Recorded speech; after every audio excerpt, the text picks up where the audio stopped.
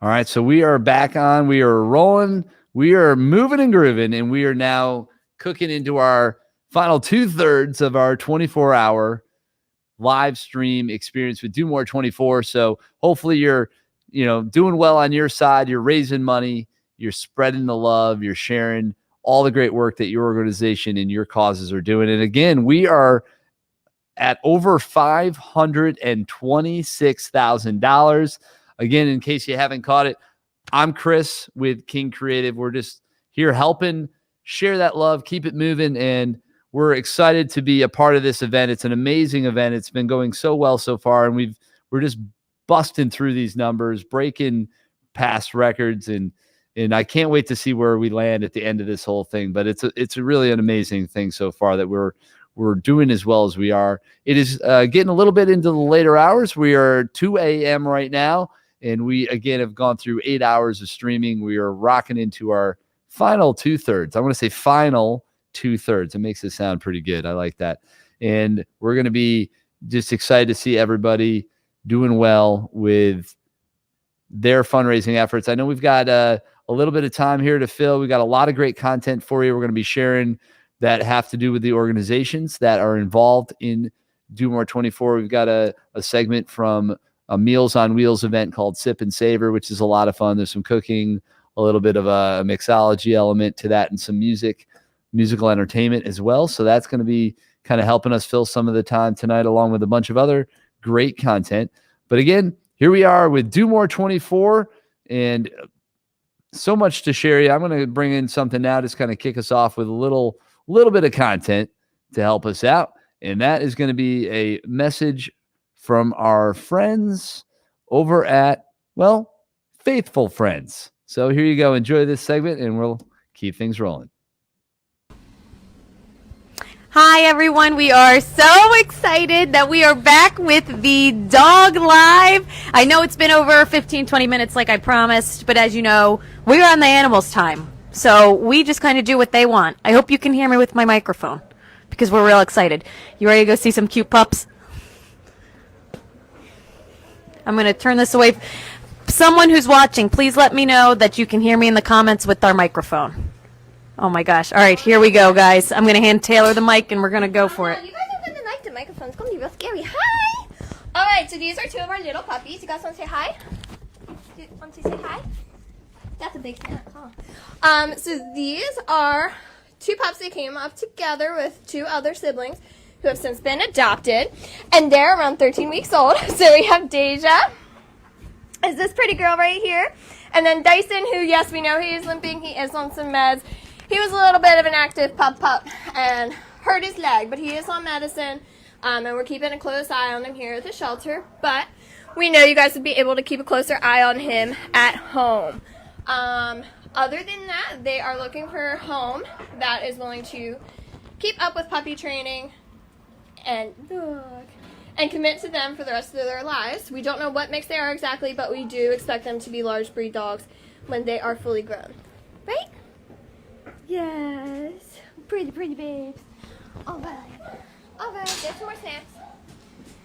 And then we have, where are you going, Mamas? Then we have pretty Evie. Hi. Little Miss Evie is definitely a shedder. Hi.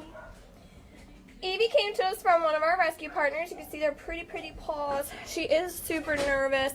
She's not really sure what's going on right now. She came to us from another shelter, so she's been on quite a few transports just in the past week or two. Hi, pretty girl. So she's hanging out in one of our quieter areas just to kind of decompress, but super laid back. She was friendly with another pup out on her walk, and she's just a pretty gorgeous girl who wants preferably a quieter home to kind of help her adjust to life outside of the shelter. Right, Pretty? Do you want to say hi? Say hi? Aww, that's so nice. Good job, girlfriend. So all of them are on our website. I don't like the camera on me. All of them are on our website, so you can fill out an application for them. And we're going to take a peek at Divine is out here. We're going to take a quick peek at Divine, one of our cute little pups who was new. We're back to Taylor. So Divine was actually last week someone had called our front desk and said that there was a dog running around on our street. So when the team went out, Divine was, in fact, running around all on her own. She was not ours at the time. She is now. We think that she was most likely dumped on our street because nobody came looking for her. No, came looking for the prettiest girl. Now, so, where you going? Where you going? Yes. She was a little nervous when she first got here. She's definitely coming out of her shell. Say hi. A lot more now than you think are coming out of your kennel. Around a year old, we think. All right, Sarah's gonna take the microphone back because that was chaotic, girlfriend. She's around a year old. She was also friendly with another pup out on her walks, and we just think she would do best in a home without like young children, just because she was a little bit nervous when she got here, right? Yes, pretty girl. Thank you. She also did okay on her cat touch. She was kind of confused. She didn't really know what the kitties were, right? What's that? You want the snack? Oh, she's just so excited. No. Snacks? All right. Oh, you're a beauty queen for sure. She's a little girl. She's only around 40 pounds. She's super, super small. 40-pound cutie patootie. Yes. Who else? Our favorite boy is leaving tonight. Our favorite boy's leaving. Juice, you want to say bye? Yeah, guys. Y'all, Juice has his dinner, but you know that we have been trying to push Zeus for so long. He's been with us for a while now, and he is finally going home. So we want to thank you all for continuing to share and constantly promoting and helping us push out Zeus's story and pictures to get him adopted. So we are so happy now that he is getting to go home. Say bye. And then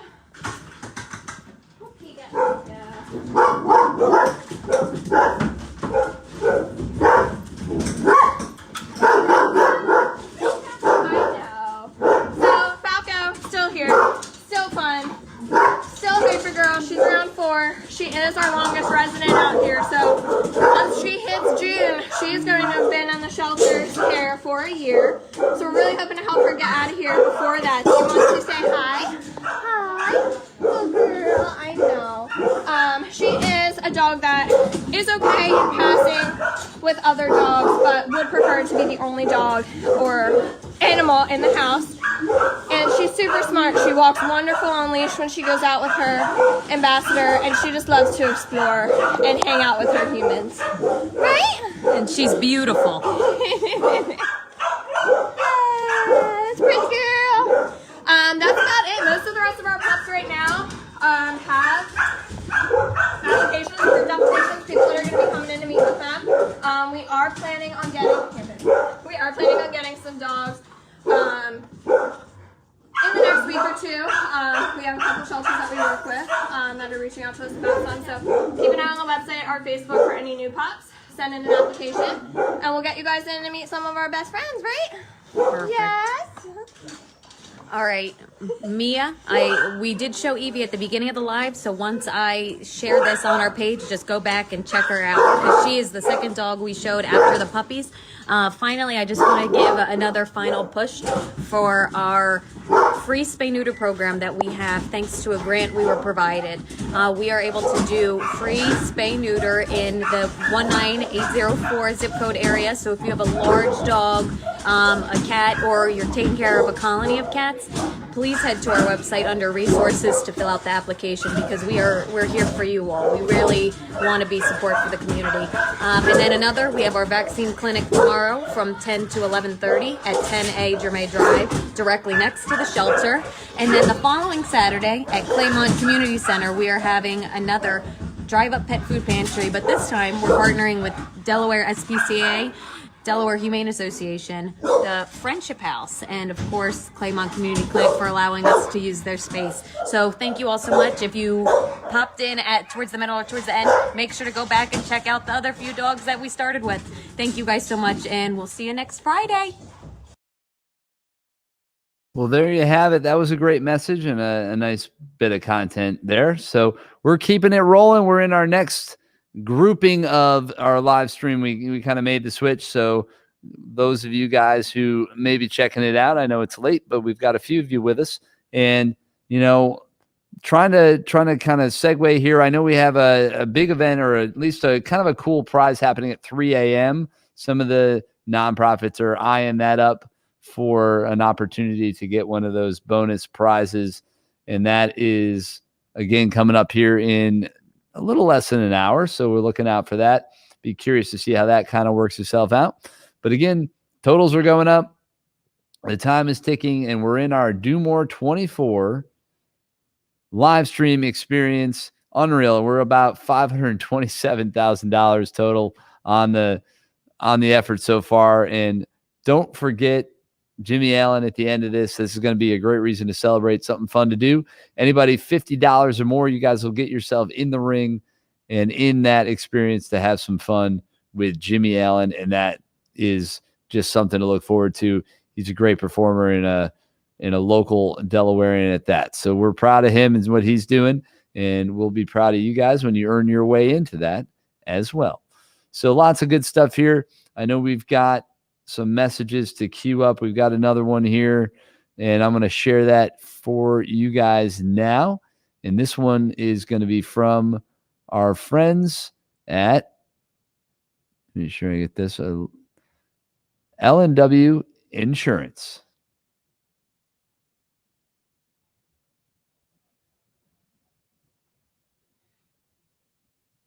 All right, looks like L&W Insurance's video file. We're going to have to check that later. We had a little issue with that. So no worries. We're going to move along and play this video here. So enjoy this.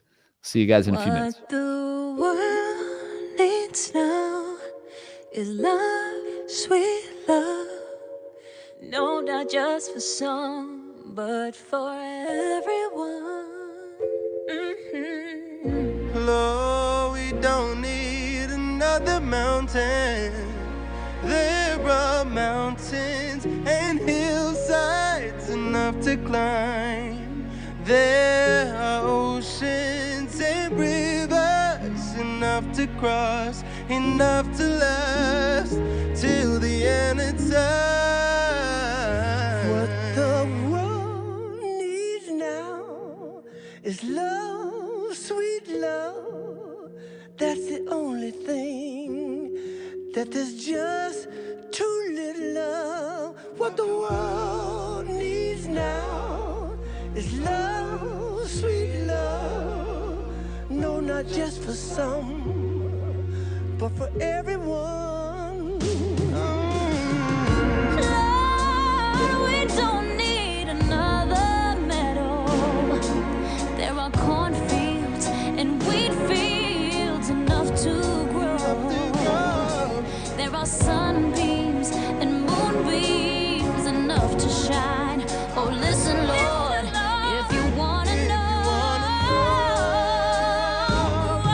the world needs now is love, sweet love.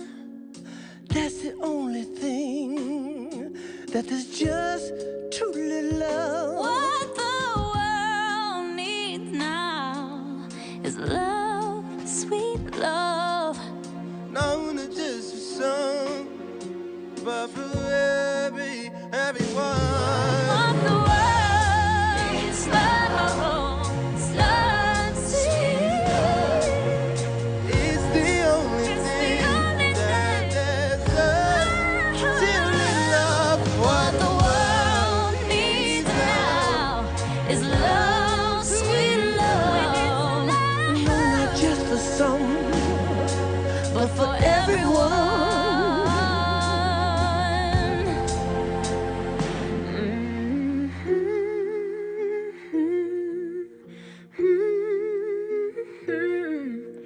No, not just for some, but for everyone.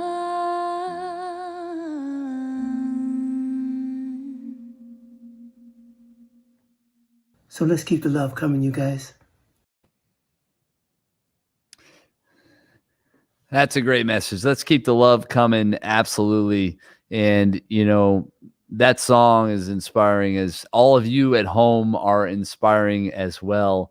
We are, again, on our live stream, and we are counting it down. We're keeping it moving, and we are going to be queuing up another video now. This is going to be a message that is from one of our foundations, one of our nonprofits, St. Mark's. You guys are going to queue up here. We've got a video that actually we had some fun creating for them, actually. That's kind of a cool thing. So we're pretty proud of the work we've done over there. And I'm going to share you one of those videos now. We actually did a few different videos for them, and they've got this virtual tour video, which is a lot of fun, with Rob DeMacy taking it through St. Mark's.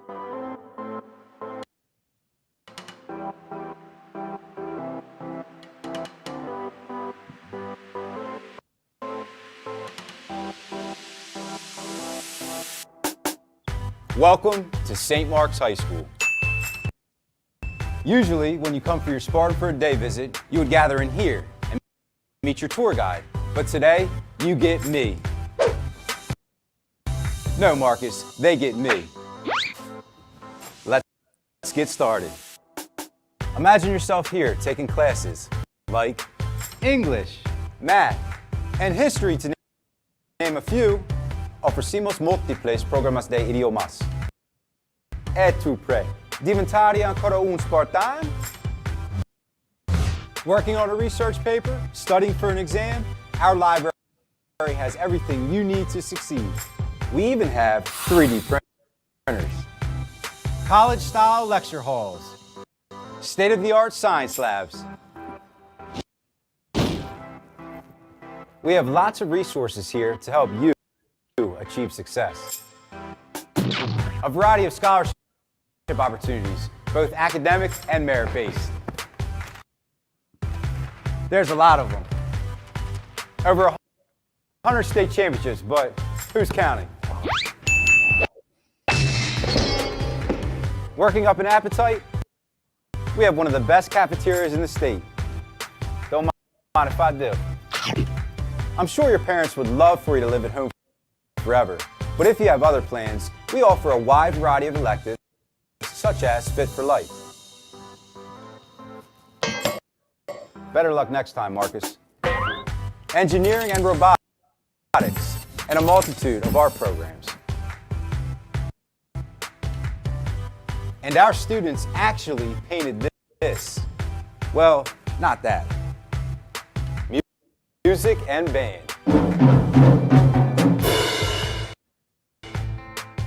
Or theater. 17,000 individuals have chosen St. Mark's High School, and we take great pride in helping them transition to the next phase of their lives, whether it's college, the military, or the workforce. Our alumni are well prepared and confident to pursue a lifetime of excellence. Your future starts in 3, 2. Join us here at St. Mark's, the place to be.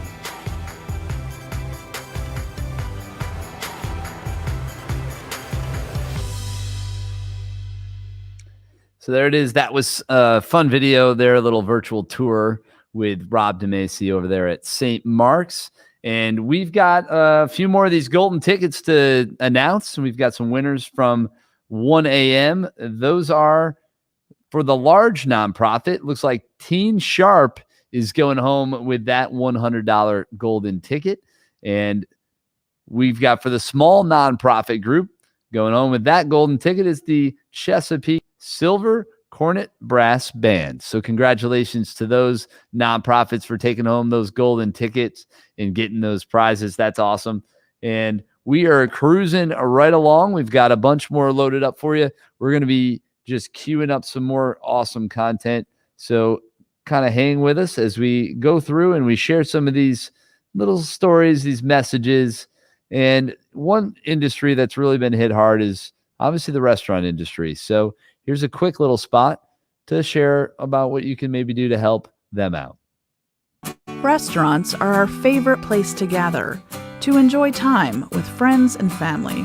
And while things might look a bit different, we're doing things the right way so you can safely enjoy indoor dining, newly imagined outdoor spaces, or contactless solutions like curbside pickup and delivery services. Let's support the businesses we love, get back to enjoying those special moments, and let restaurants do the cooking. Man, you just hear the sizzle right there on the grill. That's always good. That's a great sound. And there's a lot of great local restaurants featured in that spot. But yeah, definitely do what you can to support those restaurants.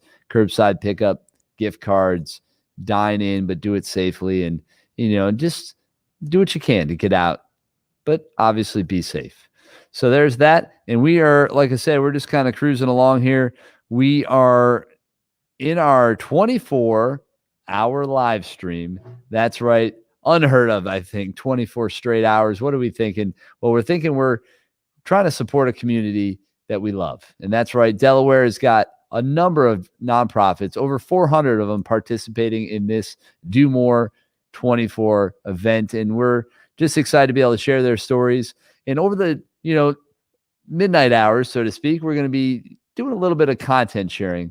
But as we get into the morning, we're going to have a whole bunch more of those interviews and folks lined up to chat with us and tell us their stories. And that'll start again a little bit earlier in the morning. So bear with us as we get through the night and we keep this thing going. We're going to be kind of checking in on the totals. We're kind of keeping track of that. We'll see where we're at now. It looks like, we are right there at about $527,000 raised so far, which is really an amazing, amazing number.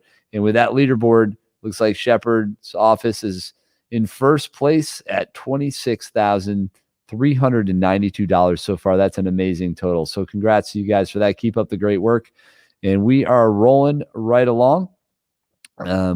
See what else we got here for you. We're going to queue up another video, share some of these great stories, just hook you up with some inspirational messages along the way as well. And, here's a quick message that a few of us threw together that recreated JFK's civil rights speech, a pretty famous one with some words that I think were really, really nice for us to hear again today. So enjoy this, and I'll see you in a few minutes.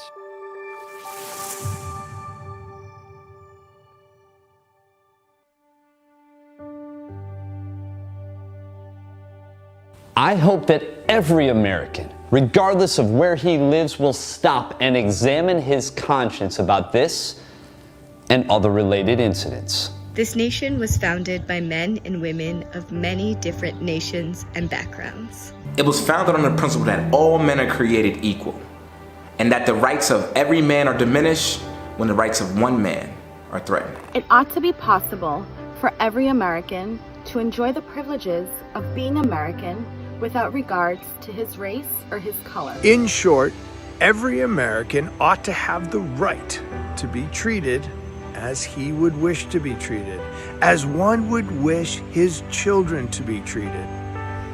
But this is not the case. This is not a sectional issue, nor is this a partisan issue.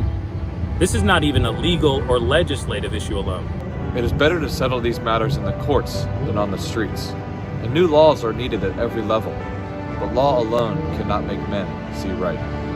We're confronted primarily with the moral issue. It is as old as the scriptures and as clear as the American Constitution. The heart of the question is whether all Americans are to be afforded equal rights and equal opportunities. Whether we are going to treat our fellow Americans as we want to be treated.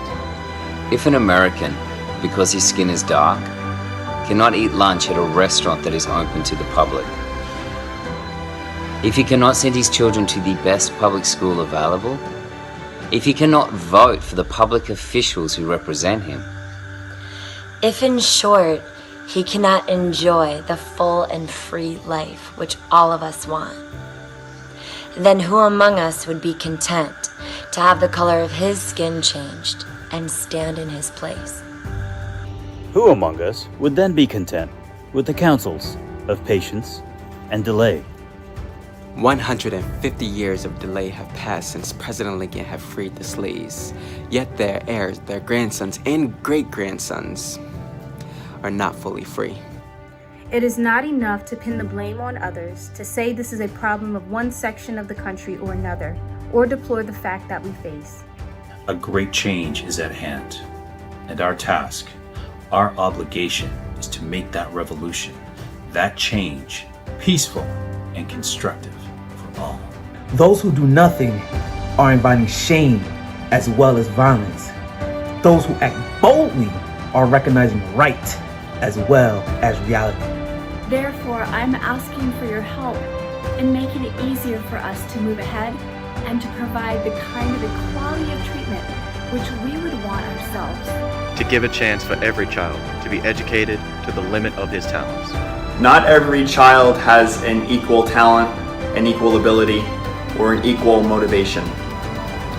But every child deserves an equal right to develop their talent and their ability and their motivation to make something of themselves. This is what we're talking about. This is a matter which concerns our country and all countries and what we stand for.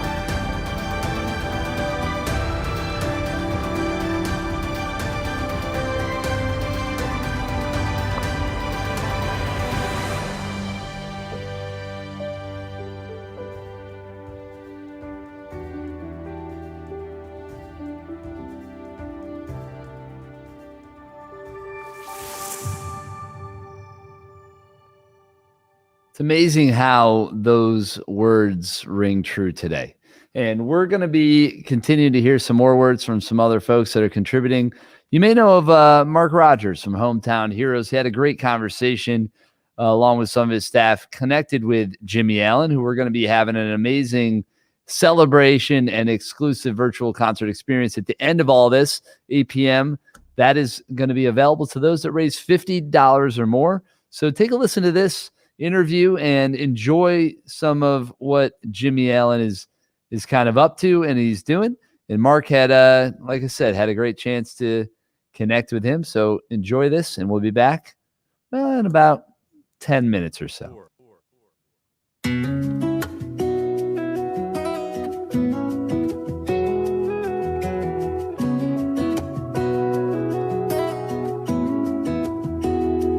I'm just flesh and bone, heart and soul, and I've earned a couple scars. I've let once in a lifetime kind of things slide right out of my arms. I struck out, I've been knocked down more times than I can count, but that don't matter now. 'Cause when you smile, I see the sun sink down on the coast out in California. And there's no doubt, because of you, I'm not the man I was before you. I'm not saying that I'm perfect, oh, 'cause girl, you know I'm not. But I'll love you with everything I got. Girl, I'll give you my best shots.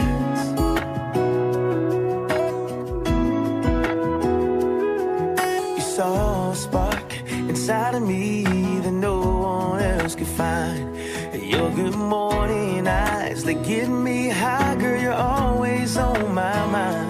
'Cause when you smile, I see the sun sink down on the coast out of California. And there's no doubt, because of you, I'm not the man I was before you. I'm not saying that I'm perfect, oh, 'cause girl, you know I'm not. But I'll love you with everything I got. Girl, I'll give you my best shot.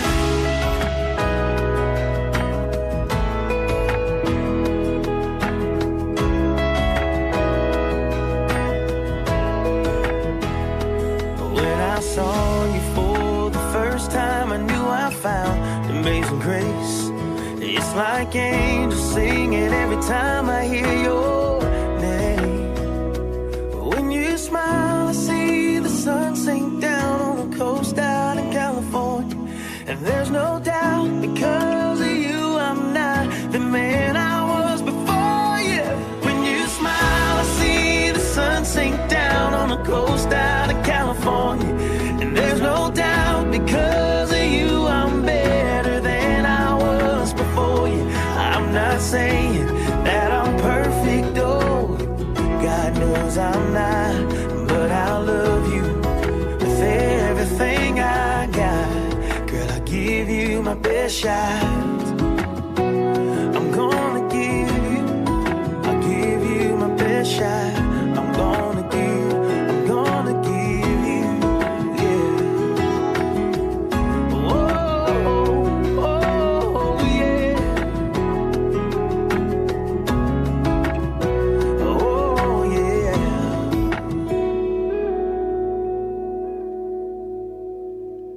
You're listening to Hometown Heroes on Delaware Public Media. That is Jimmy Allen. The song is called Best Shot, and that was actually the first single he released, I guess, about a year and a half, 2 years ago.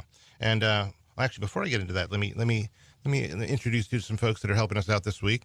Spur Impact and Do More 24 Delaware are sponsors of this week's edition of Hometown Heroes and announce Do More 24 Delaware, which supports 24 hours of giving to nonprofits in the first state. This is a fun and easy way for the entire Delaware community to help to impact philanthropy and be inspired to donate to nonprofits that you care about and that serve Delaware. Can you imagine what Delaware would be like without your favorite nonprofit, or without Delaware Public Media, or without Hometown Heroes? You don't want to think about that. From 6 p.m. Thursday, March 4th, that's this Thursday, to 6 p.m. Friday, March 5th, Delawareans can go to domore24delaware.org and donate to your favorite nonprofit, including Delaware Public Media. But yeah, so Jimmy Allen, he's from Milton, Delaware, and let's see, Best Shot hit number one. It was his debut song, hit number one on the country charts, and he is the first black artist to have his first two number one singles hit number one on the country chart. That is pretty cool. That song is from his debut album, Mercury Lane, which again came out about a year and a half, 2 years ago. So our colleague Nick, I hope I'm saying his last name right here, properly right here, Ciolino, from Delaware Public Media. He interviewed Jimmy the other day, and so let's listen to what they had to say. So you grew up in Milton, and your debut album, Mercury Lane, is named after the street you grew up on. I was hoping you might start by just describing how the state of Delaware has helped to shape you as an artist. Well, Delaware's super important to me. Well, first, my family's from there. That's why I learned everything about music, about who I am as a person, my interests, and just the simplicity of where I was from. Milton, most of the time we didn't lock our doors and we didn't take the keys out of our trucks. It's just simple, small town living, and I feel like that really helped me with who I am as a person and as an artist. And then your follow-up album was called Betty James, released last year. And I noticed it includes a track with Darius Rucker and country legend Charlie Pride. I was hoping you might talk about what it was like to work with Charlie Pride and then to later learn of his passing, knowing that you were one of the last people he collaborated with. It was great working with Charlie. Rest in peace, Mr. Pride. I learned so much from him as a musician. Also as a person, and how to, just address, different situations in life and in your career, and how to handle it and how to keep moving forward. But yeah, I got the call a little bit before it went to the media. But it was a sad day, man. We talked a lot, in the year and a half we actually knew each other. So we're definitely going to miss him. Yeah, he'll be missed for sure. I saw also you have a book coming out called My Voice is a Trumpet. Can you just talk about the inspiration behind that? Yeah, it's just about teaching kids to use their voice at a young age, to use your voice to encourage other people, to motivate other people, tell people you love them. But also, use your voice to, not stand up for nonsense. If you see something that shouldn't be happening, use your voice and, try to fix the situation. So I feel like if we can attack that at a young age for kids, they'll grow up to be adults that aren't afraid to use their voice. So I'm looking forward to the book coming out for sure. And apart from writing the book, I'm curious how you've been trying to stay busy during the COVID pandemic. Have you been writing a lot of songs or trying to get other work done as there aren't as many gigs to play? Yeah, just been trying to stay busy, trying to think of TV show ideas and movie ideas and trying to just think of, different ideas and just create in my head. That way whenever I do get to that point, I'll be ready for it. I feel like preparation is everything. I look at 2020 as a preparation year. It's a year where people have two choices. They can either, do nothing, or they can use this time to set themselves up for when things get back moving. And that's kind of how I looked at it. I conceptualized a few TV shows, a few movies, a few clothing brands in my head, sketched them out, And I feel like as soon as things get back rolling, that's when we kind of lay these things out and see where they go. But, I can't want to talk to a movie or a TV producer in August if I wasn't planning last year. You know what I mean? So for me, it was more of a planning year. And it looks like things are starting to get back rolling for you here soon. You've got the virtual event coming up in March, sponsored by the United Way of Delaware and Spur Impact to support the Do More 24 campaign, which is Delaware's biggest day of giving. What made you want to get involved in this event? It's Delaware. Grouchy Greg reached out to me. He runs allhiphop.com. I've known him for years. He's from Delaware. And, they know I'm all about, doing what I can to support Delaware. And so he reached out to me, told me about it, and I said, hey, I'm in. And what can people expect when they tune in? That's a good question. I'm not sure yet. They can expect to either want to watch it because it's good or turn it off because it's so bad. That's about it, Okay, well, that leaves it up in the air for sure. So, and then also announced this morning you're up for a possible award, the AMC Awards, New Male Artist, something you've been up for in the past. Just your reaction to that?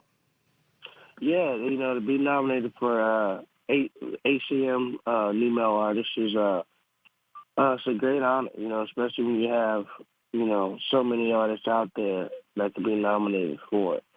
So just looking forward to seeing how it plays out.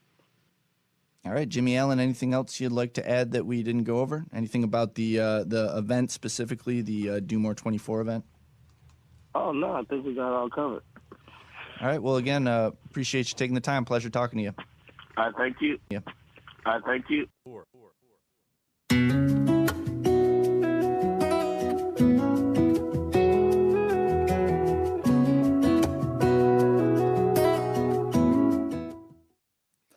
So they have it. That was Mark Rogers' Hometown Heroes, and they got a nice interview with Jimmy Allen. And we're, again, just kind of moving right along, and we've got Sarah with us. Again, she's going to be popping in. Sarah, what's happening on your side? And we're almost at what? Oof, almost 3 o'clock already somehow. Almost 3 o'clock, normally not ever up even remotely close to this hour, but I honestly can't go to sleep. There is just so much going on, and it's just really cool to just watch, even in the dead of night, watching that total continue to rise on the homepage. Yeah, it really is. And we're actually almost at $530,000 now. So we are steadily climbing, which is exciting. And yeah, just a couple things coming up. I guess 3 o'clock, that's a fun hour. There's a prize hour involved in that that's kind of unique. So do you have a little info on that, or do you think you could share something about it? I'll have to pull it up. I'll be honest with you. So Tiara was on earlier, and Tiara said that she might jump on in the middle of the night with us, which I think would be fun. Tiara's the brains behind the prizes. I candidly have to cheat a little bit. That's all right. But, so she over at United Way, the United Way team has really done a lot to think through these prizes. Tiara, before she was our representative on the planning committee, her partner in crime, Shalon Hawkins, used to be the United Way point person, and Shalon would come up with these incredibly creative prizes. All right, so we're coming up on the 3 a.m. I know we're in a prize right now, the Sleepwalker prize something, but I know that there is a 3 o'clock prize, and it's fun, and I don't know exactly what it is, but I do know that it's a big prize. Yeah, I think it has to do with the first 20 nonprofits to donate or have donations made towards them in that hour are going to win something. So that's pretty cool. So I know there's a few really folks cool. that are trying to kind of make something happen with that. And we even have one of the organizations kind of queuing up. They picked one of these late night slots just for that reason. So that's kind of fun. And that's Forgotten Cats. We'll give them a little shout out. So we're going to be playing a video of theirs right at 3 o'clock to help kick off that hour. Good. But And those guys are awesome. They put Yeah. together a really creative video this year for the video contest. So I'm excited that they're up at this crazy hour with us. Yeah, it's really cool. So you know, I know you've got a lot that you can share. I'm doing my best. I'm hanging in there. It's we're almost 9 hours or so in at this point, and yeah, normally, like I said, yeah, I'd be asleep too. Let's call it what it is. You know, this is not. You know, I used to, you know, be up, but now we have we got a little one, and we got the whole, we're running businesses, and we're this is definitely a different schedule now than maybe it used to be. Little more normal back in the day, but maybe not so much anymore. Yeah, no, I totally hear you. I think working from home, right? Like a lot of us are working from home, and therefore there's this like psychology that the work day doesn't really operate on the same hours anymore.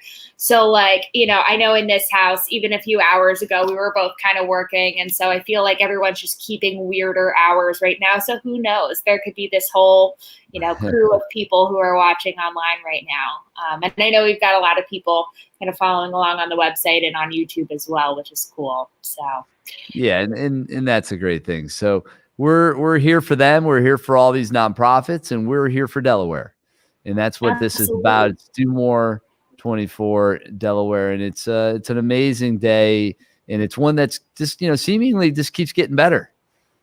Well, and you mentioned the amount of money that we've raised. We've passed that $500,000 mark, which is awesome. What I want to flag is that doesn't actually reflect all of the total amount raised. That's the amount of money that donors have made and transactions have gone through. But think about this. We've talked about those prizes.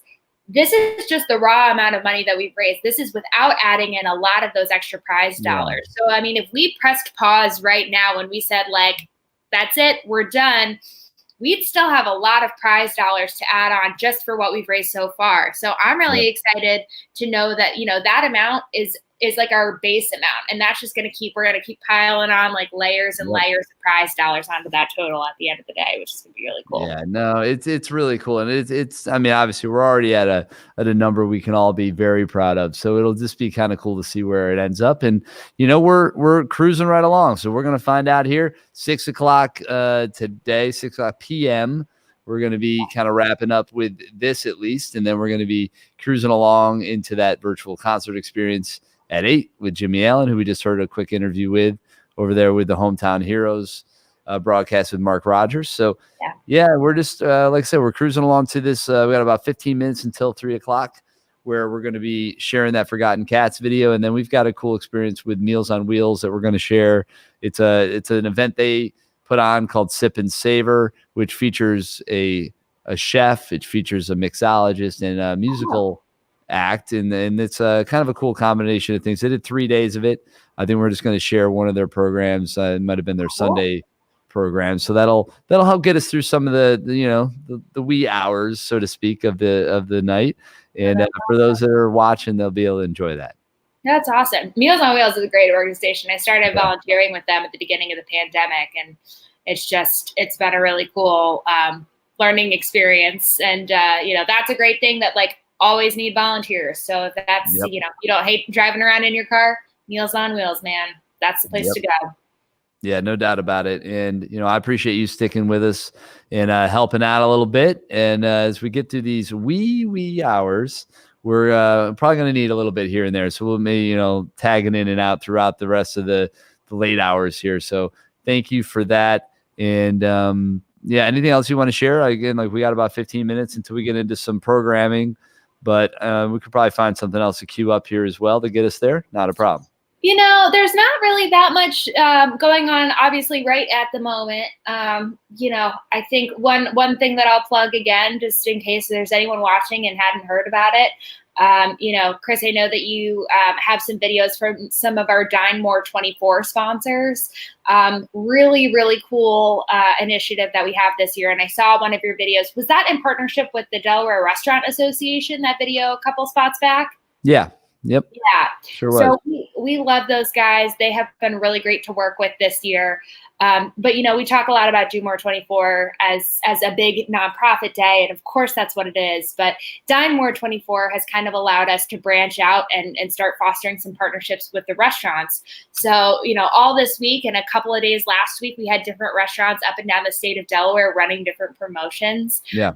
So, you know, in Wilmington, we've got the Juice Joint. I don't know if you've been down there yet, but it's this like juice bar on the riverfront. I went in there the other day. Yeah. Chris, it's beautiful. It's just really cool in Cool. there. If That's you're a great. juice guy, you should stop by the Juice Joint. Well, I have to check it out. I'm an equal opportunity guy. I like all the things. So, Yeah. you know, nothing wrong with a good juice. You know, it's perfect. I got to mix it up. I like it. I'll have to check it out. Yeah, no. So we're really excited about that. And it's cool to be able to kind of find new opportunities for collaboration. So we're really excited to work with the Delaware Restaurant Association this year. Yeah, and it's, you know, obviously, you know, you could talk about down by the riverfront, and there's a little something that kind of floats up and down the river now and again, and that is the Kalmar Nickel. So we got a great video we're going to share now from them. So take a look at that and enjoy. We'll be back just about a little less than 4 minutes, so we're not too big of a break, but we'll be with you here in a second. Come aboard Kalmar Nickel, the official tall ship of Delaware. A 17th century ship Make ready to come about.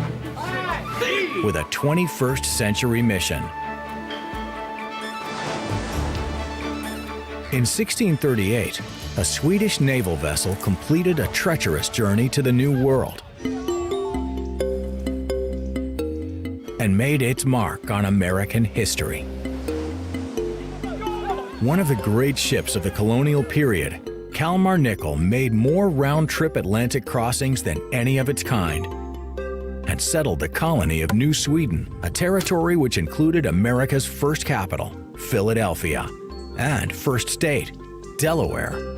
350 years after its historic voyage, a full-sized and faithfully designed reconstruction of the original Kalmar Nickel was launched into the very same waters where she first made landfall in America.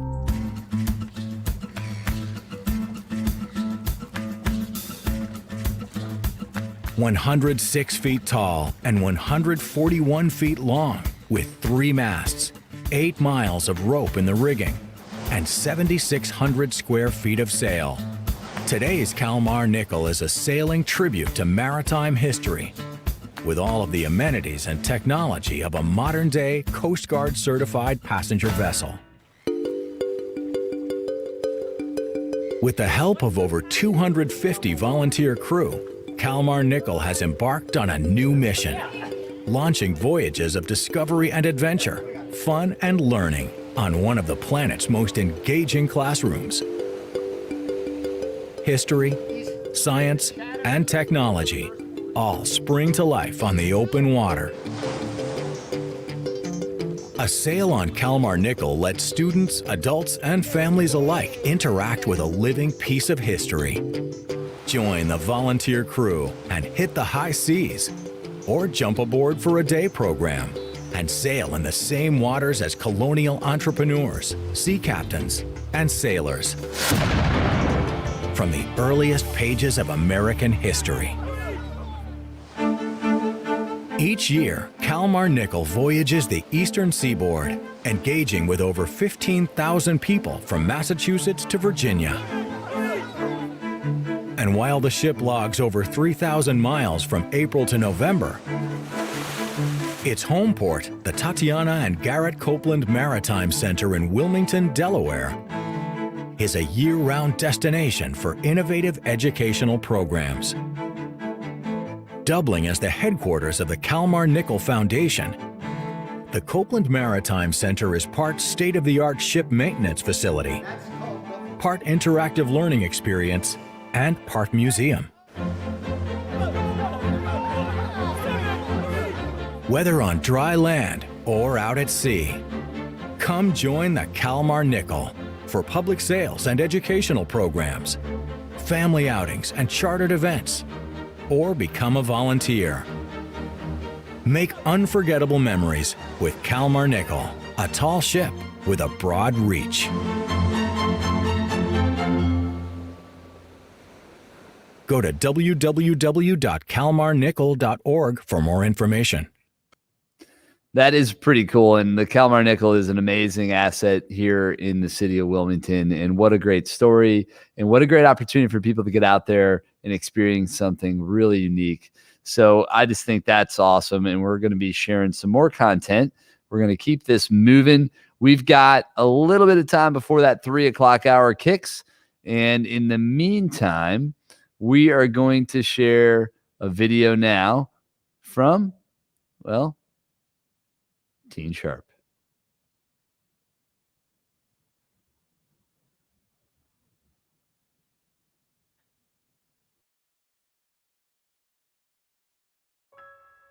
I don't know, ever since I was small, I knew I wanted to do something. I wanted to go to college. I wanted to give back to my community. And for that reason, I knew that college, I don't know, college was for me. I moved here from the Dominican Republic 2 years ago, and I had no idea about the education system or how it worked, and I didn't speak English at all. And Teen Sharp was a great help for me to guide me and tell me all the things I had to do. And Miss Kim and Miss Tatiana were always there, and you know, the whole team were always there to teach me and to guide me. I've been in Teen Sharp for 4 years, ever since I was a freshman. Teen Sharp has played a big role in my life. I go every majority of the Saturdays, not even gonna lie. I just want to be an example for everyone that's coming after me, and I want to be able to be that person for someone who is looking up to me, because I know there's a lot of people who are counting on me. So the main thing is just the fact that I want to be an example, and I want to, you know, let people know that it is possible to do. Let it now be my mom.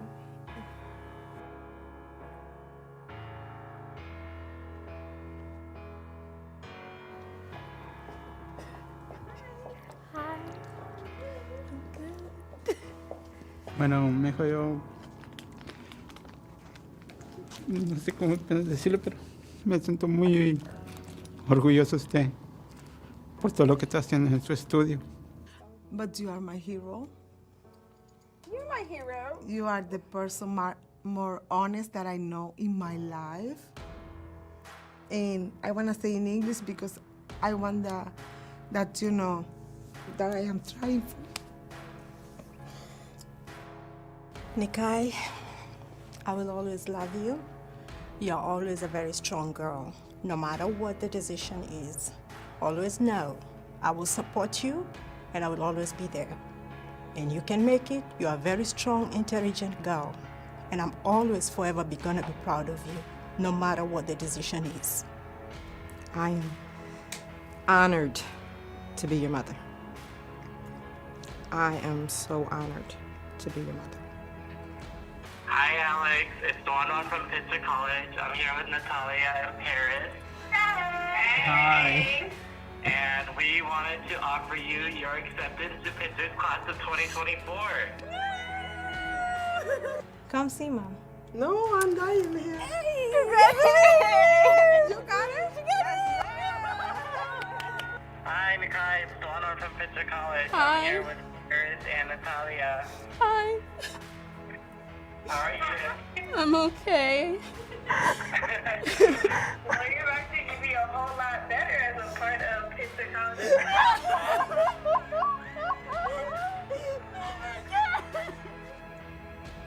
It says your connection was interrupted.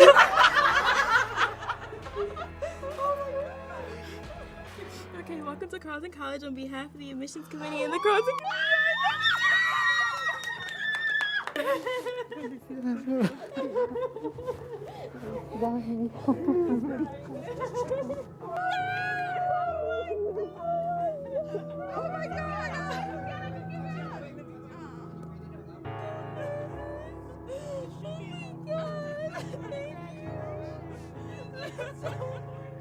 Oh, baby, I love you. I love you. I love you so much. This is yours. This is yours.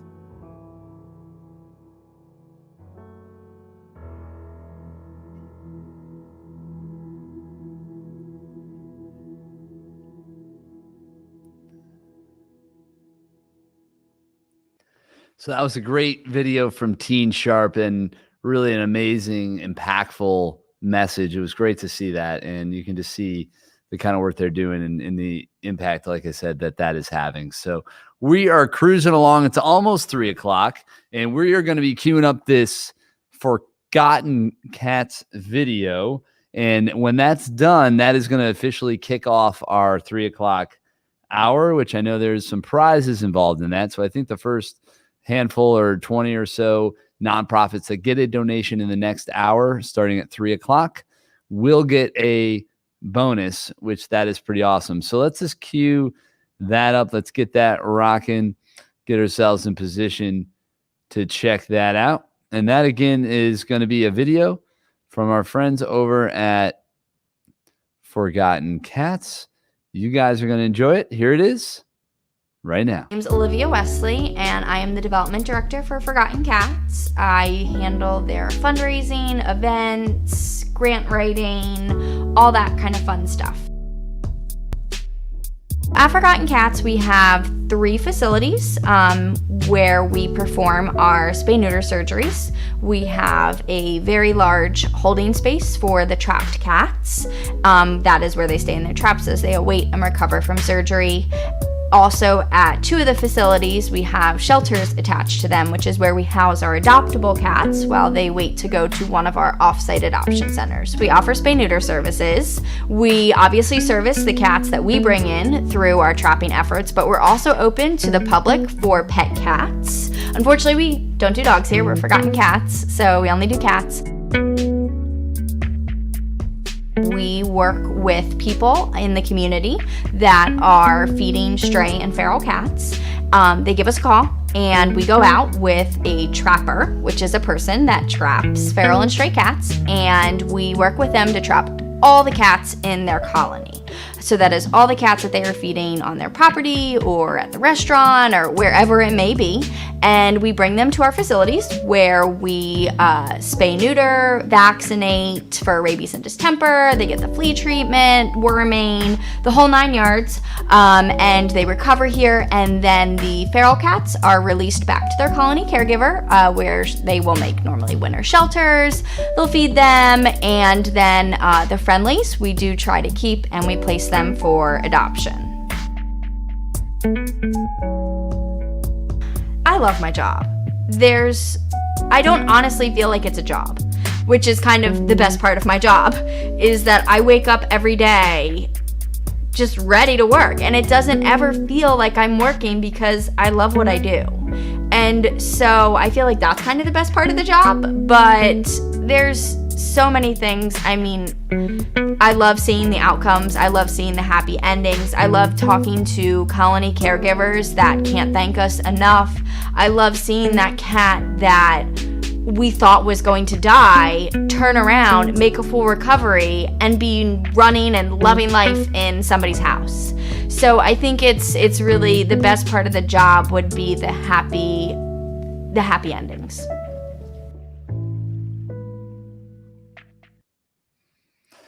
Well, there you have it. That was the Forgotten Cats video, and it is now officially in the 3:00 hour. So any of those donations that are being made will go towards this bonus. And it's really just down to the nonprofits that get in first on this hour. So if you want to support a nonprofit, if you're up right now, if you're watching this, donate and make sure they get that bonus. That's awesome. And we're going to be queuing up a really great experience that the Meals on Wheels of Delaware had put together. It is called it was their Sip and Savor event. I had the pleasure of helping them with that series. And this here is going to take us a little while. It's going to kind of play for a good little bit. And that will carry us through. I think it's let's see here. Just make sure I can find it all of a sudden.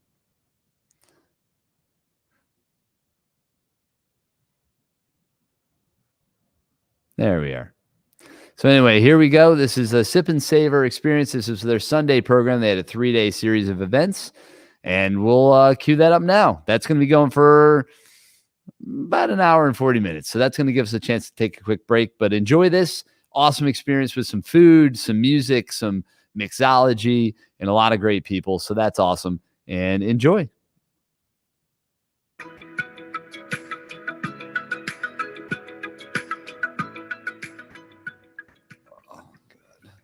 All right, everybody, we are excited to kick things up and get things going. My name is Chris. I'm with King Creative. We're going to be helping facilitate today's event and just do a little bit of housekeeping to start us off. It looks like people are coming in and getting ready. Hopefully you guys all have your ingredients and you guys are ready to make some risotto. We're going to have a great show and a great sip and savor event. There are a couple key features we want you to interact with us. So the chat function at the bottom of your screen is one where you can ask questions, maybe send some fun comments in about what's going on. And we want you to be using that chat feature. So it's the thought bubble looking icon in the middle at the bottom there of your screen. Click that and engage in the chat. We'll be looking out for that throughout the event. And we'll even be popping in on a few people throughout to check in to see how you guys are doing at home. And with this, we're here to support an amazing organization. Meals on Wheels, for me personally, is one that my family's been involved with for a long time, and one that my grandmother actually used to deliver meals when we thought she should be getting them. And I just really feel good about being a part of this, and you guys should all feel good about being part of it as well. So with that, we're going to go through the schedule for today's event. We're going to go into some about the organization to kick things off. We have a raffle drawing here today, which is really exciting. Somebody's going to be winning that 4-digit license plate. That's an amazing prize that we're very excited to showcase here. We have our volunteer awards. Of course, we're going to be doing a little bit of the mixology experience and spirits, the cooking demonstration, and some music. But today it's all about risotto, right? So we're going to be getting into that. And it's all in support of Meals on Wheels, where together we can end senior hunger. Now, to help me out today, we have none other than Norm Short, who, yes, I use his name, but he definitely is a man who goes without an introduction, doesn't need one. Norm, how you feeling? I know you're excited to be with us today, and looks like you even brushed off the good old tux there. Yeah, I'll touch on that in a minute. I lost a bet. What can I tell you? You know what? It looks good. You look great. You forgot 2 parts, sausage and mushroom. That's 2 basic food groups along with a risotto. That's outstanding. I'm looking forward to that. Let's welcome everybody here, and thanks for joining us to sip and savor and staying home and doing it nice and safe. I'm Norm Short with Forever Media. I got a program called In Touch with Delmarva, and I have had a chance to meet Randy and also Regina and interview them a number of times. So I will get even for making me do this. It's not a problem. Glad to do it. It's a great cause. Also like to thank our sponsors and guests. They appreciate them sticking with us and embracing the virtual event this year. It took an amazing committee to take the lead and to do the virtual leap. And that's exactly what they've done. They've leapt into virtual. So we want to keep our sponsors and our guests safe during the challenging time. We all want to stay connected, raise funds for Delaware seniors, and have fun. And this is a challenging time because, as you mentioned, I'm wearing a tuxedo, but, you know, with the COVID and being stuck at home so much and eating a little more than I should, only half of it still fits. So fortunately for you, it was the top half. You got lucky there. Well, we'll take it, Norm, and we're excited to have you along with us. We've had 2 great events the last couple of days, and we're really excited to finish strong here today. And you know, just a pleasure to be working with you. Glad to do it. We got the quarantine cooking routine. I love the banner there. They put that together. What a great idea. So we're going to sit and do a little sip and savor at home. And if you have too much to sip, you just walk down the hall and you're safe, right? That's it. You know, you can savor knowing you're safe. So it's a sip and savor knowing you're home. And unfortunately, it's life as we know it with the virtual events. Yeah, no question about it. So we highlighted some sponsors, and you know, one of those sponsors, I believe, is one that really is our presenting sponsor, right? And the one that's helped make this whole thing happen, along with all those others. By all means, let's mention them. So, of course, Wyoming Millwork is that presenting sponsor. And we also actually have a short message from them that we're going to highlight and play now. We just going to cue that up and let them share a few words. Craig and I are really happy and fortunate to be able to support Meals on Wheels again this year. All we can say is it's great what you do and keep it up and keep doing it. Craig? I just want to thank everybody again for all the hard work, especially in these crazy times. So thank you very much. Hey, you got to love those guys. Very few words, but they do quality work, and that's what's important. You can hear stuff all the time, but these are guys that do deliver. They're an institution in Wyoming, been there for eons. Quality work indeed. Who are some of the other sponsors you've got in front of you? I don't have the slip in front of me. Well, we can go through those real quick here, Norman. I'll bring them up on a screen. So, yeah, feel free to just read them off for us. Oh, well, Delaware State News, the state daily capital. Absolutely. Got to cover that. Oh, WBOC, one of my competition, but that's okay. I love them. King Creative, that's you, my buddy. You're doing a fine job. We're very proud to be a part of it. Bay Health and Edible Delmarva. That sounds good. I haven't stumbled across that one, but I don't suppose they do much virtual work, but that's good to check out. And then the radio stations I happen to work for: Eagle 97.7, The Chicken 101.3, Delaware 105.9. I'll be doing talk radio the 21st in place of Dan Gaffney, so tune in that day for sure. The Wave, Cool, Central Delaware. There's a whole host of them. They'll be posted off and on throughout the day, so feel free to check out the sponsors, say hi to them, and tell them where you saw this on Meals on Wheels and Sip and Savor. Give us some props, right? Absolutely. And the license plate, if you live in Delaware, you know this is solid gold, right? It's just, I've already pictured it on the back of my 86 Chevy pickup and just set it off, You can't Yeah, imagine. it is quite a thing in Delaware. That license plate is no joke. And I think it's one of those things that is really unique to the state of Delaware, actually, and something that people take a lot of pride in. So the fact that we're giving somebody a chance to win one today is amazing. It is actually, I've done a little research on that because I kind of follow those sort of things. Delaware is the only state in the union that puts a premium on just numerology when it comes to tags. So here's your chance to get in. Well, Norm, I believe we have somebody helping us give away that license plate. Oh, okay. That's a pretty good cue. Thank you. Jennifer Cohen, thank you for the Department of Transportation for donating the 4-digit tag. We're going to raffle it off, raising money for seniors, and happy to say we sold out. So somebody's going to be the owner of a really fine 4-digit tag. It's a black tag, which makes it even more special in the state of Delaware. So now let's take it to Secretary Cohen, where she's going to pull out the winning raffle ticket. Secretary Cohen. Yeah, we are all set up. It looks like they've got the raffle drum ready to go. All right, we hear you, I believe, now. All right, how about now? We're perfect. That's great. So Love you've got the drum, you've got the plate. Oh, let's see it. There it is. So exciting. Thank you guys for tuning in, and thank you for it's been an amazing few nights of great food and great fun. You're actually outdoors at the Cohen Cafe right now. I'm really happy to continue supporting our good friends on Meals on Wheels. So this is so exciting. I always get so excited. So here we go. I feel like we need a drum roll. A virtual drum roll. Awesome. So whoever gets this is going to be one very, very lucky person. These things, as Norm said, well, they're not pure gold, but they are pure gold, just the originals. All righty. So the winner is Alex Davis. Ticket number 370. Woo! Congratulations. All right, congratulations, Alex. That's a big deal. You are the owner of this brand new porcelain replica 9946. Congratulations. And somebody will be in contact. Thank you, Secretary Cohen. I'll be reaching out to Alexander. I have his email address. Awesome. And it was easy to read, so thank you. That is perfect. And that is an amazing thing. Norm, I think we're kicking it back over to you to keep things going, but amazing that we just gave away a 4-digit plate. Yes, that's going to cost him a lot of money because now you got to go buy a new car, right? Yeah. You imagine that on like a beat up Pinto or something. It just wouldn't feel right. That would be my world, but I would display it proudly, yes. Who are we going to next? Big guy, let's see here. Cocktails, we're not ready for cocktails. Oh, Tracy, right?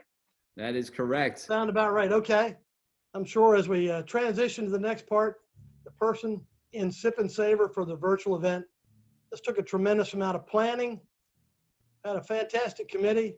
We met twice a week, put in the log the hours, and now we've got, well, let's thank people like Tracy Miller, Debbie Smith, Kim Fonda, and Tina Gardner.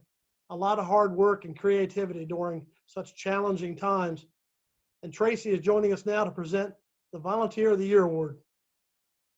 Hi, I'm here with the secretary, and I'm here. I want to talk a little bit about the Meals on Wheels and the things that we've gone through this year. As last year's recipient of Volunteer for the Year for Kent County, I just wanted to take a minute before we talk about this year's volunteer to talk about the Kent County. We usually give a Driver of the Year award for our Meals on Wheels here in Kent County. As everyone knows, this has been kind of a crazy year.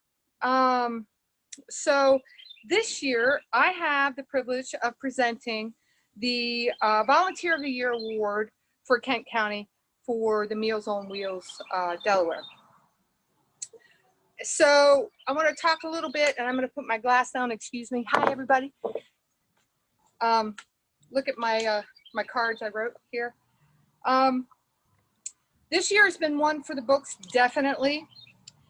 And we'd like to take the opportunity here in Kent County to just honor everyone. It's been so complicated to do what we know best, which is to deliver meals to folks that may not get out during the week. So for the extraordinary way they have responded in taking care of the vulnerable citizens of Kent County during this pandemic, everyone in the state government, everyone in the local government, everyone that could come together to get us through this has pulled together and made this possible. And the shining light of Kent County is definitely the Modern Maturity Center. And Carolyn Fredericks and all of her staff there, all of the volunteers, they immediately adjusted quicker than anyone that I can even imagine to what needed to be done to keep people fed and to keep them safe. And we usually don't do this, but we started delivering not only meals, but we delivered medications, we delivered pet food. We, basically whatever we needed to get there, her staff, our drivers, the kitchen help, the folks who couldn't call it in, those folks who came in every day and cooked those meals. This is all for you. This is, let me make sure I don't forget anybody. The old, the new drivers, we had a lot of folks come out this year who hadn't driven for us. They wanted to do something and be a part of something good. The folks that made the food, the folks that volunteered, Carolyn and her staff, everyone there. The Meals on Wheels Delaware Volunteer of the Year this year is the entire Modern Maturity Center. Right. And I tell you what, there is no way on earth this could have been done without you guys. So I'll get that to the person that it needs to go to. Is he with us? I don't know. Is he? I believe we have Lyndon here with us, who's going to accept that award on their behalf. So we're going to cut over to Lyndon now, and he will go ahead and do that. Representative Urick, are you with us? I am. Hi there. Thank you for coming out. Oh, thank you. Accepting on behalf of Carolyn Fredericks and the Modern Maturity Center, it's a big letdown when it's me. It sounds like somebody's missing out on the Academy Award on the Grammys. Tracy did a great job explaining how they've stepped up over these last 5.5, 6 months, their outreach, their commitment to the community, their passion, their energy, their willingness to find an avenue to get things done. I'll give you another example of what they did over this time, in that a terrific organization here in Dover that helps to serve homeless men, the Dover Interfaith Mission for Housing. We were suffering from a lack of meals because of COVID due to restaurants who typically donate food, churches, faith-based organizations being shut down. We reached out to Carolyn, and through the Department of Aging, through the state, and through Carolyn, we were able to feed 50 men Monday through Friday, plus an extra meal over the weekend. That without that, it would have been some dire times for these men that are in transitional housing, that are getting their life back on track. That to have the housing, but not to have the basic need of their nourishment met would have been a very difficult time. But Carolyn found a way to find a yes through the state, got it done. She brings out the best in everybody. It's a great example of how we can all work together and just be passionate and committed to making our community a better place. So on behalf of Carolyn, I'm humbled to be able to represent her in the Modern Maturity Center. Thank you, Tracy, for this opportunity, and hopefully we can keep working together like this and make a great place even better. Thanks again. Okay, I'm going to hand it off to can take it from there. Did you get it, Representative Yerk? Did you get the certificate? I will. Okay. Thank you. Like a well-oiled machine. I love this. We are keeping things moving along here. In Tracy, I believe we have another award, and we're going to stay with you for that, I believe, right? I sure do, yeah. All right, wonderful. Woohoo! So last year, I was the Volunteer of the Year for Meals on Wheels, Delaware, Kent County. And it was the first year that it was the Ray Short Volunteer of the Year Award. And I was touched to be able to work with Ray. And I was also completely just so overwhelmed by the fact that my award has her name on it. And this year, I am absolutely so excited to pass off this award to my committee member friend and award winner on behalf of Sip and Savor. And it goes to Tina Gardner. Hi, Tina. Hello, everyone. And Tina worked tirelessly with us on the committee. It was so strange this year. It was such a different type of committee work this year. But she worked tirelessly to make sure we had donors, and she worked with us inviting the chefs and all aspects of making this happen. She was a part of, and I couldn't be happier and more overjoyed to, I'll bring this up a little closer so everyone can see this award going to Tina Gardner this year. And Tina, thank you so very much for everything you do for us. You're very welcome, Tracy. Thank you, and thank you to the Meals on Wheels Committee for the recognition. You know, there are many volunteers that work each and every day, especially through the pandemic, to provide meals to our homebound senior citizens every day, sometimes twice a day. And for that, I'm very proud to serve on this committee. And I look forward to continuing to serve Meals on Wheels Delaware for many years to come. Thank you to all the volunteers. Thank you to my fellow committee members. All of these ladies have worked just as hard, or probably even harder than I have, for supporting this community. A lot of times, contributions to senior citizens are not the priority in our community, but we really appreciate the community supporting and reaching out.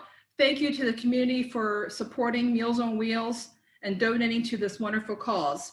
Your sponsorships and donations and your time makes a difference. For that, I thank you. All right. Well, thanks again, and congratulations.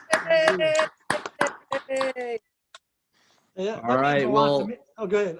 no, Norm, you're good. I was just going to say, just I one don't, second. after all these awards, I'm getting thirsty. I don't know about you. The last one tugs at my heartstrings because Ray Short was my wife for 42 years.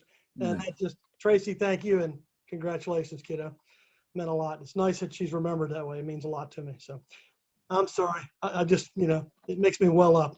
I got a heart. Yeah. Well, if it's nice okay with you, then Norm, we should all cheers your wife, and we should honor her through this. I mean, she, from what I could tell, through multiple organizations actually recognizing her in this way says a lot about the impact she had. So, and it's nice to know that all the nights that she was there, she actually was away from home doing good. That's good. Because she did a lot of that. So makes it nice to know. And Well, yeah, very good. Well, hey, Norm, kick us over to the cocktails, and we'll sort of start getting to the sipping part of the presentation. Yes, we got a man of many hats tonight. He's our mixologist. He's our chef. And I've heard he can play a guitar. Is that right? I've heard he's pretty handy with the guitar. So I'd like to introduce our mixologist and chef for the night and our entertainer, Paul Cullen. And he's here to teach us how to make an American spritz. All right. So, Paul, we've got you set up there. I'm going to bring you in now. And there you are. We got his other angle, but that's Paul right there. How you doing, sir? We got to just unmute you. Oh. Paul, actually, just because you're not, if you don't mind, you've got to actually hit the button. We've requested you to unmute yourself. Sorry about that. But now he's with us. There we go. Officially, Paul. All right, I am unmuted. You are, and we've got you've got a lot of stuff in store for us here today with starting with the cocktail. So what are we going to start with there? So first of all, Rob Bagley, mixologist from down here in Sussex County. He's worked at numerous places, Amuse, Ari Cameron's place, and Bramble and Brine, and then Nishi's. He just took a full-time job at the new Harbor restaurant, which used to be Gilligan's on the water in Lewis. So he sends his apologies, he couldn't make it, but he said that you're in good hands with me because I know how to drink. Okay? Yeah, no, absolutely. We appreciate it. Now, you know what? I think there's a few people at home that are going to put their drinking skills to the test as well. Okay, cool. So we're going to do the drink that Rob has for us. It's a spritz, and I'm going to start out with 1 ounce of Aperol. So 1 ounce in there. You notice how I measure. The Italian way, you don't measure. And then I'm going to put in the Cochi, which is an Italian liqueur, wine.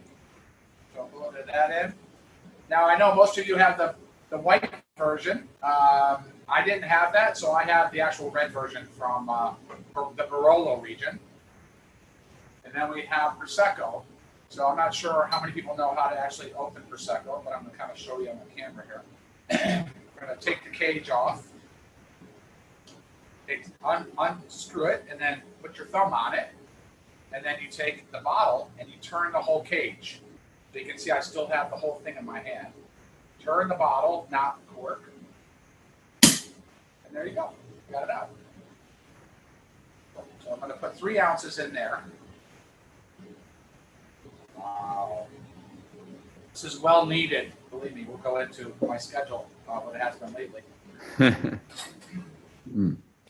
I'm just going to go to the food stir. And then, cheers, everybody. Thanks for joining us today. And cheers to Meals on Wheels for everything that you do for the elderly and feeding them and bringing them their prescriptions and everything you do. It's close to my heart because before my mother-in-law passed away, it was her favorite part of the day when her driver would come and deliver her food. And I appreciate that. Thank you very much. Cheers. Well, I'll have to use my Yeti. Yeah. Yeah, that's good. It holds more. No worries. No worries.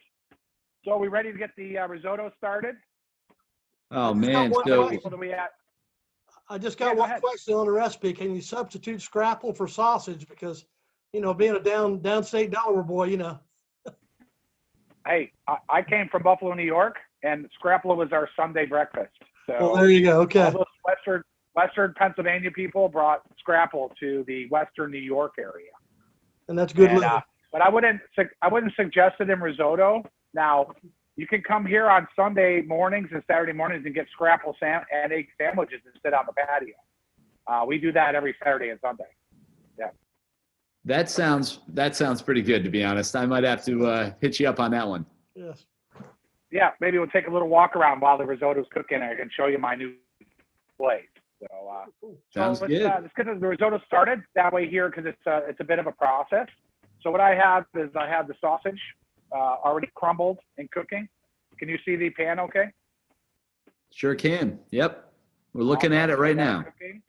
Yep. I did a little pre-cooking because I want to make sure that we're not doing this too long. So crumble your Italian sausage. You can pre-cook it, and then chop it up and put it in here so it's a quicker process. We are actually using sausage from our kitchen. We make our own Italian sausage. This one is the broccoli rabe. Broccoli rabe stuffed with provolone cheese, pork sausage. And it's a take on the sandwich from Philadelphia from the Nick. So it's pork, broccoli rabe, which I roasted, and then provolone cheese. So, and also in our kitchen, we have chicken, Italian sausage, sweet sausage, and also spicy sausage. We make over 100 pounds every week that we sell right here at Paul's Kitchen. How many people do we actually have cooking? Can we turn this on? Is that too bright? No, it's fine. That's not bad at all. Yeah. We've got, Okay, let's good. see, let's Looks like look a around little- actually and maybe get a look at who all's cooking at home. We got Melody over there. How you guys doing? Looking good. They're cooking. Maybe we can check in on them real quick and just say hi. So we're just going to give you a quick Say wave. hi. Hey, Melody. What's up? Are they muted? Hey, Hi. Hi, Paul. Hi. I don't know Hi. if you How remember you me, doing? but you worked with me at Wilmington Trust and M&T. You did a couple events for me. It's so nice to see you. Yeah, down in Wilmington, in that beautiful building in Wilmington. Right? Yeah. I remember that. Awesome. I'm so Thanks excited. for joining us. Yeah, this is so cool. That is so cool. Yeah. Very, very neat. Awesome. So you got your sausage cooking? Is your I got sausage it cooking. Yep. Okay, good. All right, else perfect. do Who we else have do we on? have at Anybody home? Who else is ready to cook here? It looks like we've got a bunch of folks in the kitchen starting on their risotto. Anybody else want to kind of check in and say hi? Anybody want to show off their setup? Anybody nervous? Yeah, me. Just kidding. All right. Well, very good. I love risotto. I'm excited to see it all come together. Okay, so I'm going to go ahead and take the sausage out. I've cooked it long enough. If you need to cook a little longer, that's fine. But for the because of time, I'm going to take mine out. So I'm going to put it in a bowl, and then I'm going to go ahead and cut up the onion. And of course, we all know how to cut an onion up, right? I'm sure we do. So what we do is take the one side off, and then so you still have the tail on here. You can see that, the tail. Yep. Leave that on because it keeps it together. And we're gonna peel it really quick. Of course, when I say really quick, then the peel doesn't come off fast enough. Well, here, Paul, here's a quick question for you on an onion trick, because obviously, tears in the kitchen and onions is a real thing. And I've read different things and I've looked into different techniques to minimize that. Is there any trick to that? I have really no idea because it never bothers me, so I don't have to do it. But my assistant, Nina, she can't even be in the room when I'm doing an onion. She starts crying. I don't know. I don't know the technology on it. I know it doesn't bother me. So. Well, I guess the trick then is just have stronger eyes. I think so. Yes. Or be a former rock star and go through all that stuff that you went through. Then onions don't bother you, I guess. Well, there you go. We'll just all have to work on our rock star touring, opportunities. Yeah, exactly. Yeah, jump on it if you can because it's a lot of fun. So that's the way the onion is. I'll do it this way. So what you do is you start halfway through. See how you got the onion like that? So I have it sticking on my knife. There we go. And then get your fingers out of the way and put your hand on top and then go back and forth and go almost all the way to where the end is. So we do that. And then I'm going to do a small dice. So I'm going to do it smaller. So you go 1, 2, 3, 4, 5, 6, 7. And then now I'm going to go this way with it. Of course, keeping your fingers out of the way. Don't cut like this with your fingers out like that. Always tuck them in. Right? We all know that, right? Good kitchen safety tips right there for sure. Yeah. it's really important that I follow those safety tips because it's really hard to play guitar with nubs. All right. So That's exactly why I can't onions cook. are You have in. sharp instruments. Is that what it is? Yeah. That and onions So make I'm me going to sad. put a little bit of olive oil in. All right. Wow, that looks pretty cool. So I'm going to give me a shameless plug. The olive oil that I do use is our olive oil from Sicily, and it's Paul's Rockin' and Rollin' Olive Oil. You get that right here at Paul's Kitchen. I'm sorry, but there's going to be shameless plugs throughout this whole. Well, I mean, if you're going to plug it, then if you're going to plug it, tell us a little bit about it. So tell us about your olive oil. So sure. So it comes from Sicily. I have a producer that makes it for me and ships it over here. We put it in the bottle, and it's amazing olive oil. It's spicy and fruity, and then you can actually basically can drink it by itself, and it's good. So you imagine what you do if you put it on some heirloom tomatoes, which I get from my garden, and hand stretched mozzarella. It's pretty amazing. So, all right. So I got I had my pan pretty hot, so the onions cooked really quick. So now I'm going to take the risotto, what I have here, and I'm going to put that in. What we're going to do is we're going to toast the risotto. There we go. We got that in there. And what I did too also is I already did the mushrooms.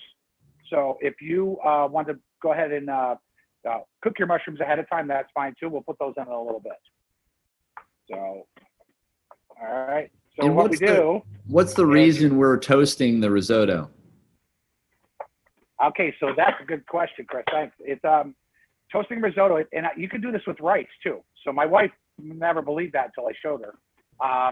That you toast the risotto or rice first before you put the broth in or the liquid in, and that keeps it from sticking together as much. So that's what I have. I have it toasted right now, and you can actually smell it, and it gives it more of a toasted flavor also. Okay, that makes sense. Yeah, absolutely. No, that's great.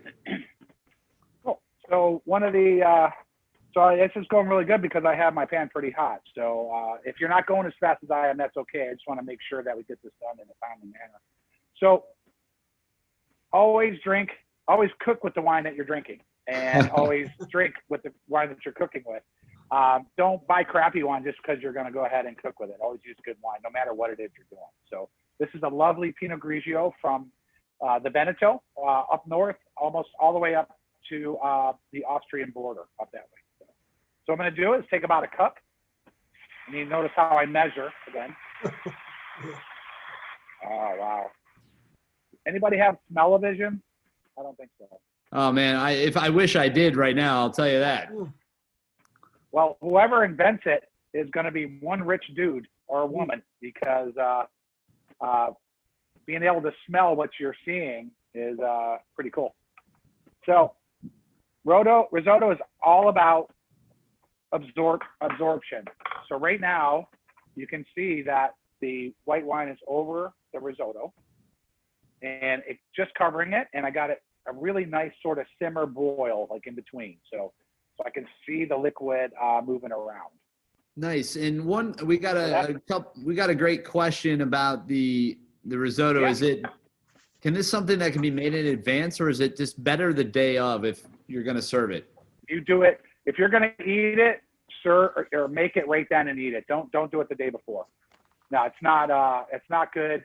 You can par cook it and flatten it out so where it's cold, and flatten it out and cool it out, and then reheat it with some hot broth. But man, there's nothing like eating risotto right when you cook it. There's no substitution for that.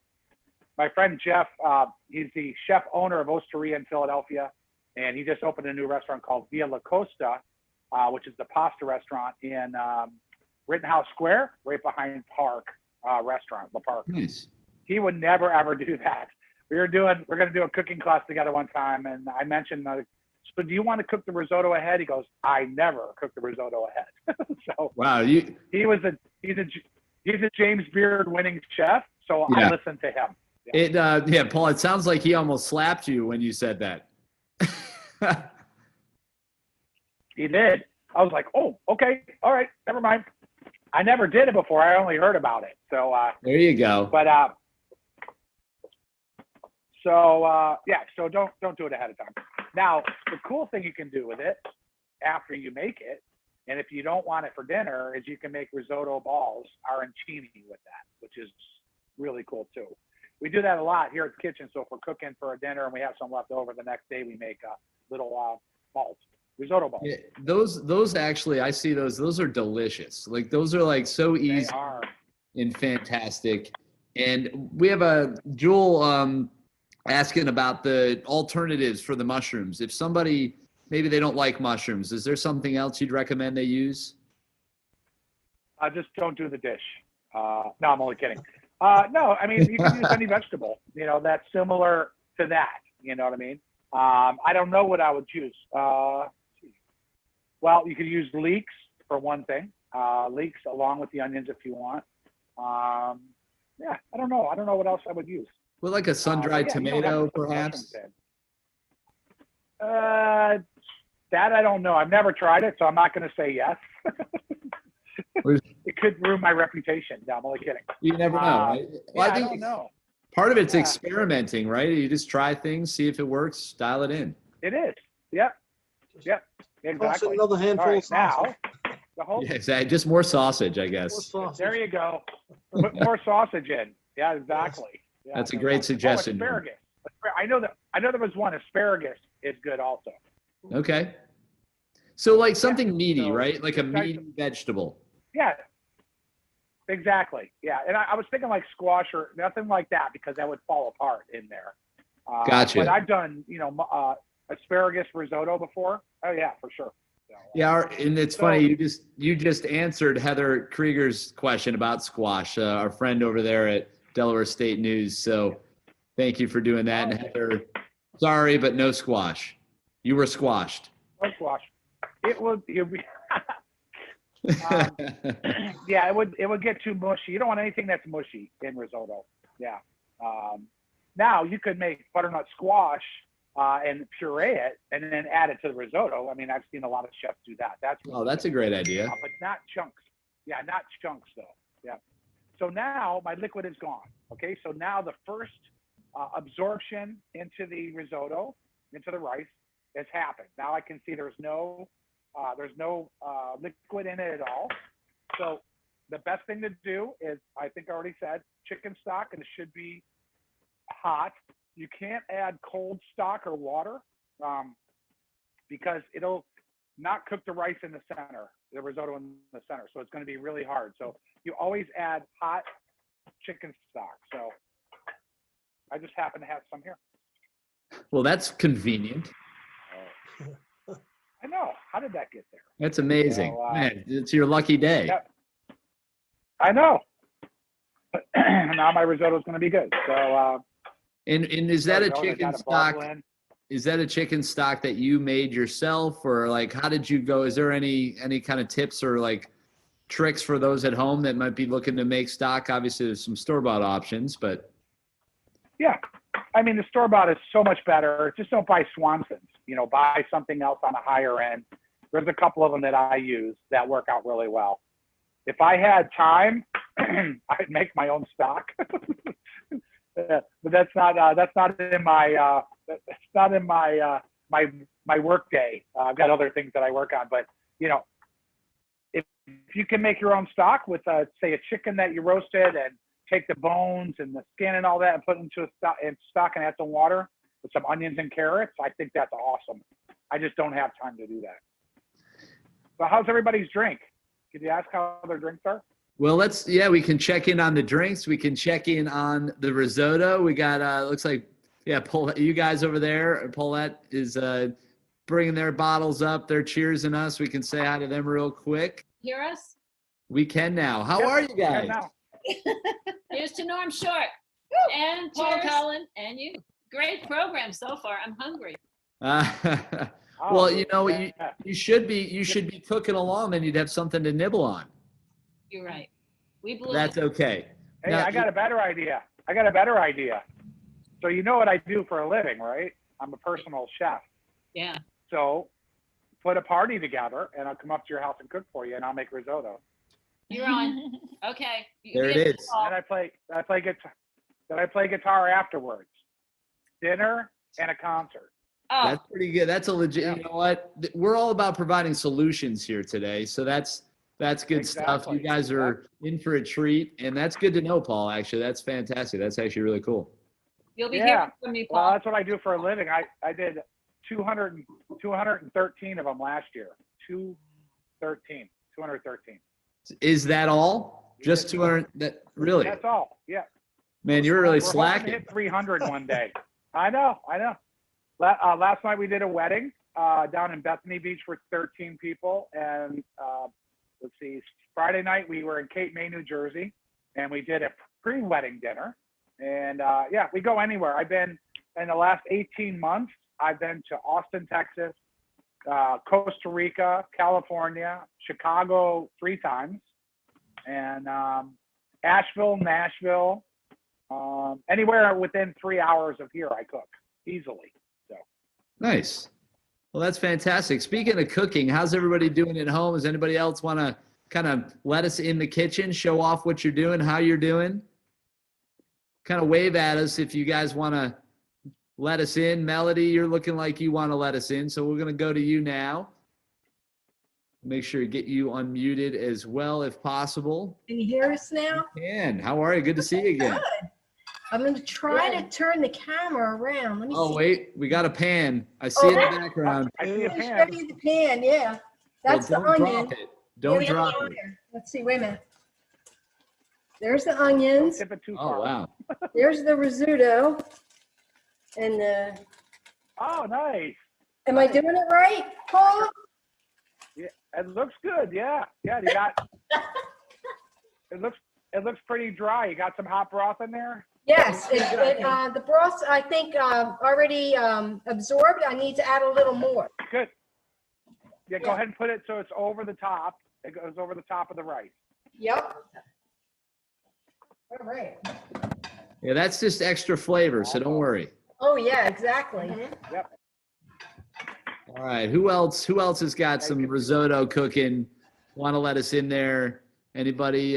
Mike and Donna, I see you guys cooking away. All right, you know what? We're just going to pop in and say hi. How's it going? Yeah. I see you guys. Hey, what's up? Oh, man, Mike and Donna there. Okay, There you go. unmute 'em. It's going great. Oh, there they are. All right, fantastic. Awesome. Wow, So it looks awesome. Sausage, mushrooms, Very good. risotto, and the onions and the wine Man. sauce. Need to bake down a little bit. Awesome. yeah, very Yep, gotta good. let it all absorb all the way. All the way. Yep, I've been adding That and looks great. Very Getting cool. hungry. All right, we'll let you guys keep at it. Anybody else want to show off real quick? Yep. Let's see. Paul, how you doing over there? Let's see how Paul's doing at the moment. It looks like you're getting pretty close. Oh, How I am. much longer do you have? So I rate around 3 ladles full, like 3 times. Yep. And it should be pretty close. Like right now I'm going to taste it because I can see it. It's getting better. Okay. Probably another full round of absorption and we're going to be in really good shape. All right, look at Helen. Oh, wait, hold on. They're going in for the pan. We're going to check in on Hey, Helen's Helen. pan here. See if we can get Helen Hey, unmuted Helen. as well. Yeah, there you Awesome. go. hey, how are you? Helen? Oh, look at the dog. This is great. First time making risotto for me, but I do have the homemade chicken broth for this one. So Wow, look at Straight you. in. Bonus Oh, yeah, point. very good. and I'm going to put some asparagus Wow. in mine as well. Perfect. Yep, that's a good one too. That looks great. All right, let's see who else we've Anybody got. else? Anybody else? I know Jules over there making dreams happen. Look at that. There's Jewel right there saying hi. Let's at get that. you unmuted real quick. There I'm you here. go. How's it There going? we go. Yeah. There we go. Well, first of all, love the Hi. hat. It's a beautiful hat. You are officially cooking. And if you can, let's take a look at your risotto. Yeah, you got the red and the green.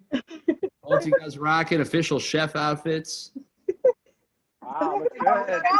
I'm a little behind, but we'll catch up. That's okay. Well, that's all right. Yeah, just take your time. You'll know it when it's done. You keep doing the absorption method every 10 minutes or so, and then you taste it, make sure that it tastes good, and then you'll be done. So, all right. Yeah, and that's one of the things, Great Paul, job. right? Paul, one of the things with risotto is you don't want to rush it, right? I mean, that's what I know. My wife's pretty good at making risotto. I love it when she starts on it because I'm like, oh boy.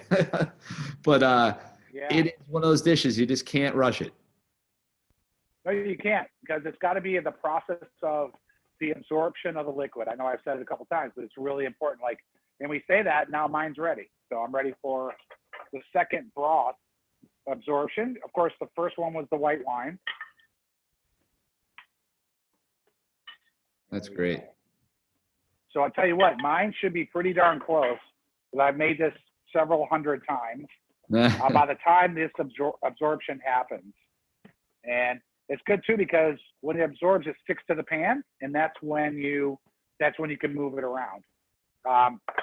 One of the misnomers is that you have to sit there and stir it the whole time. How much have I stirred it? Not very much, right? Yeah, you've really just kind of let it do its thing. Exactly. Everyone's like, I don't want to sit there and stir it the whole time. Well, you shouldn't. I don't know who taught you that. That's wrong. So for sure, give it a stir. But now it's in its absorption mode. It's set, and it's in a perfect spot right now. It's in a great spot for me to drink. What temperature should our stove be at? Well, I don't know. I'm using gas, so I'd say like medium high, just so like I found the right spot. You can see it bubbling, just enough, but not too much. All right, perfect. And then we have, it looks like Jim Hawkins is maybe cooking up some dreams as well. We'd love to check in on Jim. How's it going, Jim? Have you unmute if you can, and then we'll spotlight you and come in.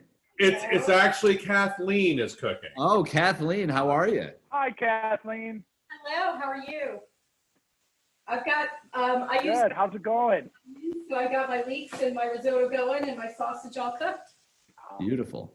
Nice. I love leeks too. I use that a lot. I just didn't have any today, but yeah. Yeah. Leeks and mushrooms and risotto. And if you have sausage or not, that's a very northern Italian dish, and that's why I drink the wines from that region. Okay. Awesome. Although we do not have mushrooms because I dislike them intensely. Yeah, well, that's all right. I have to tell you, I probably like them as much as you don't, because I can't. I love them. I know. And real quick though, Paul, we got a couple other questions. Temperature-wise, as you're cooking the risotto, what temperature should your stovetop be at while you're doing that? You know, every stovetop is different. The electric, induction, gas. I find the sweet spot when it's bubbling slowly. Like you can see, can you go to my camera and see if you can see that?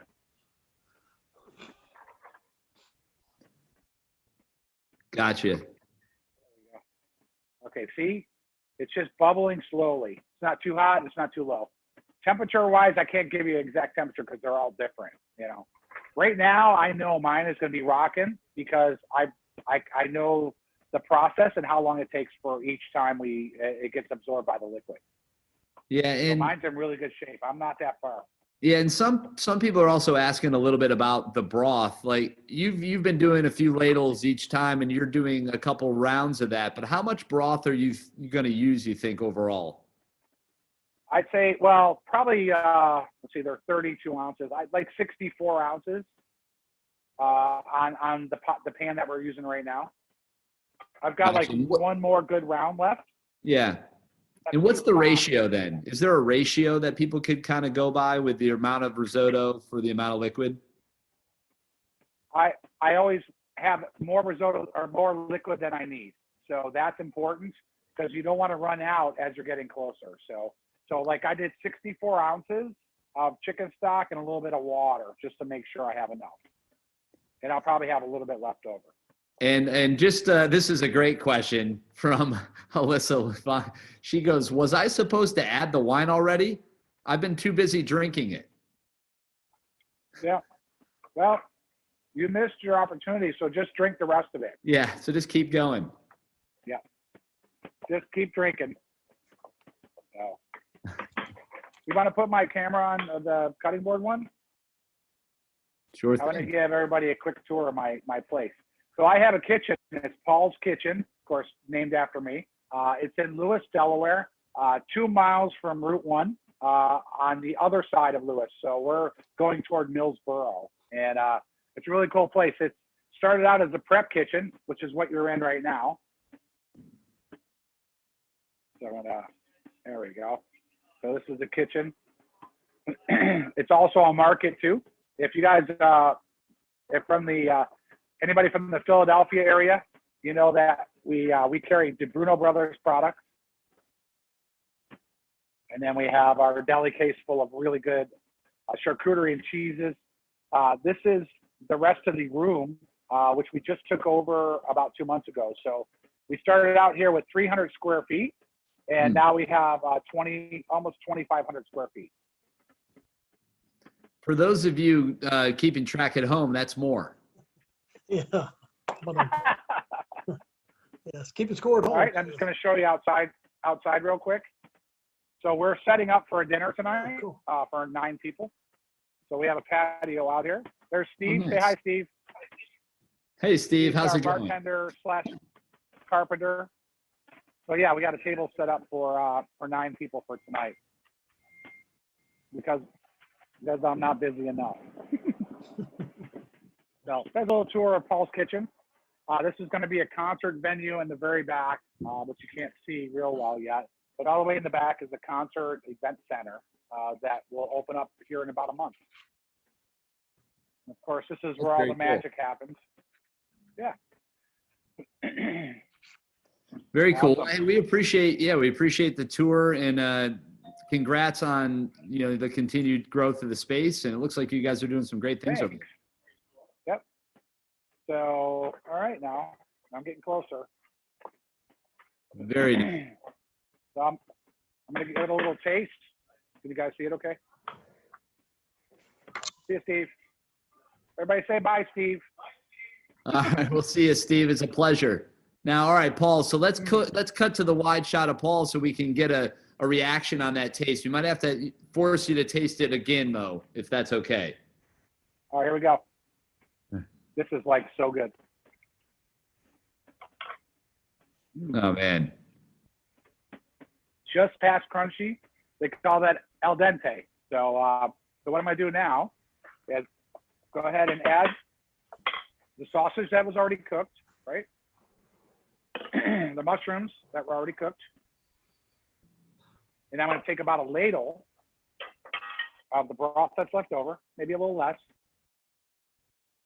It's going to be the final stages of it.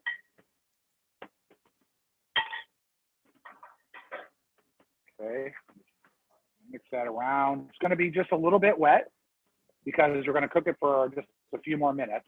Wow. Mm. That looks pretty good. In fact, that looks really good. So I'm going to do is take some Parmesan cheese. You're like, if I don't say so myself, right? That looks pretty good. Yeah. That's a good part about being a chef is that when you taste it, you go, damn, that's good. So we're going to add some of the Parmesan cheese. And of course, my chef friends say, and all over the world, and chefs all over the world, everything tastes better with butter. So I've got some pads of butter. That's how you finish it.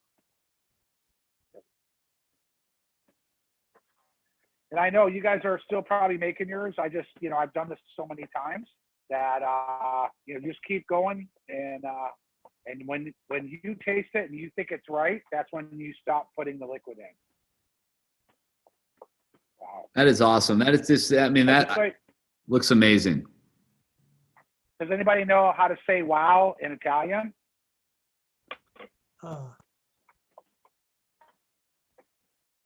I know how to say no in Italian. Yeah, non. How do you say wow?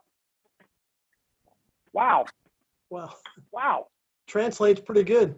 I was cooking with a chef in Italy, in the northern part, Piemonte, and we made this amazing carbonara together. I made the pasta, she made the sauce, and I looked at her, and she didn't speak very good English, and I said, "How do you say wow in Italian?" She goes, "Wow, like awesome! I know how to speak Italian." All righty. So now I'm gonna a little bit in the bowl. I've already tasted it, so I know it needs a little bit of pepper because I love pepper. It definitely doesn't need any salt because of the butter, and also the Parmesan cheese has a lot of salt in it. So that's what mine looks like. Mm. Well, that looks really good. So is there a reason why you only add the pepper at the end? Is that just like a finishing note? It is just a finishing note. That way here, if somebody else was eating it, it doesn't like pepper, then they wouldn't have pepper in it. So. All right. Looks like we've got some folks at home that want to show off the risotto as well. If we could cut over to Melody. Awesome. Got their bowl ready to go, looking at what they've cooked up. So let's cut over to them and check in real quick if we can.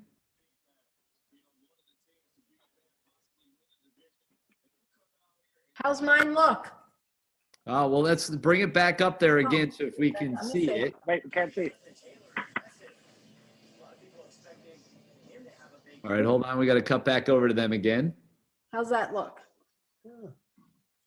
That looks fantastic. I can still see it bubbling, right? Yes. Yes. Oh yeah, that looks great.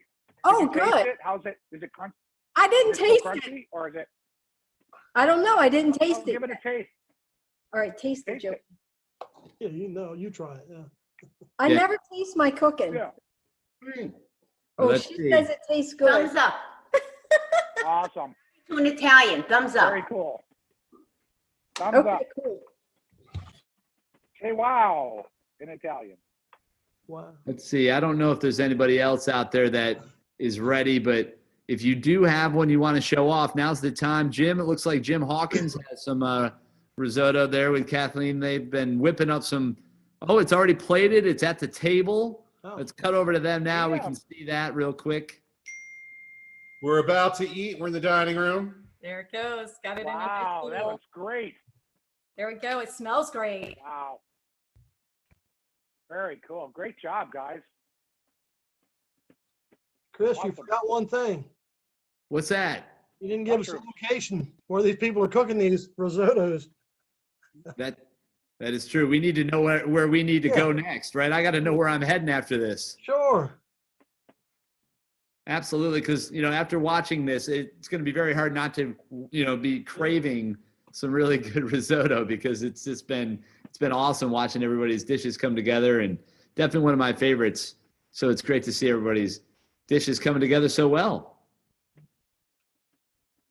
Oh, it looks like Tina. Where's Tina over here? Tina's got something for us. All right, Tina.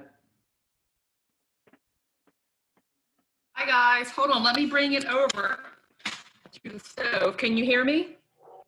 We sure can. Okay. Hi, Tina. Let's see.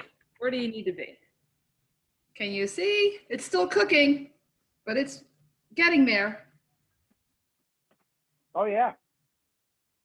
Is your broth still bubbling? A little bit. It's almost there. Okay. It looks cool. great. Yeah. Have you made There was risotto definitely a before?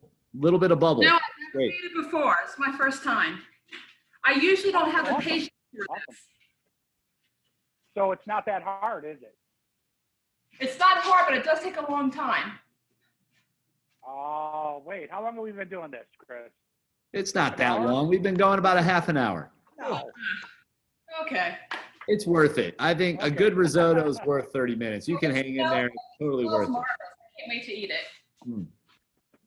Well, now you Not get just to a good enjoy risotto, but a part of the great fun, risotto. right? is You worth get to, that's the savor part of this event. So we need to make sure we enjoy that and do that exactly. So we are gearing up now for, believe it or not, our musical guest. And to do that, we've had to pull all the strings, and we're we had to find somebody that you might recognize to help us with that. And they're setting up right now. And that is none other than, oh, what do you know? It's going to be Paul Cullen as the Oh my chef, God. as well as Paul Cullen, the rock star. Yes. That's right. He's doing double duty. Not only that, but he stepped in and helped us on the mixology part as well. Paul's wearing all the hats tonight. They said tonight he helps clean up and closes and locks up on the way out. He can do it all. Well, you know, he's only doing 213 events, so there's a bunch of days left in the Yes. year that we can be getting him busy. So A lot of holidays and 213 days working, right? seriously, man, he's taking all those days off. That's what I want to know about. I'm telling you, he's living large. All right, so Paul's setting up, and we're going to now, Switch to the other. as you guys, absolutely, if you don't mind switching the mics over so we can enjoy this music and just hang out with that risotto that Paul has now made, and as they're doing all that, you can tickle those strings. Feel free to tell them where they can send their pictures of the food and have it tagged, posted. Absolutely. We've got a couple options. So the hashtags there, it's somebody, Randy, if you don't mind, maybe put those in the chat for us. We've got a couple hashtags. We want you to take pictures. Take them from home. Show your risotto. Share how much fun you've been having with us tonight. And post those to all your social media channels. Of course, tagging Meals on Wheels of Delaware. And also using the hashtags that you'll see over in the chat. It's Meals on Wheels DE. And then also hashtag sip and savor at home. Looking forward to seeing all those pictures online. And, you know, we've been having a lot of fun cooking, but now it's time to relax, enjoy the fruits of our labor. And Paul's going to help us out with some music. And you know what? They say maybe you were bad company, but you seem like good company to me. But I'm glad you did. I had to. I just had to. I had to get it out of the way. Clear the tape. All I had's the only truth is music. So let him play some truth. That's true. That's very true. Yeah.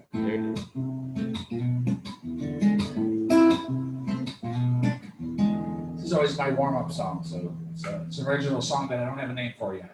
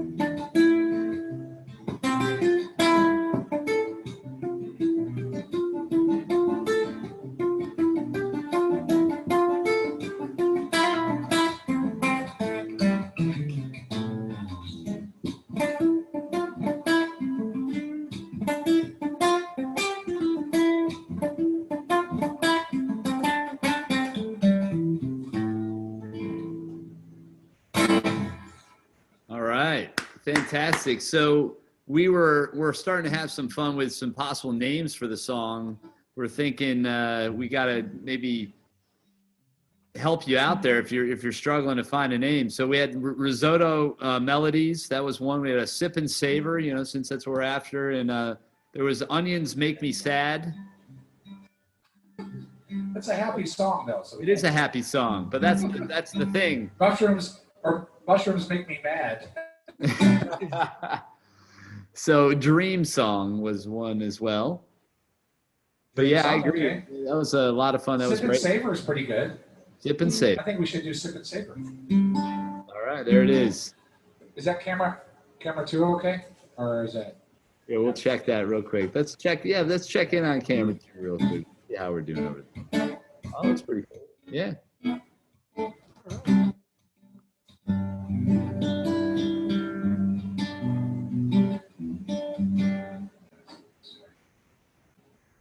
There you go. Perfect. A little higher is nice. Better, yeah. Yep. Yeah. How's that better? Yep. Looks great. You got the risotto right there behind you. You're sitting pretty. No, too bad I don't have 2 more hands. Sorry. Is that the name of the next song? 2 More Hands? 2 more hands. There you go. Yeah, exactly.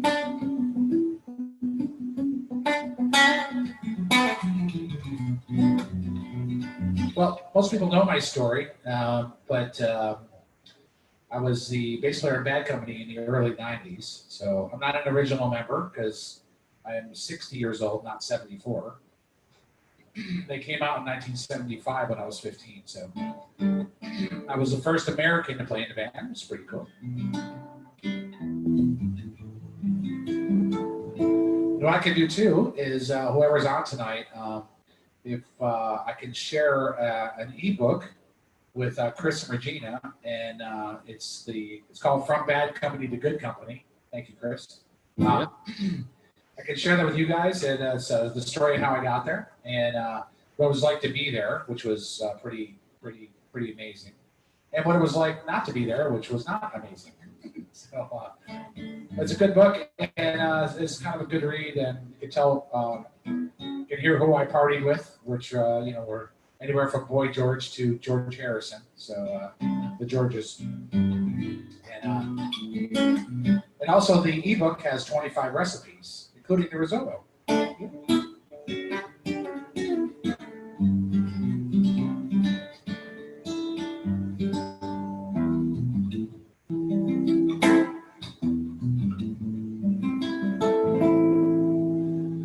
Company, always on the run.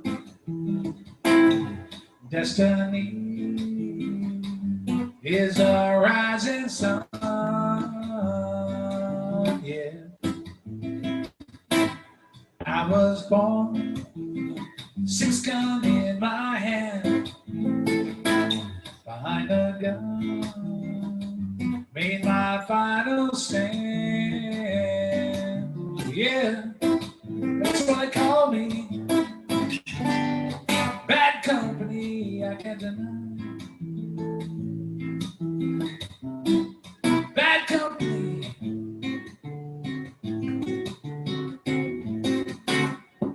The day I die.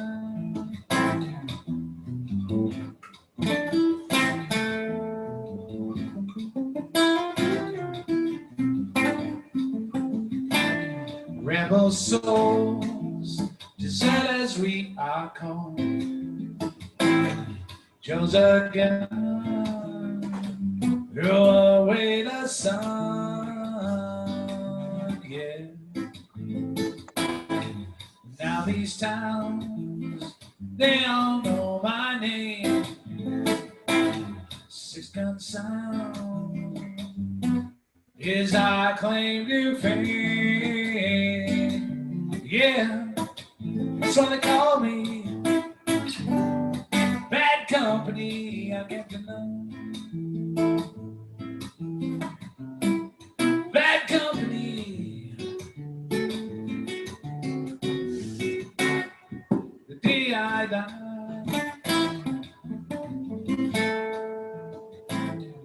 To the day I die.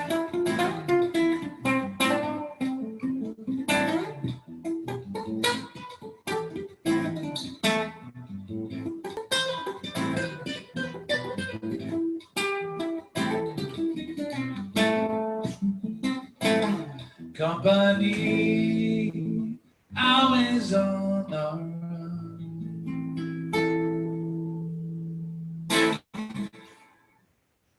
All right, that was great. Obviously, a very recognizable tune there. That one already has a title, of course.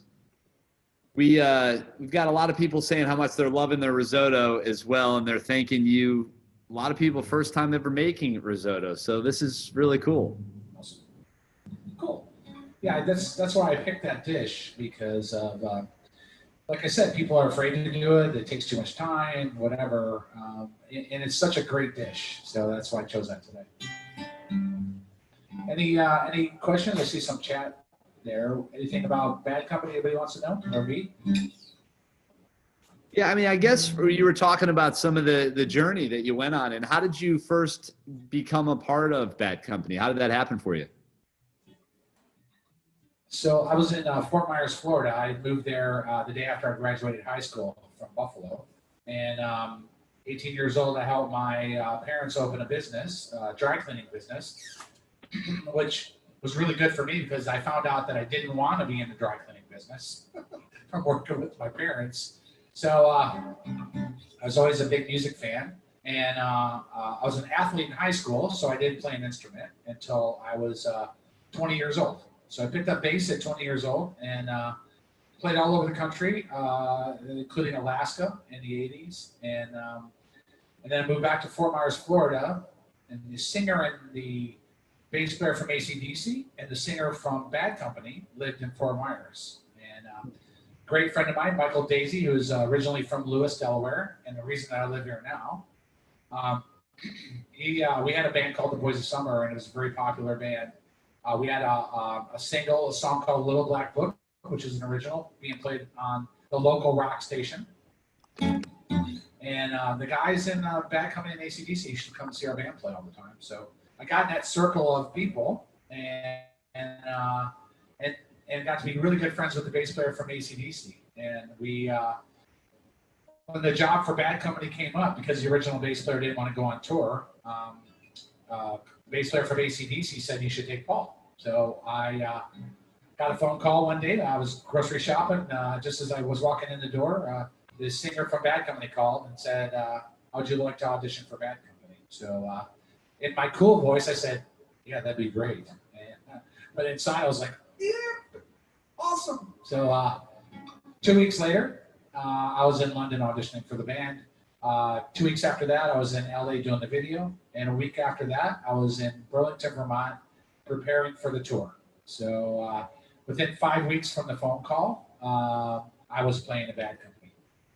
Very cool. That's so awesome. It's such a great thing. You imagine, like you said, you're walking into a grocery store. What would you like? What did you have planned for yourself at that point if they didn't call?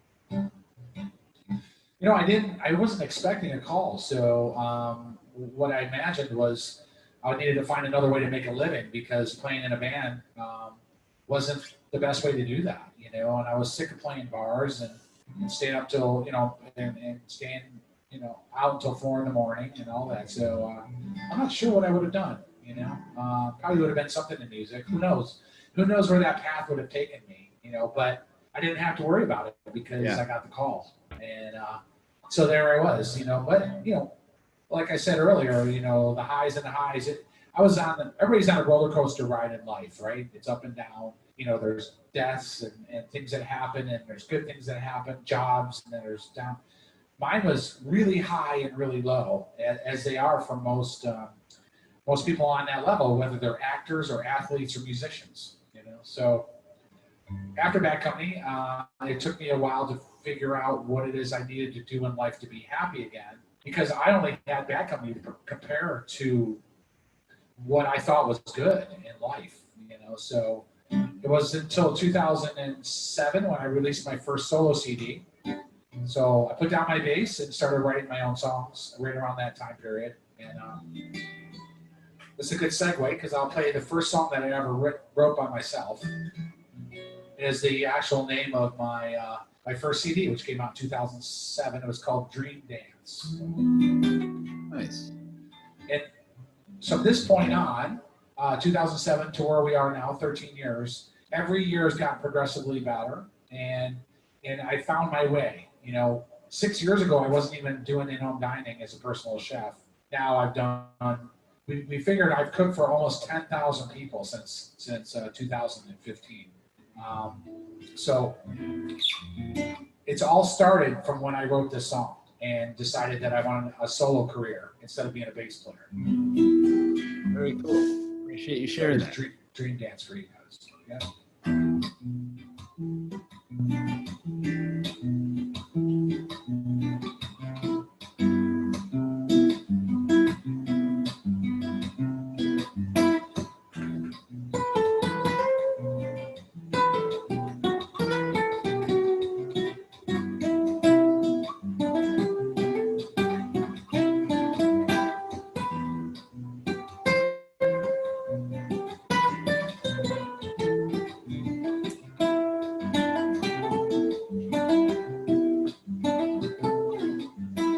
Let's take a trip so far.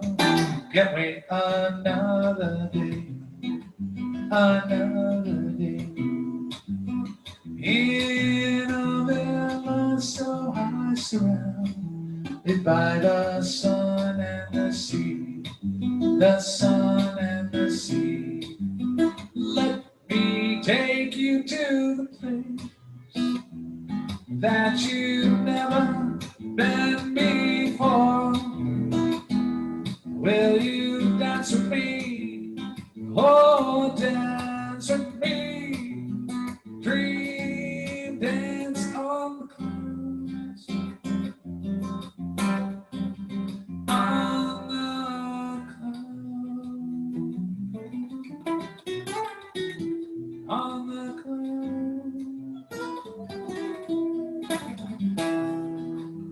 Reflections of the moon that we are tightly in our dreams. Yes, in our dreams. Time stands still for our love. Let's go far away. Let's go far away. Let me take you to the place that you've never been before. Will you dance with me? Oh, dance with me. Dream dance on the clouds. On the clouds. On the clouds.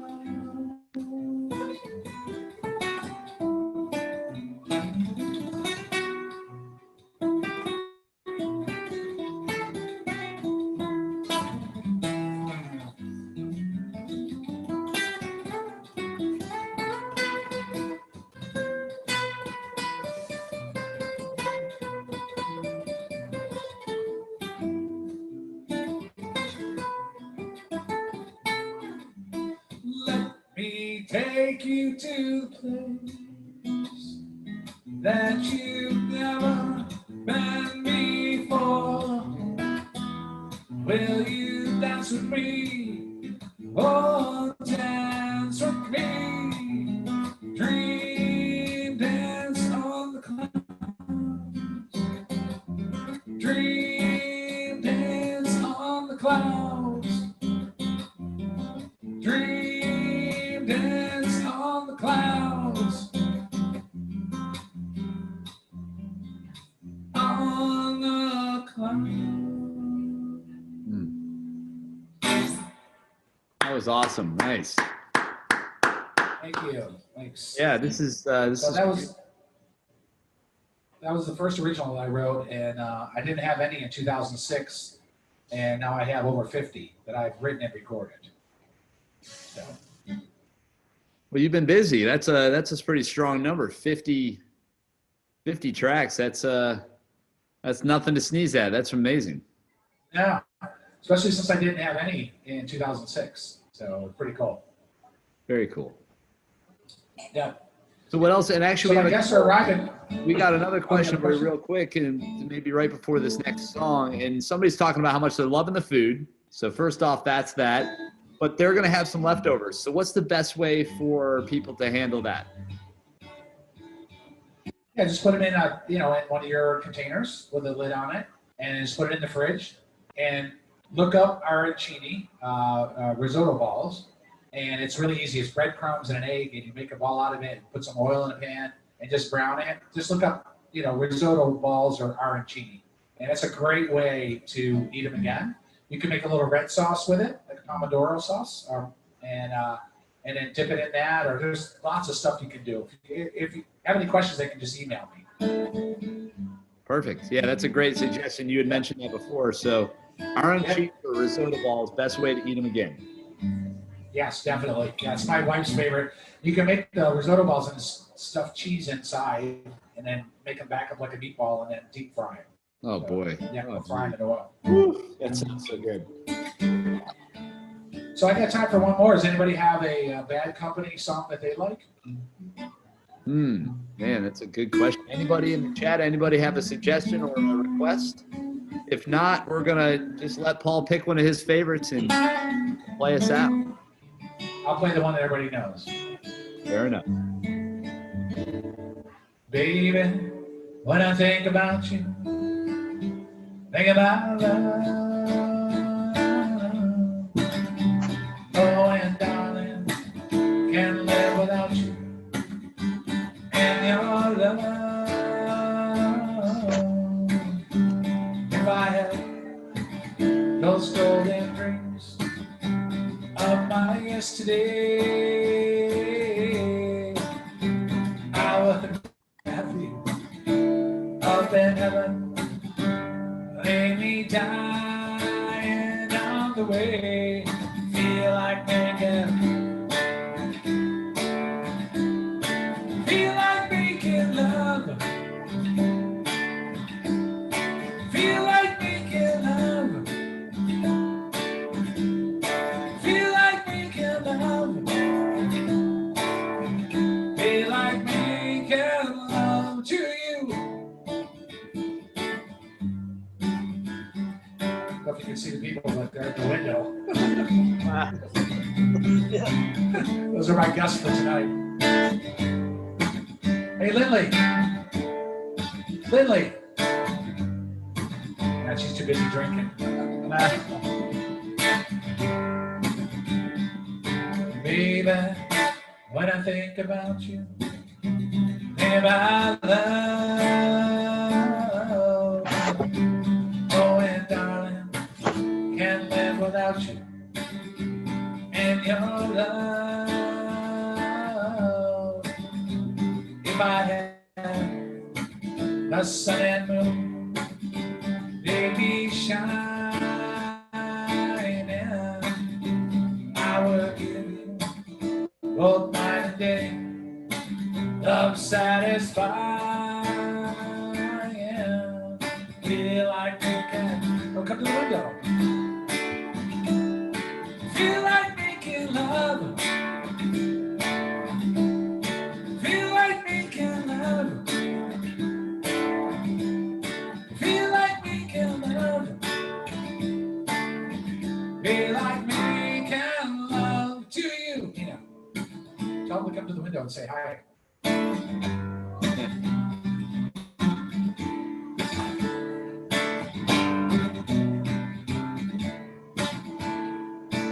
Lindsay and her family. Right here. Say hi to everybody. Camera's right here.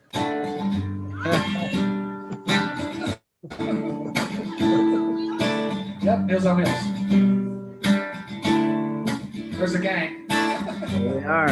You guys help me sing. If I had those golden dreams of my yesterday, I would wrap it up in heaven, lay me down high and on the way, feel like making love, feel like making love,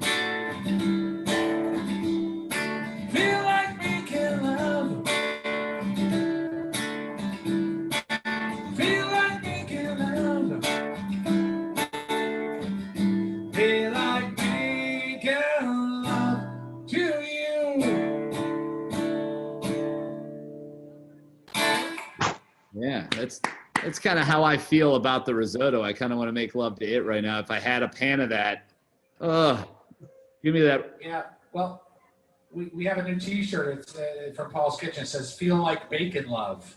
Oh, nice. That's perfect. It's got a little pig playing guitar. Do you now? And we're not going to ask you to do a whole nother song by any stretch, but can you give us a taste of Shooting Star? We had a few people say they would love to hear just a touch. Johnny was a schoolboy when he heard his first Beatles song. Loved me do, and then it was from there. It didn't take any long. Got himself a guitar, used to play it every night. Now he's in a rock and roll outfit, and everything's alright. Don't you know?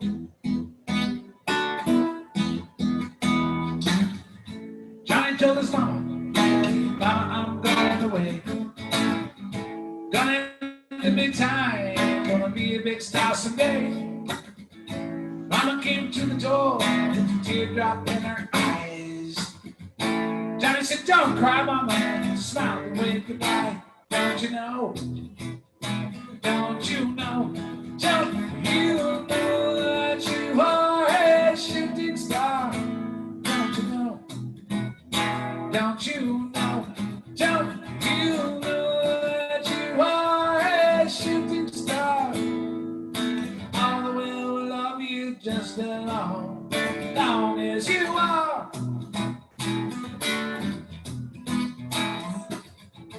Johnny made a record straight up to #1. Suddenly everyone loved to hear him play a song. Watching the world go by, so probably go so fast. Johnny looked around and said, "Well, I made the big time at last." Don't you know? Don't you know?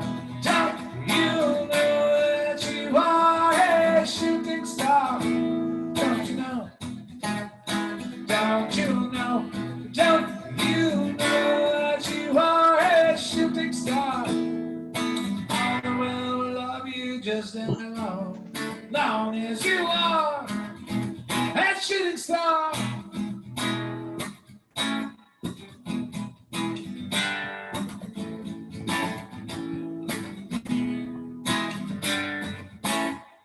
All right. Johnny died one night, died in his bed. Bottle of whiskey, sleeping tablets by his head. Johnny lies fast about like a warm summer's day. Listen to the wind, you can still hear him say, "Don't you know? Don't you know? Don't you know that you are a shooting star? Don't you know? Don't you know? Don't you know that you are a shooting star? Don't you know? Don't you know? Don't you know that you are a shooting star?"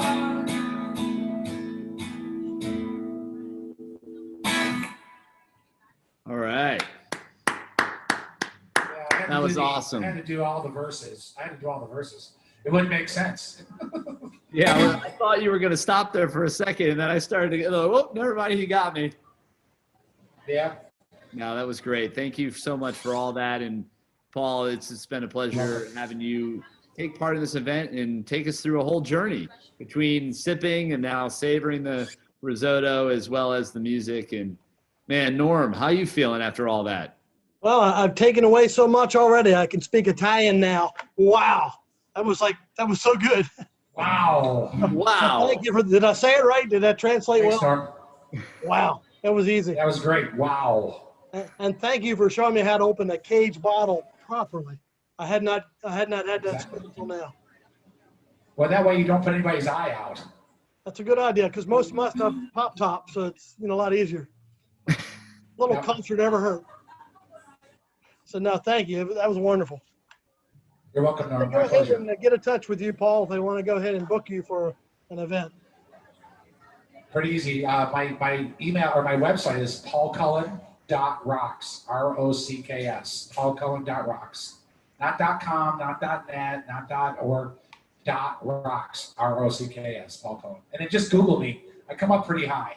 Yes, you did, and I'm impressed. Yes, I checked all that. Where's your place located? In Lewis? It's in Lewis, 2 miles from Route 1. If you're coming from north, you'd make a right at Bob Evans and Acme. You make a right, we're 2 miles out on the left. We're kind of out in the country, but we're only 2 miles from Route 1. Well done indeed. Music, food, doesn't get much better than that. Thank you. Thank you, Norm. And MealsOnWheelsDE.com for more details on how you can participate, volunteer, donate. MealsOnWheelsDE.com. And you can also see some of the meals might be posted on there as well. So, and I still don't have the locations of where these meals were made. The ones nearest me would be handy right now. Yeah, I know. Seriously, we are got a lot of people that are keeping them close to their chest. They want to save, their risotto for themselves because they've got to make those arancini risotto balls tomorrow. So they don't want to give up their extras. Nothing better than the next day. Oh man. Stuff. Well, Norm, it's been a lot of fun working with you, and again, thanks to Paul for putting on a great event and being a part of our Sip and Savor experience here today. I, again, want to say thank you for allowing King Creative and myself to help in this experience, to just do our part to make it even possible. And to everybody that's cooked along with us, some of you, all 3 of these days, it's been fun having some of you guys with us for the journey. And we are going to pretty much close things out. And I want to remind you all again of the mission, which I think a lot of you guys know, is to very simply, together, we can end senior hunger. And that is what this is all about. Learn more about Meals on Wheels if you don't already know. They have lots of great information on their site. Get involved. Again, my grandmother, she used to deliver meals. I've delivered meals myself as a volunteer, and we always used to think it was really amazing that she was doing that well into her 70s, and somebody that should have been probably even at that point getting a meal or two. So, get involved with this great organization. And we're going to finish things out now with the mission video for the organization. If you guys watch through the video, we may say goodbye afterwards. But again, thanks so much for being a part of this event. We really appreciate you guys taking part in it, and hope to see you again soon, either virtually or, well, maybe in person. But take care, everybody. It's been a lot of fun.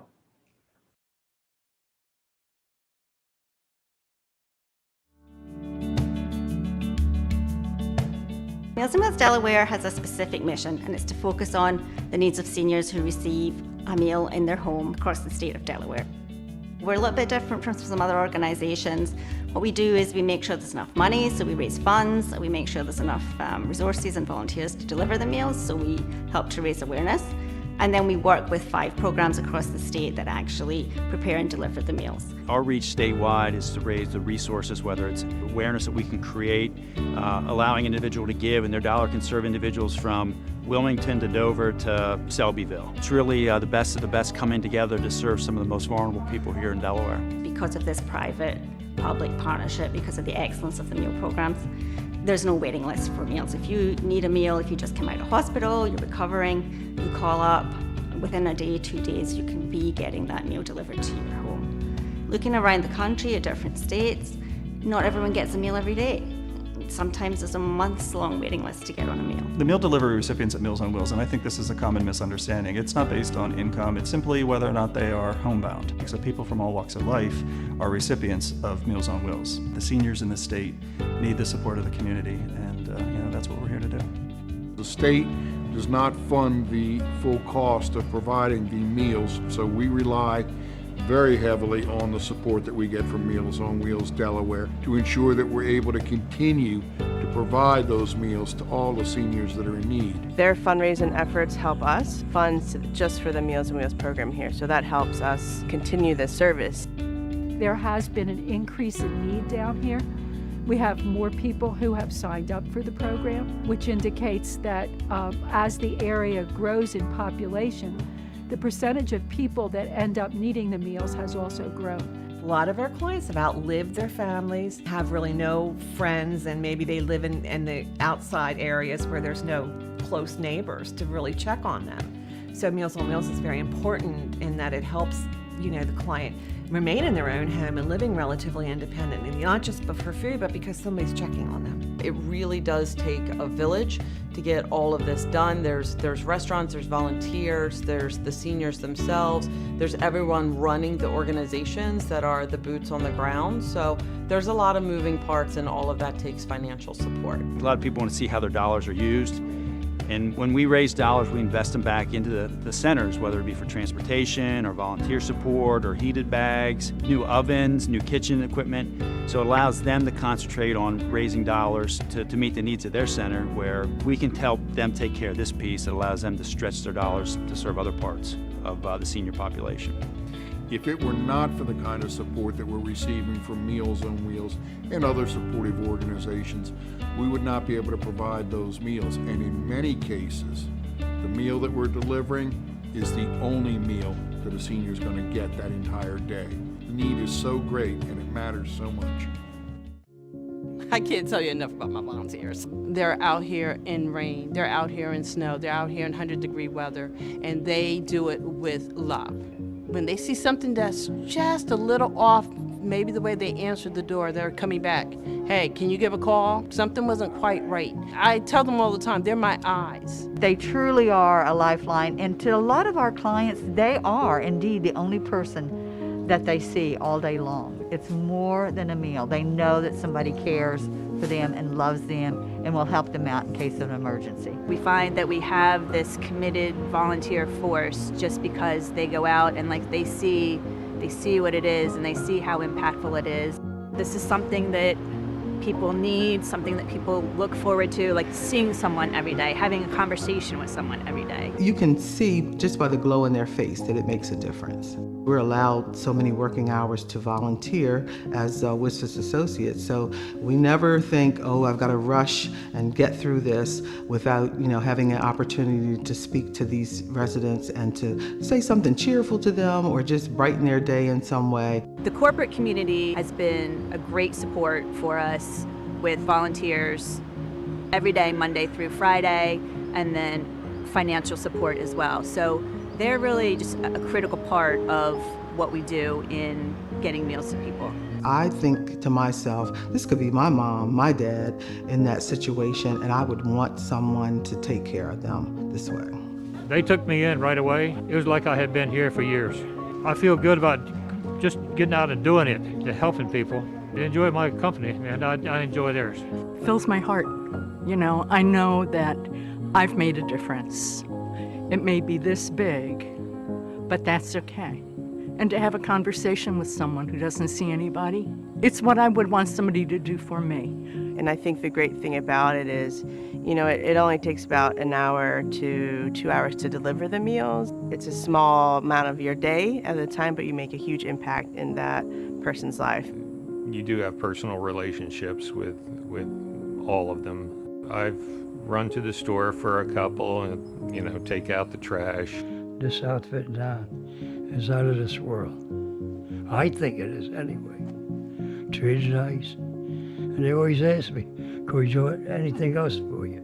They always ask, do you need anything else? Do you know what that means when you're by yourself? It's been really a great enrichment of my life. It really has. I'm not exaggerating. I look forward to it every day. It's very rewarding to get out and meet the recipients of the program. It's great to know that there are people, deserving people on the other end of this entire process that we go through to raise money to make these meals happen. I absolutely love being able to go home at night knowing I made a difference in somebody's life. It really does make a difference, and it's very powerful that you can see that in action.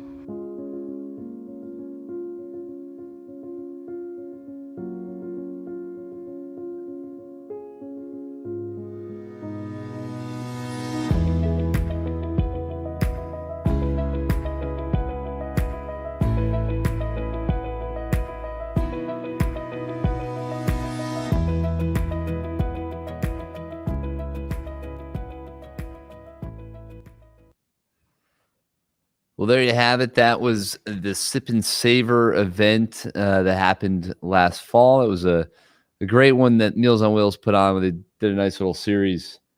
And they're going to be doing some more events coming up. We're actually going to be talking to Randy from their organization later this afternoon, talking about an event they have coming up, I believe, on April 18th. So that's pretty cool. And lots of great things happening in the community as always. And all of these organizations are constantly inventing themselves. They're getting creative. And yeah, it's a little later, so I got a little blanket. What's with it? We got a long thing going on here. It is 4:42 in the morning, and we are cruising along here with our live stream experience. And again, we're raising money, and it's all part of Do More 24. And I know Sarah is going to be hopping on for a little bit. Going to tag team for a bit, and might try to grab a nap. It happens. We gotta get the batteries going, get them recharged a bit. So we're hanging in, but it's been good. And at this point, I guess we've been going for almost 11 hours or so. So there it is at 6 o'clock. That'll be halfway there. We're cruising right along. I got my blanket on and just kind of cruising along through these wee hours. And it looks like Sarah's back, so she's gonna be popping in for a second and kind of helping carry the torch for a bit. Yeah, I like your blanket. I've got mine on my lap, but I think we're gonna join you. Just cozy up. It's all good. Yeah, just let it happen.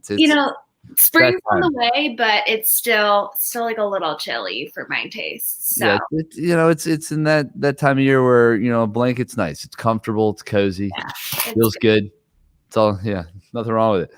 So so we're like I said, we're in the middle of the hours here where people are getting they're getting themselves charged up. They're getting some sleep because they're ready to hit it hard in the morning, to get after that fundraising, to push. Yeah.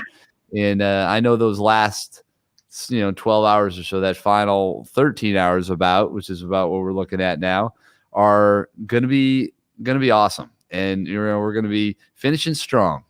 Absolutely. I mean, think about it, Chris. Like, we actually haven't had any business hours of this day yet. So people are normally, when people are normally in front of their computers, in front of their wallets, we haven't had any of that yet. So, who knows what's going to happen in that first, kind of morning run of the day. I think we're going to see this number jump up again, which is exciting. It is. And you'll kind of know when people start to stir, because we will start to see some activity there for sure. And, I know, I was, we were kind of texting a little bit, and, this torch is, it keeps moving, but just like the Olympic torch, they pass it along every once in a while, and we'll be kind of helping each other a bit. So if you want to, you can kind of run for a little while. I mean, you've been up forever too, so I'm sure you're dragging, but if you can go for a bit, that would be cool. We can also show the screen, and we can kind of have the Do More 24 website up for a bit too, if we need to fill. And we do have other content as well. No, that's all right. I'm certainly happy to talk for a little bit. And I know that,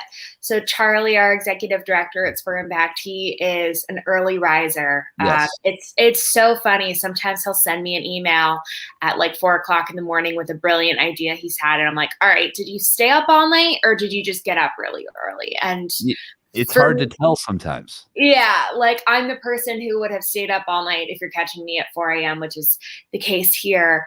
But Charlie's just an early riser and a go-getter. So, he has informed me that he'll be back on the desk, so to speak, between the 5 and 6 o'clock hours. So who knows, we might get an appearance here from Charlie. But, one of the things that I know that we do a lot of, and I think I mentioned this earlier in the broadcast, is, a lot of states do giving days. Sometimes it's statewide days. So, for example, the state of Colorado has a really successful giving day. Minnesota has an awesome giving day. Some of them are more regional, though. A personal favorite, I really like to talk a lot about Lancaster County. We have an awesome member of our planning committee, Mark Duncan, who is from the Lancaster region. And so Lancaster has this really great countywide giving day. They do it the Friday before Thanksgiving. North Texas kind of does a regional day. All of that to say, they all run for 24 hours. And a lot of these places start their day from midnight and go until midnight. But Chris, you have been in Delaware for a long time. Are you a Delaware native? I've been here since '98, so not quite, but I'm not either. I yeah, pretend that I'm a Delaware yeah, native, but long I'm time. truly not, and Yeah. that's okay. I think we've both done enough that hopefully folks will give us the title of Delawarean. But Delaware is just like not really a late night state. We've got a lot of really great things going on here, but we are just not. The bars don't stay open that No. late. There's Yeah, not really a culture of after hours here in Delaware.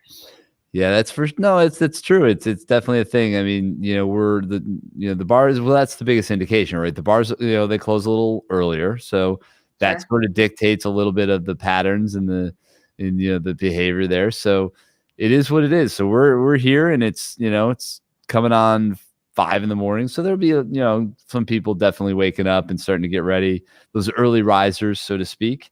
Absolutely. And we also have some prizes to announce. We have from some of these power hours, and some of the things that we had at 2 o'clock. We have a string of them here that we can rattle off. So it looks like for the Capital One Sleepwalker Power Hour, we have for the large nonprofit, we have Family Promise Northern Newcastle County going away with $250 there, as well as the Sanford School. So they're going to be adding to their totals by $250. And then on the small nonprofit side, for the Capital One Sleepwalker Power Hour, Barbara K. Brooks Transition House and the Everett Theater. So that's pretty cool. There you go. That's awesome. Right there, a good amount going out to those charities. That's $1,000 right there. And then we've got a golden ticket, 2 a.m. large nonprofit going to the Delaware Humane Association. Very cool. And then on the small nonprofit side, we have, let's see here, Miss Billion Art League, it looks like. So, yeah, that's pretty cool. So awesome. One thing you mentioned, Sanford School. Let me just take a second. So Sanford participated last year. And I say participated. I think they had a page last year. I don't think that it was a big fundraising focus. They raised a few $100s last year, and this year they're just like near the top of the charts. They've just raised an astronomical amount of money. And as I've been here, kind of trying to keep myself awake, I've been kind of looking at some of these organizations who are raising a crazy amount of money and kind of seeing how they did in comparison to last year, and just across the board, I mean, just organizations are really crushing expectations and surpassing goals from previous years. And it's just really exciting to see the growth, not just on the macro sense, but really just kind of looking at some of these individual organizations who have gone from 0 to 60 really fast, which is just very cool. It is cool, and it's fun to see them adapt again to a new world, right? And we're taking advantage of these types of opportunities, and they're finding ways to make it work, which is what a lot of nonprofits ultimately do really well, and because they find ways to meet their people where they're at, and they do it in their way, and that's kind of cool. So we're seeing that a lot right now, and it looks like if I were to refresh, I know we're still slowly climbing there, so we're at $538,605 right there, which is an amazing number. And like I said, just wait until people wake up, and then we're going to get another rush. We just know that we're definitely going to get a nice hit this morning at some point, and we'll be ready for it, I guess. So we do have a couple things that we could potentially share. And one of the things that we planned in the schedule was an experience that's, I believe it was another one of our interviews. And in fact, you took part in this interview, I believe, which was related to this whole campaign. And you talked, let me see if I can find it real quick so I can speak clearly on what it is exactly. But the focus on the Delaware Valley, that was what it was. And that interview was great. I thought it was awesome. I think you explained what this is all about really well in that. And you had a couple other folks on with you as well, talking about what they're all about. So that video is about a half an hour, and we were queuing that up at some point through here. So it's up to you if you want to play that now, or we could. That sounds great. All right, I think That's great. It aired on Sunday morning in their early morning. I think they're 6 o'clock hour. So feels just right to play it in the early morning. Yeah, so cool. So we're gonna let that happen now, and it's about a little over 29 minutes. So one of us will see you on the back end of that, and we look forward to keeping this whole thing rolling. This is our 24-hour live stream supporting Do More 24 Delaware. You guys are awesome, and we will see you all real soon. But right now, the Focus on the Delaware conversation, which Sarah, you took part in, is coming up now. Thanks, Chris. Yep. And welcome to Focus on the Delaware Valley. I'm Laura Lewis, and with us today, we're going to talk about something very special coming up on March the 4th through March the 5th, Do More 24 Delaware. And with us, we have the Development Director of Spur Impact, Sarah Fulton, and from Family Promise of Northern Newcastle County, Tyler Shade. He's the Development and Marketing Director there. And Leanna McGurr, she is the Executive Director of the Wilmington Children's Chorus. And we'll be talking to them in just a couple of minutes because they're going to be benefiting from this Do More 24. Sarah, let's get started. What is Do More 24 Delaware? So Do More 24 Delaware is Delaware's Giving Day. I think people think oftentimes about nonprofit giving, and they'll think about days like Giving Tuesday after Thanksgiving, or they'll think about, their nonprofit that they give to. But one of the really cool things about Do More 24 is that we want to build a culture and almost a holiday around this giving opportunity here in Delaware. So every March, we have a website that we use called Do More 24 Delaware, and we welcome any nonprofit who serves the state of Delaware, whether you're in Wilmington or Sussex County or statewide or regional, and you happen to serve people who live in Delaware, that you're invited to come participate as a nonprofit raising money during this 24-hour primarily online experience. Do More 24 Delaware is really geared at trying to gauge individuals' attention and participate or get individuals to participate. So often, I think we rely here in Delaware on a lot of our foundations for financial support. We have some really incredible foundations here, like the Longwood Foundation and others that do a lot to sustain our nonprofit community. But I think the power of Do More 24 is really leaning on people and saying to your staff, to your volunteers, to your friends and family, this is the nonprofit that I work at, or this is the nonprofit that I care about, that my family cares about, and we want to shine a light on the work that they do, and we want to help them raise money today. So the 24 hours is really just kind of a fun, very highly engaging, there's a lot of social media going on, but it's a really fun day where you get to see a lot of what's very cool about the Delaware nonprofit space, following along with the hashtag Do More 24 across social media or following along on our website. Well, of course, Tyler works with direct services to our vulnerable Delawareans, and for arts and culture, Leanna will be speaking. But so this is the whole gamut. Who are the organizations and the nonprofits that sign up to do this?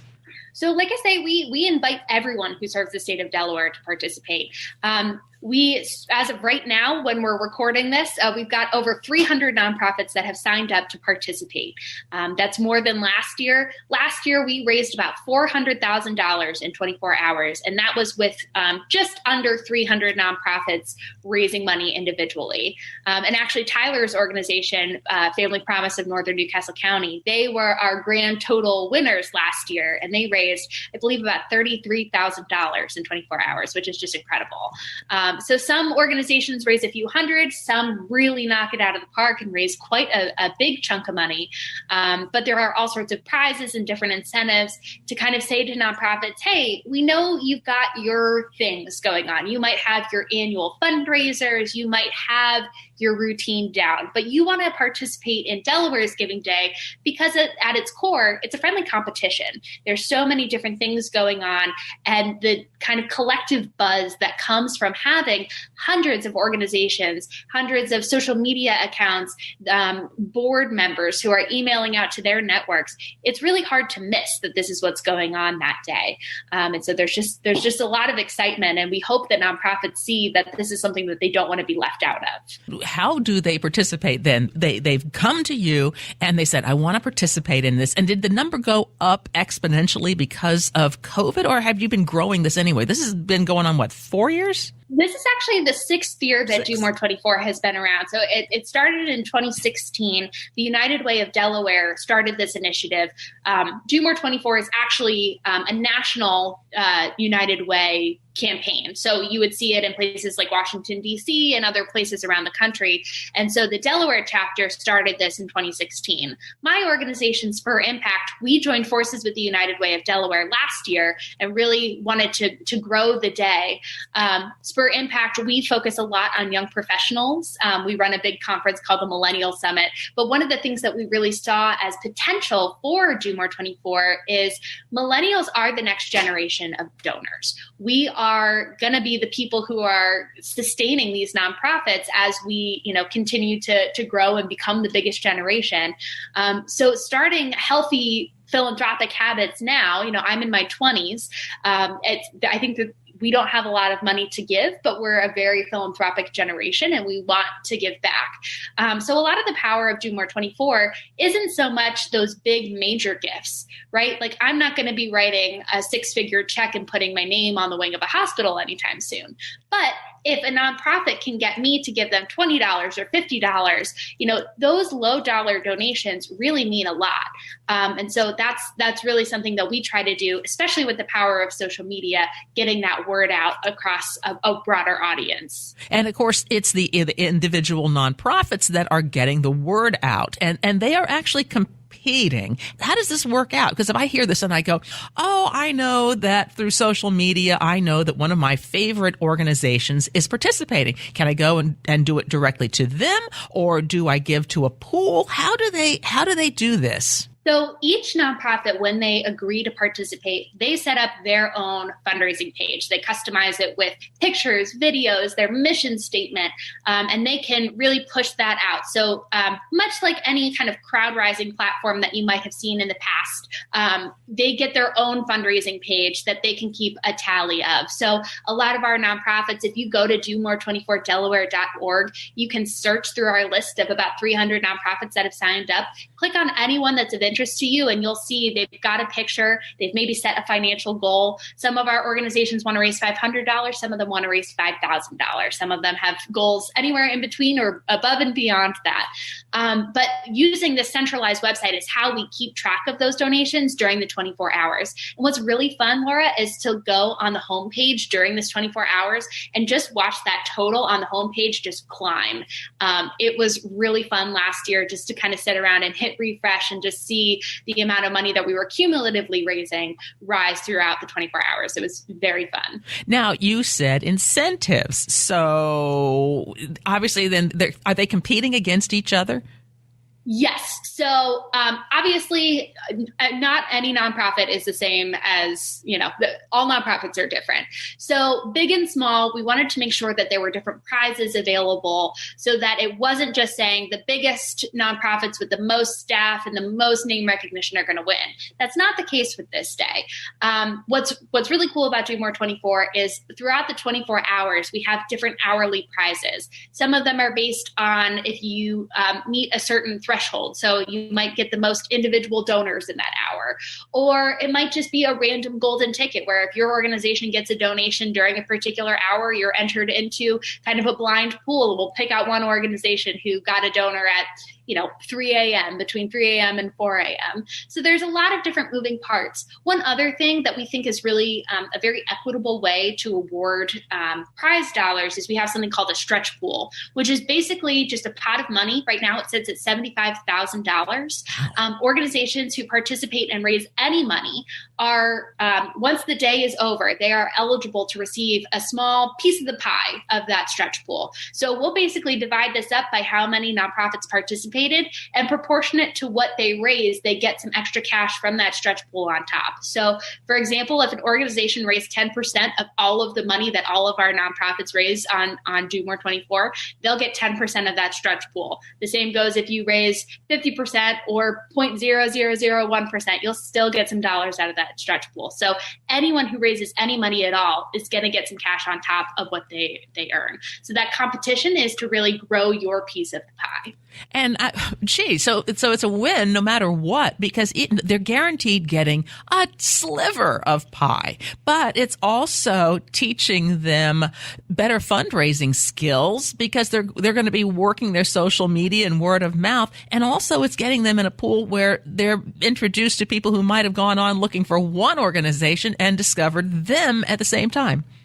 Much like you can go on Amazon and put things in your cart and check out, you can do the same thing on our website. So you can go to as many nonprofits as you want, make a donation, and then just have one final transaction at the end. So you might give to 10 different organizations on that day. It's totally up to you, and we hope that the website is user-friendly enough that you know how to navigate that and support as many nonprofits as you care to do on Do More 24. Well, I know you got incentives for us as well, and we'll talk about that a little bit later on. But when we go to the website, we can go on now and check out everybody, and then we make our donations March 4th, beginning at 6 p.m. right through March 5th at 6 p.m. It really is 24 hours, but we can log on now and just poke around. Absolutely. And there's actually a button on the website. If you stumble across a page that you're like, oh, I want to be sure that I donate to this organization, there should be an orange remind me to donate button. You just give them your name and your email address. We'll send you an automated email the morning of Do More 24 so that you don't forget. And again, this is for absolutely anybody who is interested in, well, finding out more about organizations, but also dipping your toe in and starting that habit of giving. Absolutely. And this year is so important. You mentioned earlier, COVID has really hit our nonprofit sector hard. So if you're ever going to give, this is the year to do it. If you are just joining us, this is Focus on the Delaware Valley. And today we are talking about Do More 24 Delaware. DoMore24Delaware.org, the place to go to discover about 300 nonprofits doing their best for the citizens, the people who live and work and play here in Delaware. DoMore24Delaware.org. And today we are talking to the Development Director for Spur Impact, Sarah Fulton, and with us as well, the Development and Marketing Director for Family Promise of Northern Newcastle County, Tyler Shade, and Leanne McGurr. She is the Executive Director of the Wilmington Children's Chorus. Again, for more information about this great project, sign on today, learn more, set your reminders, and then you can start giving 6 p.m. March 4th, 24 hours, March 4th and 5th, DoMore24Delaware.org. Let's get started now with our other guests, and we'll start with Tyler Shade is the Development and Marketing Director for Family Promise of Northern Newcastle County. Tyler, thank you for being here today. Can you give us that elevator speech about Family Promise? What do you do? Yeah, absolutely, Laura. So Family Promise of Northern Newcastle County's mission is to prevent and end homelessness for families with children. Family Promise firmly believes in keeping families together during one of the toughest times of their lives. We believe every child deserves a home, and it is our mission to make sure families experiencing homelessness are able to provide that for their children. A wonderful, absolutely wonderful mission. Now let's turn our attention over to Leanna McGurr. She is the Executive Director of the Wilmington Children's Chorus. And Leanna, welcome to you too. Talk a little bit about the Wilmington Children's Chorus. We are the only tuition-free community children's chorus in the nation, and our mission is to empower young people to change their world through music. We really strongly believe that every child deserves access to music education, regardless of their family's ability to pay. So since 2002, we've been able to offer really high quality music making experiences to thousands of children across Delaware and the surrounding area. And both of your organizations are very, very special. Tyler, yours, you take families. So many organizations, they will only take women. There are age cutoffs. You look at whole family units. And Leanna, the children's chorus, there are different opportunities within this for performance, for socialization, for the opportunities to grow through singing together are just amazing. How did you, Leanna, we'll start with you. How did you get involved with Do More 24? So last year was our first year participating in Do More 24, and I was honestly a little nervous because Children's Chorus had never done an online fundraiser before. It was our first time, and I'm so glad that we got in one before COVID hit, and I felt like we had a little bit of experience before we were kind of forced into that world. So we started last year, and it was a huge success. We raised thousands of dollars, and our kids and our families got into it too. They were sharing on social media. We have so many teenagers that we serve through our organization, and they loved, being involved on Instagram, and their parents loved being involved on Facebook. So I'm really glad that we got the experience of one virtual fundraiser before we were forced into the world of virtual fundraisers during COVID. How has obviously live performances and live singing and singing, ensemble has been off the books this year. How has COVID affected your bottom line? COVID has been such a challenge, not just for the Wilmington Children's Chorus, but of course for all arts organizations in the nonprofit sector, especially those of us who do a lot of performances, and the revenue from those performances was really life-sustaining for our organization. We're very lucky that we were able to invest heavily in technology, such as air filtration equipment that helps make live singing safer. So we are able to gather our children and have them rehearse. But of course, performances with a live audience are not yet an option. So, COVID has really impacted our financial situation. We are missing that concert ticket revenue. We are missing those program ads, the merchandise sales, the concession sales that come with live performances. All of that adds up and really impacts our bottom line. And Do More 24 is such a wonderful opportunity to give our base of supporters a event-based activity to participate. We see, lots of smaller donations come in around concert time, and we were missing those as well. So it's nice to have an opportunity like Do More 24, where those supporters who only have, $5, $10, $15, $20 to give really feel like their dollars are making a big difference on days like this when they're all giving together. And it gives you a chance to say, hey, this is the date. Reserve it on your calendars. It's a reason to reach out and say, hey, guess what's coming up on this day? An opportunity to support us. You might not hear us, but you'll be able to support us on this day. Tyler, your organization deals with the most vulnerable people of Delaware, and the need is only growing. How has your fundraising been affected by this? And how do you participate in Do More 24? 2020 was definitely a challenge. I'll definitely echo what Leanna mentioned about Do More 24 is our first online fundraiser last year. And it was kind of a new thing for us, figuring out, getting used to, and it ended up being a fantastic opportunity because once everything happened with COVID, every one of our other events throughout the rest of the year, we had to tweak to make it an online model. We participate in a 5K. We have an annual breakfast, which is our biggest fundraiser of the year. So the ability to have at least a little bit of groundwork and know-how with participating in Do More 24 really helped us, I wouldn't say seamlessly, but helped us transition all of our events online. And we're doing all right as far as staying in the black goes, but again, it has been much more difficult this year, just making sure we have enough funding available specifically to help families that are in need at this time. One of the things you mentioned is that the need is sky high at the moment. But in addition to that, surprisingly, rents and rates have actually increased since the pandemic has begun. in Delaware, there is already an affordable housing crisis to begin with. And with the advent of COVID-19, it's really exacerbated the homelessness crisis and the affordable housing crisis within the state. So we have a situation where there's already not enough housing available for people who need it. But then in addition to that, you have a situation where people can't even afford the units that might be available now, because it's not a situation of the lowest income groups not being able to afford housing. You have middle income people not being able to afford their housing now. So there's a huge race for the most affordable units. And unfortunately, this really bumps out the folks who really can't even afford the bare minimum at the moment. So fundraising's been tough in 2020, in addition to a situation where we have the needs sky high, with rents increasing. So the cost to serve families has also increased, but we're doing all right. And we're really hoping that Do More 24 this year can really help us bump up our income a little bit so we can continue serving more families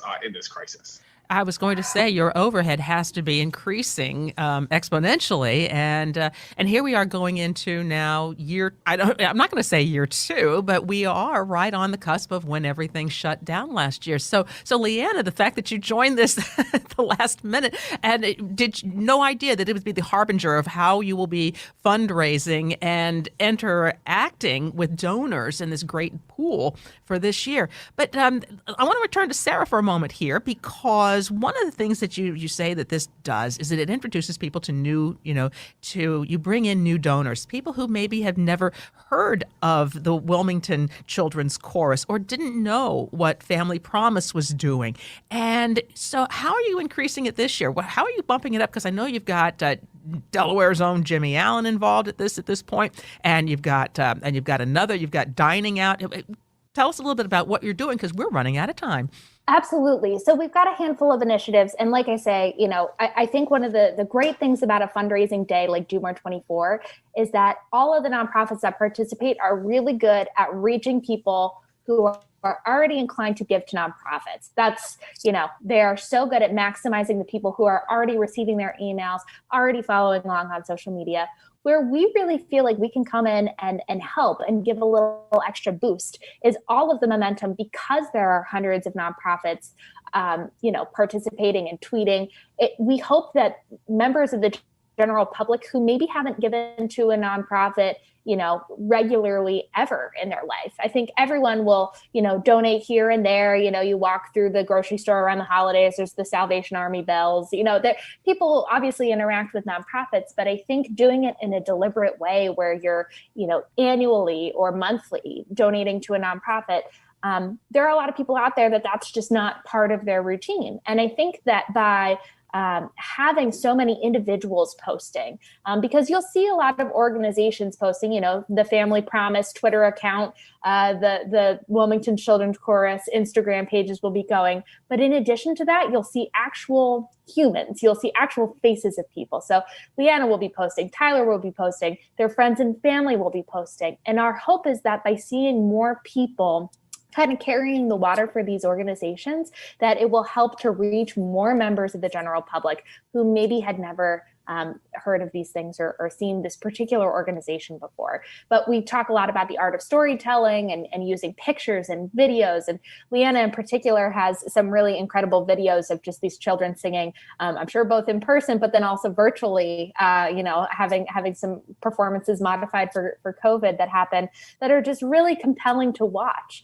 And nearly any organization, no matter what you do, there's a way for you to get the word out, either through pictures or infographics that highlight the statistics of the impact of your work. And so we really do a lot on the Do More 24 team to kind of offer trainings and really incentivize people to take advantage of those opportunities and kind of get their message out in a different way. Two things that you mentioned, though, that we've got going on this year that we hope will also help bring more people into the fold about this day. One, we are having our first ever benefit concert in support support of Do More 24. So as you mentioned, Jimmy Allen is a country star, I believe, from Milton, Delaware. If you are a country music fan, I hope you see him like on the radio and he's on your Spotify. He wasn't on my radar, but he is now. He's awesome. And so he's going to be performing a virtual benefit concert for us at 8 p.m. on Friday, March 5th. So we'll do our big 24 hours, and then later that night, there will be this benefit concert. We are selling tickets, but if you donate $50 or more to any organization, or $50 total throughout the day, like I say, we've got that cart feature, so you can give, $5, $10 contributions to different organizations and still be eligible. If you donate $50 or more, you'll get a free ticket to this benefit concert. So we hope that that's an incentive for you. The other thing that's going on this year that we're really excited to launch, this is in partnership with the Delaware Restaurant Association, but we've got a new initiative this year called Dine More 24. So basically what we've done is we've identified some restaurants that, have been doing some really great work in the community that we want to give a little bit of love to as well. Obviously, I mentioned nonprofits have taken a lot of the brunt of the COVID-19 pandemic and a lot of the challenges facing that. Same goes for our restaurant workers. So we wanted to find a way to meet people where they are. And I think people are still ordering takeout. They're still desperate to get out to restaurants when they can, when it's safe to do so. And so this year, Dine More 24 is a new initiative where we've got some participating restaurants up and down the state of Delaware, where a percentage of their proceeds one night will go towards Delaware nonprofits in support of Do More 24. But we didn't want to take any money away from the restaurants. So we've got some sponsor organizations who are covering that cost and footing the bill. So Falk Hassan is down in Lower Delaware. They're a huge sponsor of ours. PFG and Standard Distribution are a couple of others. There are a couple of different organizations that we have, but those are just three that come to the top of my mind. But there will be about 10 participating restaurants. As of right now, we're hopeful to get a few more. So, keep an eye out for those participating restaurants. So you are actually helping out our restaurant associations, our restaurants as well with Do More 24. And we are actually out of time. And so I have to say, parting words really quickly there. Tyler, a parting word, and then Leanna, and then Sarah will let you take us home. So here at Family Promise, we firmly believe in keeping families together. We believe every child deserves a home, and no child should go a night with an empty belly and no roof over their head. If you're interested in supporting an organization, we'd be honored if you chose us and helped us continuing serving Delaware's families experiencing homelessness during this difficult time. And that is, of course, Family Promise of Northern New Castle County. And now, Leanna. I would just like to encourage everyone to support the art sector. This is a crisis moment for a lot of arts-based nonprofits, not only in Delaware, but across the nation. And these are organizations that really fill up our communities. They fill up your child's after school day. They fill up your Friday nights. Back when we had Friday nights out, they fill up restaurants when they drive traffic to them after those performances. Our arts and culture sector contribute to really vibrant, livable, successful, exciting communities to live, work, and play in. And they need your support. And I would just like to stress that no donation is too small. Some of the most important, cherished donations that we've ever received were $5, $10. I remember those. I remember those donors' names. And it means so much to us when we receive even small donations, because it shows us that you are, greatly appreciative of the work that you're doing, and you're putting your dollars into your community. And I can assure you that every arts and culture organization that you give to, not only during Do More 24, but for the rest of your life, will take those dollars and they will invest them right back into our communities. And of course, that is the Wilmington Children's Chorus that she is speaking of. Sarah, take us home in 1 minute. Literally, Awesome. We are so out of time. Fast. Well, that's because I talk too much. Delaware, I think, is a really special place. And I think anyone who lives here knows that we've got some quirks and some unique characteristics that we're really proud of our little state. And I think that there's so much to be proud of, especially when you look at our nonprofit sector. So our hope with Do More 24 is that year over year, it grows and people continue to express their gratitude to our nonprofit sector by donating, by finding new organizations that they care about, and also leaning back on those reliable ones that they've always supported, and making this an annual reminder to give back to those organizations that have served their community. And of course, those 24 hours begin at 6 p.m. on March the 4th and continue through 6 p.m. on March the 5th. Do More 24 Delaware. DoMore24Delaware.org, the place to go. Go sign on right now. Learn more about all the wonderful organizations, and then sign on again. March 4th at 6 p.m. You have 24 hours to help support the arts, the humanitarian efforts, all of the work that makes this place a much better state. And it's DoMore24Delaware.org. And you'll find out information, too, there about Dine More and also about the Jimmy Allen virtual concert, too. DoMore24Delaware.org. My guest today, Sarah Fulton. She is the Development Director for Spur Impact for Do More 24 Delaware. Tyler Shade, Development and Marketing Director for Family Promise of Northern Newcastle County. FamilyPromiseDE.org is where you find them. Leanna McGurr, she is the Executive Director of Wilmington Children's Chorus, and find them online at wilmingtonchildrenschorus.org. You two will be back. Sarah, thank you. Good luck. March 4th, 6 p.m. to March 5th, 6 p.m. DoMore24Delaware.org. I'm Laura Lewis. This has been Focus on the Delaware Valley.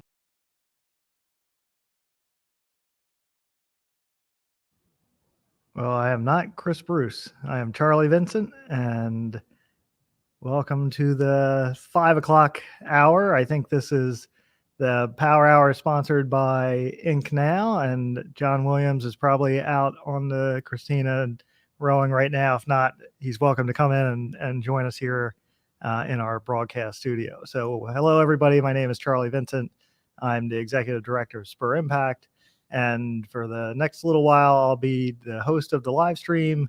And I guess until Sarah comes on and can riff with me for a little while, I'll give some updates on everything that's going on.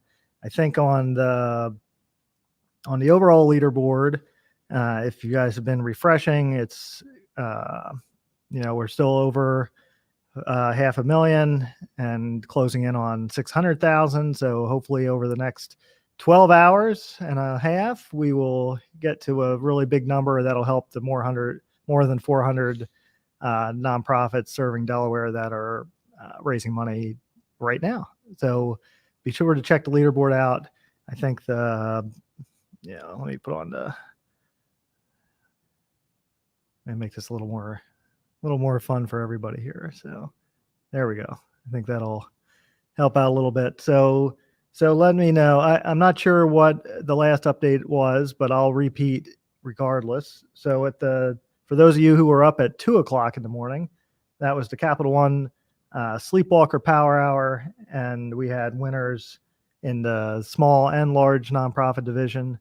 Capital One is one of our big sponsors of this, so thank you to Capital One. They have a couple different power hours throughout the day.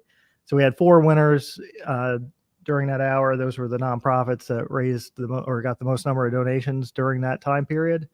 In the small nonprofit division, the winners were Barbara Brooks Transition House and the Everett Theater. And in the large division, it was Family Promise in Northern Newcastle County, which we just heard from Tyler Shade during that broadcast, and the Sanford School. And the golden tickets that hour were won by, let's see.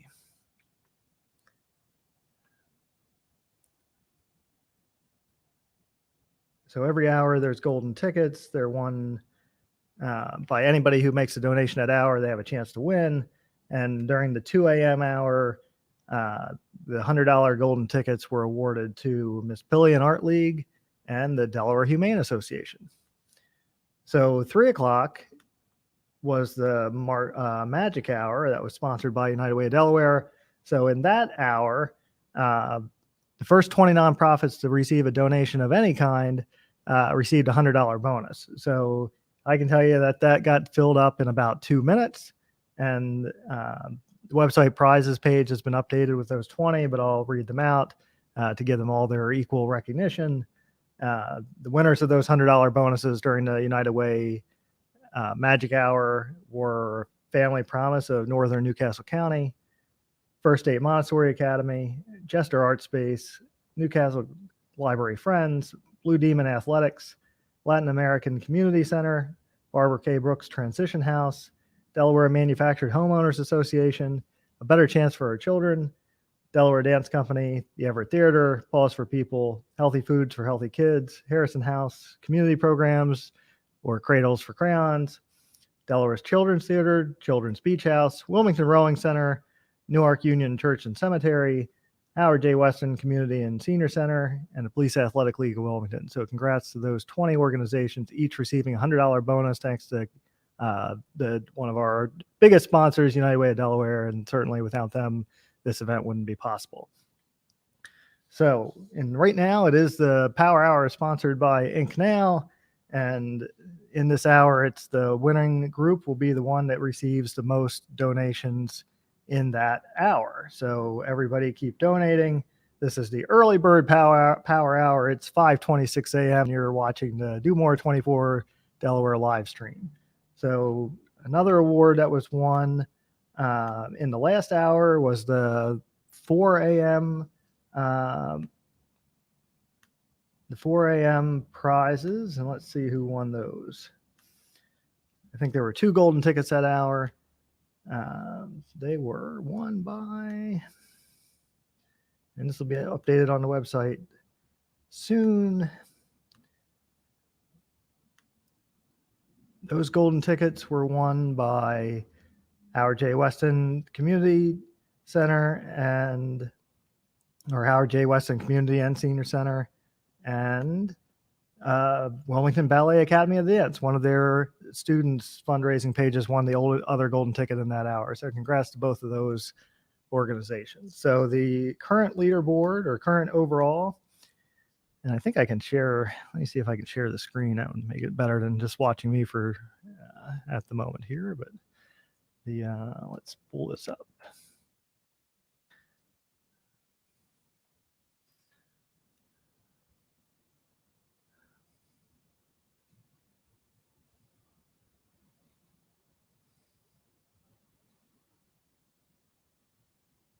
Yep. Well, I can't figure it out. But so with 12 and a half hours to go, we're up to $539,715. That's real money going to a lot of nonprofits. I know I could share the screen here. Let me see.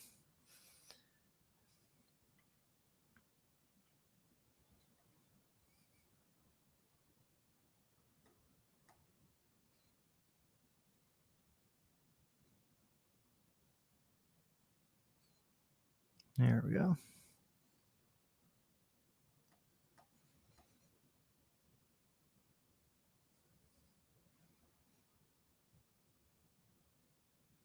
Oops.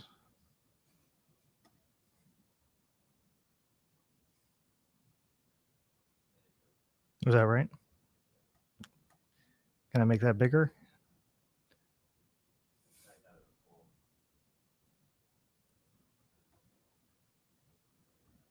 Okay. All right. So I think you guys can see that a little bit now. So in terms of who's in the lead overall, we can go to the search bar and can see Shepherd's Office is still in the lead with $26,527 from 192 donors.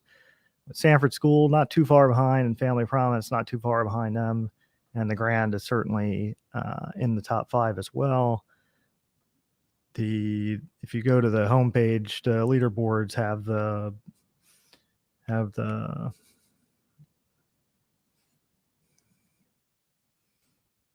overall leaders. So you can see Shepherd's Office is overall leading both overall and individual donations, with Barbara K. Brooks not too far behind. In the large nonprofit leaderboard, we have Sanford School leading Family Promise in Northern Newcastle County, followed by the Grand and Ministry of Caring. In the small nonprofit leadership board, our top 4 or 5 at the moment are Shepherd's Office, Supporting Kids, Barbara K. Brooks Transition House, Edge for Tomorrow, and Delaware Children's Theater. So you can see the full leaderboards on the homepage, and you can definitely keep tuning in and watching as the clock continues to tick down toward 6 p.m. and that number of donations raised keeps going up, and lots of people are refreshing the screen at any given time. So I do want to take a moment and thank, I know Sarah and Chris have been talking about this a lot, but certainly this event would not be possible without our sponsors. Certainly United Way and Spur Impact help lead this initiative. There's probably a dozen other organizations to help plan this, and I do want to take the time to thank each and every one of them for all of your support and hard work over the past few months in bringing this day to fruition. Certainly the stretch pool sponsors are our biggest supporters and are powering a lot of the general stretch pool that everybody's eligible for. Longwood Foundation, Welfare Foundation, Laughing McHugh, Delaware Community Foundation, Spur Impact, and United Way. So I know Stu Comstock-Gay from the Community Foundation was on earlier. I think he's coming back on later this afternoon, probably in about 12 hours if I had to guess. But and certainly the Division of the Arts is really the arm of the art sector, and really a lot of arts nonprofits up and down the state depend on them every year, and they're putting in a considerable amount of money for those nonprofits to really incentivize their donors to donate. So certainly if you support the arts organizations, and I know many of you do, this is the time to donate, because every dollar that's going in, it's going to be multiplied by something. And I know that we've talked about that before on this broadcast, but certainly a big shout out to the Delaware Division of the Arts. And they're also a big supporter of the Jimmy Allen benefit concert that's coming up later tonight. That's going to be great. I know Chris talked a lot about that. Our philanthropic champions, Barclays and Discover Bank. Certainly thank you to both Barclays. Thank you to Discover Bank. They have some great prizes. They've put in some great support. I know they're really behind this. And Barclays are that first place, the opening hour prize. I think those 20 organizations gobbled them up in the first hour, and that's $500 bonuses going to each of those organizations, and you can see them on the website who won, and on their individual pages.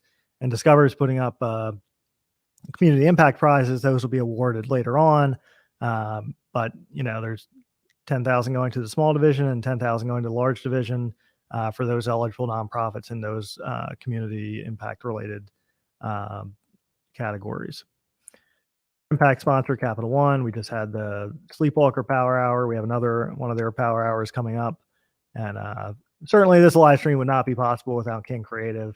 And they've been very supportive of this event for sure. Chris really is going to be the envy of everybody, because he gets to interview Jimmy Allen during the benefit concert or in relation to that. So you'll get to see that later tonight. And again, anybody who donates $50 or more today, we'll get a link to that. That'll be emailed out to you probably around 7 o'clock tonight, maybe a little before if we do it in a couple tranches. But that link will be on. It'll be great. So, and everybody should be looking forward to that. If you're able to go, donate $50 and you'll get the link. It's just going to be great. And Jimmy Allen, here's a Delaware native going great, and there's not too many downstate. I grew up downstate, so there's not too many that get out of Sussex or Kent County, and really certainly even fewer that make it big on the Opry stage and are really a national and international, frankly, community or country music star. So we're really looking forward to that concert, and thank you to Jimmy Allen for all of your support of today. Our media sponsors, Delaware Business Times, Delaware Live, Delaware Public Media. I know we're going to hear from Jane Vincent at 7 o'clock today. No relation to me. And iHeartRadio with 94.7 and Froggy 99.9 have been really great helping promote this out and certainly talking up the Jimmy Allen concert as well. So thank you to our media sponsors. Our benefactors, Bloom Energy and Arthur Hall Insurance. You've heard earlier today about their power hours, and I think Bloom Energy has another one coming up later this morning. New Point video contest sponsor, and they've been great about helping with a lot of aspects of this as well. I know we'll be showing, if we haven't already, the winning video contest entries. I think we'll be announcing them again if we haven't already, so we'll get them on later this morning. Our friends, Bank of America, Inc. Now, and McCollum, D'Amelio, Smith, and Hubler. Right now it is the Inc. Now Power Hour, so every donations count this hour. So the more donations that come in, two nonprofits are going to win, one in the small division and one in the large division. So thanks again to Inc. Now for sponsoring this hour. our supporters, Dana, is Delaware Alliance for Nonprofit Advancement. They're really the sector leader when it comes to nonprofit advocacy, helping with the PPP and understanding the federal regime as far as it goes to try and get money to the nonprofits. So certainly if you're not a Dana member and you work with a nonprofit organization, you should. They do board trainings and we can't say enough good things about Dana. And I know Sheila Bravo was on an interview earlier today that was rebroadcast along with Tanetta from Philanthropy Delaware, Michelle Taylor from United Way, and that was hosted by Tierra, and that was a great interview. And thank you again to Dana and Philanthropy Delaware and United Way for all your support of this great event.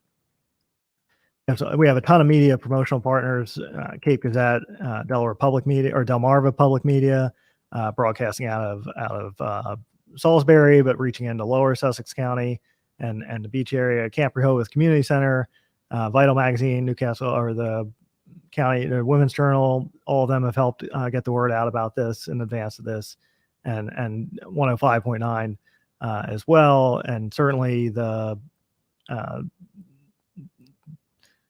we've had lots of coverage, and we are greatly appreciative of all of our media partners. And it couldn't be we couldn't get the word out without all of you. So thank you very much. Virtual benefit concert is which we talked about. That's coming up. I think we'll probably play the promo of that again soon. But Jimmy Allen is a country music rock star who's going to be here. Well, not here, but he'll be performing out in Nashville, a set and doing a little Q&A with us. And that'll be tonight at 8 o'clock. It's an exclusive event. The only way you can get a ticket to it is by donating $50 or more to one of the participating nonprofits. You'll get an email with the link to the concert later today.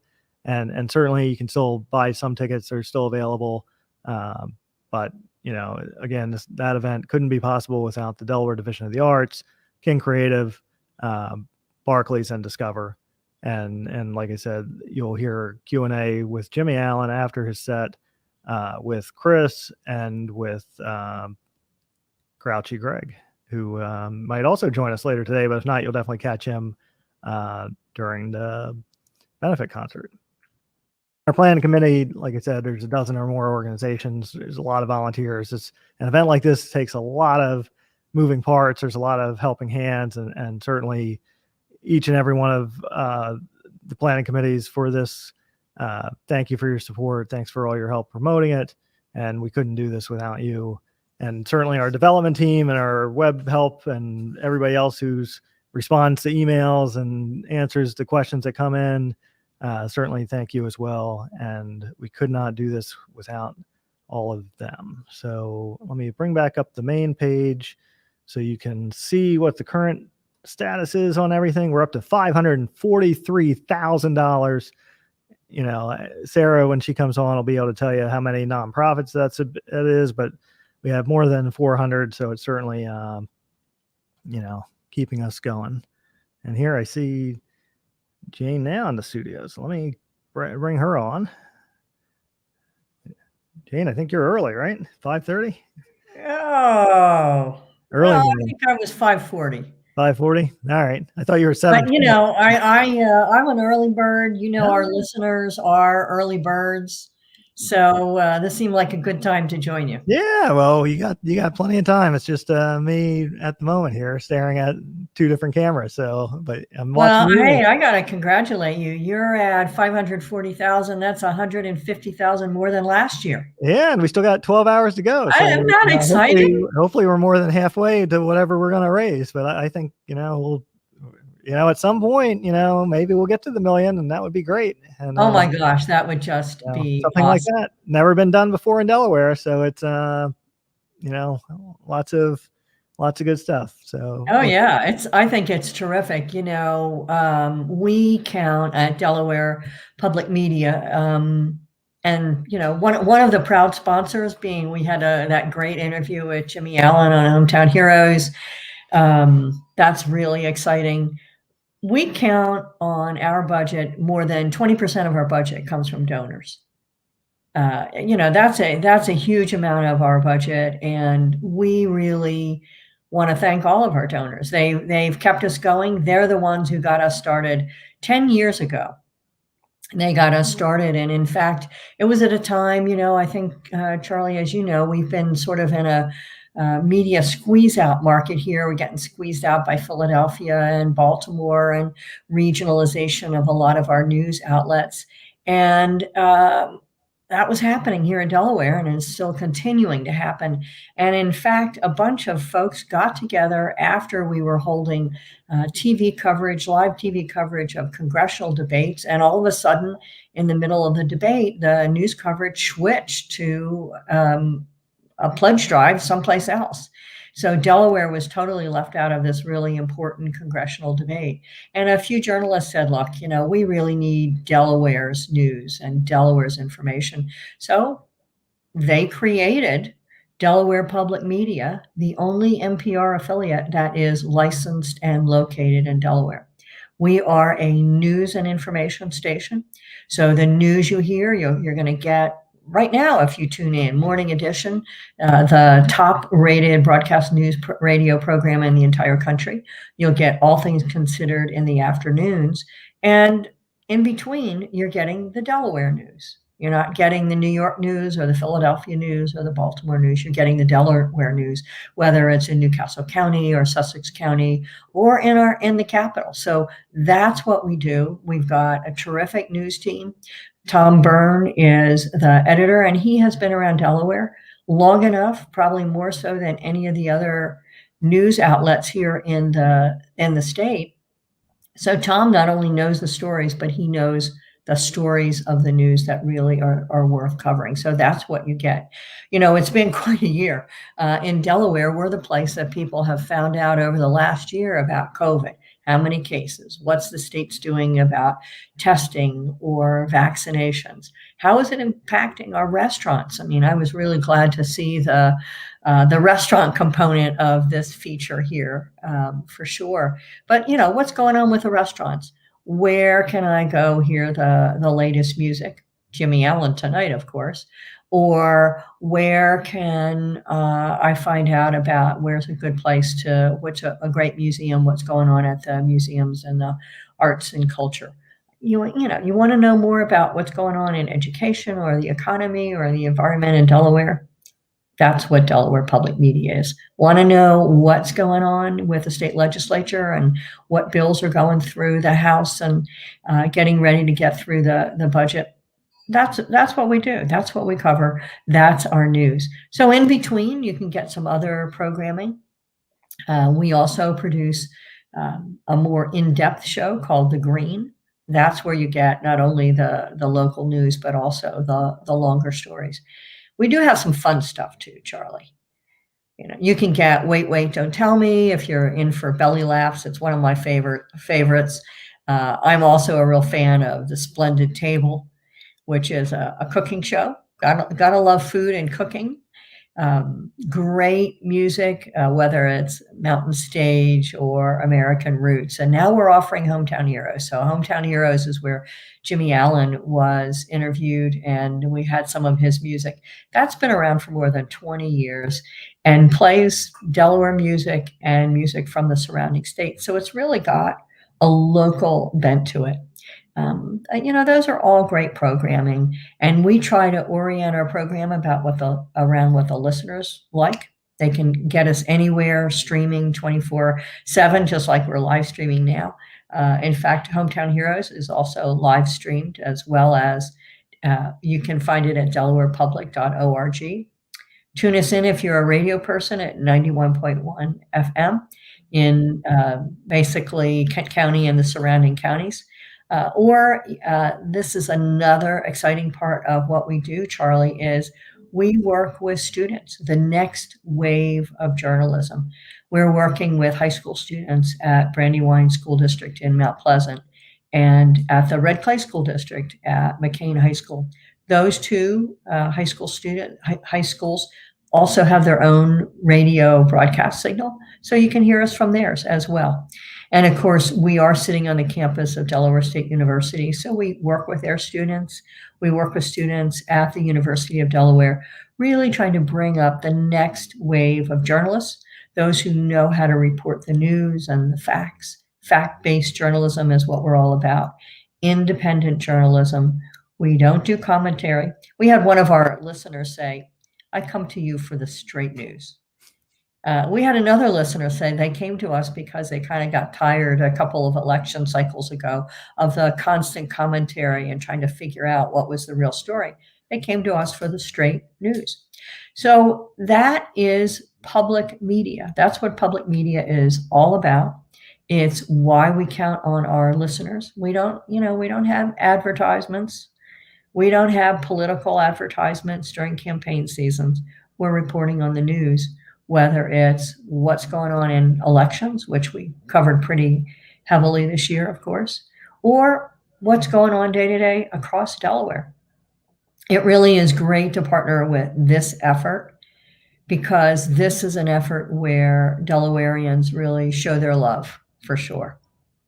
Can you talk a little bit about how COVID and the pandemic has really, I know it's obviously affected a lot of your business model, but sort of just what sort of, I know there's been a big spike in listenership and viewership on the website. Can you just talk about sort of what Delaware Public Media has done over the past few months to really, everybody overuses the word pivot, but to really lean into the pandemic and really make lemonade out of lemons here. Can you talk you are so right. And in fact, I got to tell you, it was this time last year. We had just finished Do More 24, and we were in the middle of our spring fund drive, which starts next week, just like it did last year.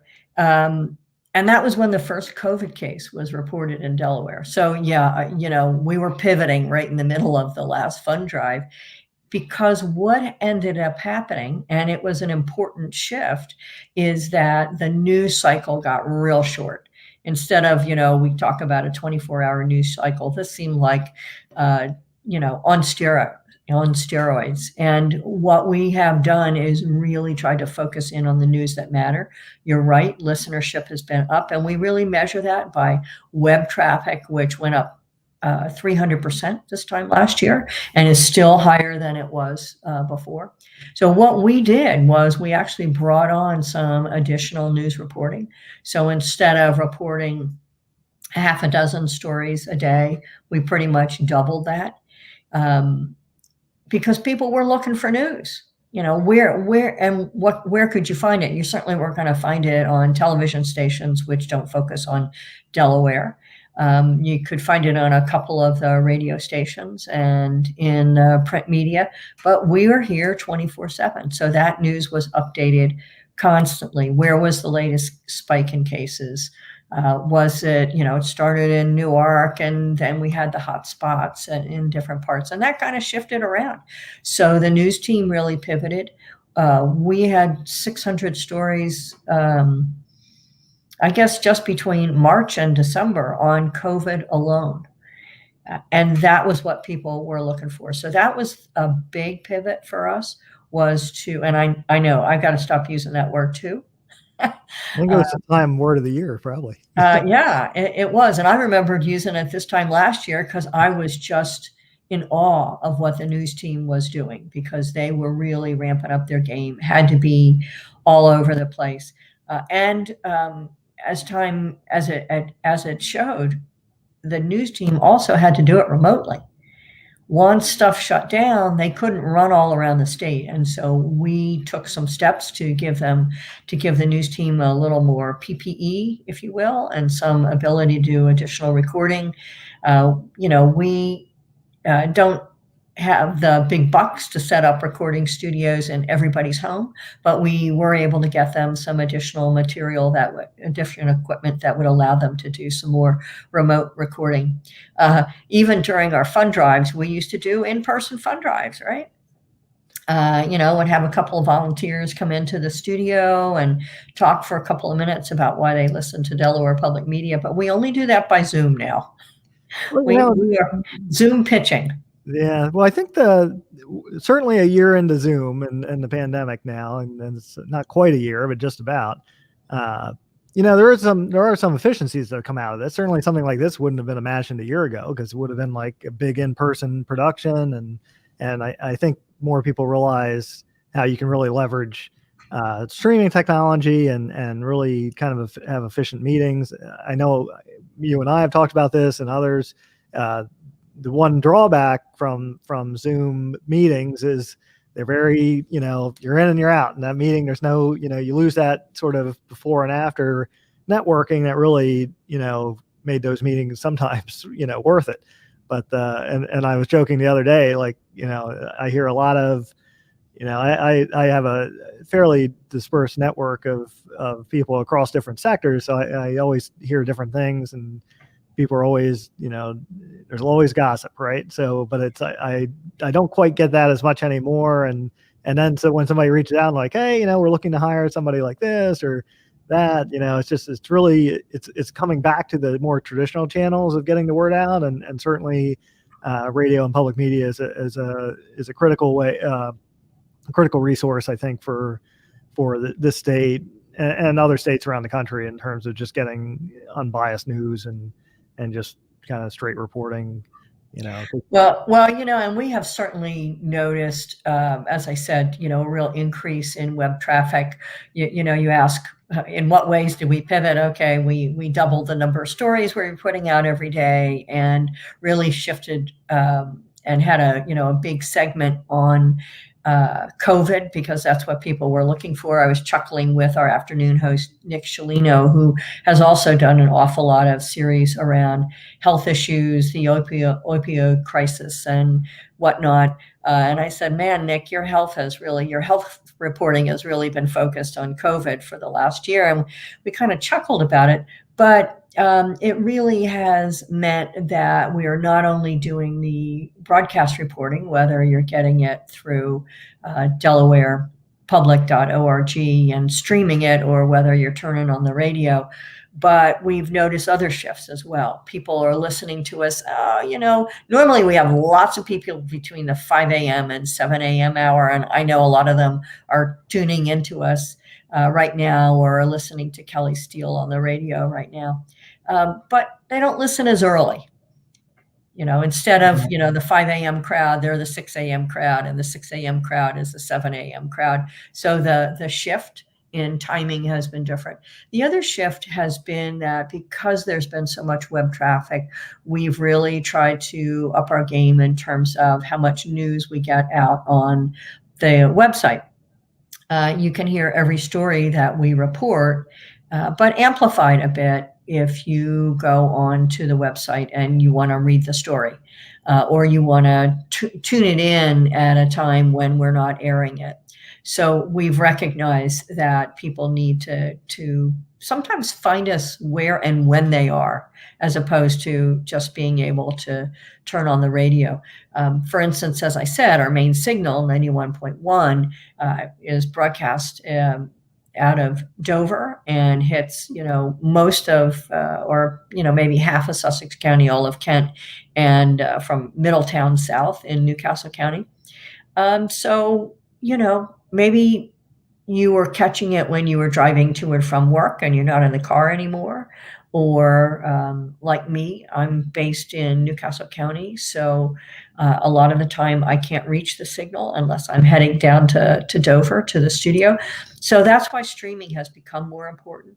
The two high schools in northern Newcastle County both have signals. 91.7 is the Mount Pleasant signal, and 88.1 is McCain. McCain generally is is airing us 24/7, and it's drive time for Mount Pleasant. So you can get it in those places, but we recognize a lot of people are going to the website, whether it's their handheld device, their smartphone, or if it's the computer or an iPad. So it means that our website really has got to cover the news more robustly, let's just say, than it has in the past. We're also in the process of amplifying generation voice. So in the coming months, you'll see more of that. That's really what the students are doing for us. Sometimes you hear them on the radio, which is pretty cool. Rachel Zawicki is a University of Delaware student, and she is our part-time anchor and fills in on weekends as well. It's really neat to have a student who has achieved that level, and we count on her just like we count on the rest of our news team. Some of the high school students, they have amazing stories. I mean, think about it. They are reporting and doing stories right now on breaking news. They're talking about their COVID life. I mean, this is breaking news for years to come, and they're able to report on it, and we're working with them. We have a youth media producer who does a great job with the kids. And it's amazing the kind of work they do. And you know how important it is to hear somebody else's perspective. Oh, I mean, we're talking about COVID, we're talking about facts. Where's the case? What's the case count? How many people are in the hospital? How many people are recovered? How many people got tested? How many people need a vaccine or got a vaccine? They're talking about what it's like to be a student when obviously the school system has changed in the last year. And that's really an important voice. So it's a little bit of a different perspective, and we are happy to be able to work with the students to figure that out. Hopefully it will result in the next wave of journalism. We hope that the Rachel Zawickis of this world and the high school students that we're working with go on to be journalists. But if not, they are now familiar with what is fact-based reporting. Right. It helps them understand what's behind the news that they're listening to, whether it's through Delaware Public Media or some other media organization. They learn about what it's like to check your sources and make sure that you're reporting the best stuff. Right. Well, I know Delaware Community Foundation is just launching a new media partnership program too. And then so I think it's going to be, I think programs like that, programs what you're doing, you got to empower the next generation to get out there and do stuff, because they're going to go out and do it, So it's nobody's going to live to be 150. So, you got to think about what you're going to do, at some point. Yeah. I was a college radio DJ for 4 years, and I was the assistant GM my senior year. So I was the head of marketing. So that, and I always enjoyed the marketing side of that stuff, and the relationship and networking piece that goes with it. But I always have this question for people in this business is what. So you've interviewed thousands of people over your career. Who are sort of the one or two really standouts that are like this was really a cool interview? Like I remember somebody years ago, I saw this. Somebody asked this question. Somebody goes, it was like Joe DiMaggio or something. He just ran into at a bar, and he said that was the coolest. So who would be your top 2 or 3 people that you've met or interacted with in your career? Well, I'm not the interviewer, so right. I'm the GM and president, and I don't do the. You get to go do all the glad handling. So I do all the glad handling, but I can share a couple of interesting things. So Tom Byrne has been around Delaware for a long time.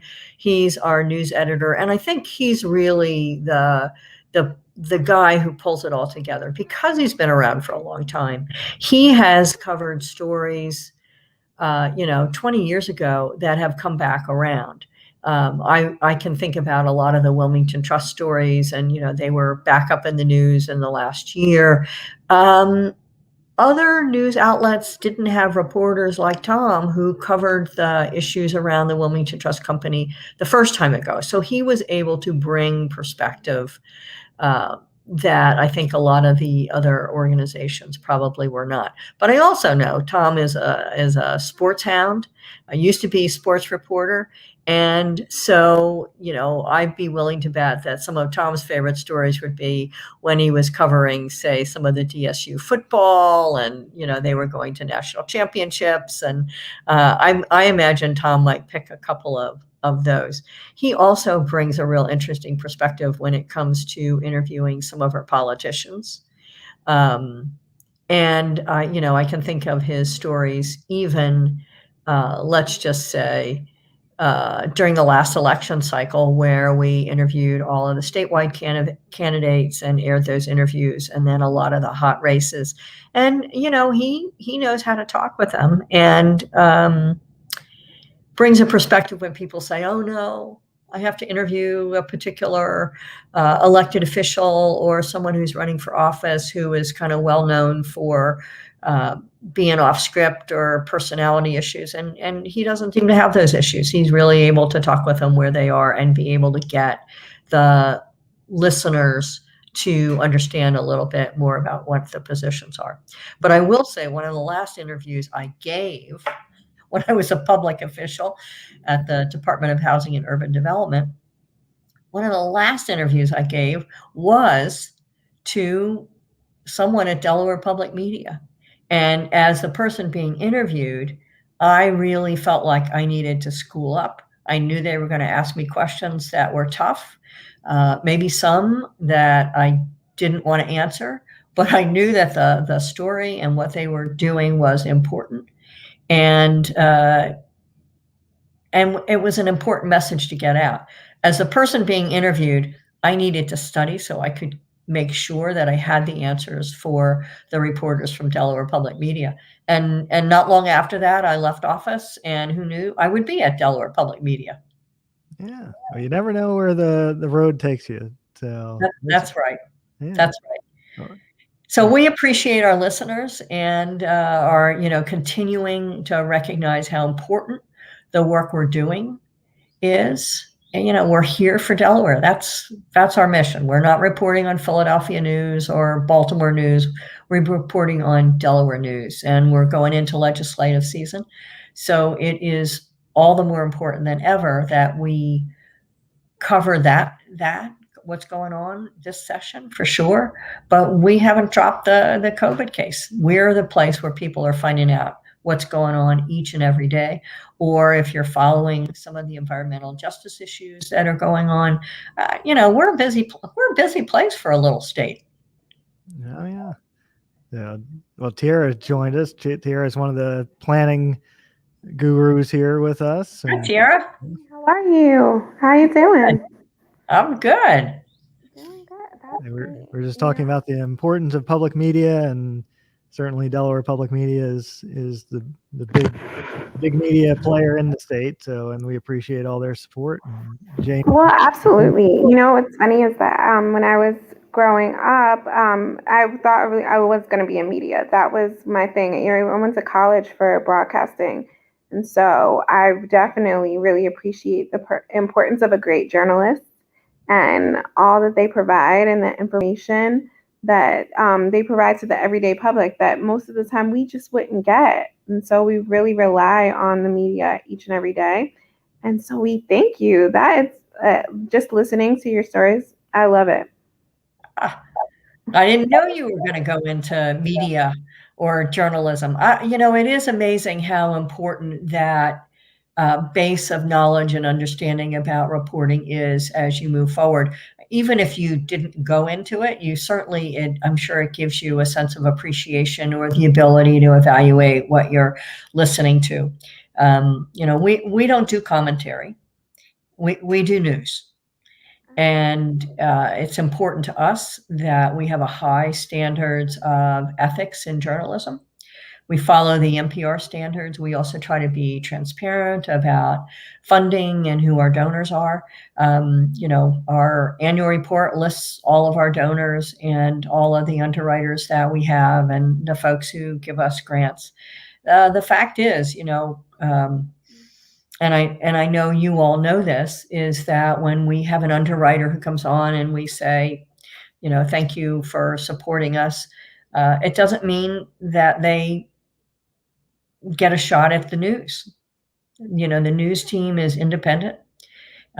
When you say to me, what was my favorite interview? I don't know. I got nothing to do with the news, because the news and the business side of Delaware Public Media is separate. And we really try hard to strive to the very highest of ethics in journalism. it's important for what we're doing, and it's important for the people who are listening and following our news.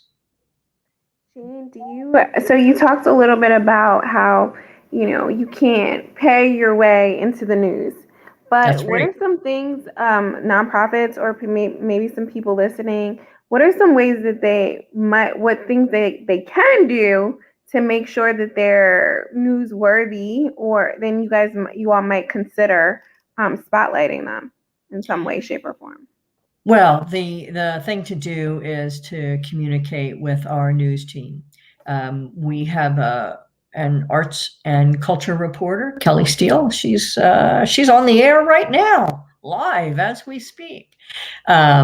Or to reach out to the news team. It's real easy to send a note to news@delawarepublic.org to communicate with them, or to the extent folks know any of the reporters, to reach out directly and to pitch the story. And then they make the call about what it is that they're going to cover.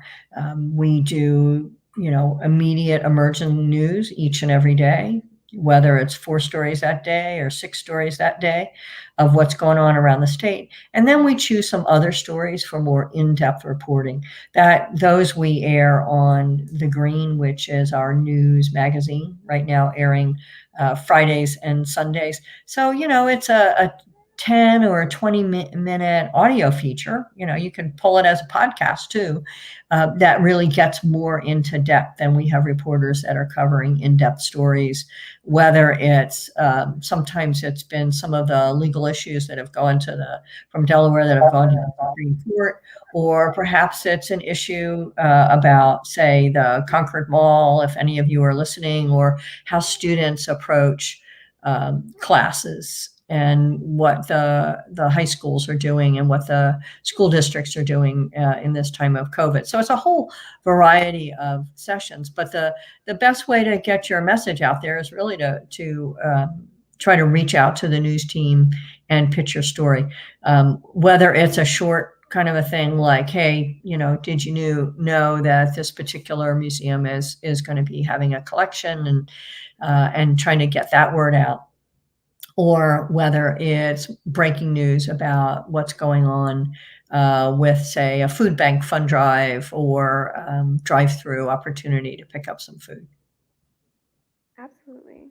That's, I think that's one of the things that nonprofits really struggle with, is how do we get the word out? Who do we call? And just having a face to, okay, we can call Delaware Public Media. We can. There are journalists out there waiting to help us spread the word. I think that's important. It's important to note, and I'm so glad that you're here to share it. Well, thank you. And I would say it's more than spread the word about events. It's all about, what's the news? What are we reporting on in the news? Newsworthy. So most of what we do is the newsworthy part. And as I said, sometimes it's more in depth about what's going on. We've done some stories about how some of our major cultural institutions have pivoted in the last year, using that word yet again, and how they've had to retool how they reach their client base and their followers. What is it that Delaware Art Museum has done, or the Biggs Museum have done to make sure they have traction and make sure they're providing the services that they're in business to provide, which is showing us an amazing experience. And for a while, they've had to do it offline. So Charlie, what did you do with Chris? Because you still have his, you have his news rolling. Did you kidnap him or something? I don't know. No, he's masked up in the back, I think. Yeah. So, but yeah, I was going to say I don't know Chris. Yeah, I only know Charlie Vincent. Well, he'll be back on soon enough, and then give him a little bit of a break here. So it gives him a lot of respect, I think, for what Jerry Lewis did years and years ago when he was running the Jerry Lewis telethon for the MSFU.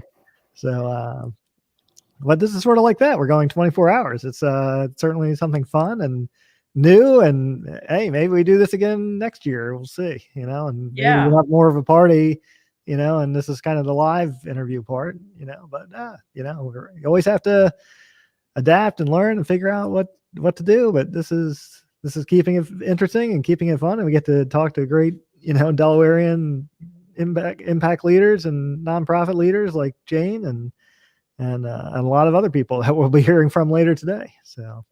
Yeah, I thought I'd chime in early. As I said, we do have our early bird listeners who are checking out the news, which is great. Although, as I said, this time of COVID means they're listening a little bit later. We were really kind of excited last night. At 5:45, we were actually on the air talking about Do More 24. Right, we said, here's the countdown, 10, 9, 8, 7, 6, 5, 4, 1. Boom. Yeah. Turn to Do More 24 because hey, we were on the air. We were able to break into some of our local news and just do a little bit of a highlight. And boy, you guys have really gotten off to a roaring start. You're just barely 12 hours in.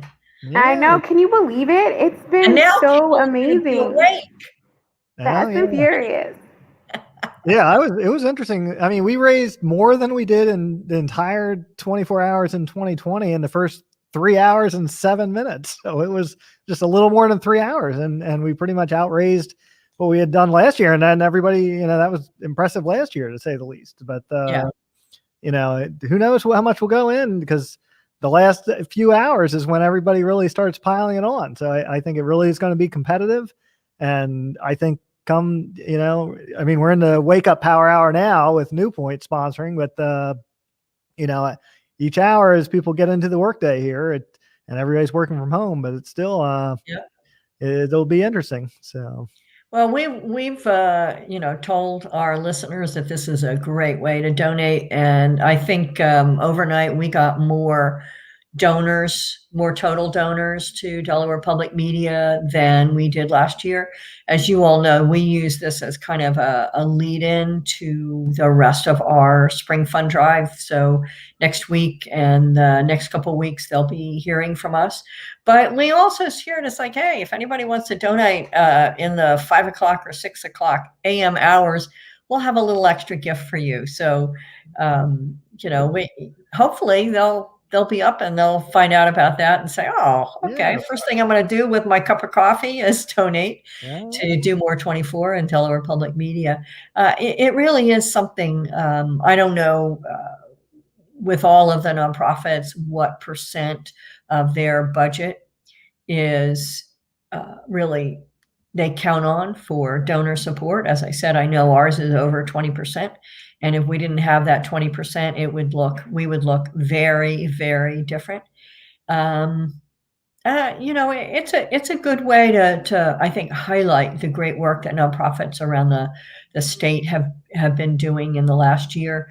One of the things that I've always known, and I've been in affordable housing and community development. I've been at the Community Foundation. And one of the things that's always been obvious, and the same is true with Delaware Public Media, is when the going gets tough, the tough get going, and nonprofits are the tough. They are the ones who are out there, they're doing their work, they're working on their mission each and every day. And when there's a crisis, they're called to step up from whatever they've been doing, whether it's, as we talked about, some of the museums, which have had to say, okay, we're still an important resource. How do we reach the people that we want to reach and that want to be reached? Or whether it's, animal shelters and, the fact that they've really been called on not only during the past year to help people who haven't been able to take care of their animals, but now with different crises in other parts of the country, called on even more. Or whether it's the food bank, where more people need help than ever before. Or, honestly, the United Way and the Delaware Community Foundation and a lot of the foundations that support our state have really stepped up to say, how can we help? What can we do? And Delawareans help each and every day. We know, for instance, last year, our spring fund drive was the best spring fund drive we'd ever had. And I can't help but wonder if it was, because we were going into an election cycle and people were looking, as I said, for the straight news, the unadulterated, non-commentary, just, tell me what's going on, tell me what the different candidates for, in our case, local office, or if you were listening to the national NPR news, the national coverage, or whether or not the folks listening said, wow, I've got to know more. I'm going to help these five guys at Delaware Public Media so I can know more about what's going on in our state about COVID. If you think about it, where else were you going to find that information in Delaware? It's hard, to track down all those resources if you have to be your own reporter, and that's what we're here for. So it's nonprofits have really stepped up, and they've experienced the same economic challenges that all businesses and all individuals have experienced, and the need for their services has gone up. So a day like Do More 24 is just an awesome opportunity to give back the love to the extent you can.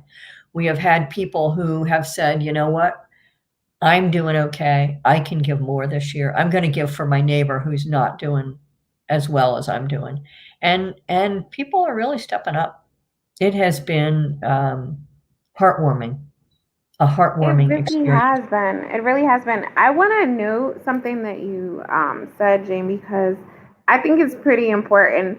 You spoke about how this day can stretch $1 because of all of the amazing prizes that are happening.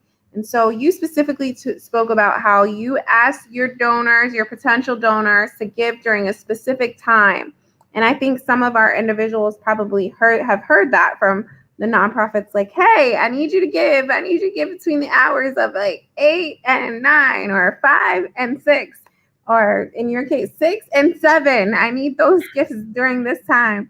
And sometimes they might be confused, like, why? Well, I'm giving you $5. What difference does it make? And so I just want to note how important it is that if your nonprofit, especially if they're working for a prize, that's when your $5 can easily turn into $105 or $505 just because you donate it during a specific time, and your nonprofit has a really great chance of winning.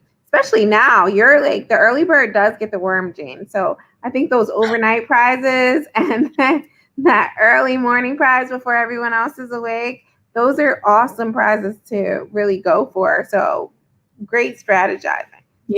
Tiara, we have been talking to our listeners about this earlier this week as we were trying to make sure folks knew about Do More 24. And that was the message we gave them. We didn't say donate between 5 a.m. and 7 a.m. We're only saying that this morning.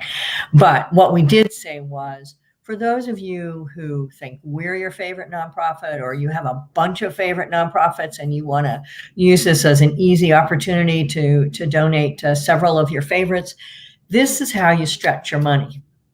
This is where your dollar means more than $1, because Do More 24 is there, and you all have pulled together other sponsors who are able to add on to what individuals are doing. So an individual's dollar might be worth $1.25 or $1.50, and sometimes a lot more, depending on whether or not folks are donating and really unlocking some special challenges.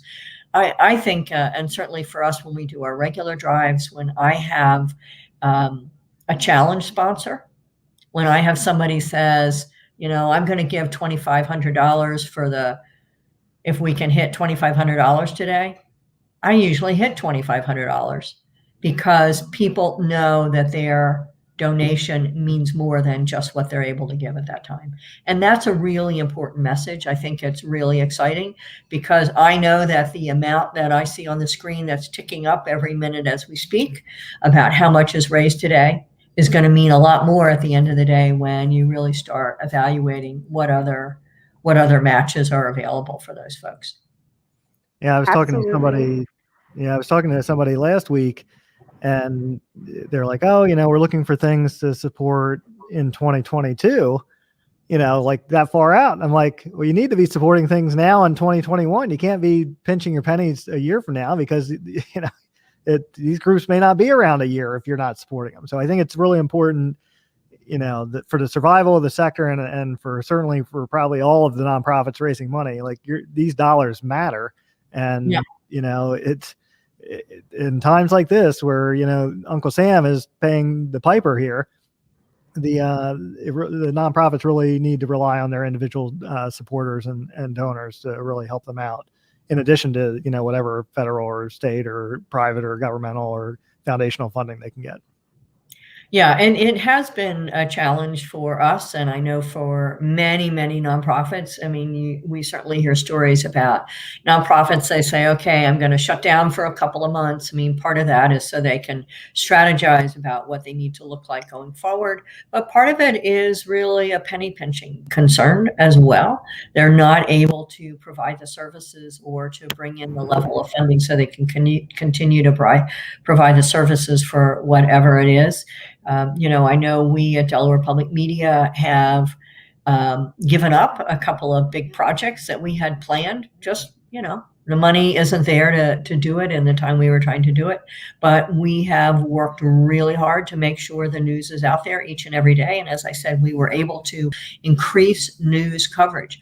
On the business side and the financial side, we're scrambling for new and different funding sources. As I said, the Delaware community has stepped up, whether it's the Community Foundation and United Way and Dana. They've really stepped up to help nonprofits. And if it weren't for them, we would be in a very different situation.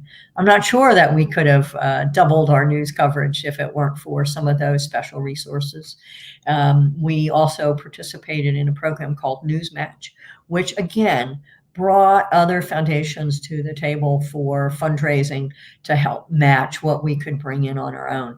And that's how that money gets stretched. The Do More 24 program is stretching the dollars and the donations that come in today so that they mean more than my dollars mean more because I'm able to do it through Do More 24. Oh, yeah. Love that message. Your dollars most definitely mean more by giving during Do More 24 and giving to nonprofits. And, during a pandemic, we forget that nonprofits we're the essential workers. So we end up working harder. You end up needing more services. And there are more kids that forget after school programs. They need during school programs now because there is no school to go to during the day. So then what are our kids doing during the day? That means we need to create more programs. And we probably thought it wasn't enough when before the pandemic. And so now we're scrambling to keep producing. And I see that with the news as well. There's more news. It's not less news. During the pandemic, there are more news. It's more news. It's more opportunities that you need to get reporters out to. There's more opportunities that you need to cover and talk about and make sure the public knows about. And so it's just more important now. We keep saying now more than ever, but now more than ever, it's so important that you give to your heart's content what you can, and no amount is too small. So $5, today could mean, again, $105 really fast. So we just really appreciate everyone giving.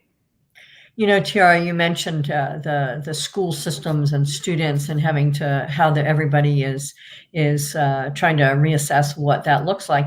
You know, that's even been the case for our reporters that work with the students, whether it's at the two universities, DSU and UD, or whether it's Mount Pleasant and McCain, particularly the high school students. So, you know, our program with the high school students had generally been, we were there in the schools a couple days a week. We were working most particularly with the you know, the higher level, the juniors and seniors in terms of their journalism projects and coaching them up.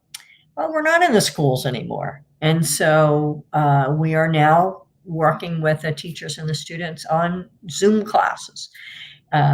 We're just now starting to get back, depending on where each one of those schools are, whether they're in person or not.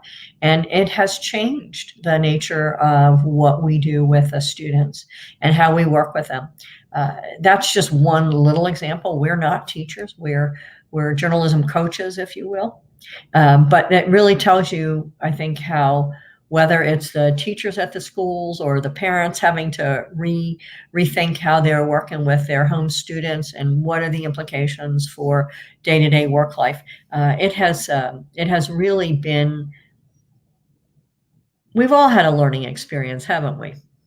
We have. It's definitely been a learning experience. We've all had to pivot, be flexible. Life is dynamic. That's what I've been saying. Life is dynamic, be flexible, figure it out. You know what made me, when you were talking, it made me think, even though you all pivoted, this is one example how you pivoted, but to Zoom classes for students, I bet you that it was pretty interesting because I've learned to do some fancy stuff with Zoom. Even what we're doing now is pretty fancy, and it's we're on a video call. So did you notice that? Were the students very creative in finding new ways to kind of present their information to the public? Well, if you listen to The Green, I think it was just last week, we had a series of stories by students. And what I thought was the most interesting that I've taken away from our reporters who work with those students is that they know they are reporting news as it's happening.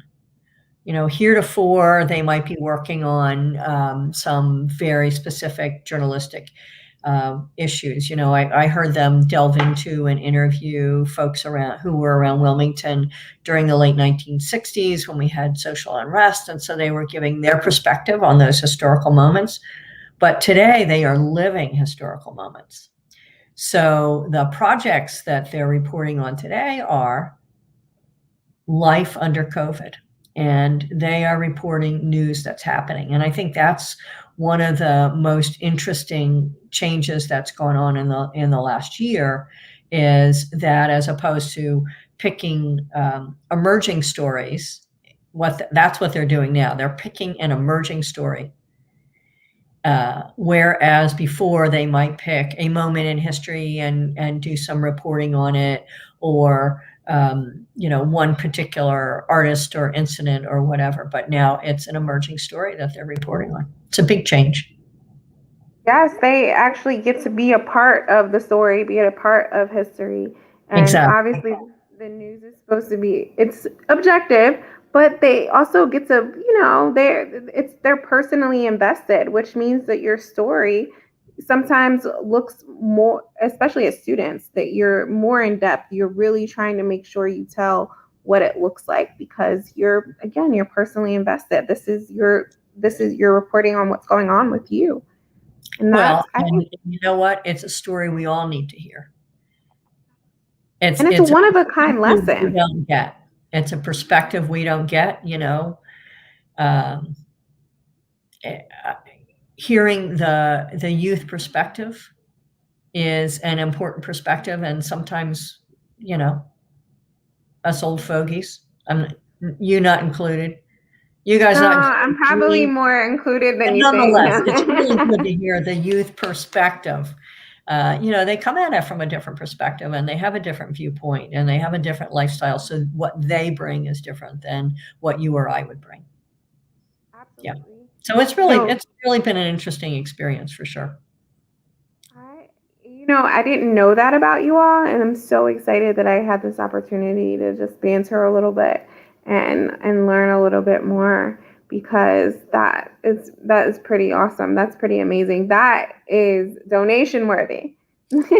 Well, it is, and that is a program that, you know, we work hard. So far we don't have any standalone funding for that program. You know, we contribute our reporters part-time. The 2 high schools that we are working with, you know, they have radio programs and radio signals, so they're able to broadcast at least some of what we air. But it is a resource that the schools don't have on their own. They don't have professional reporters. That's not what they do. But we are able and glad to be able to bring that service. You know, some of those students will go on and stay in journalism or broadcast radio or other kind of media communications, and they're going to bring with them an NPR portfolio. That's pretty cool. I mean, okay, you know, there are some folks who say, hey, I really want to be a DJ and spin records, or I don't know, whatever the terminology these days is. See, that's how old I am, spinning records. Yeah, not necessarily. I don't think they spin records anymore. Whatever they do. But they're going to bring an NPR reporting portfolio with them and have a real understanding of that if they go into the media communications business of any kind. And if they don't, the thing that I really do like is that they're able to learn about facts and reporting and what it takes to confirm your sources. The fact that we have very high standards of journalistic ethics, that goes to them too when they're doing the stories and working in our programs. And I really hope that they take that away with them, so that when they're listening to the news 5 years from now, they can evaluate what they're listening to and knowing what's true and real. I think that they will. And, you know, I think that those are life skills that you can take with you in a lot of things, not just journalism. So if God forbid they decide they're not going to do journalism, because they should, we need more journalists out there. But if they decide not to, having strong ethics, having strong morals, no matter where you work, is so important and so transferable. They're very transferable skills. Jane, I have to tell you though, the conversation started reminding me, so I work for United Way, obviously. We're planning this summit for teens. And so the other day we're talking to them and I'm like, so what's cool now? Like, what kind of swag what do you guys like? And this conversation just reminded me of that. And I think at that moment I felt very old. Let's say not young. Yes, not young. I don't know. Well, so what was the swag? Like, what happened, huh? What was the swag? They said. I want to know too. Yeah. Oh, well, apparently, like, they like buttons. Yes, Sarah, I told you buttons are coming back. Yes, apparently they like buttons for jean jackets and things. And I said, and it's especially enamel ones. And they really like stickers, apparently, because they put them on their water bottles and on their computers. And flag around, Jane. Oh no! Oh, that's what I said. I was like, "You don't want a T-shirt?" They said, "No." Hey, you know what we're doing right now during our fund drive, and even anybody who's donating through Do More 24, socks. $125 gets you socks, Argyle socks. Oh, that's actually pretty. To me, that's awesome. But you like that? I like it. Buttons? I don't have buttons on the list. You know, I wouldn't have had them on the list either had I not spoken to a 14-year-old. So they're just getting together. A couple years ago, I went to the Omaha Young Professional Summit. So that's the largest young professional conference in the country, is in the Midwest. So if it would be the equivalent of the Mill Summit Midwest, right? Yeah. And everybody there, they had jars all over the place of buttons that had, you know, the Omaha YP Summit or whatever they called it.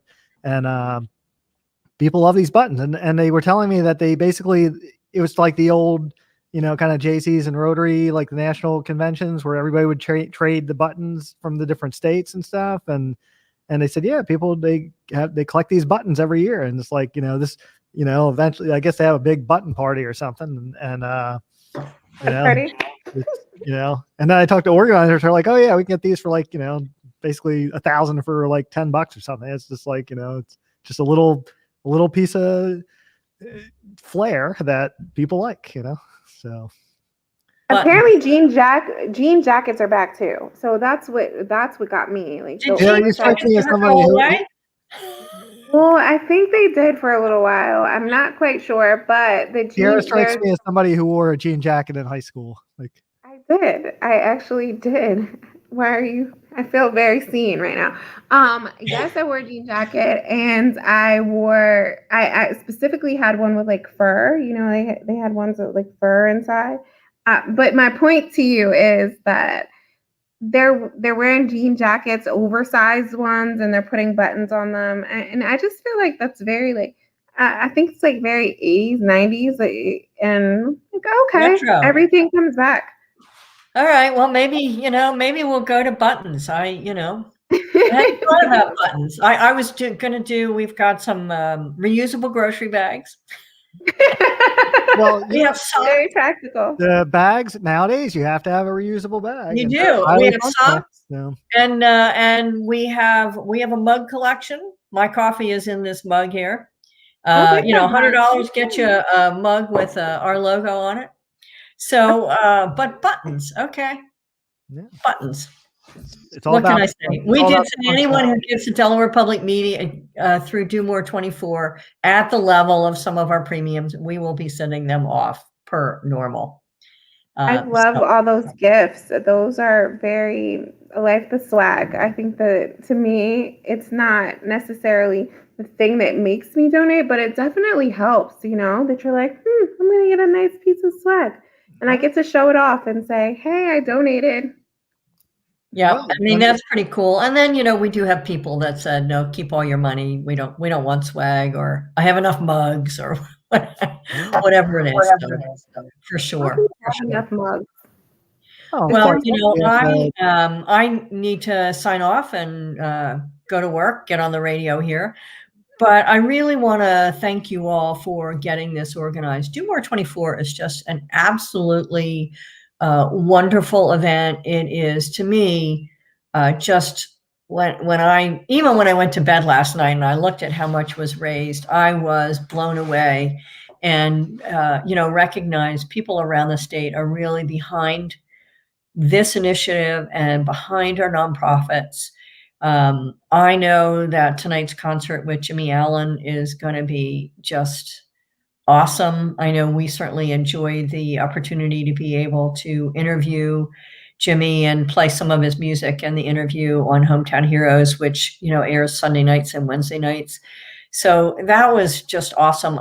You guys have done a great job, and a big thanks to you all, and a big thanks to people from around the state for really chipping in and helping the nonprofit community in Delaware. You can do more in Delaware. We are an amazing place. Truer words have not been spoken. Well, thank you, Jane. Certainly thank you to Jane and to Delaware Public Media. And you can find more about them on the Do More 24 Delaware website. Just search for Delaware Public Media. You can make a donation to them right now. And we're in the middle of the New Point Power Hour. Where, if Delaware Public Media gets the most donations this hour, it could be like, $105 donations. They will be one of the winners of that prize. So it's all about donating and donating again, so it's great. And you can listen to the Jimmy Allen interview that Jane referenced. I think we played a replay of that earlier in the broadcast, but that link is on the Do More 24 website on the press page, and you can tune into that. And certainly if you donate $50 or more today, you'll get a link to this concert that everybody's excited about. And it is going to be really awesome. I'm excited about it. And, he was really a pleasure to be able to interview and to bring to the listeners of Hometown Heroes, who hopefully is a little bit of a new audience for him as well. I didn't know much about Jimmy Allen until we started talking. I'm a new fan. Oh, that's awesome. I love it. I can't wait for the concert. Yep. Jane, it's been such a pleasure. I was just thinking, are you normally up this hour? But you probably are because you're about to go get on the radio. Go to Well, work. I am not the one who's normally on the radio, except we are in our own fund drive. But I am up at this hour. One of the reasons I picked 5:40 is because I am up at this hour. Yeah. Well, we've enjoyed having you here for sure. So hey, thank you both very much. Do more 24, 12 hours to go. Let's crack it. Crack the million. Let's crack the million mark. We had 12 hours. Yeah, a little less than 12 hours. That's crazy. Yeah, that's great. Yeah. All right. Good luck. Right, Happy donating. Yeah. All right. Thanks, Jane. All right. Well, that was fun. So Jane Vincent from Delaware Public Media. So, well, great. Well, let me give a quick update here, and I think my time as being on screen will be wrapping up pretty soon. But the early power found hour, Chris? I think we're going to find him some coffee here for first. But let me give a quick update. So before Jane came on, the 5 a.m. golden tickets for the large nonprofit division was won by Muscular Dystrophy Association. And for the small nonprofit, it was Alzheimer's Association of Delaware. So those were our golden ticket winner $100 bonuses in the 5 o'clock hour. And then the 5 o'clock power hour, which was sponsored by Inc. Now, the early bird power hour was won in the small division, was won by Barbara K. Brooks Transition House. And in the large division, it was won by Family Promise of Newcastle County. And this is the New Point Wake Up Delaware Power Hour, sponsored by New Point. Terry, you want to talk a little bit about the video contest again, or? Absolutely. I'm so excited about the video contest. There are two things that that kind of added to this year's video contest. One is that individuals can actually win the contest. So the contest was geared toward individuals and or nonprofits, not just nonprofits. And meaning if you really had a passion for a nonprofit, you could create a video for them. And what will happen is the prize is $1,000. You'll get $500, you personally, and the nonprofit will get $500. And so we thought that was a pretty sweet deal.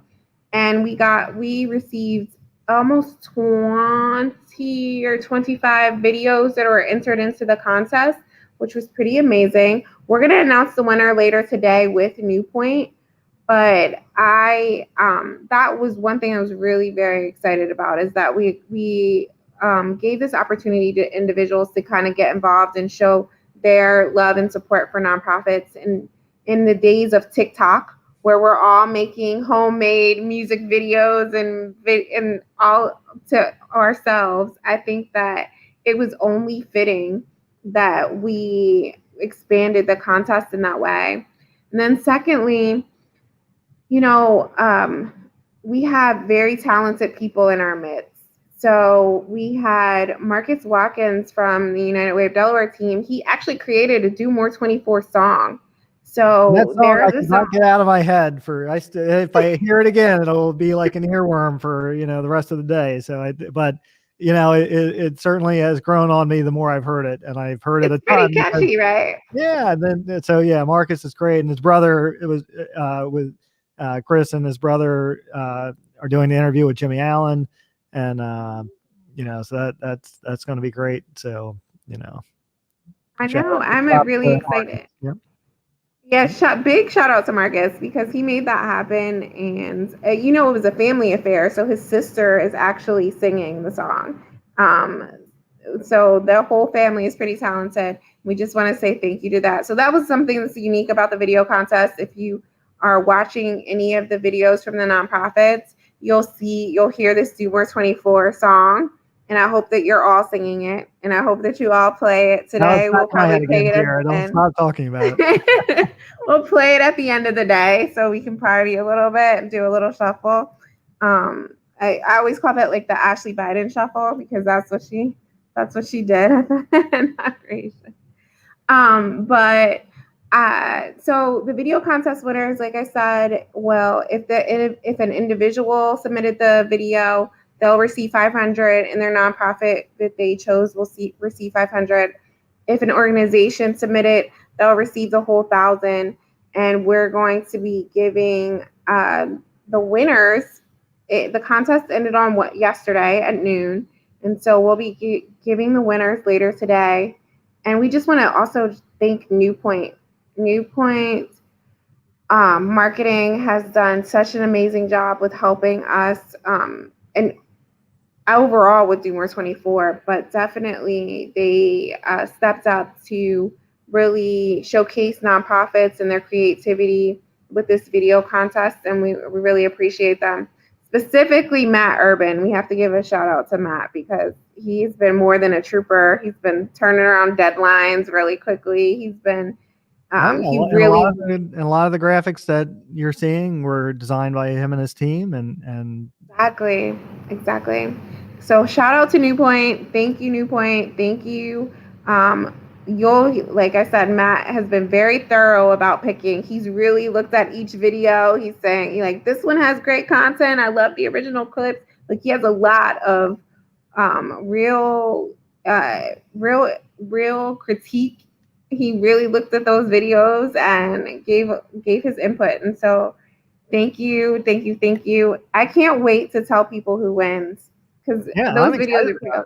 I think it'll be great. And then until then, you can keep donating to those pages because we're $1,000 has been raised so far, and we've got about 11 hours and 14. Well, I'm looking at the clock, yes, but I got the clock right here. It's 11 hours, 13 minutes, and 29 seconds to go, and coming right along. That's but yeah, that is pretty awesome. Yeah, but I'm impressed with us, Charlie. Are you impressed? It is humbling and exciting at the same time. It's a great feeling, and it's a lot of nonprofits.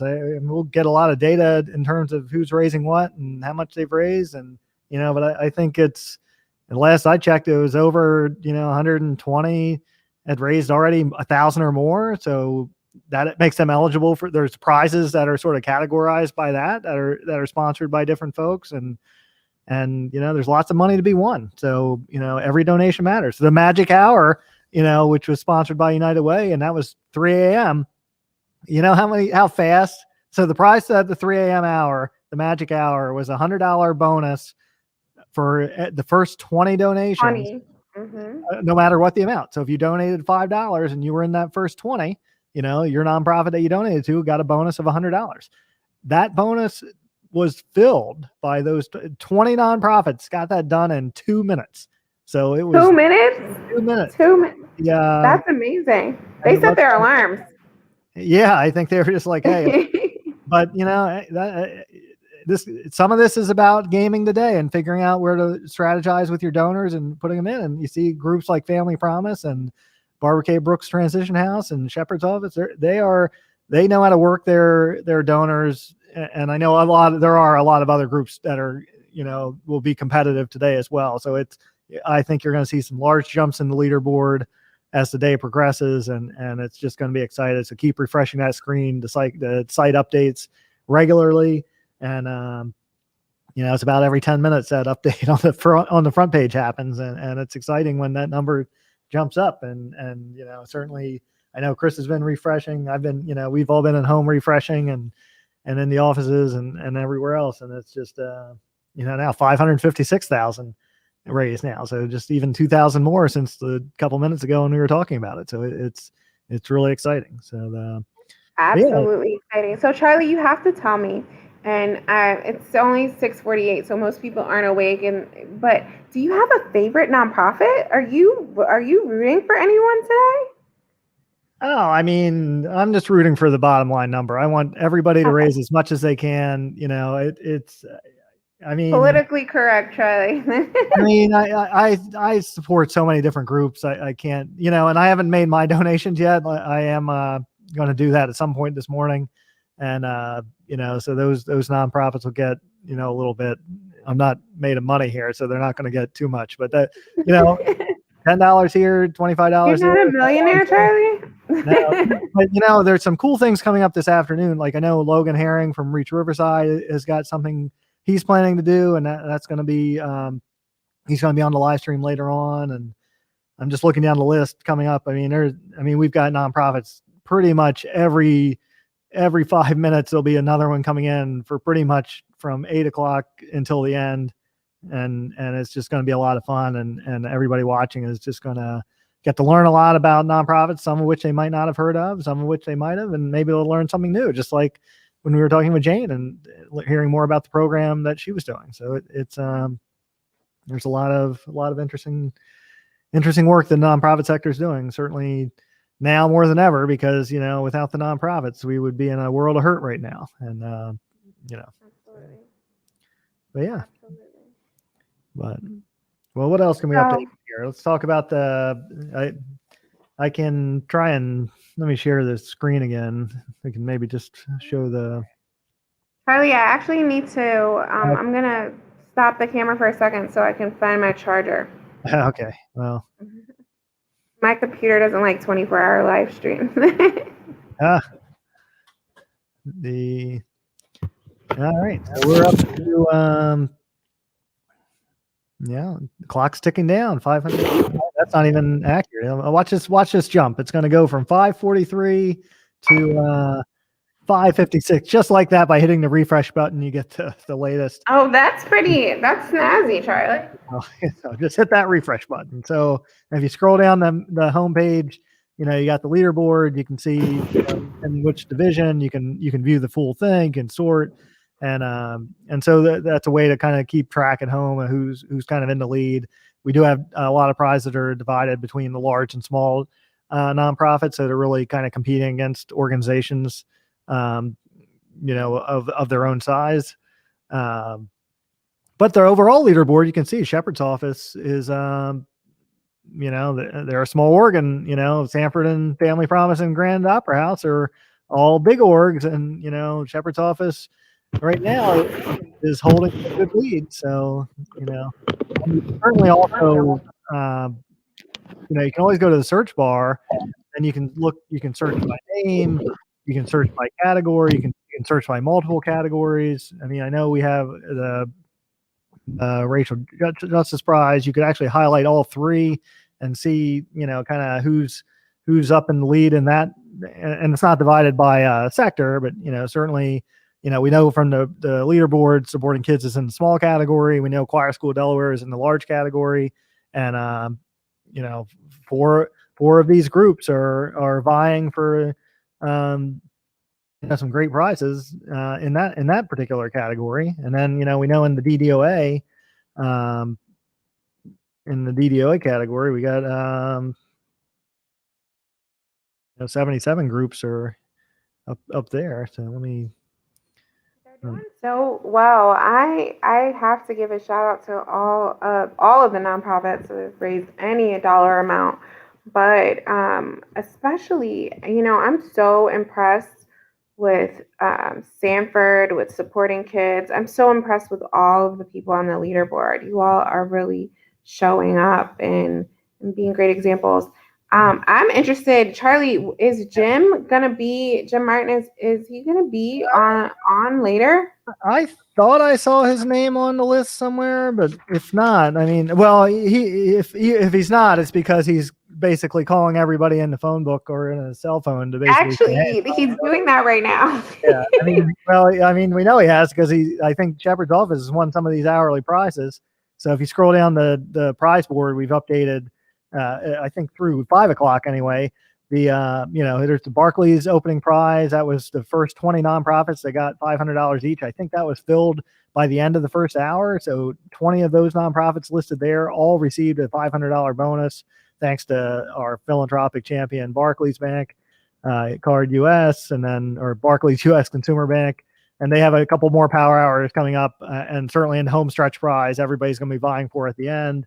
Capital One, another one of our impact sponsor, they had the power hour and early on. They had the Sleepwalker power hour earlier, and then we got coming up to the 8 o'clock hour. They had the Sunny Side Up power hour.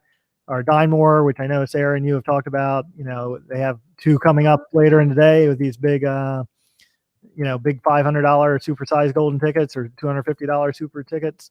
We have to talk about that because we need to mention these Dine More 24 restaurants. There's been some. Well, I think when Sarah comes on, she knows the list better than I do. It's I know it. Yeah. I know there's more. There's things going on today, tomorrow, next week. I think the Dine More initiative is going to continue throughout the year, so definitely keep staying tuned to that. Bloom Energy, they had a power hour last night. They have another one at 9 o'clock this morning, and those are going to be supersized golden tickets as well.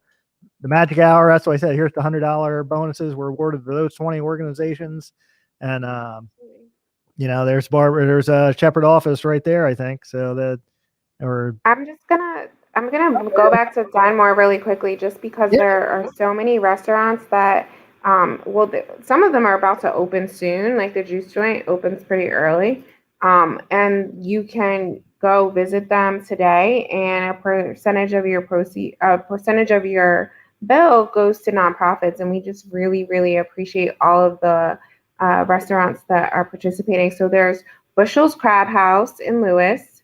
There's Wheelhouse in Lewis. There's Zog's Raw Bar and Grill in Rehoboth Beach. There's the Juice Joint, and they've actually been doing with us all week. So the Juice Joint all week today. A percentage of your proceeds are going to nonprofits. Big Fish Grill in Rehoboth Beach. They ended yesterday, so we appreciate them. Thank you all for participating. Vincenzo's Pizzeria in Dover. They also participated yesterday. Bank Seafood Kitchen and Raw Bar is today, so a percentage of your bill goes to nonprofits in Doomer 24 today if you go to Bank Seafood Kitchen and Raw Bar, as well as Cool Springs Fish Bar and Restaurant in Dover. And that is a great restaurant in Dover, by the way. Really? You've been there? It's actually in Rising Sun, for those in Kent. Okay. It's not quite, it's Dover is not. Their address is Dover. Well, just because it's not a city, Rising Sun. Cool Springs, it's great. So if you get a chance. And the last one is Restaurant 55. Have you been to that one? No, tell me about that one. Well, I've never been to. Now that we have this list, I'm going to all the restaurants because I'm sure they're all delicious. I mean, hey, the restaurant sector is really hurting right now. So you should be as much as you can afford to, support local, order from them directly. Certainly, Grubhub and other takeout delivery services are important too, and are convenient. And but I think now. And this has been the case for the better part of a year, almost the better part of a year now. It's really important to support your local restaurants and the local businesses, and certainly the local nonprofits. And like I said earlier, when we were talking to Jane, these places won't be around in 2022 if you're not supporting them in 2021. So. Absolutely. And Charlie, I'm very hungry all the time. So if you know me, the way to my heart is food, and I'm thinking we should just do a restaurant tour next week. We should put that on the books next year. Yeah, we're going from restaurant to restaurant, trying new foods, raising money for nonprofits. Oh yeah, well, Sarah's talked about this. I know you have as well. 2022, hopefully people continue to, wear their mask, stay safe, get their test when they, to regularly, so they can sort of just keep maintaining their health. And people aren't, if you're sick, stay home, even if it's a common cold, and get the vaccine when it's available to you. And just hopefully by 2022, we've got enough people vaccinated that things can start to open back up, and it'll be a new world. But, we gotta keep our head down and and lean in and support as best we can. So yeah, that's my point about that. But yeah, eat local, and then next year when we're able to do this in person, we'll have a huge party, and it'll be we'll still have the live stream, and we'll have like a big bands, and maybe Jimmy Allen Party going on in the background. Yeah, is my I phone? love it. Yeah. So We should make a virtual party. We should think about how we're going to do that. everything Bring will a be lot of on. people on. I've been saying that for 6 or 8 months now, but the hybrid world is coming. It's already here, frankly, but this is hybrid when you think about it, because we're here. I'm here in person, talking to a setup here, and certainly, big shout out. I can't thank King Creative enough, and our MC, Chris Bruce, who my name is not Chris Bruce, but I've been. Is it not? I really thought I was confused. That right? You just all you gotta do is. I can't even figure out how to use a trackpad. I'm a neophyte. Kylie, what's going on? Yeah. What All is right. going on over there? We got another chair. All right. Let me stay on the. Oh, you're pulling up a chair. I love it. Pulling up a chair. Get the setup going. This will be good. We got plenty of space here. We can both fit in. Yeah. We just got to turn this mic on. Yeah. You're back, Chris. Should be should be able to hear us. Can you hear me? How's that work? I can hear both of you. Well, there you go. So it's not. See, we got this. No problem. Oh yeah. So how you feeling? We're only how far are we in here now? We've got We're 13 more than 12, hours 13 or hours so. in, Yeah, yeah. 13 hours into the streaming experience. We've had a lot of great moments so far. You guys, obviously, I was kind of listening about the restaurants, and it is such a great thing, and you should go and visit all those restaurants. Check them out. Your belly deserves it. I think that's what it comes down I to. believe that. Yes. I feel that in a real way. I'm very excited. I was just telling you, Charlie, how I'm a foodie. The weight of my heart is food. So I'm excited to learn about new restaurants and try new food. So I will be going to all of the restaurants, and I hope that all of you will too. Yeah, no question. Especially those that are going out of their way to support our community. That just shows you the character and the people that are behind those places, and just another reason to give them a little love. So that's a good thing. Oh, Yeah. So we've got, I think, from a interview standpoint, and that's one of the things with this whole live stream, we're chatting with a lot of the individuals that are in those nonprofits and leading those organizations, and we're going to start cranking up here again. I guess Jane popped on a little early, right? Yeah, she popped on early, and it was great. We talked to her probably close to an hour. No, it Yeah, sounded like- great, and it was awesome. I'm glad she was able to do that. Yeah. But we have coming up here, looks like Mary Roth and Delaware Dance Company. We have some video content that we're going to be showing here in a little bit, and then David Sanchez from Space Boy is going to be popping on just to kind of check in and say hi. Is another great contributor to the community in so many ways. He actually helped make this T-shirt I'm wearing under the jacket with the little custom graphic tee there, so that's cool. And then the day just really starts rolling. We got it back to back interviews Every 5 minutes, literally. Yeah, so it's just going to keep rolling, and we're working our way all the way to 6 p.m. And before you know it, we'll be looking in the rearview mirror. It's something that we should all just be proud of, and I think that's cool. Like this number, I know we've been watching it. It's climbing up. I can't wait for really everybody to wake up, and we're going to see another push there. I think we'll start seeing soon. some spikes. So. Yeah, for sure. And if we were to even, I don't know what did you guys say the last total watch the refresh. Oh, well, it's almost $560,000. Yeah, we're coming up on. Funny. I feel like it's Christmas, and I'm a parent, and I'm waiting for my kids to wake up because that's what I feel like. I'm like, guys, wake up, hurry up and donate. Well, I suspect it'll probably be over 600,000 here pretty soon. So if I had to guess. Yeah, I mean, we're moving in that direction, that's for sure, and that's pretty awesome. So with everything on your side, so Tiara, I know you got a lot of these great prizes and incentives kind of worked up and in line. So what are some of the ones that are coming up that we should be looking out for? So today the biggest prize that we should be looking out for. You put me on the spot, by the way, but I'm here for it. I love it. No, it's all good. We're just filling time, so it's okay. Well, we have to discover nothing but time. We got time right Discover Bank has the community impact prizes, so Okay. they'll Is be that one that's coming up? an overall award. So 20 nonprofits will win anywhere from 250 to 5,000, depending on how many donations they get, and as long as you're eligible in certain categories, That's great. that are really focused on the community. And then the Racial Justice Prize that United Way is putting out. We talked about that a little earlier. So those are some of the bigger overall prizes. But almost every hour, we got something. So it's I know Barclays has a couple power hours coming up, and so does a bunch of other of our all of our sponsors are important. But I think the next power hour is coming up at 8:00. So. You know what I'm kind of excited about though is the philanthropic photo prize.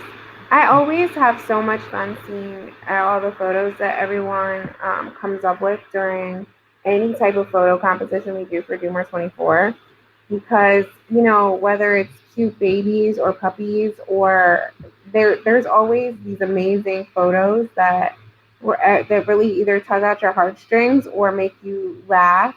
And I love every one of them. So I can't wait till those prizes come up. They're going to come up later today. Well, cool. Yeah, those will be fun for sure. You never know. It's always, people get creative, and those are just ones that just feel good, right? Like you said, they make you laugh, they make you cry, but they're just, those are the things that just warm you up. And, and it's a little chilly, so I'll take a little warmth. I'll take it, and it's going to warm up a little bit today. Actually, we're working our way out of the winter finally, I think, right? We're starting to see Punxsutawney Phil. Spring is coming. I'm so excited. I love spring. Yeah, and it's with that means a lot of good things. And as the weather kind of turns and it warms up, it gets us ready for a new season. And right now we're in a charitable season right now, right? We're on a giving day where we're all coming together, making a big impact in the community, and that just is ultimately very symbolic in the sense that it's opening up new possibilities for these organizations to do even more work in the community to help us all. So that's pretty cool. We're all making a difference today. So that's awesome. And we should all feel very good about that. So we have had a couple of questions from international donors. So the workaround for an international donor, we've emailed this to the people who've asked, just put a state in. You could put Delaware and type in a zip code, and you could type 19801, and that'll get you kind of past the checkout page into the Stripe checkout page, and then international donations can get processed without a problem. So people that are getting through that initial, and they just need to type in a zip code. So, and we've had, I think, donations from 42 or 43 different states. I'll check again later on and keep you updated. But I mean, we were looking at the majority of the we're missing a handful. I think at the time it was like Utah, North Dakota, Kansas on there, do you know? Rhode Island for Rhode Island. I come think on, it's one Rhode of them. Island. Yeah, What's up with that, Rhode Island? We're people who have your friends out in these states. I mean, we're trying to get all these states here, and there is a contest. The nonprofit that gets the most states, is going to win an extra. I want to say it's $500. The socially distant supporters prize. Yeah. Also sponsored by United Way of Delaware. So I like it. I'm really excited about to see if we actually hit 50, because Charlie swore that we could hit all 50 states, and we were like, Charlie, that's not gonna happen. We can't get someone from all 50 states. Well, we'll know the different states. We'll call them out on the, That's right. Sarah talked about this earlier on the broadcast. Like, there's a lot of studies, and me, I'm an analytics guy. So Delaware really ranks at the bottom, toward the bottom of the list in terms of individual philanthropy, and in large part because for decades, we've been reliant, and it's been important. The DuPont Company, Longwood Foundation, MBNA have been supportive of the nonprofit sector, and that's important. And we need corporate support, and we need foundational and state support. But as a result of our sort of being blessed by a large corporate population here that's very supportive of the local community, individual philanthropy is not quite as leaned on as it is in other states. And really, I think an event like Do More 24 Delaware really can help right side that a little bit, and really kind of, I wouldn't say stick it to the states that are at the top, but Yeah. Delaware shouldn't be at the bottom of anything except maybe, the state not to retire in, I guess. I don't know, but Yeah. The state not to, man, we should be number one. the double negative. I don't know. Yeah, It's let's like, see. Yeah. there's But I think it's okay to want to retire here because beaches are. Delaware's a great state to retire to, and a lot of people are retiring here. It's certainly down in Sussex. So my point is, in the charitable giving rankings, that the state should not be 48th. We shouldn't Do be not want to be 48th. We shouldn't be 45th. Yeah. And when we go and raise $1 million or more today, we're going to be able to go to those, people who write these things and say, hey, listen, this has to be wrong because we've had thousands of donors today, and relative to our population, one day maybe we get the 100,000 donors, donating to this, a few years down the road. And then it's really like, look, this is a statewide giving day. It's important to support everybody's favorite nonprofit, and everybody's got one. Well, and even if they don't realize it, the food bank or And Delaware is the first state after all, so there's nothing wrong with taking that ranking and maybe owning that in other ways. Yeah. And right now there's a lot of things pointing some eyes at us at the moment, right? With the world. So the world is there's a big spotlight on Delaware right now. Paying attention, and it's a good time for us to step up and to shine a little bit and to impress some folks. And I'm okay with that. Hey, it's a great day to be a Delawarean. It sure is. Absolutely. This is one of the best days to be a Delawarean right here with this Do More 24. So I'm excited for this total. And you're right. I mean, look at those analytics. You think about, the per capita and how it all breaks down and the effort that we've already done. If you look at that compared to other places, this is impressive. I don't know. It doesn't matter where you're from. I mean, 400 nonprofits. I mean, there's lots of different counts. I mean, that's in my book, that's more than half of the nonprofits that are active in the state, if not probably closer to 75%. And, family, there's a bell curve to anything, right? And we know from the leaderboard, some nonprofits are knocking us out of the park. And it's not saying that the big nonprofits don't need help and support either. They might have just come off of a large campaign at the end of the year or something else. So there's a lot of reasons why some groups raise more than others. You shouldn't hold that against them in any book, but certainly the ones that are raising money today and trying to win some of these great prizes, now's the time to help them. And you could donate at any time. Donate from your phone. Donate from your computer. Donate from 2 phones. You can just donate. That's all that matters. Yeah, just do it. And you know what? Don't hold back. And again, any amount. Don't feel bad if it's $1, $2, 10, 20. Doesn't matter. Just get involved. Be a part of this, because you're going to look back and say, "Hey, I was a part of this day that Delaware," and you're not going to believe how much money they raised in one day. And you're going to be able to share that, and you're going to feel good about it. Yeah, 24 hours to last the rest of the year for some of these nonprofits. We heard from the Barbara K. Brooks Transition House earlier today. We replayed one of their broadcasts, and she said this is their annual fundraiser, and what they raise today keeps them in business for the rest of the year. So, and there's a lot of nonprofits like that. Shepherd's Office is another one. So it's important to donate, and now's the time to donate. So. And Charlie, what's awesome about Do More 24 is with the stretch pool that we've created. If a nonprofit raises $5 or more, then they automatically get more money. So it's everybody gets more money. It's you get a prize. I felt like Oprah. So we saw the meme over like, you get a prize, you get a prize, you get a prize. Everyone gets a prize. Everyone gets a prize as long as their nonprofit raises $5 or more. You get a little bit of extra money, and then with the additional prizes on top of that, we're talking. We are really talking about helping and supporting people in a very big way. A lot of nonprofits, when they do services, they're only receiving. They only get to use maybe 5, 10, 15% of their budget on their actual operations. Most of it is spent on doing the work. And so when you talk about unrestricted funds, these unrestricted funds are helping them to make sure that they can pay their employees, to make sure that they can keep their lights on, to do the extra stuff to make sure that they can perform the services. And that's important to note too. Also, to be innovative. most nonprofits can't afford to be innovative and think outside the box and try new programs and funds that are unrestricted where they can really just try something new and see what happens and hope and really plan to make it amazing. I think that is one of a kind and so important to the sector as a whole. Well, and one program that the Die More initiative was a new program for this year. The Livestream is obviously something we put together and certainly wouldn't be possible without Chris and the King Creative team helping out. But another initiative we had that we were able to debut with a few nonprofits was we were able to work with some of the students from Goldie Beacom, Padua Academy, and some other volunteers, and we were able to sort of assign them to a nonprofit who needed help in marketing.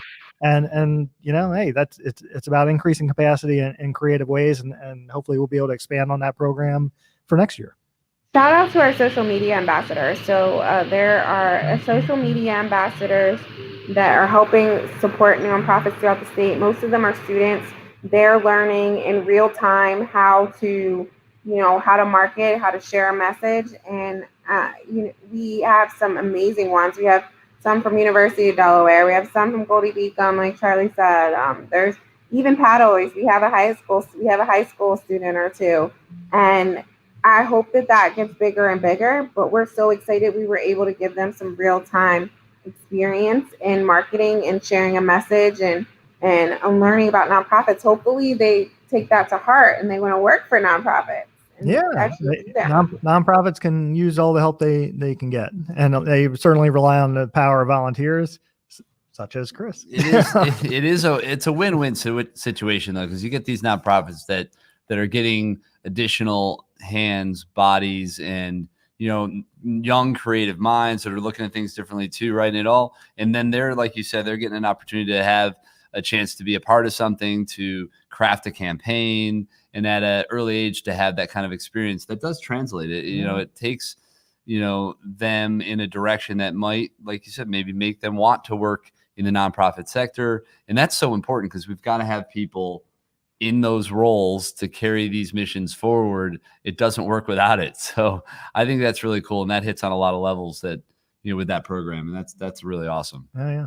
Well, let me give a quick update from the last hour. So that last hour was sponsored by New Point Marketing, the Wake Up Delaware Power Hour from 6 to 7. So that was prizes were awarded. I think it was a $250 bonus to the nonprofits that got the most number of donations in that hour.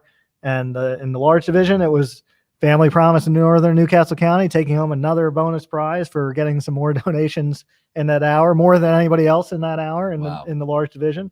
Very and cool. Barbara K. Brooks Transition House, which we were just talking about, also won the New Point Marketing Wake Up Power Hour prize of a $250 bonus. It's very cool. We also had 2 golden ticket winners in that hour. The golden tickets are every hour, but at the 6 o'clock hour, the golden tickets were won by Delaware Symphony Orchestra and A Better Chance for Our Children. So there you go. Music all it takes is one donation and you have a chance to win that golden ticket. So, golden tickets are random. So that's what's the beauty of those. Yep. That there's no gaming it. It's just whoever. Yeah. And the golden tickets in the 7 o'clock hour are sponsored by McCollum, D'Amelio, Smith & Hubler, which is a trust and estate law firm here in Wilmington and serves clients all over the state and region with their trust and estate matters. And Discover Bank is also sponsoring a golden ticket. And as we mentioned earlier, they're one of our philanthropic champions and are putting up the community impact prizes. And I think they have the power hour later this afternoon as well. So. Well, very good. We are cruising along. It's 7:18 in the morning on Friday, and we're going to be highlighting the Delaware Dance Company coming up here in a little bit, and followed by a conversation with David Sanchez, Space Boy. He's got a new line. I don't know if you guys saw that Chez collection he put out, which is kind of cool. His own creative line, like just his own artwork, kind of imagined in a few different ways, and something he's been probably wanting to do for a long time. Well, it'll be neat when Jimmy Allen's here in August for the Mill Summit. We get him some Space Boy, some gear. Jimmy we gear, hook him up with some Delaware. Wear Della gear. Well, he has a Delaware one too. But always, how these things work. It's all about getting your getting your ideas out to the people, and you never know where they might catch. Yeah, you know? no, absolutely. And I think it's great. Right.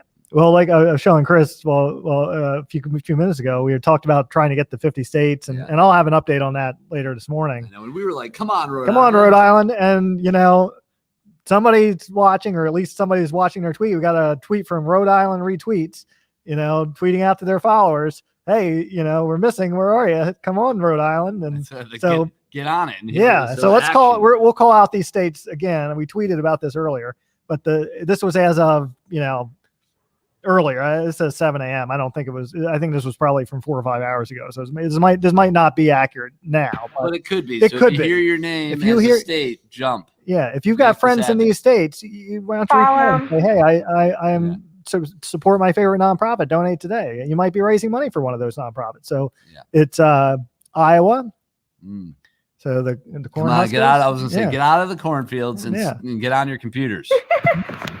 Yeah, they know how to caucus and get people around the table. Corn's not even near high enough right now to get lost in it, so there's no excuse. The state of Maine, which is pretty much like Delaware, just on the northern part of the country, so Maine, they can lobster roll your way to that donation page. Okay, carry on. What else? Yeah, Mississippi. So. Mississippi. MISSISSIPPI. Everybody knows how to spell that. All you got to do is ask. You can even build a raft and then carry that on right to your donation. Yeah. That's great. Now we got South Dakota, but we didn't get North Dakota. So North Dakota. North Dakota's missing. Isn't that where the Mount Rushmore is? Well, it's a border state to Canada. So I mean, right now I'm on the border. If I like North Dakota right now, unless they donate, we'll come back. Yeah. And we'll love you. Just like we should. Nebraska. That's another Cornhusker. Yeah, well, that's actually that is Cornhusker. Yeah, so that's what threw me off a little bit. It's still corn. Iowa's really big on the corn thing. They've got a lot going on there. But Nebraska. He's a mascot guy. He would know all these. Well, Nebraska's actually the Cornhuskers. Nebraska, they are the Cornhuskers, and you have Herbie, is the main character, and then they also have Little Red. That's an inflatable. But anyway. That is actually in the Mascot Hall of Fame. Side note, Little Red is one of the original air characters that was in sports, and now you see him all over the place if you go to any sport. But there you go. Yeah, I met Will Ferrell at a game out there in Nebraska once. Very interesting experience. But anyway, how was that? I love Will Ferrell. Yeah, we got to talk about that later. We will. We'll talk about that later. It's there's video of it somewhere, and it's a very funny moment. But anyway, carry on. Nevada. So that's we're not rolling dice here. We're hedging our bets. We're hedging our bets, and we are really all in on these nonprofits with Do More 24. So Rhode Island, get on board, Nevada. Yeah, Rhode Island, who retweeted. So at least somebody in Rhode Island was paying attention to us here. So thank you to our. You got to stick. A small state's got to stick together. Yeah, we got to stick together. Small states stick together. That's exactly right. That's right. And Utah, which is actually the most philanthropic state in the country. Yeah. And really? It is by a landslide. So I don't think Delaware would ever catch up to Utah in terms of however they rank generosity. Yeah. But because I think you know what, they got to prove it. Then they got to prove that. Yeah, how generous they really are, and they got to get involved with this campaign. Yeah, somebody in Delaware probably knows somebody from Utah. Yeah. Yeah. Senator Coons, he's friends with Mitt Romney. Get Mitt Romney to donate to. Yeah, that'll count.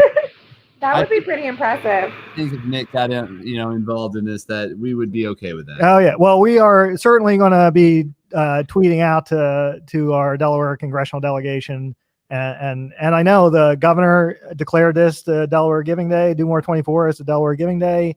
We have a resolution from the House and the Senate, joint resolution declaring Do More 24 is Delaware's Giving Day today. So we'll share that later on. The city of Wilmington also passed a resolution.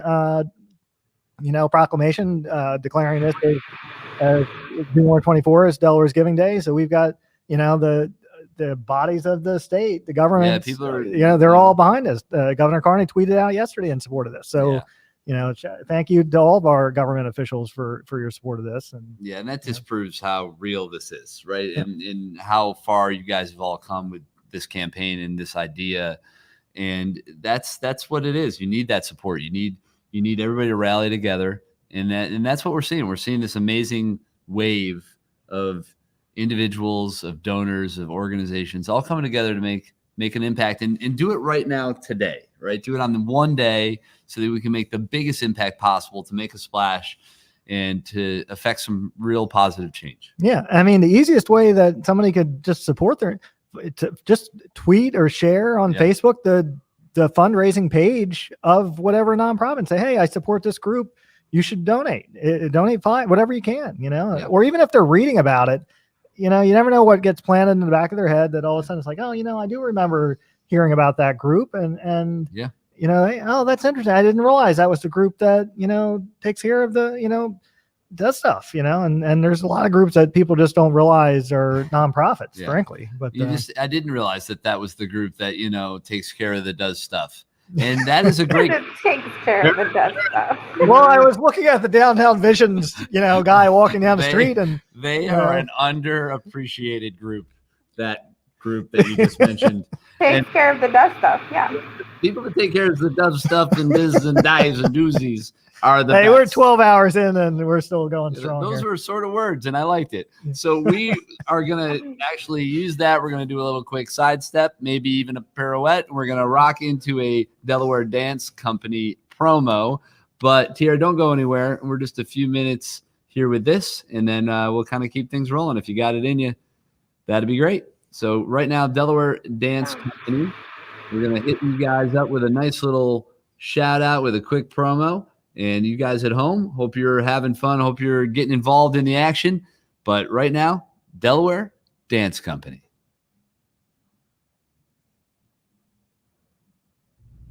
Hi, everyone.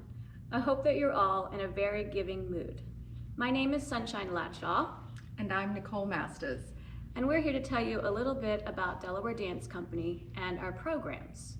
We offer a variety of classes in ballet, point, modern, tap, jazz, hip-hop, and musical theater. 2 major performances each year, one being the Nutcracker, which we have every December, and then a large either story ballet or gala type performance in the spring, as well as our end of the year school concerts. To increase gender diversity, we offer a boys-only program. This program offers boys' technique classes for free and also other dance styles at a reduced tuition rate. During the summer, we offer several weeks of dance intensives and also a 2-week musical theater intensive, which is really popular. Our faculty is usually in-house faculty as well as guest faculty that come from all over. Because we try and encourage the kids to work with different teachers and broaden their perspective. It's true. Right. A large part of our mission at DDC is to increase awareness and enjoyment of dance in the community. And another way that we do this is by offering need-based scholarships to families and dancers in our surrounding areas. Thank you so much for supporting DDC's programs. And thank you for investing in our children's future and helping build our community. This is a production. Yeah, March 4th and 5th, where you live, from 6 to 6. Yeah, do more 24.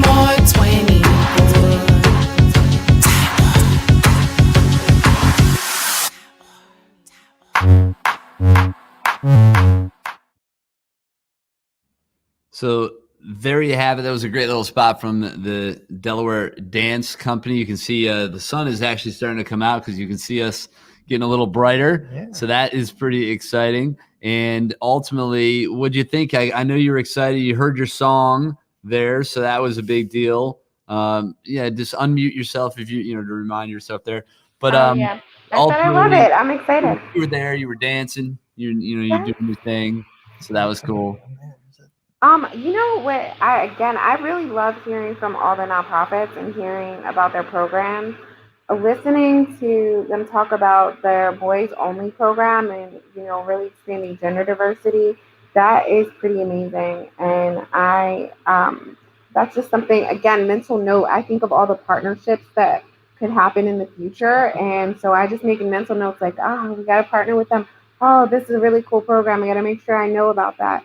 And this live stream has really just helped open my eyes and give a fire hose reckoning of all of the nonprofits in Delaware right now, and all who are participating in Dreamers 24, which has been pretty awesome. I have to say, I really enjoy hearing, like I said, about all of them.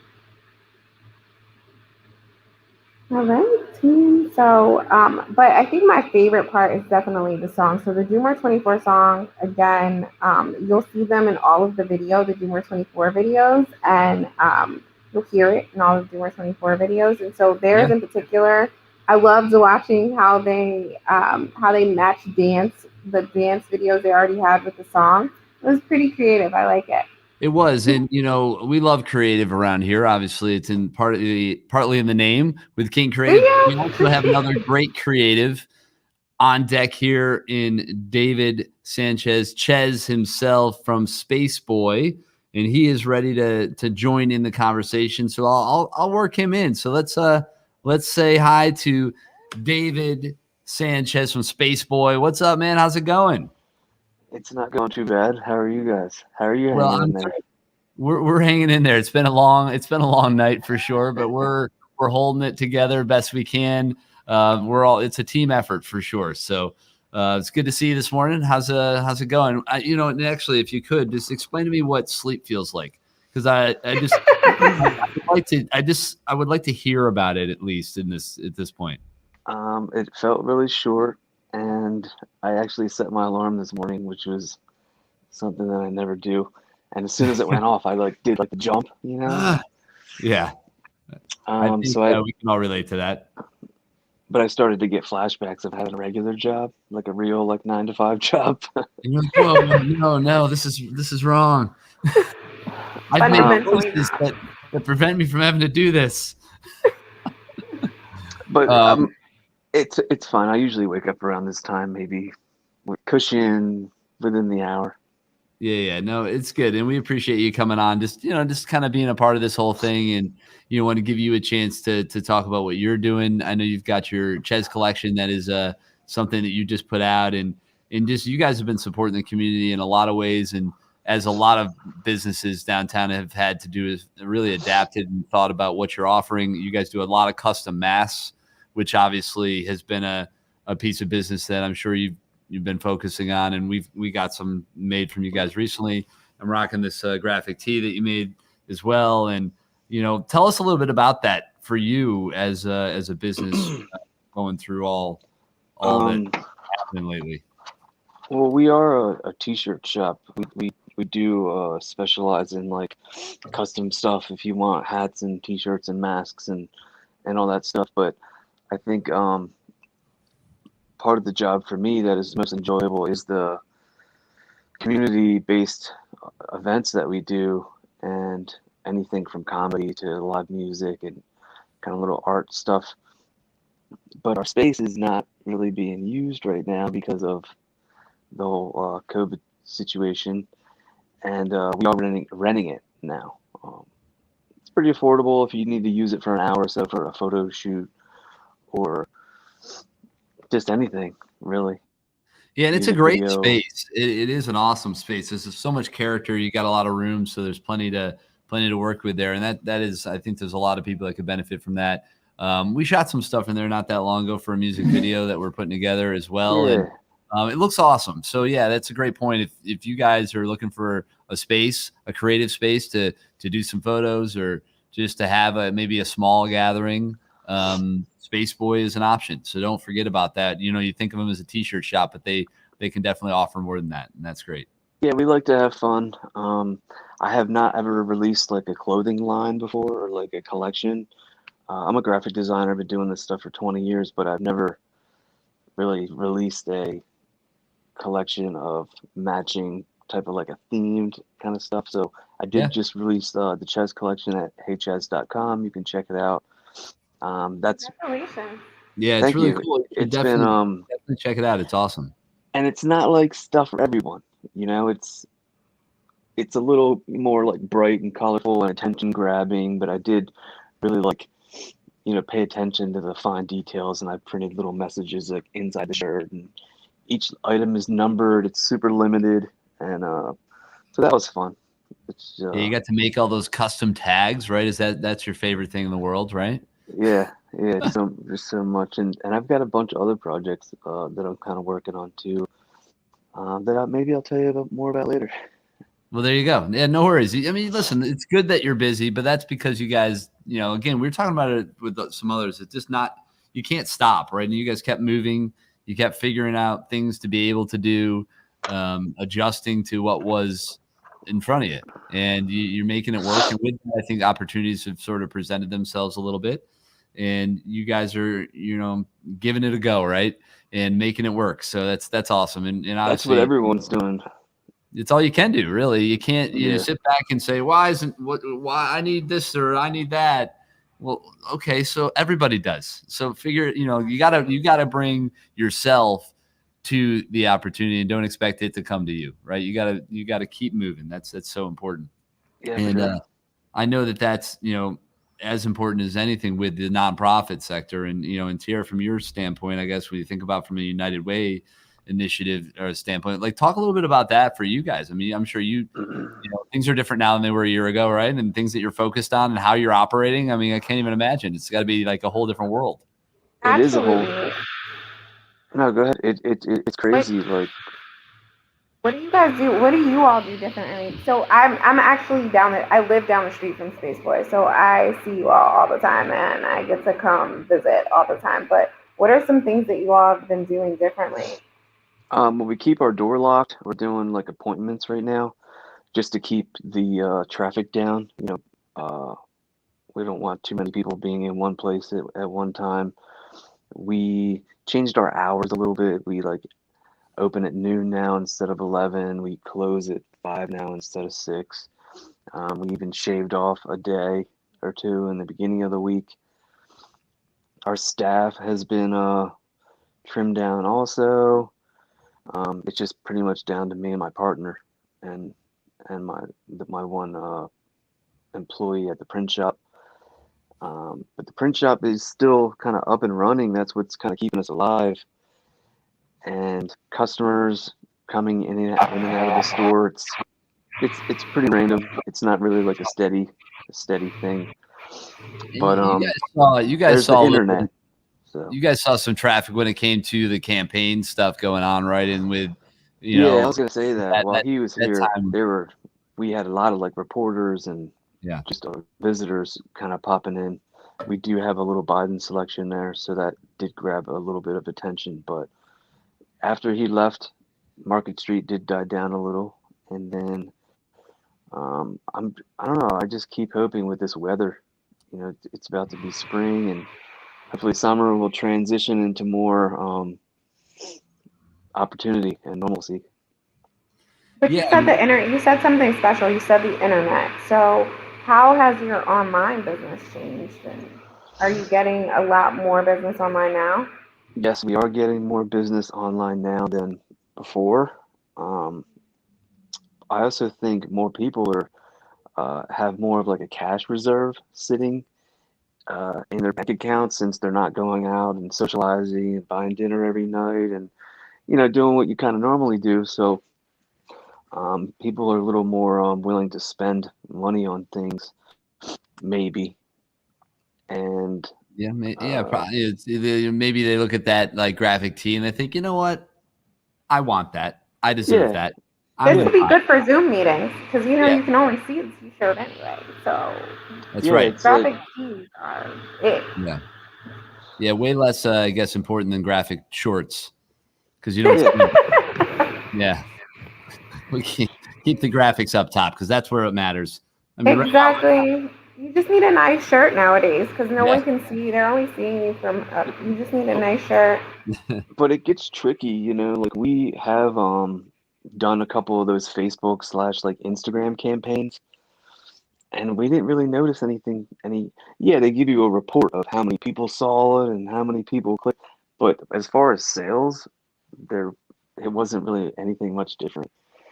Right. So I think those are a little scammy, I think, in my opinion. We do rely a lot on our community, and we're pretty grateful that we've been around for a little while. People know who we are, and I think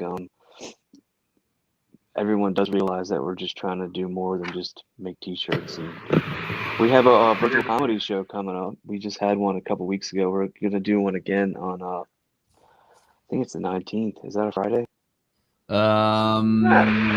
Could be. Yeah. Sure. Well, I don't know. Let's see. Sure. I think it is. It's the 19th. The 19th is a Friday. Yeah, I'm using my phone, so I can't look at it. But we're all cheating. So yeah, virtual comedy show on Facebook Live. Cool. We're so how do taking people Venmo donations? So how do they? Is it on the website? They kind of click through there, and Yeah, how it's you free. Get, It's free. We have like a sign like in the live stream. It just has our Venmo address, like our tag, and you can send whatever you want. It doesn't have to be any specific amount. But I think our last show we had a couple comics come down from Philly, and some locals, and it was a really good time. And it was a Facebook live stream, first of its kind there, and it went pretty well. We're gonna do another one this 19th of this month also. Nice. That's awesome. I really like a good comedy show, so I'm excited. I'm definitely excited about And that. it's weird too because there's no crowd. There's like that vibe isn't really there. That buzz. There's just you in the middle of Space Boy going clap. Yeah, Clap, slow clap. It's the Like behind the off the scenes stage if they're comics and Just, but we're adapting. We're trying to do what we usually do. We're trying to kind of. You should do a thing like Statler and Waldorf, and you and Noah to sit there in the front and just heckle them, just the two of you, and it's the only people there.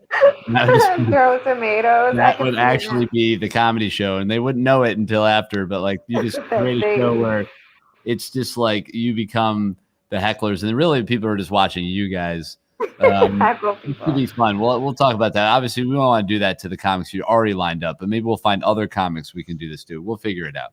Maybe we'll have Charlie be the comic. We'll have Charlie be the comic. Give him a couple some one-liners. Load him up with a bunch of bad jokes, and you guys can just have at it. That would actually be very hilarious. What would we call that? If it was would it be Laugh More 24? Maybe Laugh we More 24. Laugh. Well, we should think about that.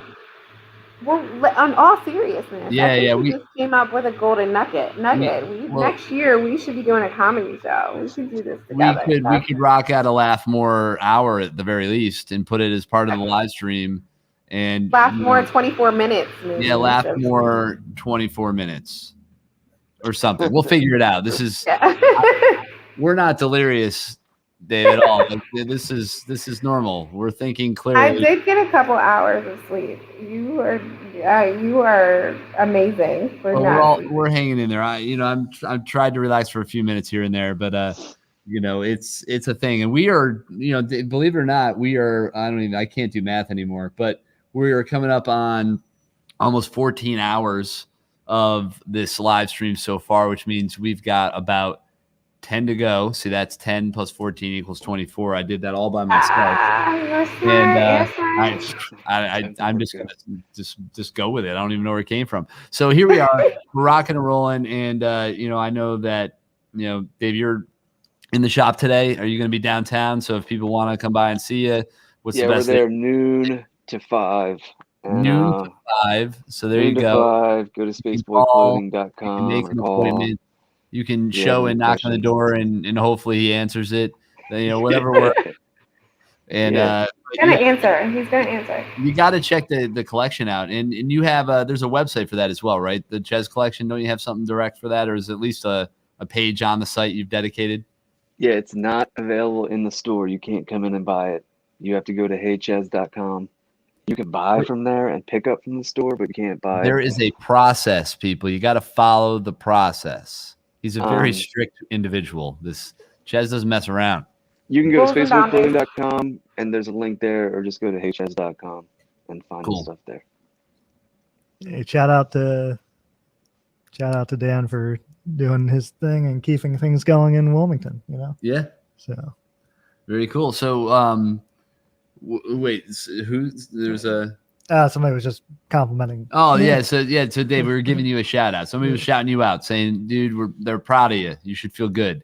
They love seeing you guys doing well. And we're all rooting for you guys and a lot of these other small businesses, which really are the heart of downtown Wilmington and just this community, and with the nonprofits and in all of those places that we love to enjoy, whether it be a retail location like yourself or a restaurant or something to do. It's important. We need all of it, and we're in this together. And today, right now, is about the charities. It's about the nonprofits who are supporting our community. But obviously, it's important to hear your story and your side, and it all really just comes together into this beautiful thing we call Wilmington, and into Delaware in this case, because we're obviously looking at at the whole state when it comes to the Do More 24 Delaware campaign.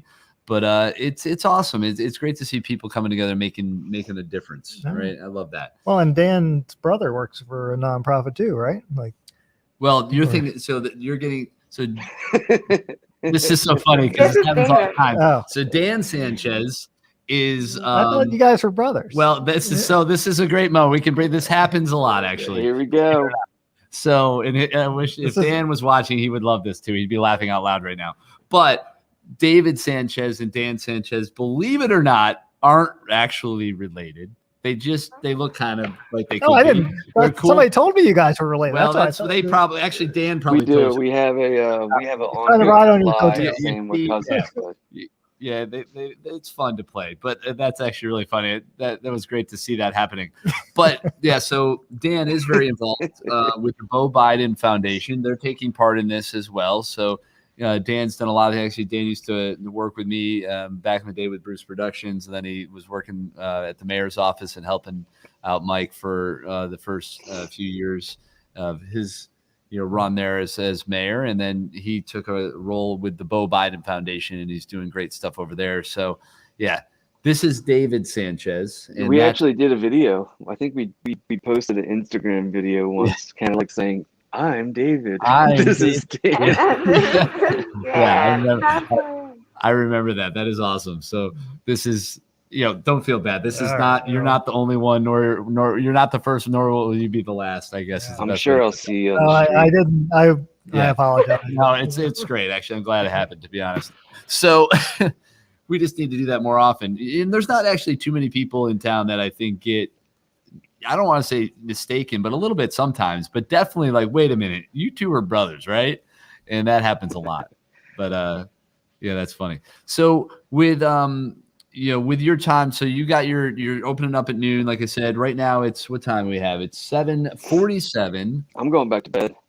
And I'm gonna live vicariously. I'm gonna live vicariously through that comment, and that's great. So yeah, just if you can, text me later and tell me how it felt. I think that'll help carry us through a few more hours at least. That'll give us a little burst. So that's cool. And yeah, we're gonna play that. I know you sent over that Ches Collection video. We're gonna shoot that over. Put that into the mix here at some point throughout. So you guys will be able to see that. But you can also look at that. It's online as well, right? So you can look up the Ches Collection. It's an awesome line, and really cool to see you kind of express yourself creatively and to be able to do something like that for the first time. You help so many other people with their designs, and it's nice to be able to kind of take a moment to kind of put your own stuff out there. Yeah, so proud of you for being able to do that. That's really awesome. So cool. Thank you. Yeah, very cool. Well, hey man, you can hang for a little bit if you want, or you can go back to bed. It's your call. So no worries. We appreciate you coming on at the end of the day. So yeah, thanks for having me. I think I'm gonna go have breakfast and get my day started here. I'll come check on you later. Nice meeting you guys. Thanks for having absolutely. me. Hey, thanks for coming on, man. We appreciate you. Have a good one. It's David. Don't forget. Yeah. All right, Dan. We'll see you Bye, later. Dan. Bye, Dan. We'll see you later. Oh man, that's awesome. So we got some people kind of coming in. Looks like Rob McCreary actually just loaded up along with Luis Santiago, and they're all with the Family Counseling Center of St. Paul's. And we also have Kathleen as well, snuck in on us there, as so we're going to bring all you guys in here in a second. We'll see if we can fit everybody on the screen. This is going to be a party. Chris, I'm gonna run away for a little bit. I'll see you in a second. You do that. It's all good. No worries. Take care. We appreciate it. We'll see you soon.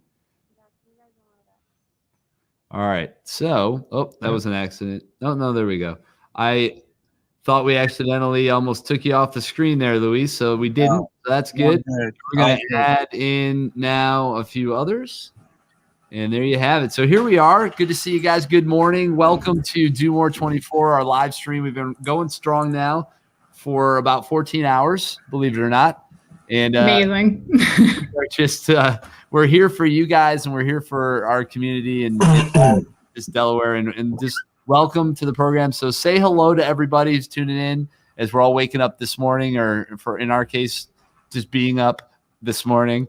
And tell us about what you guys do. It's awesome to have you guys on. Well, good morning. Looks like our director, Rob, dropped off. So I'll go ahead and start out. I'm Kathleen Seipel. I'm Deputy Director at the Family Counseling Center of St. Paul's. We are located in Wilmington. Our main focus is behavioral health. And we have all bilingual therapists and program staff. And so our main focus is providing resources that enhance the well-being of the community and help our community to heal, grow, and thrive. And so we've actually been around. We started out in the early 2000s in the church rectory at St. Paul's Church in Wilmington. Our founder is a licensed professional counselor and a sister of St. Francis, Sister Teresa Elitz. And back in the early 2000s, there were literally no services at all in Wilmington or in the surrounding areas for people who spoke Spanish or people who, especially people who didn't have insurance. And so she started the work as an outreach mission, and it grew very quickly. The need grew very quickly. And so flash forward to now, we're a staff of 10 with 100% of our program staff speaking Spanish. And definitely during this time, we've seen a lot of the extra challenges that come with the COVID pandemic, and with a population that was already pretty isolated and vulnerable. And of course, the isolation and the mental health challenges that have come about that I think everybody has experienced. I think the people that we're working with have experienced in an even more intense way. So. Yeah, no, that's great. And we've got Rob back. He dropped off there for a second, but he's back. So no worries. And don't worry. Oh, there he goes again. He must be having some. I was just about to say that, Rob, don't worry. Kathleen did great. Yep. And he wasn't even able to hear us, but that's all right. We're going to switch things up. So yeah, Luis, I know, you believe that too. Kathleen's awesome. And, you guys as an organization do incredible work. So welcome to the program yourself. And I'd love to hear from you as well. Yeah, thank you. Luis Santiago. I am actually the board chair, been board chair since about 2017. And really this organization is what I would consider a diamond in the rough, right? This is one of these organizations that have been grassroots, community-based, focused in the community. And someone who grew up on the west side of Wilmington, I mean, it has been just an honor to serve in the capacity I've served. And, quite frankly, what we've been able to do when you think of being able to provide basic case management services, getting our basic needs met, providing therapy for the mental health, and then more importantly, providing legal service assistance to folks who are often re-traumatized.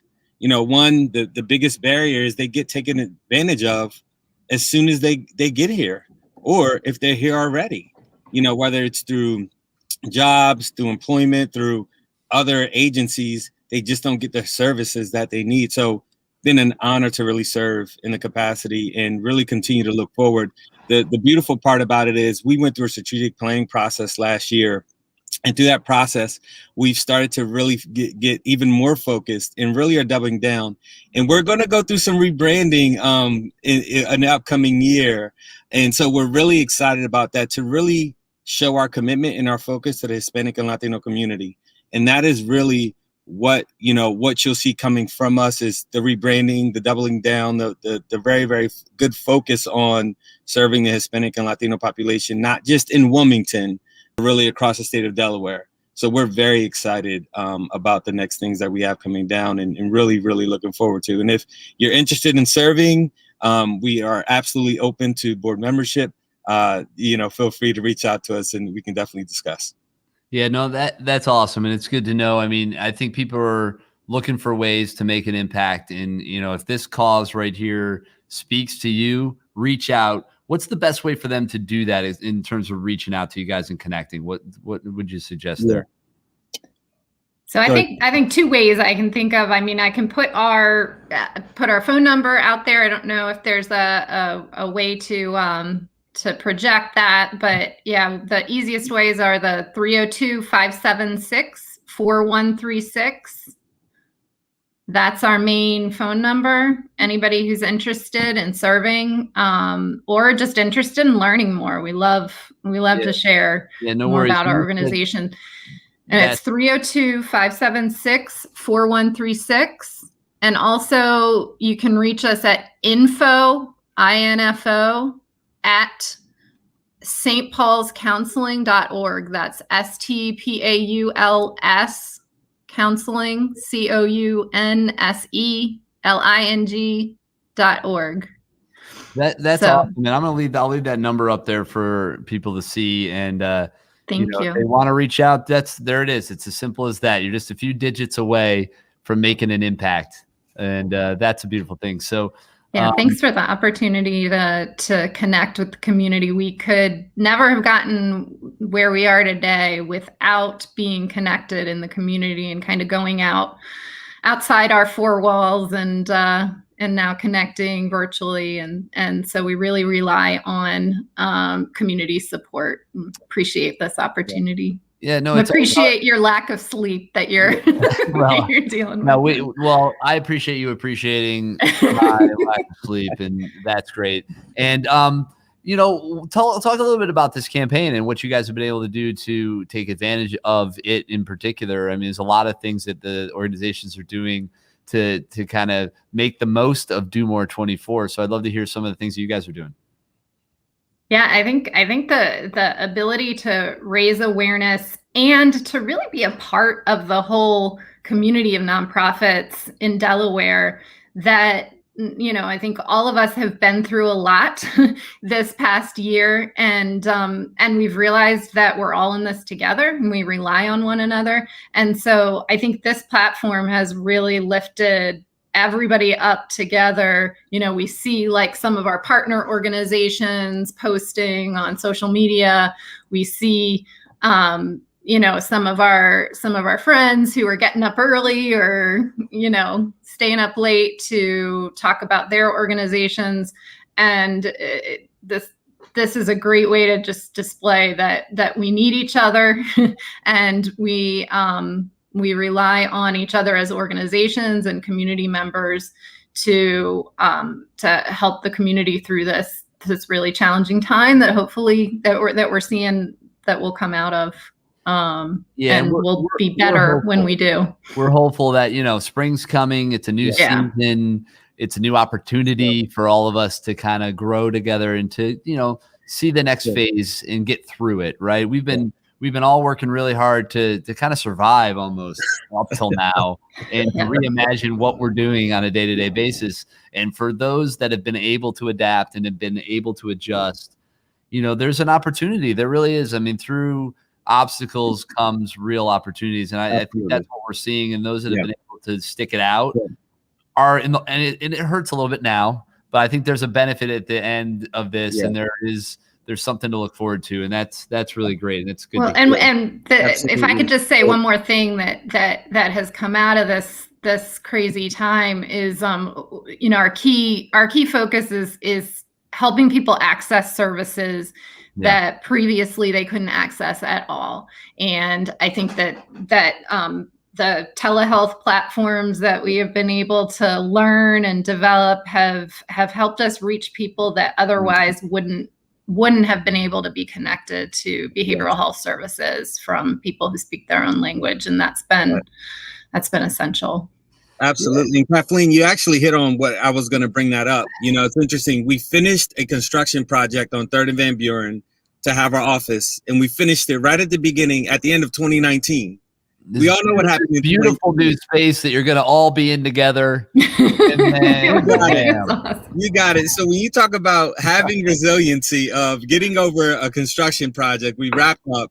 Yeah. We're sitting there in a board meeting, having a conversation in a brand new, beautiful building. Didn't really know that it was going to be our last.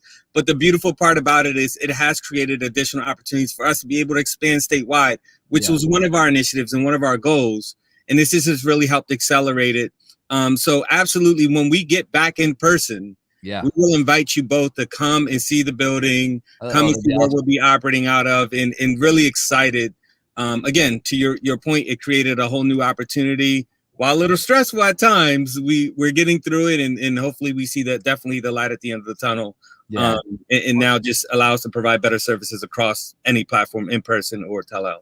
And that's great to hear. And I think that's awesome in taking this and looking at it as an opportunity. And like you said, it pushed you in a direction you wanted to go. It just forced you to get there a little quicker than you maybe thought you were ready for. But hey, now you're there. So awesome. So when you're able to get back in, it's like you're going to have this and that's exactly a beautiful thing. So nothing wrong with that. Well, I just want to say thanks for coming on. As you know, we have an action-packed schedule here today to kind of keep highlighting all of these wonderful nonprofits. So good luck with the rest of your campaign. Keep crushing it. Keep doing your thing. And we definitely look forward to seeing that, space when that's available sometime. Absolutely. Thank you. Thank you. Absolutely. Take care, guys. Thanks for coming on. We appreciate you. Bye-bye. So there it is. A great nonprofit, another shining example of fortitude and adaptiveness. And those are such a key, critical, I guess, trait that we're seeing for a lot of these nonprofits that are figuring it out and making it work. And another great nonprofit that we're going to highlight now is Unite for Her. And we're going to bring up a video clip for you guys to enjoy that ultimately will give you a little more info on what they're all about. So again, this is Unite for Her. Enjoy.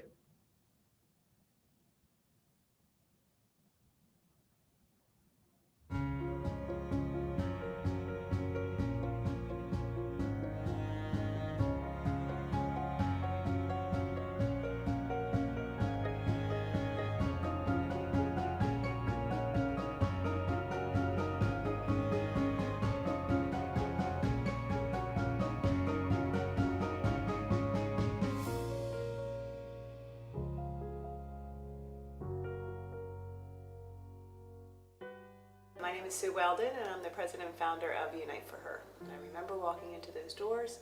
I remember seeing Dr. Hopmer, and she's saying, Susan, you have a huge mass on your breast. And I didn't even notice. That was May the 4th of 2004. That was my surgery date, so I always count that date. My kids always say, May the 4th be with you, Mama. May the 4th, I had my surgery, bilateral mastectomy, and then 6 months of chemotherapy. That's when the challenges began. So that year, I had a dear friend come over and told me about acupuncture. I didn't want to go on any more drugs and prescriptions. I was on enough.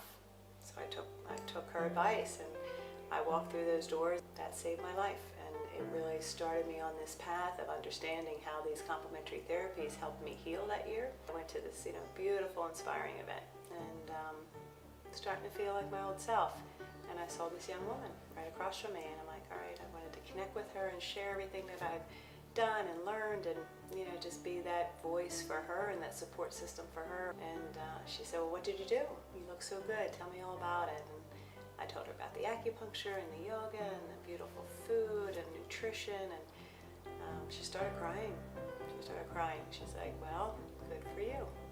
I could never And that's where I saw the gap. And I went home and said, all right, honey, we're going to start a nonprofit. I'm not quite sure what it looks like. We're going to raise funds so that these women could get these types of therapies without any financial or emotional burden. We provide, fund, and deliver complementary therapies to women newly diagnosed with breast cancer, or we continue to help serve them if they have a re-diagnosis or they are living with metastatic or stage 4 disease. We come in where the medical community leaves off. We come in with medical acupuncture, oncology massage, yoga, nutrition, sexual health, counseling, such an array of therapies that are not covered by the standard of care. Unite for Her bridges that gap. Everything we do is to get funding for those women at the Wellness Day. Going to the Wellness Day was almost falling into this safety net, where the other women were very understanding of your situation because you had that in common. I couldn't believe it. It just was like my gift. I came to one of their wellness programs where I got a passport. I used it. I got acupuncture. I got massages. I had acupuncture and I had massages, and I talked to the nutritionist. Everything helped. I actually slept through my acupuncture because I was so relaxed between the music and you really don't feel the needles. What I got from the yoga was just learning to be grateful for that moment, to be accepting of where my body was right then and there, and that was okay. Our nutrition program is hands down one of the foundations of our programming because we give all of our women fresh organic vegetables for 8 weeks to sort of teach them the power of a plant-based diet. What we eat is so much more than just putting fuel in our body. It's also allowing food to be a positive aspect of our life because so many women in general, so many people in general have unhealthy relationships with food. So not only is it learning or teaching our community to have a positive relationship with food, but allowing it to be a point of empowerment. I hated vegetables. And then they taught me how to roast vegetables, and all of a sudden I'm like, why has nobody told me that vegetables can taste this good? Every event is really unique, and I feel really fortunate that I can just feel joy in every event. Bloom really is special because it's a direct nod to our women, and it's just a direct chance for us to celebrate them and their stories and their journey. I cried. It was crazy. Like they said, oh, can you be a model? And the tears started coming down my face. The Bloom Day was one of the 10 best days of my life because I just felt so celebrated. I felt like it was just like a hurrah moment. Like, I got through this. I'm better than ever. Well, there you have it. Great message there. And we're going to be carrying things on again. Chris Bruce here with King Creative. We are over 14 hours into our live stream broadcast experience here for Do More 24. And it looks like we've got Samantha waiting in the wings to come on. So we're going to bring her in here now. So how's it going? Good morning. Hi. And welcome to the program. So I just, say hi and, introduce yourself a little bit. We can kind of go from there. Sure. Hello. My name is Samantha McGonigal. I am going to be a graduate student at Antioch University, New England. And I actually graduated from University of Delaware, May 2020. Well, congrats. That's an interesting time to do, right? So, yeah, a little different than you might have imagined it would have been probably, but, still pretty awesome nonetheless, right? So. Absolutely. And during my gap year that I took after college, I've been working with 4 Youth Productions. Okay. Awesome. Very, very cool. So tell us a little bit about the organization and, give us a little bit of insight. And it looks like Teresa is here as well. So I'm going to bring her in a second. And that way we've got all of us on. So how's it going? We were just getting to know Samantha. Teresa, it seems like, she's probably a great asset for you guys. And she was about to tell us about the organization, but welcome to the program yourself. And how you feeling this morning? We've been going for 14 hours, so I'm not even sure I have feelings left, but we're hanging in there. I was going to say, how are you still awake? I don't know, actually. I'm not really sure. But let's not question it too much because then, maybe it'll all fall apart. But yeah, again, welcome again to the program. So tell us about you guys. I think, people at home would love to know more about 4 Youth Productions, and, so would I. Samantha, do you want to? Sure. So 4 Youth Productions is a nonprofit organization. Teresa is our executive director. And what we do is we create STEAM programming. So we do science, technology, engineering, math, and art programming for students. And we primarily serve underserved youth in Wilmington. And so we really do get to know these amazing kids and do really fun programming with them. To get them, hopefully inspired, to get them to just have fun, to get them to learn. And so we get to do really great programming with them, after school programs, weekend programs. We really do, run the gamut of making learning really fun. Yes. That's really important. What are the target age ranges that you guys are focused on then? Is it elementary primarily, or are you doing a wider range than that? So we actually work with K through 12th grade. There you go. And with Cool. 4 Youth Productions, the goal is that our babies who start with us in kindergarten remain with us all the way throughout high school. So we actually have kids who did start with us when they were just 8 years old, and now they are 19 and in college and still come back. So Well, that says a lot, right? I mean, the fact that they obviously enjoyed their time with you guys and have come back afterwards speaks volumes. I think that's awesome. You must feel good about that. oh, I love it. I love them. So That's very cool. So you've got a lot of things you've been working on, and obviously virtual is a thing right now, and especially with the educational side. So talk a little bit about how you guys have adapted to that new environment and some of the things that you guys have done maybe to make the most of that. we, as Samantha and I, actually are obsessed with our programming. So Sam has become an excellent game maker with me. Together, we make an excellent team where we create our own virtual ebooks. We just recently did an escape room. We hosted it for about 80 people this past Friday, and now we've been playing it throughout the week with our kids. Nice. Awesome. So it was Into the Enchanted Forest. So all there you go. And and obviously you got out because you're here. So congratulations. yeah, we made it out. That's really good. And because one of the worst things about escape rooms is if you get stuck. I mean, that's it's just awkward after a while. Yeah. But you guys did it, so congrats. We did, and we had fun. What we do is we actually incorporate this kid's current curriculum with our games. So whether we're playing an escape room, Are You Smarter Than a Fifth Grader, or creating our own virtual ebooks, every game we play with our students incorporates the current curriculum along with our wildlife biology classes, which is Samantha's specialty. Well, very good. Then with that, Samantha, I think we should talk about that. So tell us a little bit about your specialty. Sure. So my major at the University of Delaware was wildlife ecology and conservation. And so I do have a good background in, biology and, of course, wildlife biology more specifically. And so really what we did is we like to adapt to what the kids want to learn.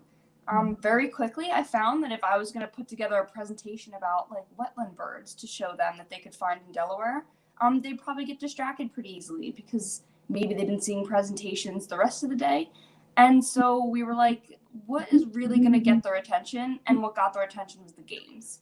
And so we just incorporate, maybe videos that will show them and then use the facts from that in their games. And they're very driven to remember their facts because they love to win. They're very competitive. And so, using those different elements, like figuring out what do they want to learn about, what are they learning about in class that we can tie to, even more topics that maybe they haven't learned before. And then how do we make that into a fun and interactive game for them? And then maintaining that has been really the way we've seen them, retain these wildlife facts for weeks. And it's great to see them, really get to see them learn, see their eyes light up, and then a week later, hear them come back with even more facts. It's been really great. Oh, we can't hear you, Chris. I had muted that because we had the door open and we had some noise in the studio, so thank you for that. But ultimately, it's like they're coming at with facts on facts. They're stacking facts. They're like, you think you gave me facts? How about these facts? Yes, yes, exactly. It's exactly like that, and it's so great. And so I'll be getting my master's at Antioch University in New England in environmental education. And so this is exactly what I want to do. It's my dream job. I love working with 374 youth. And I love seeing our kids grow and learn every week. Yes. Well, that is awesome, and it's really cool. And we just, we're glad that you could jump on with us for a few minutes this morning. I know that, that we have an action-packed schedule, and we got some others in the wings. But if there's one thing you could, tell people at home, and maybe the best way they can find out more information and support you guys, what would that be? They could, go to our website, our social media we're most up to date on, so they could check out our Instagram, Facebook. I would also like to note that 100% of our donations earned today is going to go towards continuing our program during the school day for students, where even past COVID, we want to join virtually into the classrooms to continue playing our games with our kids and teachers. That's really awesome. And I think that's something that we should all be supporting. So good stuff there. And, congrats on just, being creative and finding ways to make it work, and maybe even developing some things that have even become more effective, right? And through some of the technology and utilizing what's available to really engage with the students. It sounds like that's working out really well. So that's great. So good luck with everything you guys are doing for Do More 24 and beyond. And we're going to keep the program rolling. I've got to highlight a quick video from Delaware Hospice. And then I see that we have the Siegel JCC in the wings. We're going to get to you guys here in a few moments. So just hang tight for us. And but thanks again for coming on. You guys, we really appreciate, everything you guys are doing. So stay awesome. And we'll see you guys around. Thank you, Chris. It's my pleasure. Take care. We'll see you soon. You bet.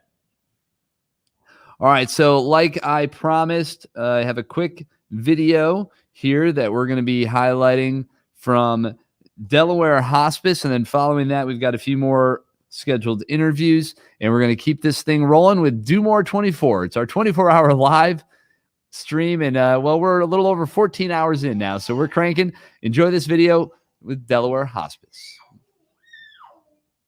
Hi, I'm Kathleen Wood, and I am a Community Partnership Manager with Delaware Hospice. Delaware Hospice is a nonprofit hospice provider active throughout the state of Delaware. We meet our patients wherever they are, whether that's in terms of geography, which would be wherever they call home, or in terms of the stage of their serious illness. And we are more than hospice. Along with end-of-life care, we provide our Delaware Palliative Program, which is an extra layer of support for patients who have a serious illness but are still seeking curative treatment. So these patients do not have to have a terminal diagnosis to participate in this program. And it entails our nurse practitioners and our social workers coordinating with patients' existing care teams to help them alleviate really hard to control symptoms like pain and nausea that come along with a serious illness. Now, as a cancer caregiver myself, I can tell you that I wish that I had known about this program when I could have used it. We also have our Delaware Transitions Program, which is a non-medical program for patients with a serious illness who want to know what kind of community resources are out there for them to take advantage of, or who are having trouble struggling trying to navigate the healthcare system, or who just need a friendly ear to listen. And then we also have our bereavement programs. Now, serious illness affects the entire family, and unfortunately that means it affects kids too, which is why we have two programs designed just for children. Our Katybug program, which is a pediatric hospice and palliative care program, and also New Hope, which is a bereavement program just for children who have lost a loved one. Now, important to note here is that the child's loved one does not need to have been a Delaware Hospice patient for a child to take part in New Hope. It culminates in a 4-day day camp where children can honor their loved one's memory and also build bonds with other children who have that same shared experience of having lost a loved one. We also have the Delaware Hospice Center, which is designed for short-term stays to help hospice patients get a handle on some of their harder to control symptoms, such as pain, shortness of breath, that they can't get under control wherever they call home. they can come to the Delaware Hospice Center. We will treat them, get their symptoms under control, and get them back to the loved ones. This is also designed for respite stays. A respite stay is really for the caregiver. So if a caregiver just needs a break to practice some self-care or needs to go out of town for a few days, they can arrange for their loved one who is a hospice patient to come to the Delaware Hospice Center for a period of up to 5 days. And they can have that extra little peace of mind knowing that their loved one is cared for. I do hope that you will consider donating to Delaware Hospice during Do More 24 Delaware, especially during the Do More 24 Delaware Coffee Break Power Hour from 10 a.m. to 11 a.m. Every donation of $25 during the entire day will go toward purchasing a fleece blanket with the Delaware Hospice logos on it for a new Delaware Hospice patient. And every person who donates $50 or more will receive a ticket to a virtual concert starring Delaware's own Jimmy Allen. If we are one of the top 4 donation recipients during the power hour of 10 a.m. to 11 a.m., we have the chance to win extra funding and make your dollars go even further. So please donate, and donate during that time, especially. Thank you, and have a wonderful day. All right. Well, we are having a wonderful day, and actually hang tight. I got to switch my camera real quick. We've got Katie Beth in the studio here, and that's exciting. So we are cruising along. That was a great message from Delaware Hospice, and we have the Siegel JCC coming in as well. So we're going to Katie is having way too much fun here right now, and I love it. So we are going to just kind of say hi here. Looks like we're having, just hang tight with me for a second. A little bit of a connection issue, but we got it. We're going to hang in there 1 second. Just got to get this camera up and running properly. And we'll try that again in a second. Maybe now, hopefully. All right, hold on. So just hang tight. We got you. This tends to work.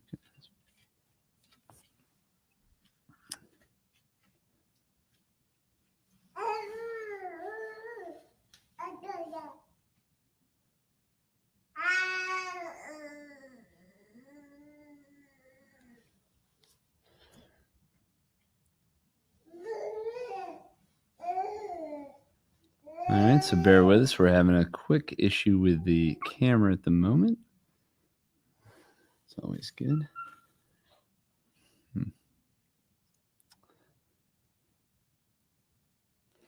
right, so what I'm going to do actually, just to help us out here, is I'm going to bring the Siegel JCC into the fold, and we're going to let you guys kind of jump up and take the lead for a second, because you guys are ready to go. I can see it. And just, say hi to everybody. Tell us what you guys are up to. Share some of that wonderful energy. And, talk to us about what you guys are doing here for Do More 24 and taking advantage of this wonderful giving day that we're all being a part of. Thanks for having us, Chris. I want to see the baby again, but we'll stick on us for now. Thanks for having us. I'm so excited here at the Siegel JCC to be participating in this Do More 24, which makes an incredible difference for our community. And here at the JCC, we do a load of things, but today we're focusing on our senior program. We have our senior coordinator here, Jackie, and she's going to tell you about the amazing things that she has done for over a year, well over a year, but especially during this tough year with COVID. So hi, everyone. I'm Jackie. In this past year, since the pandemic started, I have prepared over 10,000 meals to be delivered to our senior members in our community, not just members of the JCC, but all seniors in the community who are food insecure, are afraid to go to the grocery store, and just don't have the resources to get out and get the food that they need. So we've served over 10,000 people to date in the last year. And in addition to the senior population, we also serve adults with special needs, because we really want to make sure that people are taken care of. And with Jackie's love that she puts into the food and Dave's love that he puts into the deliveries. We just have a really loving environment here, and we're so happy to connect with people when we can. And we also have Anna Saul, who could tell us about some other programs we do at the JCC. Oh, thanks, Ivy.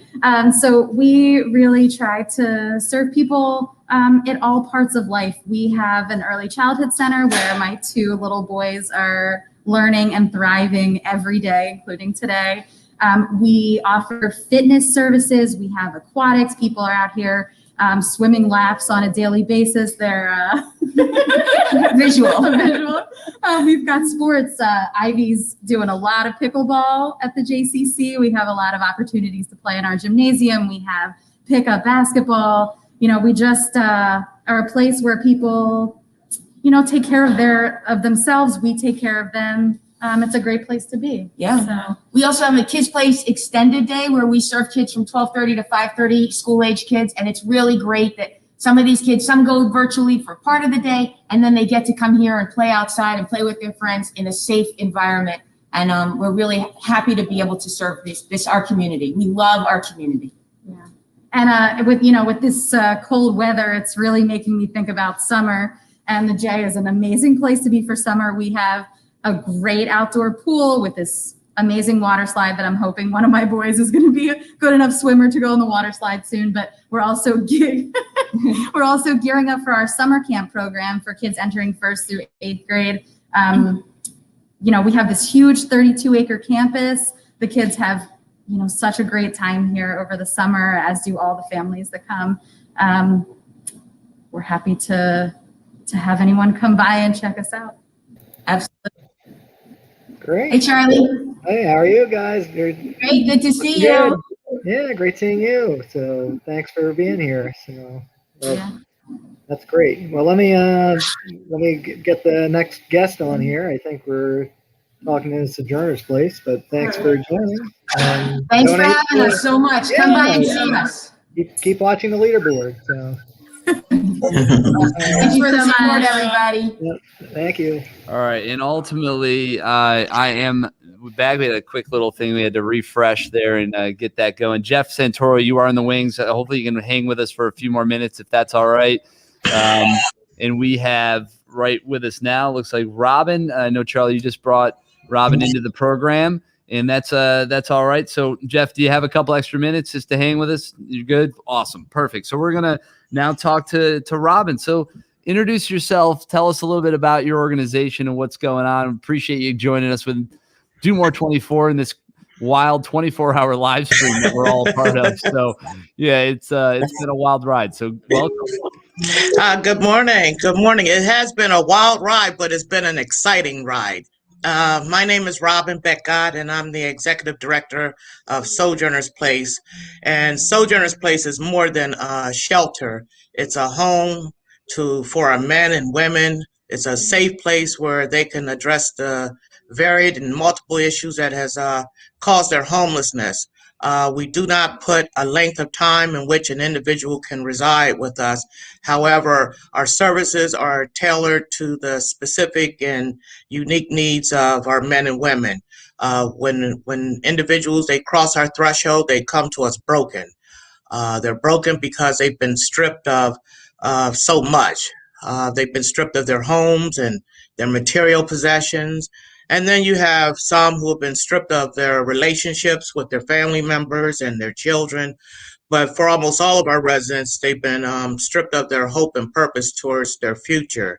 And the work that we do at Sojourner's Place, we help to rebuild and restore their hope and purpose. And we offer a variety of services, from substance abuse counseling to mental health therapy. We have an outstanding program entitled Out of Poverty, which is an 8-week program designed to help our residents to address the inner poverty that they're feeling, the things that are getting in their way towards moving forward and moving forward successfully. All of our services are offered free to the resident. We don't ask anything other than just their commitment to wanting to get their life back on track. We receive referrals from a variety of agencies, from churches, from hospitals, to law enforcement agencies. We receive referrals from people leaving incarceration with no place to go, and it's just a good program. I've been at the organization for 14 years now, and on March the 7th, we will be celebrating our 30th anniversary of providing a service to the community. Yeah, so it's a rewarding program. Because you actually is rewarding in the sense is you get to see people blossom when they come to us, Yeah, and that's amazing. That's awesome.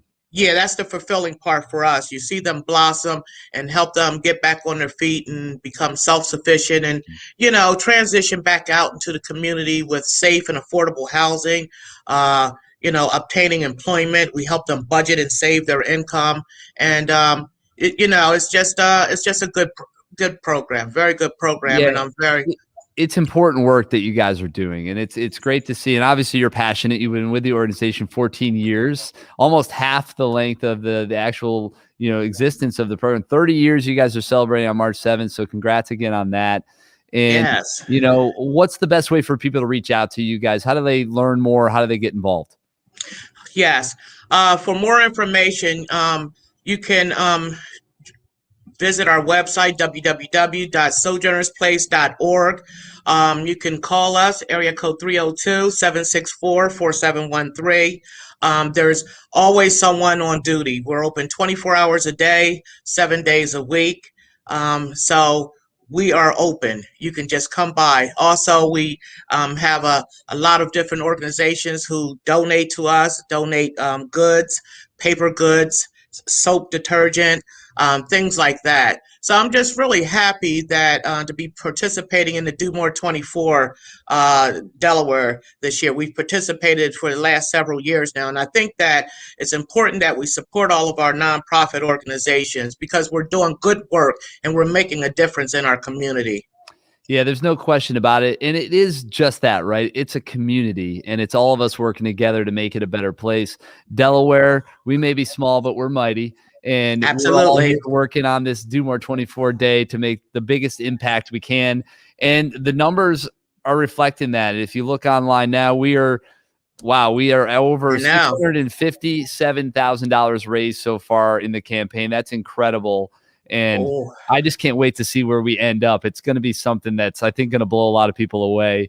And I think so too. They're going to have to recognize that Delaware came to play today, and that's a beautiful thing. So, Robin, I just want to say thank you for coming on. We got a pretty tight schedule, and we're going to keep things moving, but you were awesome, and I appreciate all that information. Keep up the great work. 14 years, and counting there, and we'll see you around. Good luck with the rest of the way on your Do More 24 Giving Day, and we'll talk to you here real soon.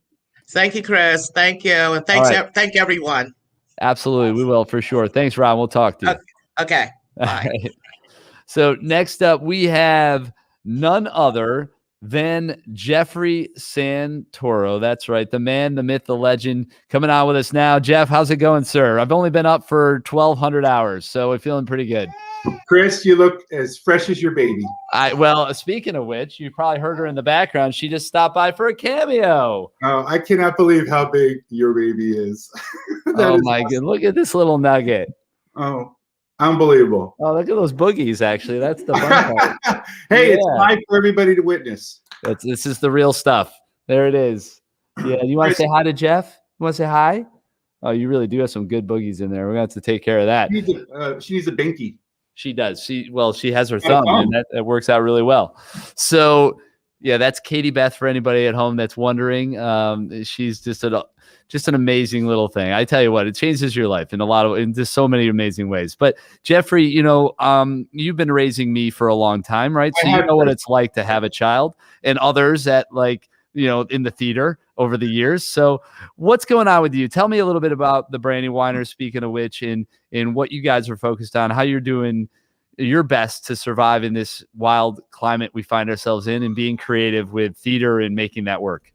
Well, I have to say a few things. First and foremost, following Robin and Sojourners is a real challenge because they are such an amazing organization. So and the other thing is looking at the 52 plus pages of nonprofits from across the state of Delaware, worthy of every dime that everybody's giving. And I applaud Spur Impact and, of course, United Way of Delaware, and the fact, Charlie and Chris, all that you're doing. It is truly remarkable. And it's a great distraction for all of us, right? You know, we're in this COVID-19 time still. Yeah. And, I'm here in my house, you're in your studio, and it's like, you know, this is a great distraction. It's a great opportunity for people just to sit at home and push the little give button, right? So just keep pushing it. Don't stop.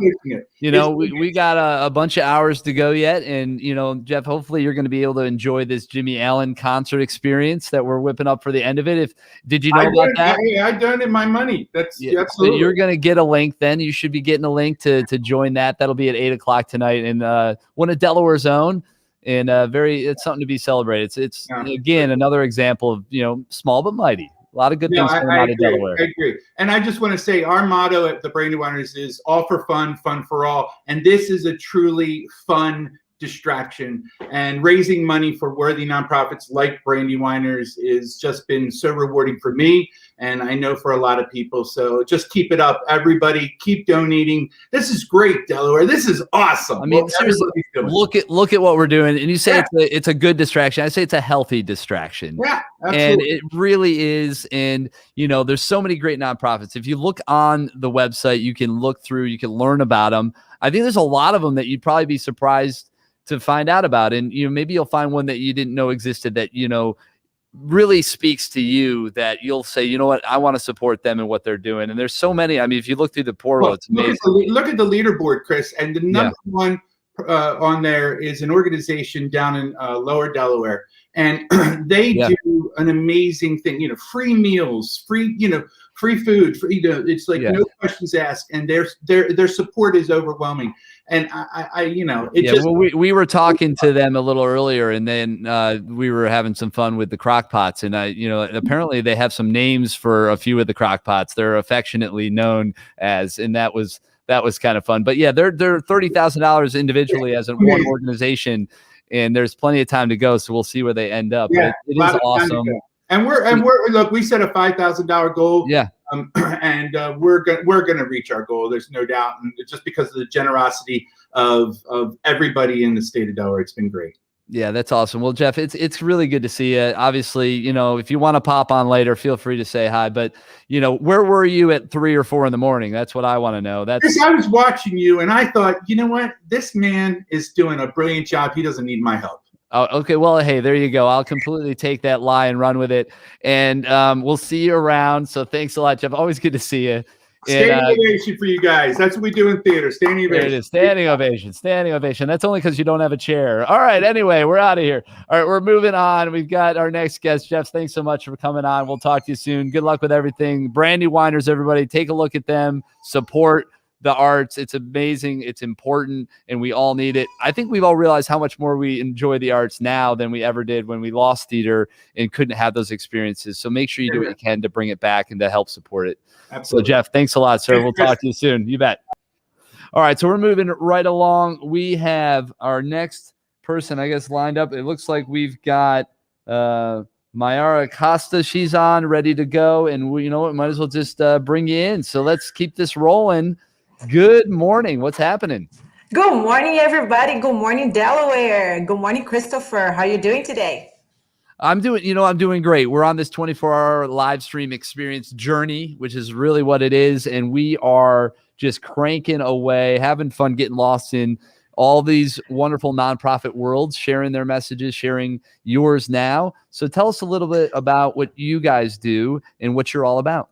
Thank you so much for being here with us today. And I've been watching you guys throughout the night with the blankets.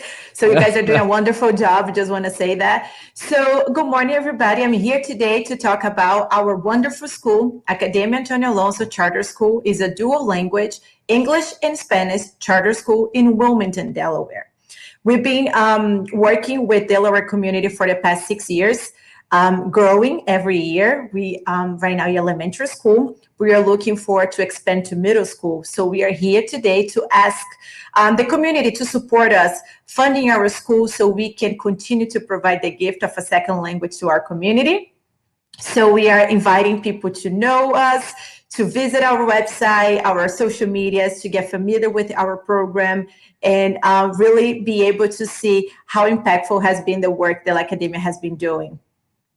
Yeah, that's awesome. And it's the kind of work that you guys are doing, and the kind of work that all a lot of these nonprofits are doing that are just so critical for our communities. And we appreciate what you guys are doing. So tell me a little bit about your journey. Like, what inspired you to get involved in this, or why this mission? So Antonia Alonso, who was the founder of the school, she came from Cuba, and she faced so many challenges being a Hispanic into the United States.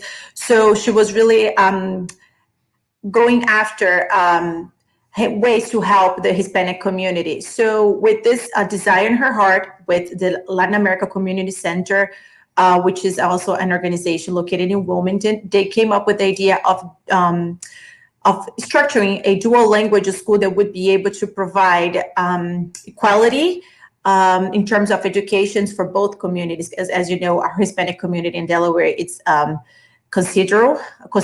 So it's really providing the community, and for those who understand a second language as important as it is, to be able to have this kind of education available for them as well. So we are 100% free and reduced school as a Title I school. That means that we serve low-income families. So that's a lot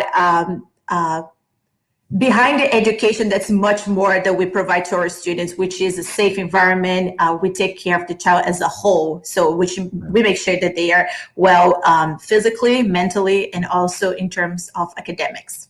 And that's a great combination. You gotta hit all of those boxes, because if you miss one, it kind of, the other ones can kind of fall back, right? So it's important to have that holistic approach to really make sure you're covering all of those elements. And that's really great to hear. And I know that these kids and these families, these parents are appreciative of the work you guys do.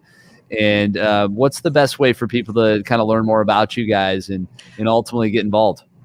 I think people were able to know about us yesterday a little bit when Kendall from Delaware Charter School Network, she was featuring our school also. So, but I would like to invite you all to check our Facebook page, Academia Antonia Alonso, as well as our website, www.academiacharterschool.org. And if you have questions, would like to stop by and visit us, we are located at Bartholomew Plaza, right where they're doing that big construction over 141. So we are right there in that campus. So come and see us, visit our school, get involved. And we have so many partners that are part of the Do More 24 today. So please reach out to us, to the community. We are here to provide services to the community, but as well as kind of help Delaware to grow in terms of education. Well, that's a beautiful thing, and education is so very important, as I know and as we all, I think, appreciate and also definitely rally around. So thank you so much for everything you guys are doing. Good luck with your campaign the rest of the way as we kind of march along on our Delaware Giving Day with Do More 24. So I appreciate you coming on. It was really great to chat with you, to learn a little bit about your world and your organization, and hopefully some people at home did as well, and maybe they'll be reaching out to get themselves involved. So that sounds great. Thank you so much, Christopher Ishimwa. Wonderful day. And everybody who's watching, let's help nonprofit organizations in Delaware to grow. We really need your support. We are here to provide services, and we need support, and we are continue doing our mission. Well, that sounds like a plan. We will continue on our mission of supporting all these nonprofits today with our 24-hour live stream. We are rocking and rolling. We're going to be moving now into a quick message from the Delaware Charter School, speaking of schools, right now. And then we're going to be moving on to chat with our friends at the Kalmar-Nichols. So hang tight for that. And thank you again for coming on. We appreciate you. Have yourself a great day. Thank you. Have a wonderful day. You as well. Thank you. And like I said, now we're going to be moving on to a quick message from the Delaware Charter Schools. And with that, you get a little insight into their world. And then following that, we'll have a fun interview and a chat with our friends at the Kalmar-Nichols. So enjoy this video, and we'll be back with you right after.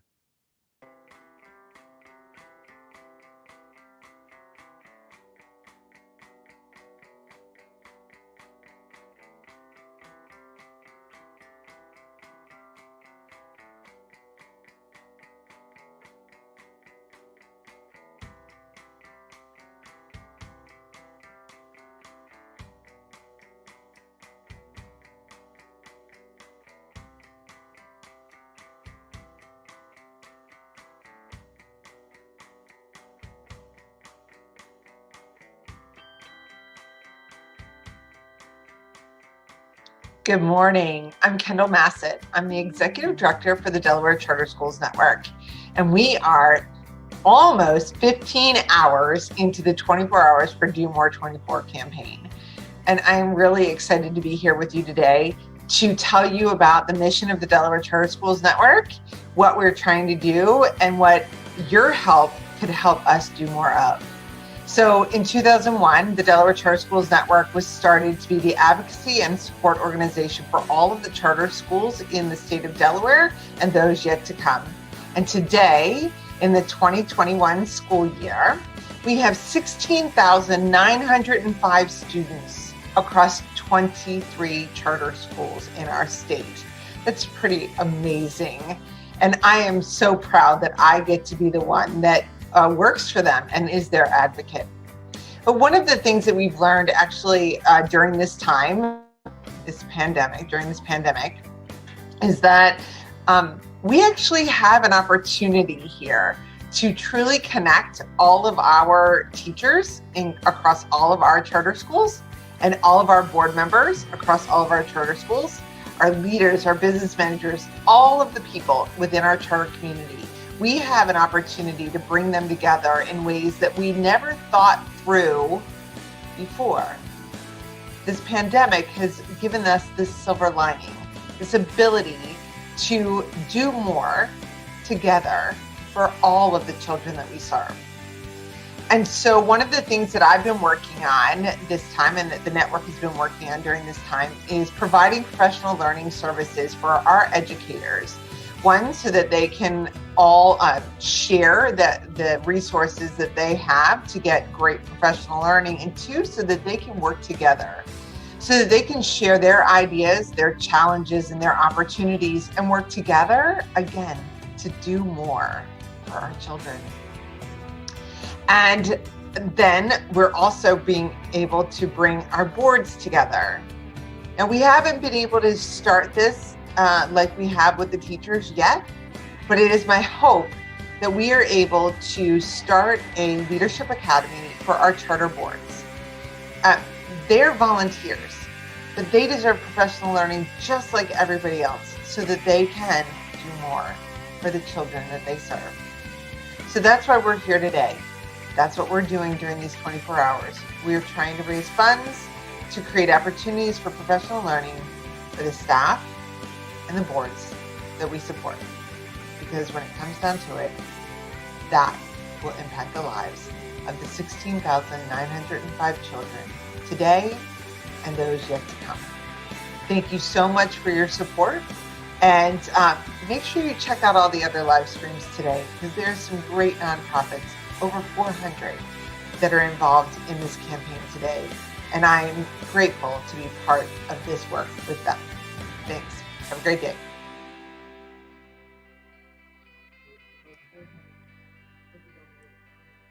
Well, thank you for that message. I appreciate you guys sharing your story.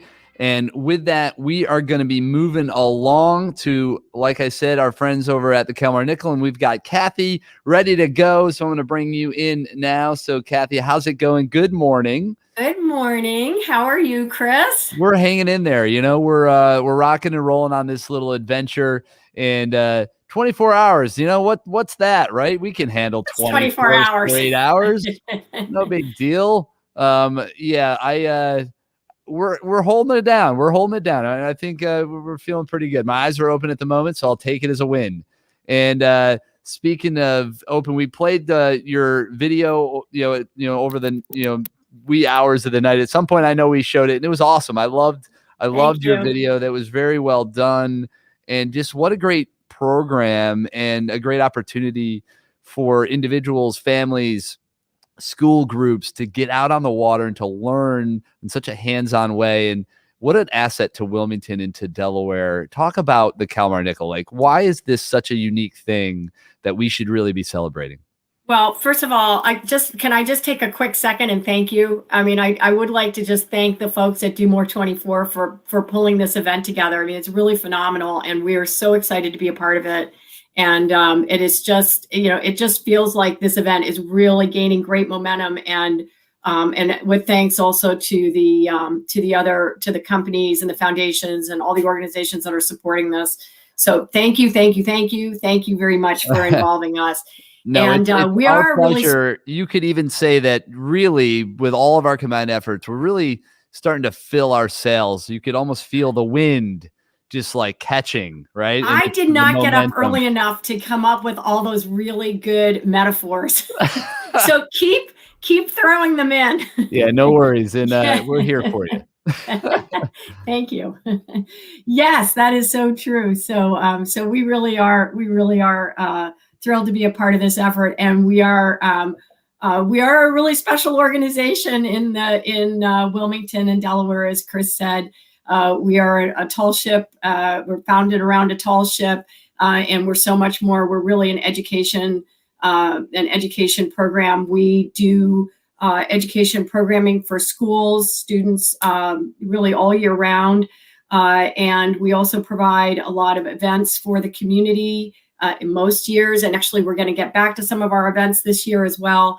And so, we really, we're very unique because of our ship and our maritime heritage. And I think we really bring a really interesting and vital story to our community. So we do from an educational program standpoint, we reach typically we have field trips that come to our shipyard site. We have usually around 3,500 kids who come to us every year because of the pandemic and the nimble abilities of our education staff. We actually have been able to convert some of our programming to virtual programming, and we're reaching thousands of children that way. And so today what we're asking for is support for scholarship programs, both for our virtual programming and then also for our live field trip programs, our experiential hands-on programs. And that's really what we are known for. So we are anticipating this summer, in fact, our goal is to get some summer camps back in, as things start to open up. We're going to start sailing in May. We're going to have groups, and this is for the public. We're going to be in, cohorts, moving around the ship. But we are getting our toe back in the water, so to speak. And we're going to get back to business.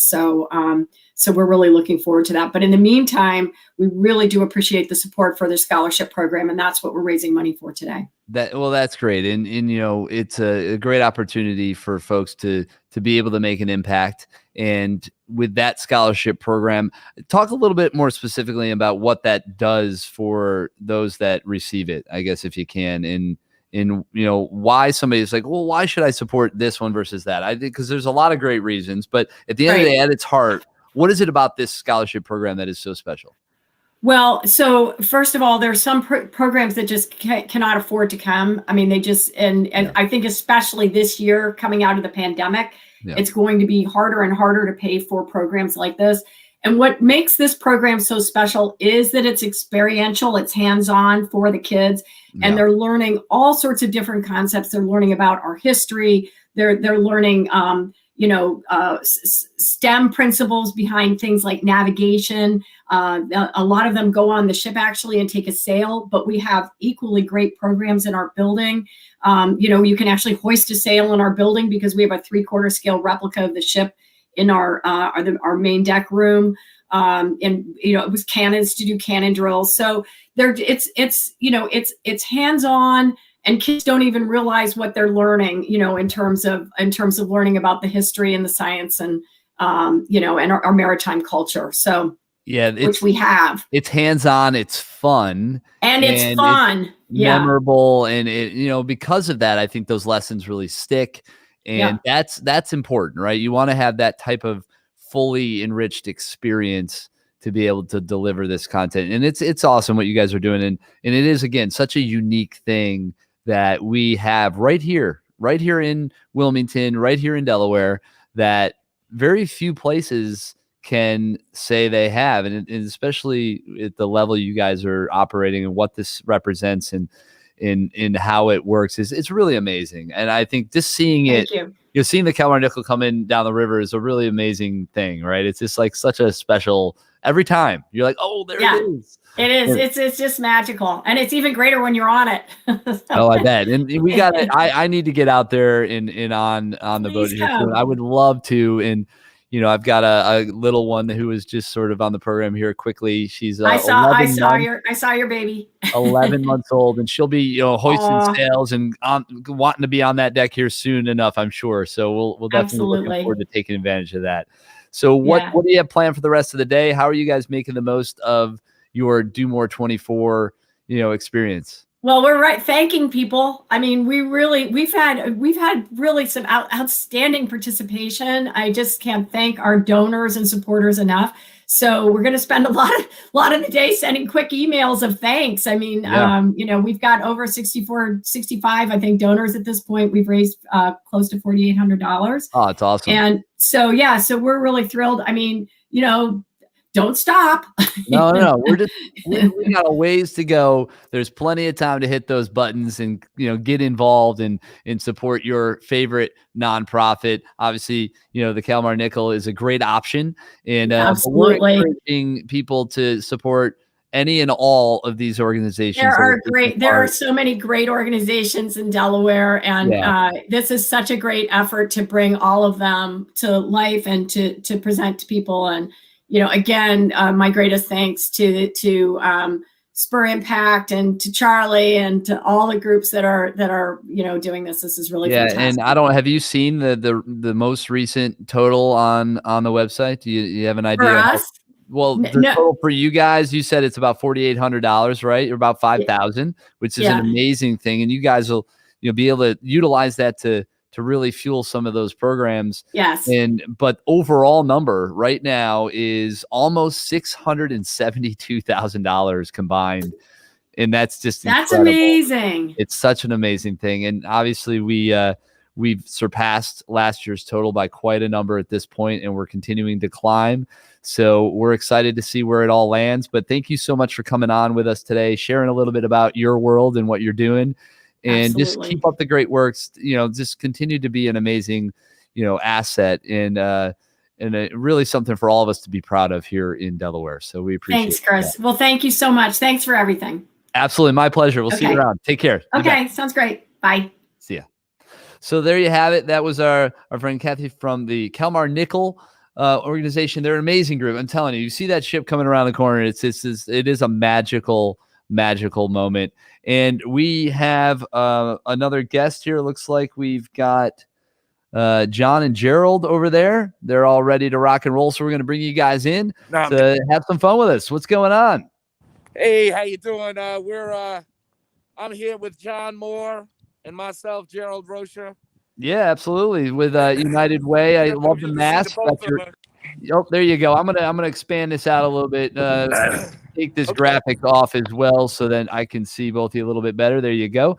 And I love that branded mask. That's pretty cool. Hey, like that. That's how we do every day. We live united, so we broadcast that. That's live united, and that's what we're all doing right now together, right? We're all living united in this effort with Do More 24, making a huge impact in our communities throughout the state of Delaware, and just awesome.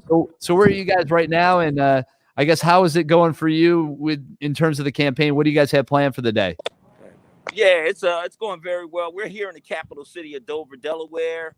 And down here in this nice brisk weather, we're ready to reach out, man, and ask people to keep us warm through their donations. So that's what it's all about, just reaching out to our friends, asking them to support our great needs and our great endeavors to make the community stronger, better. And that's what it's all about. No, that's great. And I think maybe you could thank all the people at home for those blue skies, right? That's right. Because they're bringing this great weather. They're bringing all of this love and support all across the board. And you see these numbers. It's amazing where we're at. I was just talking to Kathy about it from the Kalmar Nickel, and we are literally at $672,000 already.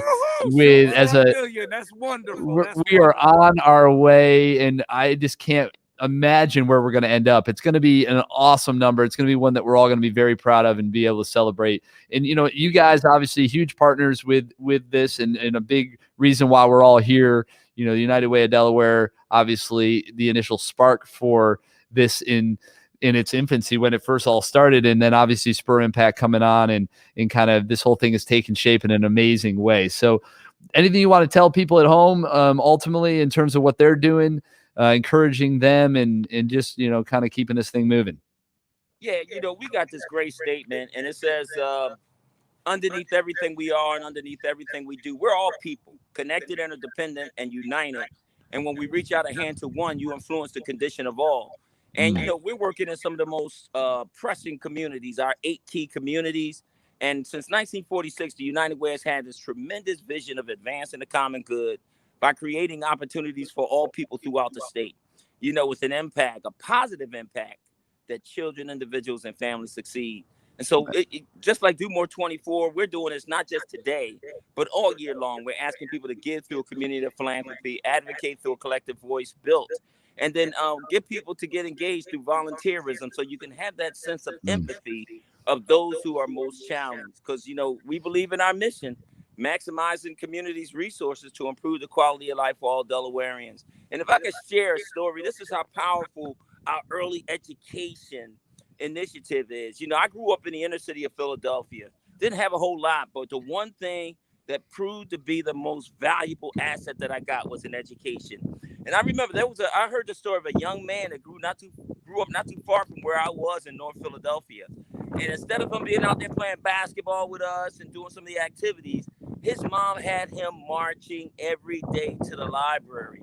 Through all the gang-infested areas, through all the drug areas, he made his way to the library and got that education. And let me tell you, that's why we push early education so hard, because that young man turned out to be Ken Frazier, who was he just retired as president and CEO for Merck, one of the largest chemical companies in the entire globe. And so we're doing that now in our 8 key communities. We're pushing this issue about making sure that we bridge the gap of technology, getting this thing out there called learning pods to make sure that our kids get the opportunities to learn and to be able to make sure that their dreams can come true through the power of educational equity. The only way we're able to do that is we have to have the resources. Amen. And that's where our community comes in, right, Gerald? We ask them to come in, join forces with us, collaborate. And at the end of the day, it's a positive outcome for everybody involved in the whole process. And there's nothing better than turning someone's dark today into a brighter tomorrow. So live, advocate, volunteer, make a difference, live united, and do more in 24. Amen. Wow, if you don't get a little bit of a burst off of that, I've been up for way too long, but that gave me a little bit. I think I appreciate that. I'm going to take that energy. I'm going to take that passion. I'm going to take that. I'm going to help fuel us forward. And we're going to be continuing on this live stream experience, this 24 hours of content that we're sharing with everybody at home. And you guys stay warm out there. I appreciate you coming on, sharing that. That was amazing. And what a great story about Mr. Frazier and look at how far he came from where he started.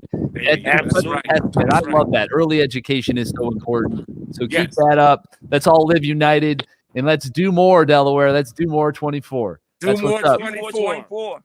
Thank you all for right. the opportunity. No, of course. Absolutely. You guys are the best. We appreciate you. We'll see you around real soon. Take care. Be good out there. All right, take care. All right, you bet. All right, so there you have it. You see just a few more of our United Way advocates just crushing it, living united. I love that. And they're just bringing that passion. And that's what this is all about. You see these nonprofits, there's well over 400 of them involved in this campaign. And that's the one thing we all share and have in common is that we are passionate about what we do. So I'm going to share something real quick. I'm going to go and we had a chat that we shared over the wee hours of the night as well. But this is a nonprofit leaders conversation that ultimately we want to share with you guys now. And with that, you guys will be able to learn a little bit about what's going on in that world. And give me 1 second. We'll pull that up. And this, again, is a nonprofit leaders conversation. Enjoy. We'll see you after this. Hey everyone, my name is Tiara Fair, and today we are talking all about Do More 24 Delaware. It is actually in 1 week, well, 8 days if you want to be really specific. And it starts on March 4th at 6 p.m. to March 5th at 6 p.m. And today in particular, we've been talking about Do More 24 over and over again, and we've had a lot of amazing people talk about it and bringing on a Facebook Live. But I have some really, really special guests today, and I'm so excited. So I have with me Tanetta Brown from Philanthropy Delaware, Sheila Bravo from Dana, and Michelle Taylor from United Way of Delaware. And honestly, I'm going to let them talk because I'm around like living legends, amazing women in nonprofit today. And, you know, we're really just going to first talk about why you all think that Do More 24 is so important to nonprofits, Delaware nonprofits. And anybody can jump in, whoever. All right, well, I'll jump in because I'm just so excited about this. You know, when this Do More 24 started a couple of years ago, was really recognizing that there's so many wonderful nonprofits in the state of Delaware doing great work. And sometimes they have trouble getting noticed. And so this opportunity on one day to bring together in one place the opportunity to see the amazing work that is happening in the state of Delaware, and that you can very easily make a contribution to anyone, or quite frankly, into many nonprofits all at once. It's just amazing that this can happen, and it can happen in a very easy way. And so that's why I'm excited. You know, Dana, our role is to really help champion nonprofits. And so we are thrilled that Do More 24 is here, and it's here for another year. And I think this year is going to be an amazing year. I would echo that, Sheila. You know, we launched Do More 24 6 years ago. Actually, this is our 6th year, 2 years in partnering with Spur Impact, who has helped us to have greater outreach, greater visibility, right? Raise more money. And why I'm super excited this year, right? Every year, I think is an opportunity to highlight the great work of the nonprofit sector. But this year, second to none. You know, given the pandemic, you know, I know that our healthcare workers have been on the front line and have been our local heroes, but we have so many unsung heroes within the nonprofit communities. I want the community to know, right, that your nonprofit sector has been working hard to make sure that the needs still been met, right? So from doing food drives, right, to making sure you've had bottled water, to ensuring that babies have Pampers, to ensuring that we've all had PPE, and, you know, that your assistance with utility bills and your rent bills, and that medication was still being delivered to our seniors. None of that would have happened without this amazing group of caring individuals, which we all here like to call our colleagues, that are working on the front line on your behalf. And so this is our opportunity to go back into those organizations, to highlight them, but also to provide an opportunity for all of you to give. This is your moment to contribute to causes you care about and to organizations that are working tirelessly to make sure that our community is well served. Awesome. Tanetta, what would you say to everyone who maybe doesn't really know about Do More 24, but they might want to get involved? Why do you think that they should get involved? Individuals, like your friends and your network. Yeah, and me coming from the side that brings together those who actually fund the work of the nonprofits and fund work in our state, I think individuals just being able to contribute to that, and as Michelle and Sheila alluded to, the important work that still needs to get done, the need continues to be there, and for individuals to be a part of supporting over 350 nonprofits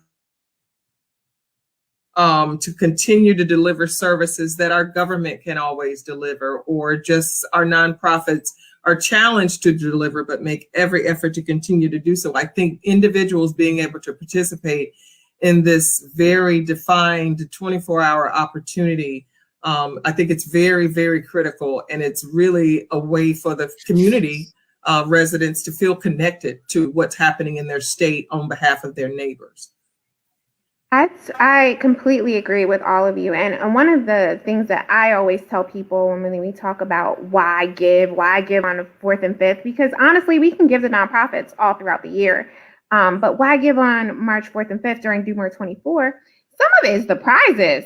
So we have a crazy prize package. Did you all see all the prizes? And I mean, all of our organizations are really have contributed in some way, shape, or form to the prizes, but man, we have some really good prizes. And one of them in particular, United Way really spearheaded and sponsored is the BIPOC Leadership Prize. So basically, the organizations that are led by persons of color will be eligible for this special prize. We'll be giving to the two large organizations, the top 2 large organizations and top 2 small organizations.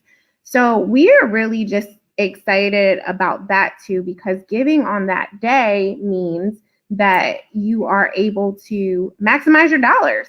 You're not just giving $1, but there are a lot of companies that we're matching. You give and your nonprofit can win an extra $500 if you give during a certain hour and they win the prize. And that is pretty cool. It is cool. And also, I just noticed, maybe we don't always talk about it enough, but, even with Delaware Auto Team, the car. So if people give at least $100, right, they are eligible for the drawing for the car. And so on top of helping a worthwhile organization, on top of helping the organization get prizes, you yourself might get a prize. Drive away with an amazing prize. That is pretty awesome. That is pretty. And my understanding is, and Tira just confirmed this, that if a nonprofit still wants to participate in the Do More 24, they can. So they still have time to sign up till Friday. Is that correct? It is up until Friday. So there's actually the domore24delaware.org. If you go there right now, it's on the corner of our screen so everyone can see it. But if you go there right now and you click the Start Here button at the top left corner, you're a new nonprofit, you just start. If you are a nonprofit that participated with us last year, there's a space for you and you can sign in again. And if you need any help, the Do More 24 Delaware team is here to help you. So if there's no question we haven't answered or we haven't heard. There are some comments in here. We have a lot of, it's Sarah. So Sarah is listening and she's just saying good afternoon and tagging everybody. That's awesome. That is pretty awesome. Ladies, I just want to say thank you for your leadership with nonprofits across Delaware. We really appreciate you. And we're just gonna last thoughts before we go. Telling people why they should give or telling people they should give now. You can call anybody out if there's any particular nonprofit hasn't signed up yet. But anything you want to say before we wrap up and go? Well, I just want to say, having been on the other side of Do More 24 when it all started, having worked at United Way, is that thank you all for the energy, the efforts through our sponsors, Barclays, and everyone's, just really the energy and effort poured into creating an easy opportunity for nonprofits to be resourced in a different way by the broader community, individuals that can participate versus feeling you need to be a foundation donor or being a corporate funder. Here's a way for just your average neighbor to participate and see that the work continues to the benefit of our community. So I applaud, this effort and giving, just casting that net wide so everyone can contribute and support to fill all the various needs that our neighbors experience across our state. So I just think it's a wonderful, just making it so easy, to be able to promote that your organization is a part of this big giving day and this big giving focus. You can't get anything any easier than that, the way it's been executed. So thank you to everyone that has touched this piece. We certainly support every effort of this as an organization, and being, as I said, on the funder side and a nonprofit as well. We still need to operate it as well, but I really applaud you all for the effort. My one little tag is to encourage people, when you see the Facebook plug about giving, right, on March 4th and 5th, share it. If all of you listening will not only give, but if you could share it with your own social media, share it with a family member or friend, that's how we're going to surpass our goal from last year. Like, what you can easily do for us is just hit the share button and tell other people why you gave. And I would echo that. Imagine if every board member of every nonprofit that's participating not only gave themselves, but had 2 friends or 2 family members give as well.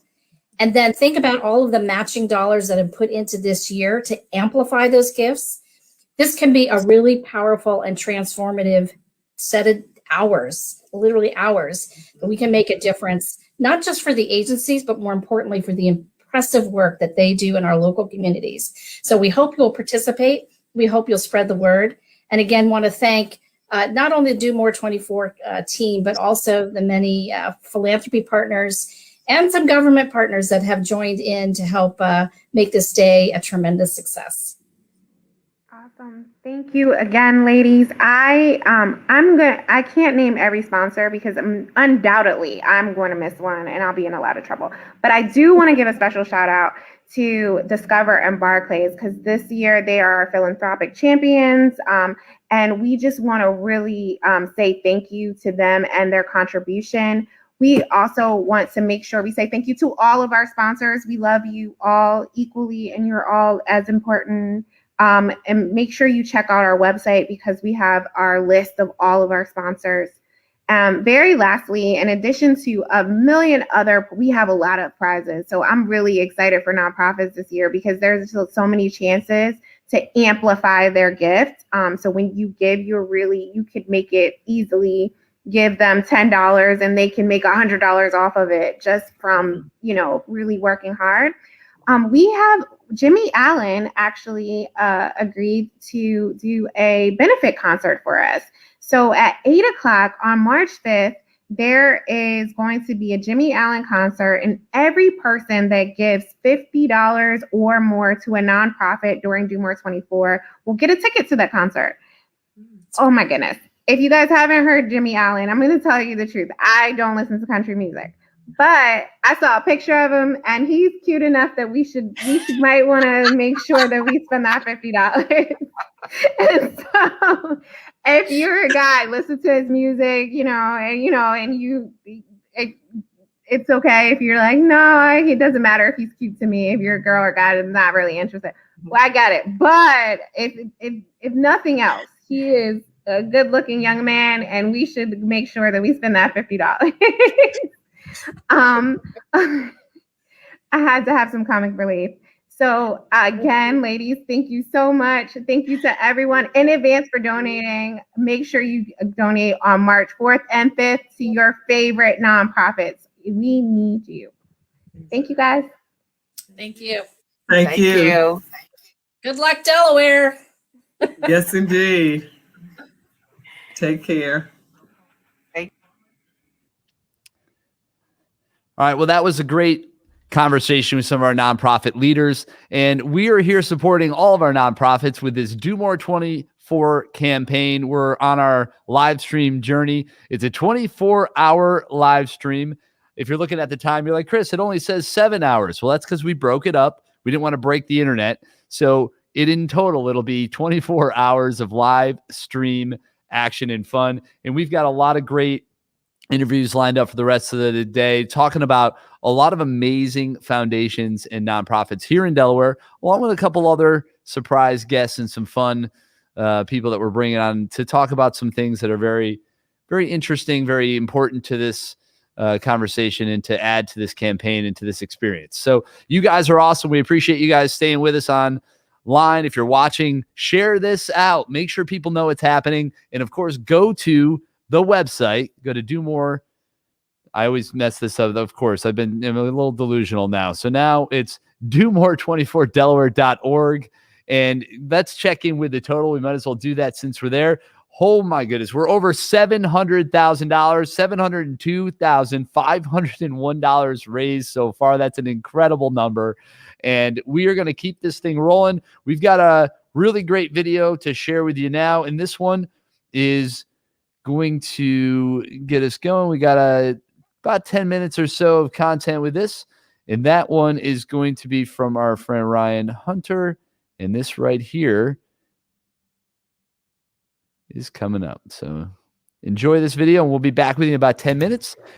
And we're back here on the Friday Vibes Morning Show with yours truly, Jay Chris, here on New Twist Radio, newtwistradio.com, and the New Twist Radio app. Make sure you tell a friend to tell a friend to tell a friend to tell your mama to tell your other friend to tune in to the Friday Vibes Morning Show and everything going on here at newtwistradio.com.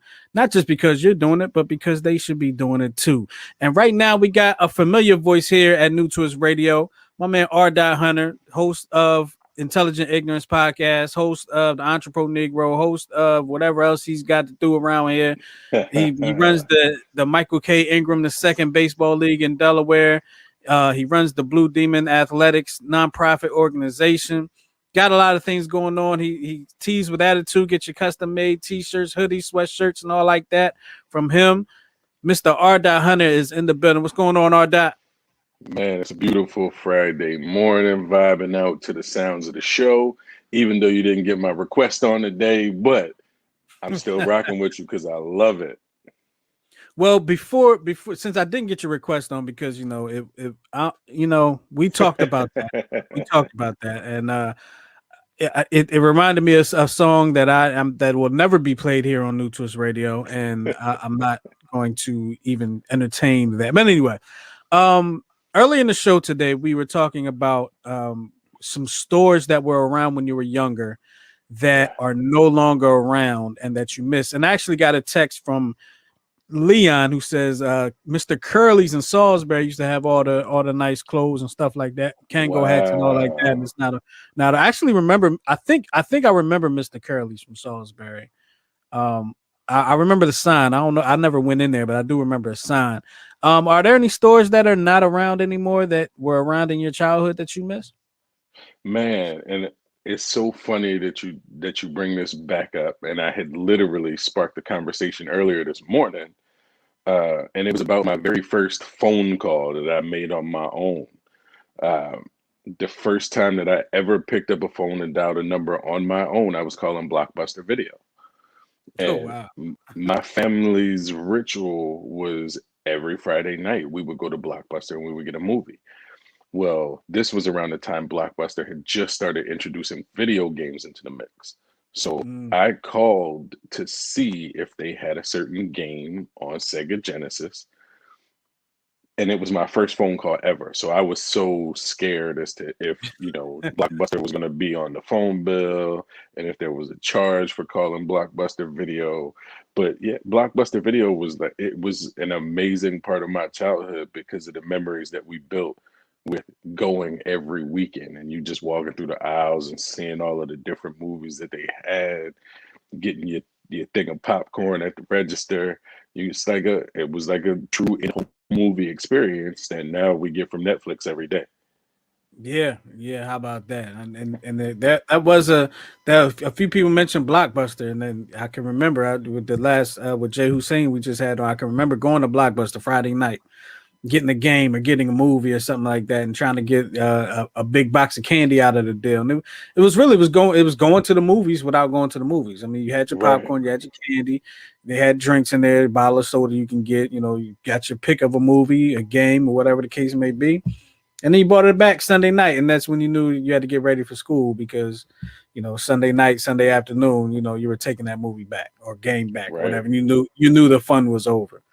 But yeah, Blockbuster is a big one. But coming on, you're here to talk about, and actually you're going to be back with us next week. Yes, sir.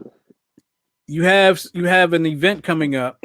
There's an event coming up that you're a part of. It's called the Do More 24 campaign, coming to the state of Delaware. Talk to us about what that is, and let's talk about how to get involved in it. But first, tell us what the Do More 24 campaign is. Oh man, Do More 24 is Delaware's Day of Giving. It's a 24-hour fundraiser. It starts on Thursday, March 4th at 6 p.m. and it runs until Friday, March 5th at 6 p.m. So right now there are over 350 nonprofits in Delaware who register for this event. It's absolutely amazing. It's brought to you by the United Way of Delaware and Spur Impact, two major players here in Delaware in the nonprofit space. They brought us this platform to really be able to put on an event where we are doing a very digital this year, a very digital fundraiser, and just seeing what type of contributions we can get within a 24-hour period. It's really awesome what they're doing here. Absolutely. And have you been a part of this campaign before? Yeah, so we actually last year was Blue Demon Athletics' first year in Do More 24. Within that 24-hour period, we ended up raising $1,007, which was absolutely amazing, given that we did not necessarily prepare for the event the way that we should have. I think that first year was a learning experience for us as a nonprofit and really seeing what we can do and how we can push this. This year, we have set a very aggressive goal to raise $10,000 in 24 hours. So I am urging everybody to get involved and really just help us push our mission forward of helping Delawareans live and maintain healthy and active lifestyles. Absolutely, absolutely, and that's a big jump from $1,000 to $10,000. But as you said, last year you didn't necessarily prepare for the event the way you should have. You understand it more this year and what it takes this year. What has your preparation been this year? Have you been on social media more, putting it out there? Like how has it differed from last year? So because everything is digital this year, we're relying heavily on social media. If you don't already follow the Blue Demon Athletics page on Instagram and Facebook, please make sure you do. Literally, we're posting daily just about the event. We have a countdown going on right now, so we're at 6 days. So we're 6 days away from the event. I also posted on my personal page, r.hunter, on Instagram and Facebook. Social media has been key right now. We have a text campaign going out. So everyone who has registered through our text line for Blue Demon Athletics is receiving those texts. And then it's just a lot of individuals who are pushing campaigns for us as well. Rob Hill, the Newcastle Knights baseball team in the MI2 Baseball League, he's been super active in getting the word out there. Chris Richards from the Newark Vandals, he has been super active in getting the word out there. If you are on the New Twist Radio page, I'm sure you've seen my post in the group. And also it's on pretty much everybody's page. I know you yourself have posted things on the New Twist Radio page on Instagram and Facebook. So we appreciate your efforts with helping us get new donors this year. Absolutely. I try to do my part. I know, and this is a very small part compared to, all the things that you do and the things out there and the people out there do. But, I try to do what I can do, when I can do it. I can do what I can do when I can do it. Do what I do, when I can do what I do, how I do what I do. Exactly. So next week, you're going to be with us. Next week starts the campaign. Actually starts 6 o'clock Thursday night next week. And during that time, the Friday Vibes Morning Show will be on air. So you'll be joining us again to talk more about it. You'll be you'll let us know how we can contribute, how contributions and donations can be made. And we'll be talking about it. We'll be trying to raise some money for you. Absolutely. And appreciate your time today having this on. And we're going to save some stuff for next week because next week is the big push. Man, I truly appreciate it. Thank you for allowing me to use this platform because the New Twist Radio fam is super strong out there. They support us in everything that we do, and we truly appreciate it. Absolutely, absolutely. That's Mr. R. Hunter from Blue Demon Athletics and a whole bunch of other stuff that he does. He's going to be with us next week talking more about the Do More 24 campaign and how we can contribute and donate and support that whole effort. So right now, let's get back to the music here on the Friday Vibes Morning Show with yours truly, Jay Chris, here on New Twist Radio, newtwistradio.com, and the New Twist Radio app. Make sure you tell a friend to download the New Twist Radio app from the Google Play Store.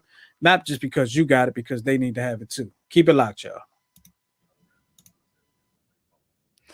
All right, there you have it. That was a great little message from one of our nonprofits, and we're keeping things rolling. I just checked the totals, and you're not going to believe, but we are now at just under $715,000 raised. We've got 8.5 hours to go in our day, and ultimately, this is an amazing effort. We are marching our way towards $1 million. Heck, I'm going to say it. We're marching our way to $1 million, and I think we might even be able to get a little bit above that as well. So this is an incredible campaign. We should all be proud of ourselves. You should be proud of yourself for the work you're doing to support these nonprofits. And we've got some more conversations coming up for you, and there's a lot planned over these next 8.5 hours. So don't worry. We've got a lot of windows to get lost in, a lot of worlds to explore, and it's all in support of Do More 24 Delaware.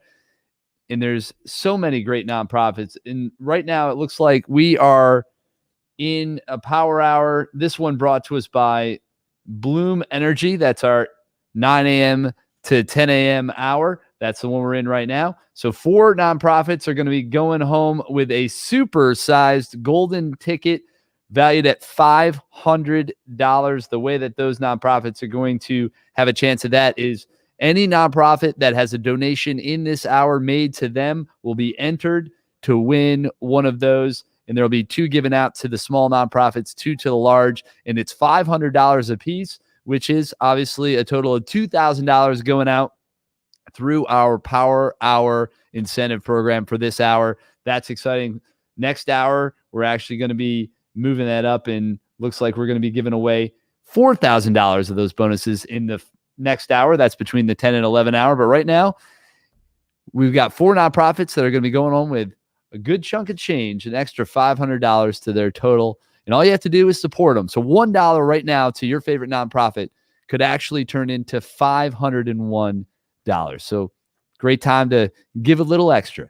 And we're going to be gearing up. We got a great conversation with Monique Hellstrom, great friend of mine. And we're going to be talking about some things she's going into and a little program she's about to launch as well, coming up here in just a few minutes. So stay tuned for that. In the meantime, we're just going to keep checking in. We're going to keep you informed with what's happening with the campaign. And again, we are inching our way up yet. We're just right about $715,000 so far, which is just amazing. So we're excited. I was waiting on, we were trying to coordinate one of our other nonprofit friends to come in and join us on this live stream and sneak her in, but we're having a little trouble. She's, I think she was trying to click in the last link. Hopefully she'll be able to join us, and that would be great. So, Christine, don't give up.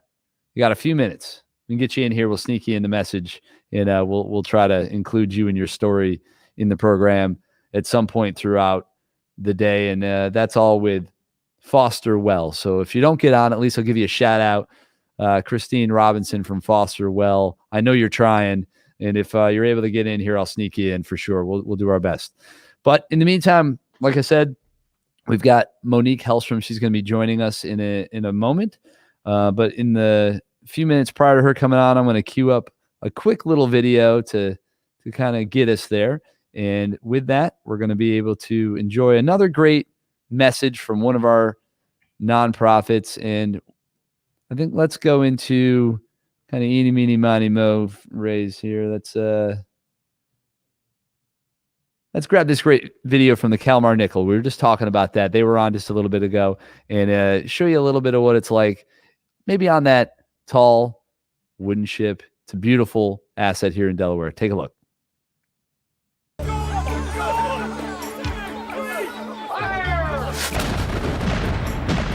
Come aboard Kalmar Nickel, the official tall ship of Delaware. A 17th century ship. Make ready to come about. with a 21st century mission.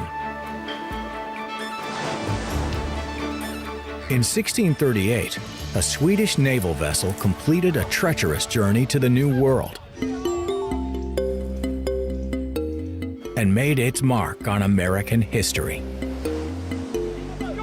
One of the great ships of the colonial period, Kalmar Nickel made more round-trip Atlantic crossings than any of its kind and settled the colony of New Sweden, a territory which included America's first capital, Philadelphia, and first state, Delaware. 350 years after its historic voyage, a full-sized and faithfully designed reconstruction of the original Kalmar Nickel was launched into the very same waters where she first made landfall in America.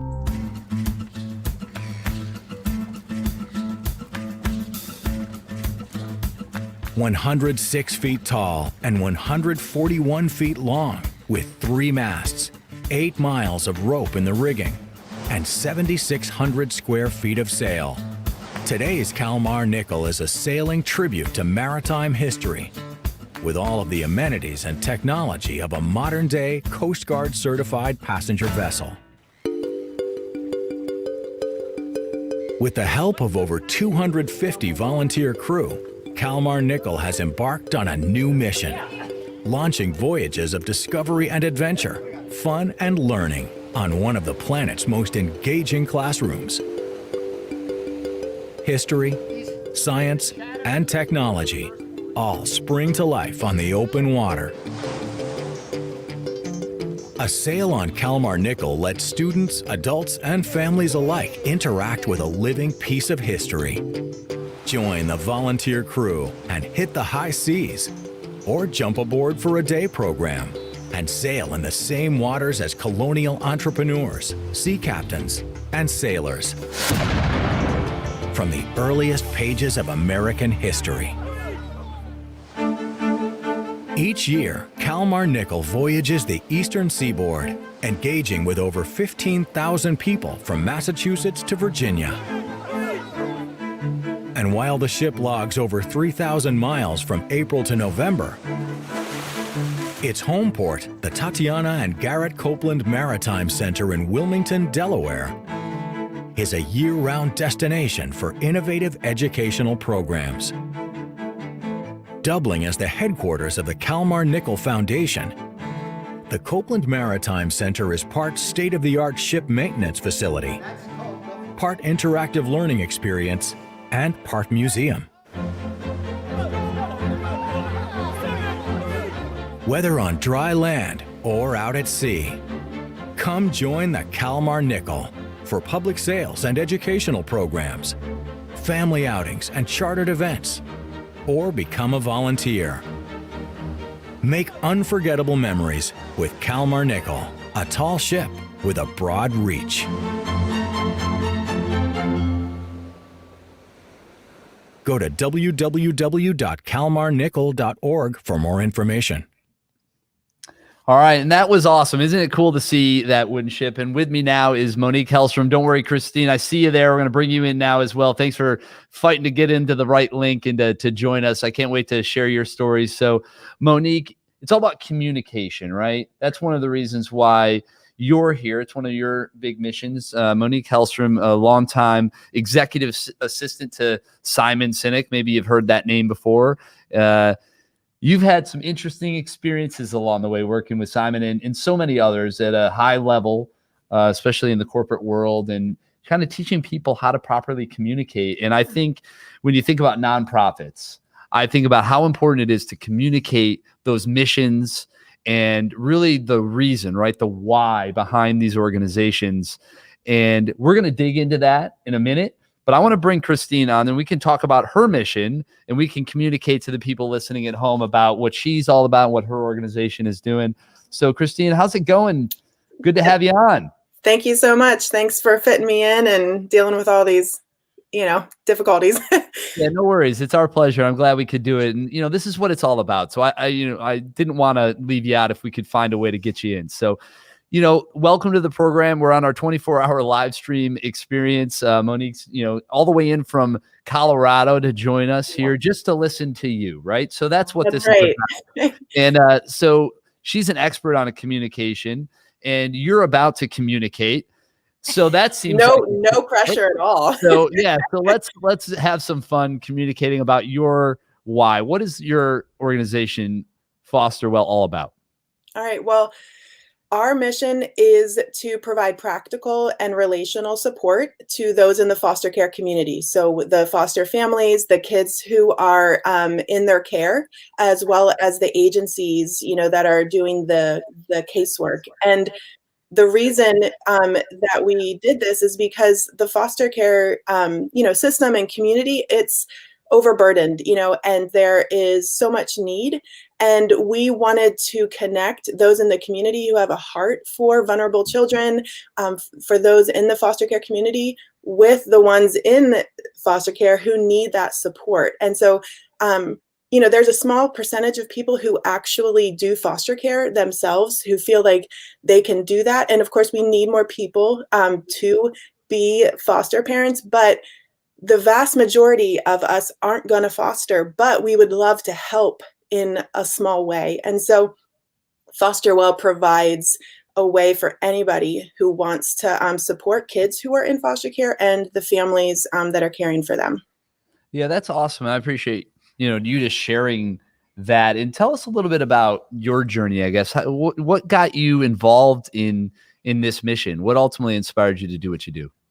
I've always just kind of had a heart for people who are vulnerable. Ever since I was a late teen, early 20s, I went to school at the University of Delaware for family and community services. I did, worked in the field for a while, and then started my own business, Delaware Kids Directory, little shout out. Yeah, there you go. And wanted just a little more control over my schedule while I was raising young kids. And so I have been doing that for the last 12 years. But I've always had foster care and adoption in my heart. And so I guess I grew up in an amazing community of people. I have an amazing family, I have an amazing church community, and they were always there for me, right? So when you have a baby, there are people there to bring you meals. And if you need extra clothes for your kids, they're like hand-me-downs and all of that. There's just that, when things are hard, there's people there. When things are good, they're rejoicing with you. And I just have a heart for people who don't have that community. And so it's my heart has been to connect the broader community with people who have these specific needs and are serving such vulnerable kids and, are in very stressful situations, as foster parents.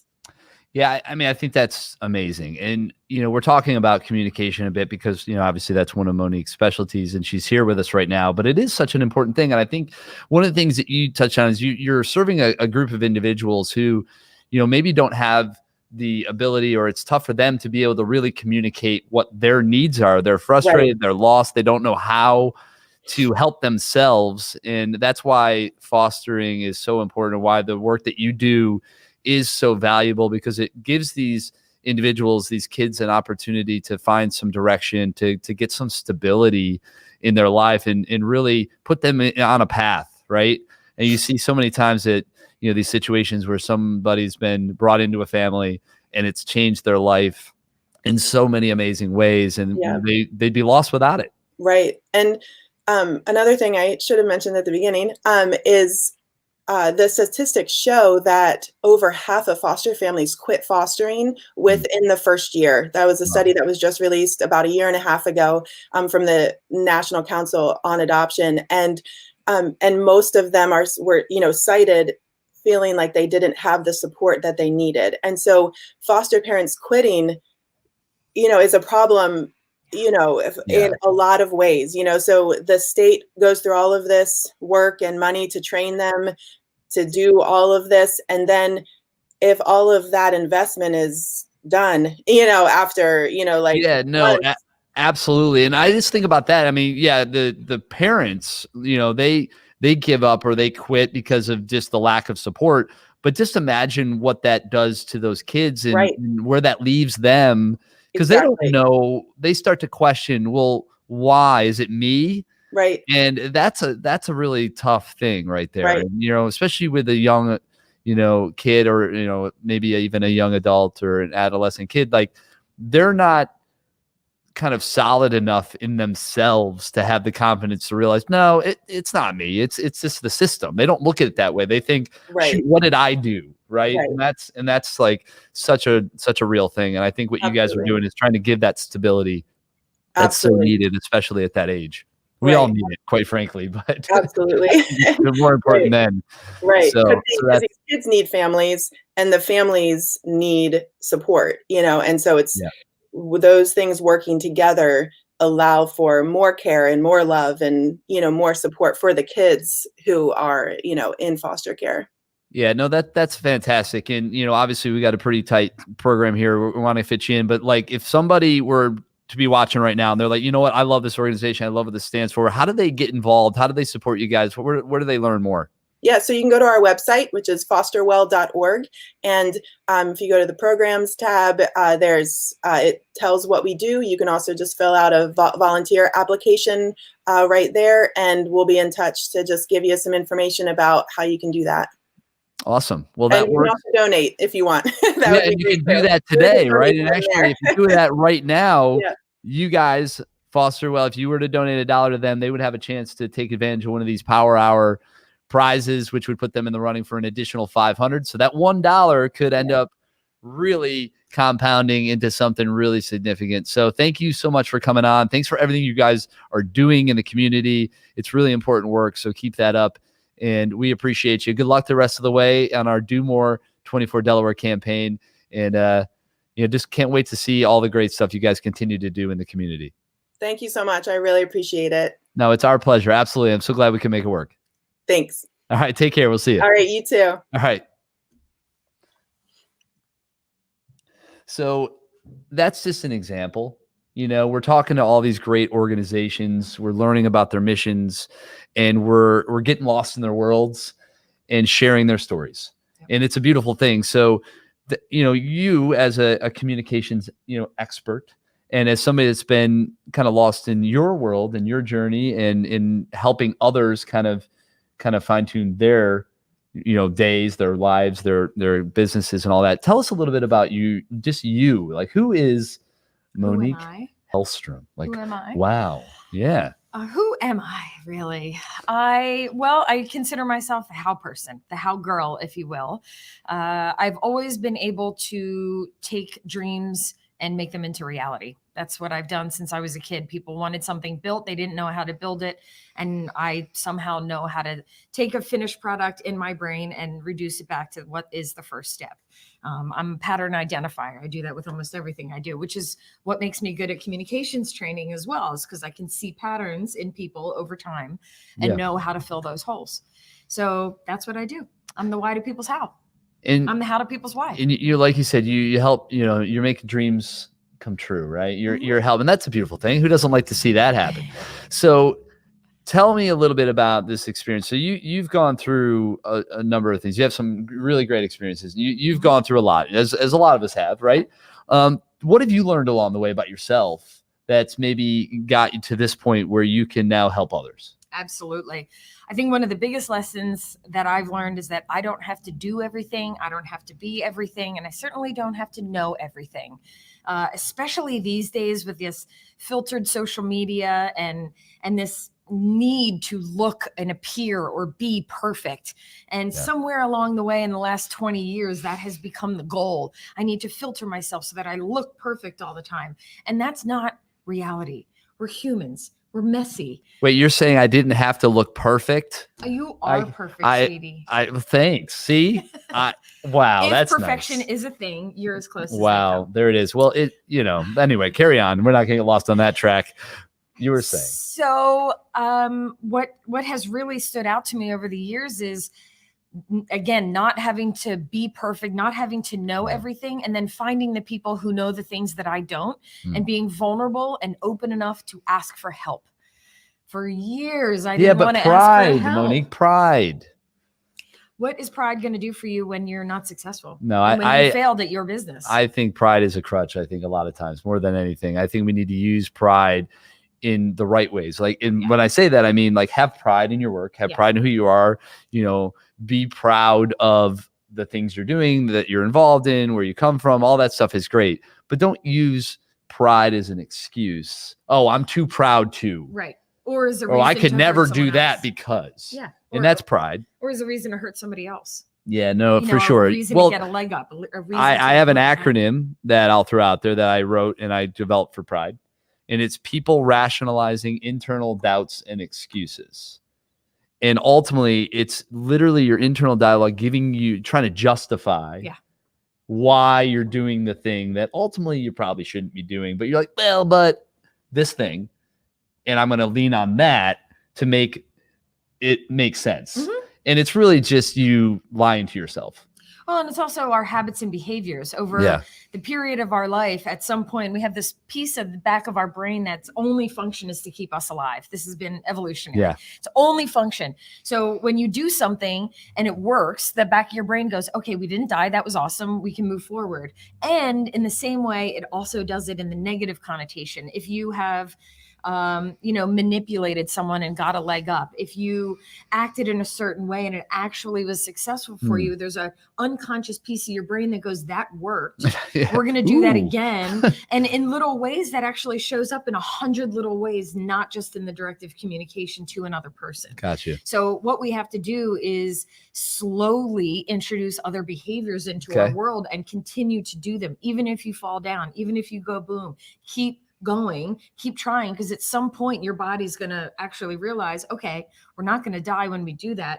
And it helps us get ahead. It helps us succeed. Yeah. Fall down, go boom. Fall down, go boom. Fall down, go boom. Actually, Katie, 11 months old, falls down, go boom a lot right now, but she gets up and she won't stop. And those diapers are padded, so that helps. And you know, look at kids and how they do it. They don't.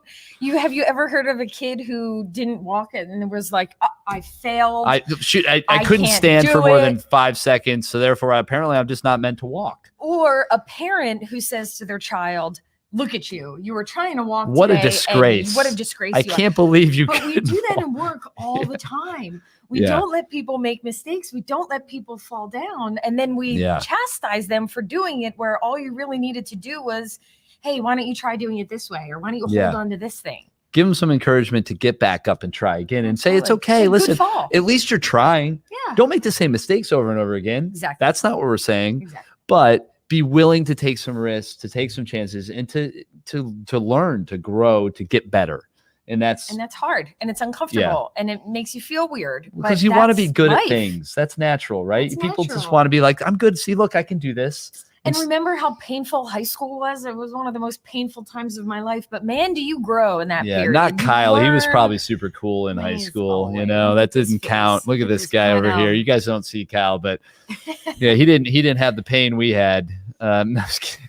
But you learn a lot. You learn a lot from that pain and exhaustion, and you add to your personality. And I kind of find that it's almost comical when you look back at it and you go, what? When why you look back at it. did I let that genuinely affect me at all? Yeah.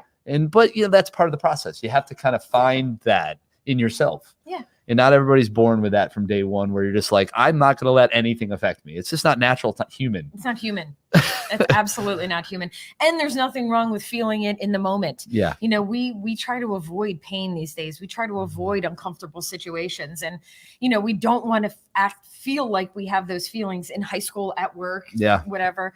But instead, why don't we just admit that we have these feelings and let it out and tell someone about it, or do something about it? Yeah, that would be, that. Avoid it. Well, that's a pretty mature voice you're coming from. And our prefrontal cortex doesn't even fully develop until you're 26. It's really not even our fault. We're making our way through until it starts to click. And that's why, we know better at that age, right? Even though everybody that's talking to us has been there, done that. Yeah. But somehow, because we've never been there, we know better than they do. And that's it's just a natural thing. I think it's part of our evolution as individuals. I think it's part of our process as, kind of growing into who we become. Yeah. And, there's some beauty in that. Growth is forever. And you appreciate it more later because of that. I think if it was just inherent and we just sort of knew it right away, it wouldn't, I don't know. It just Would we use it? Probably not. We'd take advantage. You'd take it for granted for sure. You wouldn't even, we definitely wouldn't be talking about it like this now. Absolutely. I'll tell you that. Absolutely. And one thing, we're here, it's Delaware's Giving Day. It's Do More 24. And it's a huge collective effort, 400 plus nonprofits all throughout Delaware coming together today to make an impact, to drive their messages, their missions forward, to communicate their goals, their ideas, and how that they are really setting their sights on how they can make their change, their positive impacts. So let's take a look real quick, if you don't mind. I'm going to just kind of check in on our total. I'm going to refresh this right now. Oh my goodness. We just jumped another like 15 grand since we were talking. So we're at $730,000 and change, 526 on top of that. And we're a little over 8 hours away from 6 p.m., which is where this is going until, and which is amazing because that means we're almost 2/3 of the way through our live stream. That's actually, now we're actually going downhill. We've been going downhill for a while, quite frankly, but we are 2/3 of the way on our journey, which is amazing. And we've raised $730,000 plus already. And I'm telling you, we're going to make that million mark. It's happening. We're going to break $1 million. And that's awesome. That's awesome. I can't even tell you. So what should we be getting ready to communicate to the world about that? Because that's pretty amazing. Well, I'm certainly not a marketing expert, if that's what you're looking for. I'm a human communications expert. Okay. Then how do we play to, maybe because, we're Delaware, we're small, but, we're mighty. And we want these other larger states to think they may be better than us, to realize, wait a minute, Delaware's got this going on. They're doing a lot more than maybe we thought they were, and they're, give them credit. Not that you're doing it for the credit, right? You're not. You're doing it because it matters. You're doing it because it's the right thing to do. And I'm just, I'm kind of curious from your perspective, if you were to kind of flip this into a corporate setting, and I needed to maybe find a way to communicate to my higher up or my boss or something, how do you do that effectively, and with respecting boundaries and lines, and to do it, there's different techniques, right? Tact is a beautiful thing. Understanding people's help. But what would you recommend folks here to think about when they're trying to communicate effectively? Some tips to that. Wow. I mean, there's a million tips for that. The first and foremost, really know actually what you want to communicate. So often we make a sentence or a thing in our head and we're like, that's what it is. And I'm going to tell him that he did this thing or that I did this thing. And we have to stop and slow down and think about what we want to say, and think about why we want to say it. Is it self-serving? Is it only because I want to show that I did something? I love that. When you're actually going to communicate, make sure it's for the right reasons, and make sure you've at least put 4 minutes worth of thought into it before you go barging into a CEO's office to tell him what you think of him. Yeah, no, I have to be mindful. Be mindful. And there are tactful ways to do that. I think over the years we've confused confrontation and communication. And I think that's actually hurt us in a lot of ways, because our body does some incredible things when we think we're about to be confronted, or when we think we're going to confront. Lots of systems get triggered in our bodies. And again, this happens without us doing anything. So then we go into a conversation, which is maybe supposed to be easy, and immediately we get stuck up against the wall. Immediately we want to and I think that's happened to all of us, right? Where it's like, I had it already. I knew exactly what I wanted to say, but it just, you get in the moment and you like completely lose your train of thought or your direction, and you get away from what you're trying to do. And that can happen for a lot of reasons. Yeah. Well, actually the part between your prefrontal cortex and your amygdala in the front swells, which cuts off parts to your memory function. Yeah. So that's why you go into a fight. So you're saying we have a swollen amygdala? Or the part between, I guess. I'm saying when you go into a fight and you're like, why were we fighting in the first place? That's a real thing. That is a real thing. And there you have it. So there's that. And talk a little bit, because I know you have this course coming out, which I know you're really excited about. You've been working really hard on. So tell people a little bit about what that is, maybe even how they might benefit from it and where they could find it. Wonderful. It's almost ready. It's going to be out at the end of the month. You can find it on MoniqueHellstrom.com. And it's an introduction to effective communications. It's basically a lot of the questions that I've gotten over the years as I speak about this topic, and put it into 1 hour and a half long program, broken down into 5 sections. And it's easy, actionable ways to communicate with others. It's not fluffy. Yeah, so you can take this over stuff top. You right take this stuff away, and put use it into practice. tomorrow. Use You it can right use away. in work, at home, Yeah. with your friends, with your family. It doesn't matter. How we communicate is how we communicate, and you should practice it in all areas of your life. Yeah, no, that's great. And I think, again, for nonprofits, I think this is something you guys should definitely consider. What she's putting out there is very valuable to your organization. And just think about how much it would be, impactful to you and your mission if you could better communicate your story and inspire people to take action to support you, whether it's through donations, volunteerism, you name it. And that, I think the return on that, to me, sounds like it would be worth it without question. Absolutely. And it won't take that much to get that return, because this course is very affordable. Yes. It's a reason, it's very accessible, I think is a great way to put that. And you can find that again at MoniqueHellstrom.com. Simple enough. It's going to be out there soon. You can sign up now to get an alert for it, right? Can you get on the You newsletter? Get on my newsletter, and it'll come out towards the end of the month, and you'll be alerted. Great for nonprofits, great for anyone in business, and again, just for anyone who wants to learn how to communicate better. Well, that is a beautiful thing, right? And we could all use that. We can all benefit from that, whether you're in a nonprofit situation or not. I think all of us can just be better communicators in our lives, in our relationships, in We're our all in relationships. workplaces. They're all just that. They're relationships. The relationships And we're with messy individuals and messy humans. And the Yeah. more we can learn how to effectively exchange ideas and share of Yeah. information, the better we're going to be as a society, especially in the divisive society we have these days. Communication is the answer to that. Well, there is a lot of polarization, of course, and we're not going to dig into that too much right now. But to your point, one of the issues and the reason why it is so polarized is because we're not communicating well. We're putting up walls and we're not really listening to the other side. We're just sort of saying things. We're making sounds and we're throwing words at each other, but are we really communicating? And that's, I think, where we somehow got to find a way to get to as a whole, as a society, and as a nation. And that's something we can all strive for. I think we can all try to think about and empathize and consider the person you're talking to and communicating with, and don't just come at them with your mission, your agenda. Consider them in that conversation. And I had a guy that worked for me years ago, and he would drive me crazy, but it was for such a good reason, because we'd have ideas and we'd putting out there, and he would just be like, well, why should anyone care? And I'm like, because it's awesome.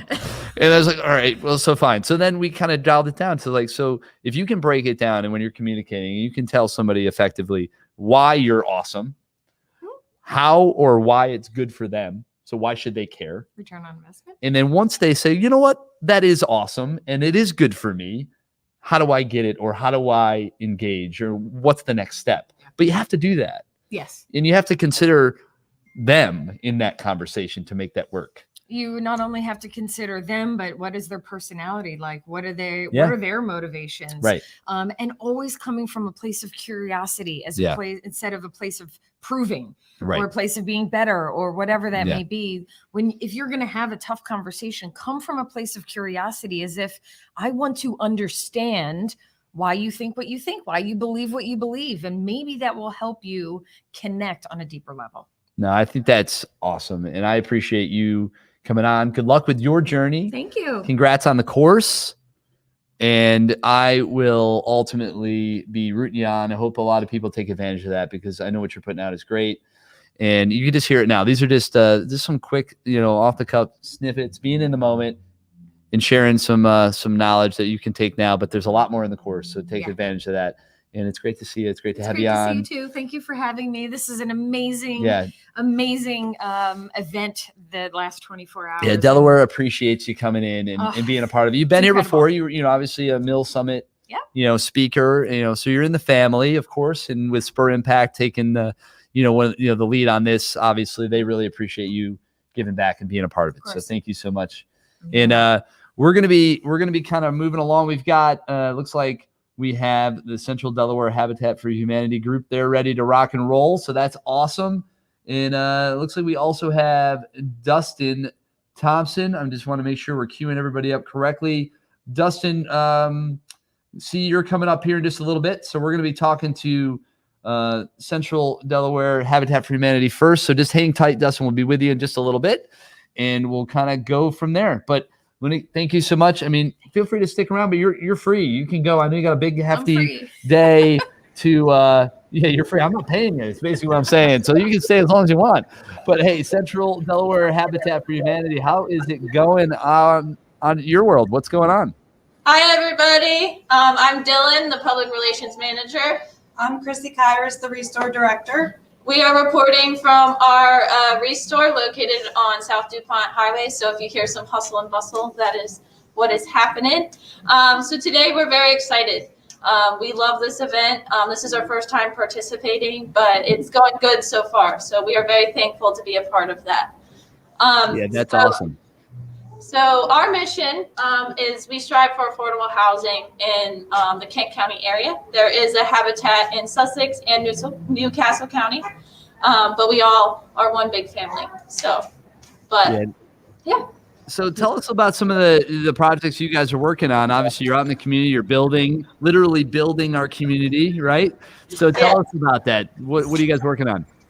So we are currently working on the downtown Dover area. We are working between 3 houses right now. We just closed on one last week. We welcomed the Johnson family into their home for the first home of 2021. We have a goal of 6 new houses for this year. So we're looking forward to that. We're on track so far. Increased construction costs have had a little hindrance on that, but we are working our way through, and the money we raised today through Do More 24 is certainly going to close that gap for us. Yeah, that's awesome. You know, we are just having fun watching these totals coming in, and isn't it just amazing what's happening in this community right now in Delaware, making a huge statement right now. We were checking in on the total a second ago. I'm going to see if we got a new update, and we do. It's again, wow, we've been jumping by like $15,000 each time I check now. So we're at $744,359 collectively right now.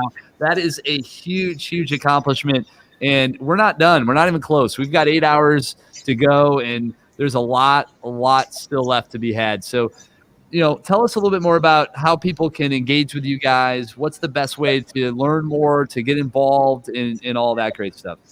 Do you want to talk about the Restore? Yes, so I'm going to take my mask off. So the Restore is the main fundraiser for Habitat for Humanity. We get donated items and we clean them up and sell them. And then all the money that we make goes right back into building homes in Kent County. The thing I love about the Restore is you can drive downtown and see what we're doing. You know where your money's going. You know what your donations are doing. And I think it really helps you become a part of the community just by donating and shopping at the Restore. And of course, we have volunteer opportunities. You can volunteer in the Restore to help run our store efficiently. And then, of course, building the homes directly. We are doing limited volunteerism due to COVID-19 just to keep everybody safe, but we are still having virtual. We have virtual and in-person volunteer opportunities. And then, of course, donating monetarily or just coming to our virtual events that we have this year. So there's lots of ways you can get involved. No, that's awesome, and that's great to hear. I appreciate you guys sharing that. I know there's people at home that are probably happy to have learned some of that, and hopefully be reaching out to you guys to do just that, to get involved and to help make an impact through what you guys are doing. You, along with all these nonprofits, we're here to celebrate you. This is all about you and all of these wonderful charities doing incredible work in Delaware and beyond. So I just want to say thank you. I want to say keep up the good work. And I ultimately just want to wish you luck the rest of the way as you continue to do more today in our campaign and fundraise and just spread awareness and continue to add some hope into our community. So thank you so very much. It's awesome having you guys on. We will definitely be watching and seeing how it all turns out. But yeah, stay amazing, stay awesome. We'll see you around soon. Thanks so much for coming on. We appreciate it. Thank you so much for having us. Absolutely, our pleasure. Thank you. So we are rolling right along. We are in currently the coffee break power hour. That is right. This is the coffee break power hour. It's going till 11, and the total value is $4 $1,000 on the line here. These are incentives. These are extra bonuses that are going to be going out. And this one is all thanks to Barclays U.S. Consumer Bank. And so from 10 o'clock until 11 or 10:59, technically, you guys will be able to take advantage of this. The top 4 nonprofits in each of the small and large nonprofit divisions that receive the most donations right now in this hour will be getting an additional $500 added to their totals. That's incredible. So nonprofits with an operating budget of less than $500, those are going to be considered in the small nonprofit category, and those with an operating budget greater than $500,000 will be in the large nonprofit division. Every nonprofit here, or all nonprofits in the event, are eligible for this bonus. So good luck, and make sure you're donating, because this is a great chance to throw a little extra in to your favorite charity by getting them in the mix. So those charities that are doing great, those nonprofits that are raising the most money in this hour, are going to take home an extra $500. So that's exciting. And with that, we're going to be moving along. We've got from the Sierra Club Delaware chapter, it looks like we have Dustin ready to rock and roll, talk to us. So Dustin, how's it going? Welcome to the live stream. It's really great to have you on. Yeah, thanks. It's interesting to be on this side. Sierra Club, since the lockdown, has been doing weekly or mostly weekly live streams with guests talking about different environmental and social justice issues. So it's interesting to be on this side of the camera now. Well, it's all good. We're here to support you guys, and we applaud everything you guys are doing. So tell us a little bit about what you're all about. Let's share with the folks if they don't know, and tell us about yourself and your organization. Sure, yeah. So I'm the volunteer and community outreach coordinator. So I do a lot of the coalition building and working with different community organizations on policies or issues, however we can lend a hand. And then we work a lot in the renewable energy realm of policy here in Delaware. We've been advocating for Delaware to do more on the front of renewable energy particularly for Delmarva customers here in Delaware, to help bring down electric rates and bring in more opportunities for people to access clean energy like solar technology as a good example right now. But the Sierra Club is actually one of the nation's oldest environmental advocacy organizations. And the Delaware chapter actually started back in the 70s. Obviously, I wasn't there for that, but I've been hired on going into my second year now here at the Sierra Club, and really just trying to do more out in the community to help educate the next generation of environmental advocates and community organizers. So that's a little bit about what we're up to. Yeah, no, that's great. And so from your perspective, obviously you're very passionate about what you guys are doing, and what kind of happened, what was that spark for you? Why this mission ultimately, and what kind of drew you in for that? Yeah, so me personally, I grew up watching Captain Planet and Magic School Bus, so I feel like it was inevitable that So which one were you? Was it Earth, Fire, Heart? What are we talking about? Which one did you relate to most? Yeah, probably Earth or Heart, I would say. Yeah, there's a show called that used to be on called Psych, and it always used to crack me up because this guy, anytime he'd be around somebody who got upset, he'd get upset, and he called himself like a sympathetic crier. That's totally me. So I think like Heart's probably in there. Yeah, well, you have to have heart to be this, involved in a nonprofit, right? I think many of our leaders would share that, in having that emotional connection and really caring about what you're doing and how you're affecting the community, and how you're inspiring others to take action. I think that's so important. And that's what this day is all about, right? We're celebrating that heart. We're celebrating these missions. And so what's the best way for people to get to know more about you guys and support you? They go online, they follow you guys on social media. What's kind of the best way for them to engage? Yeah, we have a fairly active social media. My friend Sarah Haas is really been helpful in getting us more visible on social media here lately. But we do have a website that we maintain pretty frequently. And we have a number of committees. So if you're into, energy policy, we have a climate energy committee. If you're into conservation policy, we have a conservation committee. And then if you're not really into policy, but you want to make a difference, you want to know how you can make a difference, we actually just have a digital action team where you can just come every month and just learn about actions you can do from home. You don't have to leave the house, and make a difference. So all of that's on our website. So sierraclub.org/Delaware. Well, that's amazing, and we appreciate that. We hope people take you up on that. We hope that they get on, they learn more, they get involved, and they do their part. This is an amazing day. Do more 24 Delaware. It's inspiring, and I'm so glad that you could come on and be a part of this, so we could share a little bit of your story and your mission. If you had to leave them with one thing, what is it?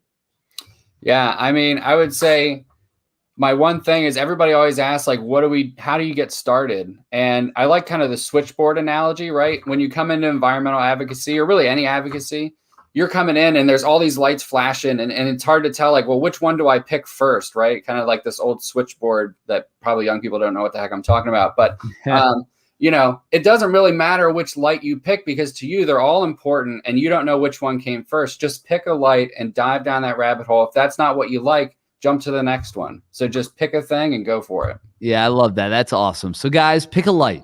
That's all we're saying. Pick a light and get involved and follow your passion, follow your heart.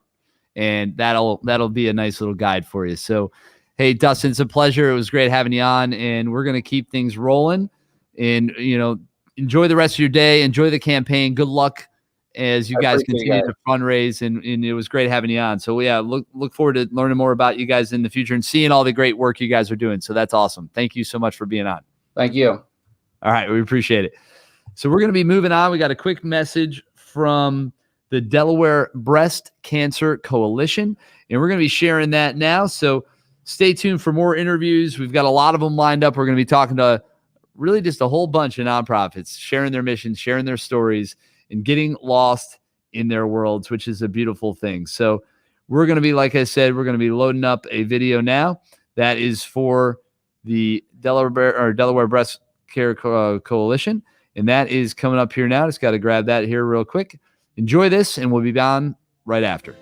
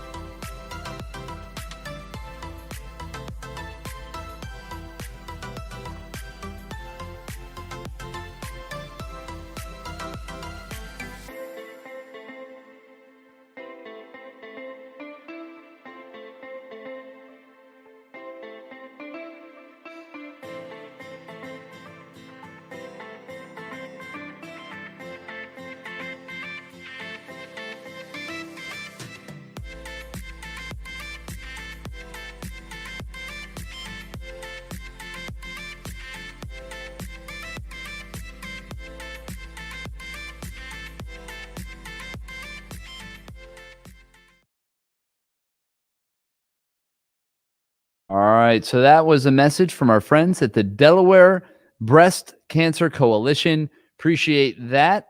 So we're going to be continuing on our journey here with our 24-hour live stream experience with Do More 24. We got a lot of great interviews lined up. We've got some more content to share, really talking about the missions in the, these great organizations that we're here to celebrate today on this Do More 24 day. It's an amazing day. It's a big day, and there's a lot going on. So tell you what, I'm gonna load up another one real quick so that we can keep this thing rolling. And we are going to be moving along on our beautiful day, our Do More 24 day of celebration. We got this message here from the blood bank. It's a good little story from one of the kids that they've helped. Enjoy. I have sickle cell disease. Sometimes I can't do the activities that I love to do, and it puts obstacles in front of me, but I don't let that define who I am. Some days she wake up with her feet hurting or her back hurting. She's not able to play softball. She's not able to play soccer because if she gets hit, it can put her into a crisis. It's hard to live like this because I see normal kids and sometimes I can't go to school and I just want to be like them. It's very hurtful to watch your child suffer so badly and you can't even help. When I get a blood transfusion, it makes me feel 100% better. I am back to my normal self. You can actually watch her life come back to her. Her color comes back, her strength come back, her ability to be able to walk, feed herself, it all comes back after just that one blood transfusion. I remember the time when Maya had to go in the hospital and the blood was not there, and it was the scariest, most frantic moment in our lives. I was very sick, but I was mostly worried that the blood wouldn't come in time. I just tell her, I need you to fight, because we're gonna find it. And they came in finally and said, Mom, we found it. And I cried. I had to go in the restroom and cry. That blood means a lot to me. Without the American Red Cross donors, I wouldn't be here right now. I am so grateful for those people that roll up a sleeve, those blood donors that take the time out of their busy schedule to donate blood to the American Red Cross to give my child or any child that's receiving blood another chance at life to be able to grow up. So just thank you very much.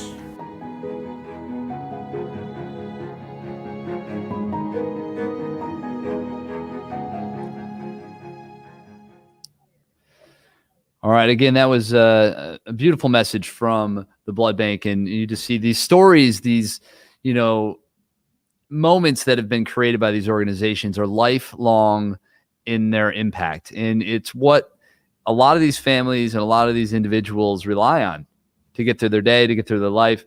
And excuse me, sorry about that. It's been that's real stuff right there. So we are going to give you a quick update. And the kind of impact we're making right now is unreal. So we're about 7.5 hours to go in the campaign. I'm going to refresh one more time just to make sure. But yes, $771,622. And we are going strong.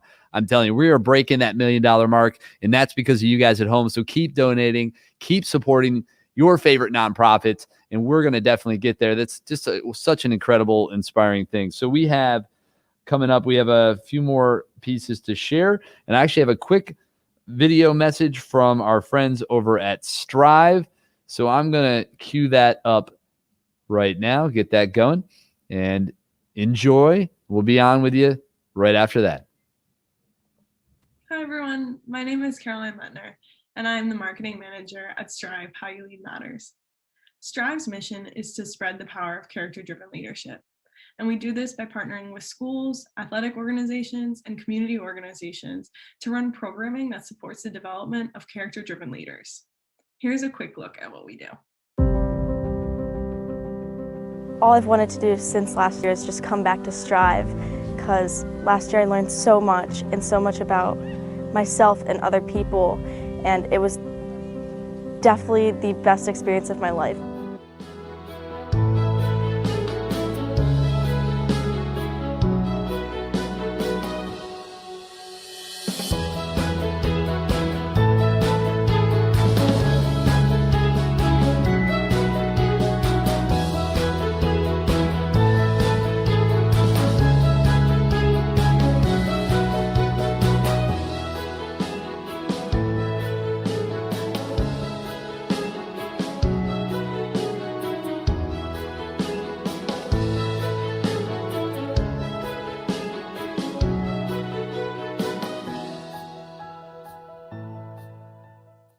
"2020 was a challenging year for us all. However, last year alone, Strive was able to partner with 40 organizations serving almost 5,000 students and youth.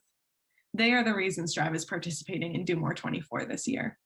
It is our mission to ensure that students from all backgrounds have the opportunity to become character-driven leaders.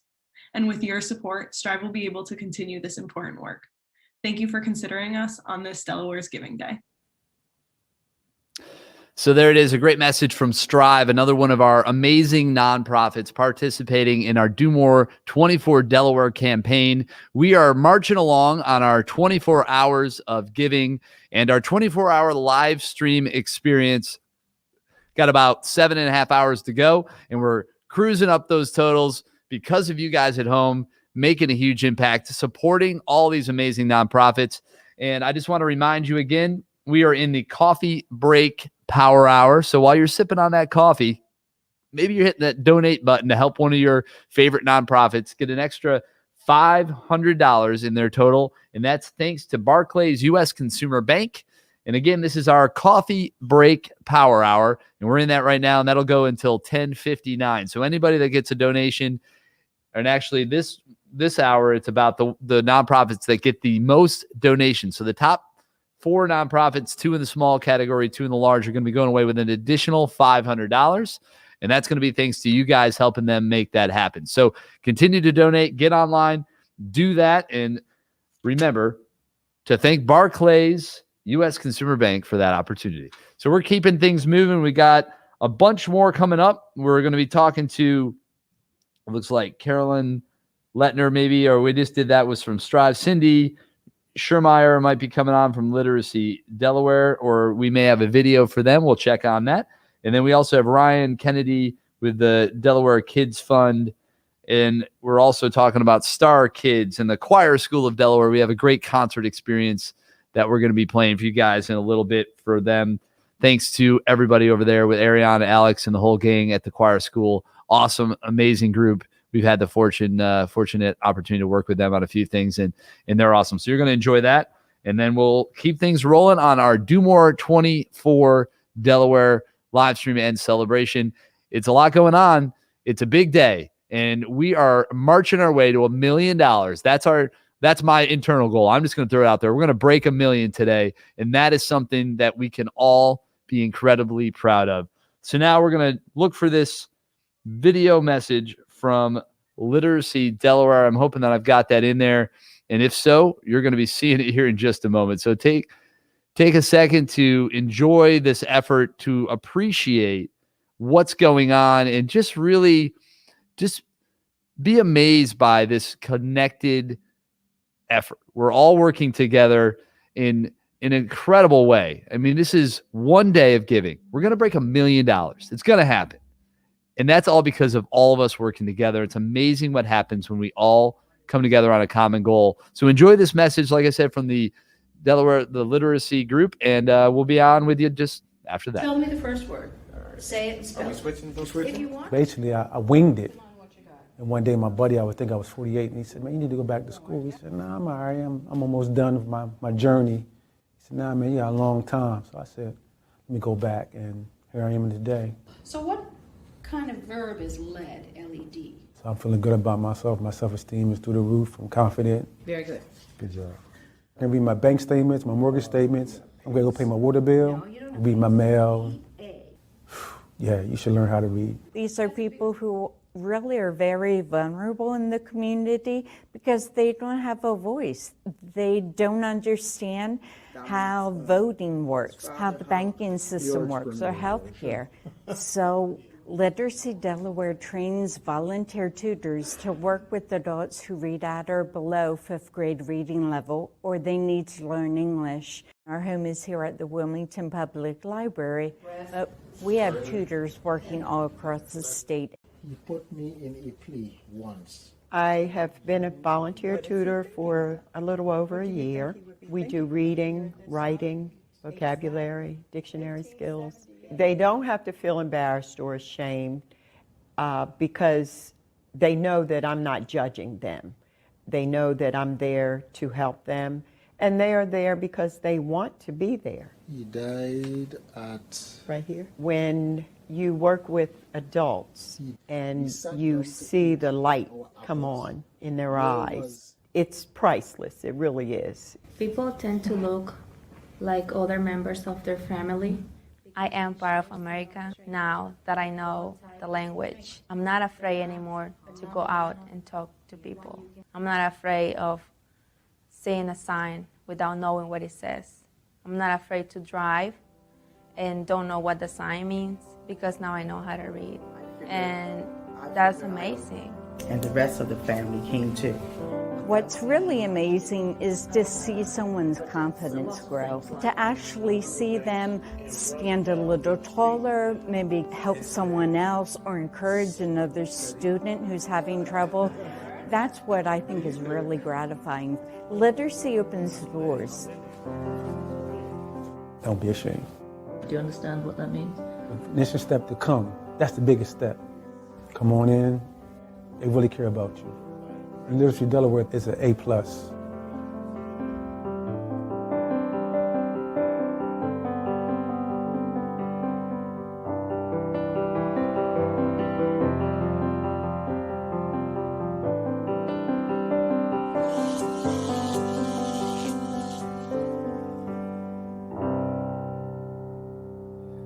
And that, again, was an amazing message from Literacy Delaware. And it looks like Cindy is actually with us. So I'm going to bring her in to talk a little bit about Literacy Delaware. So, Cindy, great to have you on. How's it going?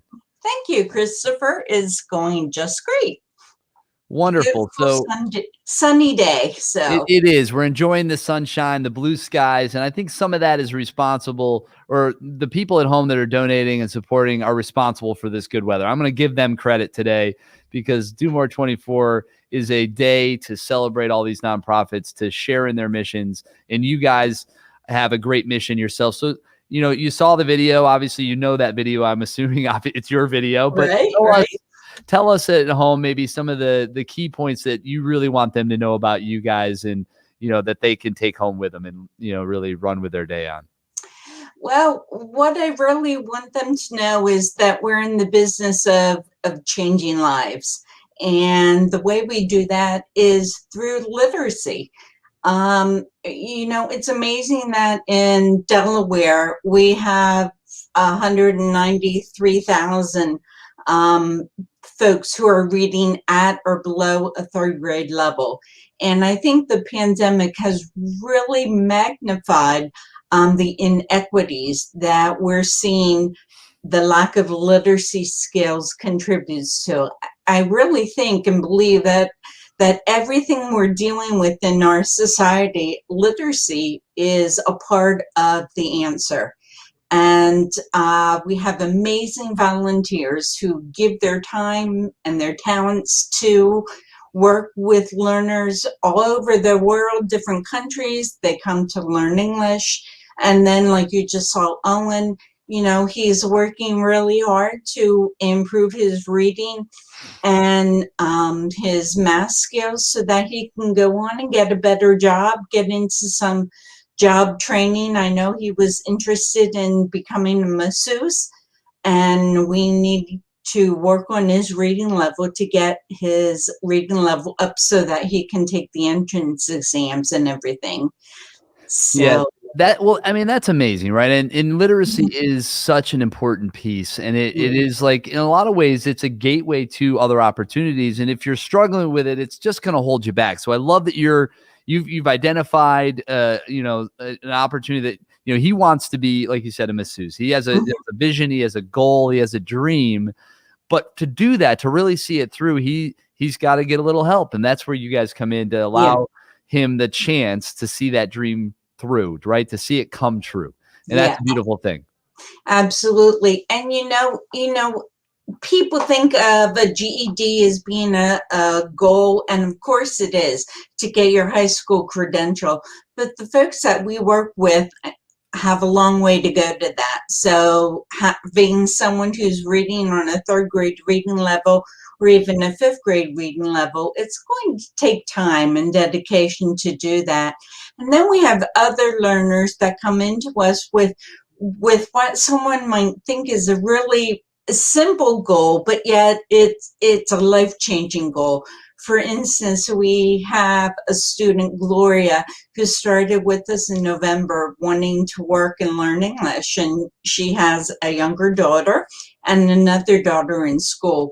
Her first goal with us was to learn to read "'Twas the Night Before Christmas" in English to her daughter by Christmas Eve. And she accomplished it. And we are so proud, and she even left us tape her reading it, and just to see the smile on her daughter's face hearing her mom speak English and read to her. That, it doesn't really get much better than that, does it? No, it doesn't. It's life-changing. I mean, there you have a mom, and you also have the child who sees that mom valuing education, improving her skills, working hard, and that really matters to the kids. Yeah, no, there's no question about it. And you guys are doing great work. And you know what? Keep flipping the pages on your journey and push that forward. Don't give up, because they need you. And we're not going to give up on you either. And that's what Delaware Giving Day is all about. We're here to support you and all these wonderful nonprofits on your missions. And it's just incredible to see what's happening. Now, we've got some other nonprofits to get to, of course, as you know, but I'm glad I could get you in there and share a little bit of your stories. So, Cindy, thanks so much for joining us. We appreciate it, and good luck the rest of the way here today. Oh, thank you so much. Take care, everyone, and thanks for giving. Absolutely. Take care. We'll see you soon. And next up, we have Ryan Kennedy. He's ready to go over there from the Delaware Kids Fund. So, Ryan, I'm going to bring you in now. Tell us a little bit about yourself and what the organization is all about. Mr. Bruce, thanks for having us. But real quick, I just want to make sure you're okay. I 3 times in the middle of the night last night in disbelief, just thinking that you were actually still broadcasting. Yeah, it's we told you we were gonna, and I didn't want to be called a liar at the end of the day. So we're hanging in there. I appreciate you looking out for me. But it's we've got 7 hours or so, 7.5 to go. We are cruising along, and we're here for you guys. It's really the work that you're all doing that's keeping me going. Well, you're doing an incredible job. Congrats to everyone. This is a great day for Delaware. This is huge. This is a great example of when a community comes together, over 400 nonprofits, to raise close to $1 million in our little tiny state. That's a pretty powerful thing. So I think everybody involved in this initiative and everyone that calls themselves a Delawarean should be proud. This is really cool. So thanks again for having us on. Yeah, no, it's my pleasure. And, right now I just checked it. We're over $800,000, $803,559 or something like that. And we're cruising along. I'm telling you, I've been saying it. I'm starting to feel more and more confident. We're going to break that $1 million mark. We're going to do it. And what an accomplishment. I mean, this our little state here, we're small but mighty, Delaware coming together, making a huge statement. And it's awesome. It's just really cool to be a part of. It's incredible. We're so proud to be a part of it. And you guys, can't say this enough, you should be proud. The production, all the work that went into this, it's incredible. It's inspiring. So we're happy to be a part of this. I'm from the Delaware Kids Fund. Yeah. We're a small nonprofit, inspired, formed, and founded by our company, Harvey Hanna and Associates in Newport, Delaware.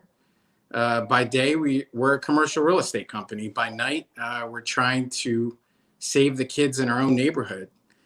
We started the fund about 12 years ago, and the acronym KIDS actually stands for Kids in Distress Situations. And we support youth in need in distress situations, whether it be by food, clothing, or support services. And it was really inspired by Tom Hanna and Tom Harvey years ago, and a personal story by Tom Hanna, affectionately known as TJ. He was actually in a local children's hospital tending to his own son, and he noticed in the next pod there was a young child. They were there for several weeks, and he noticed not one person came to visit that child over the time they were in the hospital. And it struck a chord with him and inspired the Delaware Kids Fund. And we've really been focusing over the last 4 years specifically on addressing the hunger issue in Delaware, which pre-pandemic was really bad. And during the pandemic and post-pandemic is expected to be even worse. And then we also started a confidence campaign where we visited a few local elementary schools. We're housed in Newport, and we went to Ritchie Elementary and Richardson Park, and two beautiful examples for two beautiful schools, active schools, great programs, amazing students, everyone happy, and a large percentage of those kids are living at or below the poverty line. And not a lot of people know that. Yeah. And it's awesome that you guys are taking that initiative. It's great that you're doing that. I know that they're appreciative of the work that you're doing. It goes a long way. And I know you guys see it firsthand. So I don't have to tell you that you're making an impact. You guys, you see it, you know it. And that's why you do it, right? You do it because it matters. You do it because it's the right thing to do. And you do it because you can, right? You have the ability to make an impact to effectively cause some positive change in somebody's life, in a school, in a community. And that's a beautiful thing. And it's awesome. And we do have a video, which I'm going to show after we're done here. But anything, if somebody wants to learn more about you guys, what's the best way for them to do that? What's the best way to get involved with what you guys have going on? Yep, thank you. The best way is dekidsfund.org. We've got all our information there, ways to donate, our history, our mission, what we're all about. And really, we thrive on the act of community strong. We try to make our communities stronger by taking care of kids in need today. So 20 years down the road, our communities will remain strong and they can take care of us. And with that, in addition to many of the examples you just listed of why we do what we do, we're trying to inspire other businesses, other corporate partners, other small businesses to get involved and do their part in the community so we can all have a place to be proud of 20, 30 years down the road. Yeah. That's awesome. It's inspiring work. So I just want to say thank you, as I have to many of these nonprofits throughout this live stream. It's important what you're doing. Keep doing it. We appreciate it. And I know that those that you're serving do as well. So with that, thank you so much for coming on. We're going to share this video that you guys have to, talk a little bit more and to show firsthand what you guys are doing in the community. So here you go. I'm going to cue that up now. And this is, again, a video that highlights the Delaware Kids Fund in a beautiful way. So thanks again, Ryan, for coming on. We appreciate you, and we'll see you around. Keep up the great work. Way to go. Kids Fund is the in-house nonprofit organization founded by our company, Harvey Hanna and Associates. The acronym KIDS actually stands for Kids in Distress Situations. We are built on the act of community strong and dedicated to supporting kids that are at risk and in need through food, clothing, and emergency support services. But we have witnessed the direct impact these essential needs have on our local children. In just a few short years, we've proudly distributed over 8,600 coats for 8,600 elementary children at 17 different schools. We have successfully launched 2 food pantries at 2 local elementary schools, and we've helped secure thousands of emergency food kits throughout the state of Delaware. These initiatives combined inspire confidence, boost self-esteem, improve peer acceptance, and empower young minds. All children have earned the opportunity to succeed, and they need a community-wide support system to do so. As business leaders and community advocates, we hope to inspire the entire community to get involved and to continue helping strengthen the future of our community, our children. We make every dollar count. We're 100% volunteer. We are the Delaware Kids Fund. Well, there you have it. I mean, awesome stuff. You guys should be so proud of the work you're doing. It's meaningful, it's impactful, and it's great to see it there. So I'm glad we could share that video. And Ryan, thanks again for coming on. We appreciate it. Keep up the great work and enjoy this beautiful blue sky, sunny day. One more thing, I almost forgot. If we get 5 more donations in this hour, our founder Tom Harvey will donate $1,000. Okay, you guys, that's awesome. Thank you for sharing. I'm glad we didn't miss that. That's important. So as you just heard Ryan say, if you get 5 more donations, we're looking for 5 more donations in this hour for their organization. That is going to lead to a $1,000 donation by Harvey Hanna himself. That's amazing. That's very generous. And, you can simply do that by just going on to the platform to domore24delaware.org, make those donations, help them do that. And Ryan, thank you again so much for everything you guys are doing. It's just awesome. It's inspiring. Thank you so much. Thanks for letting us tell the story. Yeah, no question. It's our pleasure for sure. And next up, we have another great nonprofit with Star Kids coming up, and we are going to be talking to Erica. Erica, how's it going? Welcome to the program. Good to see you. Good to see you too. Thanks for having me. No, it's our pleasure. It's been a wild ride on this 24-hour live stream experience. We are cruising along, and we're on the back end of it a little bit here, right? So we're a little over 7 hours to go, and we're raising money. We're keeping tabs on the totals, but we're over $800,000 collectively as a community, which is unbelievable. And how's everything going with you guys? Tell us about Star Kids and really what you guys are all about. Yeah, of course. So Star Kids stands for Support, Transplant, and Recovery. So we are a nonprofit that helps support and provide resources to children and families that just went through the organ donor process. It's a really personal experience for me and the president, Alyssa Norris, because we both have had liver transplants. I am actually a 2-time liver transplant recipient myself. So we want to create a space that's empowering for these children, for them to feel a sense of normalcy and a voice. We also want to provide resources for the parents, because obviously it's a very overwhelming and daunting process when the parents are, hear that their child is first diagnosed with a rare disease and needs a new organ. So we want to provide education. We have parties, we have bags that we give the families after transplant. So it's really just an incredible community that we're building to help these kids that are going through and families through a really hard time. Yeah, that's amazing. So talk a little bit about how you got inspired to do what you're doing and to be a part of this wonderful organization. Of course. So my parents, back when I had a liver transplant in 1995 from my father, who was a live donor. And back then, there wasn't cell phones or as an immediate process as there is now. And so you'd get a call or a page rather that an organ was ready and you had to, rush to the hospital. So we decided to provide these bags that had toiletries, everything that someone is going to need to get through a really hard time, a meditation book. We have folders and notebooks and stuff for the parents. So my parents were telling me the story of how it was such a stressful time, getting to the hospital. And so I was really inspired to be a part of it. And as a child, I started just making the bags to deliver to the families. And then as I got older, I got on the board and I realized, how much we could do with this organization and how there were so many avenues that we could help in. And so that's what really inspired me, because I didn't have it as a kid. I didn't have anyone to come talk to me as someone who's been through getting a transplant, and I didn't, I felt so alienated as a child, and I wanted to bring that level of empowerment and community because I never had it growing up. So that's really what was so inspiring, and my parents' story as well.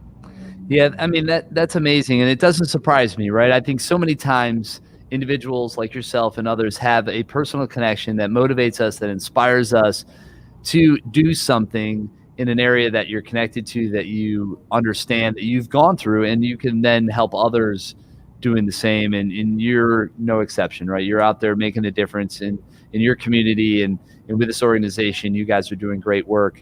So how do we get involved? Like, what's the best way to follow you guys, to kind of learn more, to connect, and maybe, like I said, get involved with your organization? Yeah, absolutely. So when we have events like the Christmas party or spring fling, where the Christmas party is so much fun, we have face painters and a moon bounce, and the kids can really get to know each other and interact and just be children, So we love to have volunteers. We have a website, www.starkidstransplant.org. And we have the donate page, the volunteer page, anything that you would need is right there. Okay. We also have our social media platforms, Star Kids on Instagram, and we have our Facebook page as well. And we also have a Gmail, Star Kids Gmail, that is also on our website. So that's the best way to get in contact with us. Perfect. Yeah. That's great. And, we just want to say thank you for everything you guys do. Congrats on doing all this amazing work and continuing to fight for, our individuals in our community that need you. And, just best of luck the rest of the way. Do more 24. We're rocking, we're rolling, we're celebrating this amazing day. And real quick, we're actually going to switch over. We got to check in with Nicole Fulmer. I know we had you scheduled earlier, but I see you now, so I'm going to get you in, and then we're going to rock and roll to the group over there at the Choir School of Delaware. But first, we're going to move over to honoring choices. And Erica, thank you so much for coming on. We appreciate you so much. And we'll see you around. All right, take care and keep up the great work. Thank you so much. Thank you. All right, you bet. Take care. All right. So with that, again, as promised, I'm going to bring on now Nicole Fulmer from Honoring Choices Delaware. It's good to have you on. What's happening in your world? What's going on? Hi. Thank you so much for having me. I'm just so excited to be able to have the opportunity to talk about Honoring Choices Delaware today. No, and we're here for you. That's what this is all about. Do More 24 is this campaign where we're celebrating you and all of the other nonprofits throughout Delaware making a huge impact. So tell us a little bit about Honoring Choices, what that's all about. Sure. Well, it was founded by Delaware Hospice just a couple of years ago. And basically, our focus is to help people to talk about their wishes at the end of their life and what their options are. We want to make sure that they know what they want and that their choices are honored with dignity and respect. So basically, we want to change the culture about death. Death is really considered taboo in America. And we want to really help people so that they can understand. Like, we plan for retirement and children and marriage, but what's inevitable besides taxes is death. And so I have these difficult conversations with people to find out what it is that they truly value and what they want. And then we document that in an advance directive, and they share it with their family. And I can really see how it brings family closer together. And when they don't have it, how difficult it can be. I'll share my own personal experience and really why I got into this job. My husband passed away several years ago from a heart attack, and I knew what his wishes were. I knew he was an organ donor, and I knew he wanted to be cremated, and I know he wanted a celebration of his life for our 3 children, and I knew he wanted his Harley Davidson night train in there. And he never wrote it down, and he never told his parents or his family. And at a time when we should have been grieving, it completely fractured our family. And the grandparents, they've never seen our grandchildren since. And that was 5 years ago. And so I like to take that opportunity to help other people. It doesn't happen. That is such a, it's such a relevant story. I was trying to find the right word there. And I've heard other individuals I've known, friends and family, have gone through similar situations, and even worked with a few companies that offer some solutions to help with this type of situation and avoid that, because it is such a really tough situation, and it does it separates families. It puts unnecessary stress on these relationships. And if you could have only just seen his plan through the way that and the hard part is you knew this is what he wants, but it just wasn't like they had to take your word for it, I guess. And that's like, so I love that you're doing what you're doing, because you know firsthand how important it is, and you've seen it firsthand. It doesn't get more real than that. And so it makes sense that you're doing what you're doing. And I applaud you for that, because it's such a meaningful thing, and it is very valuable. And you're going to help a lot of other families stay connected, stay together, and not get lost. And that's how important is that? I mean, that's amazing. The grieving process is so difficult to begin with, but it's really a gift if you can have these conversations with families in advance, and it truly does bring them closer. I get to see it every day. It's amazing. Well, thank you again for coming on. We are pretty packed here today, so I'm glad I could get you in and you could share a little bit of your story. But what's the best way for people to connect with you guys? Leave them with a little bit of insight as to how they could do that. Sure. The best thing to do right now is go to delawarehospice.org. We have a lot of information there, and all of our events are there. We do really fun things like cocktails and caskets, death over dinner. We try to lighten it up a little bit. So just go to the delawarehospice.org page. Well, that's perfect. We appreciate that, and just keep up the great work. It's meaningful work. It matters, and we just want to say thank you. And thank you for hosting today. We really appreciate it. Yeah, no, it's my pleasure. And we're going to be trucking along on our experience here. Thanks again, Nicole, and we'll see you around hopefully sometime very soon. But yeah, moving on with the program, we've got a lot to get to, and I know we're running a couple minutes behind, so hang with us, bear with us. We've got the Choir School of Delaware, an amazing program that's coming up here in a moment, but we're going to sneak in real quick, if we can, a video from Network Connect. They ultimately were scheduled a little earlier, and we had a little bit of trouble getting their video. So this is a quick 1-minute video for Network Connect. Enjoy that. Learn about their organization. It's a great one, as are many of them here today. They're all worthwhile. Take a look.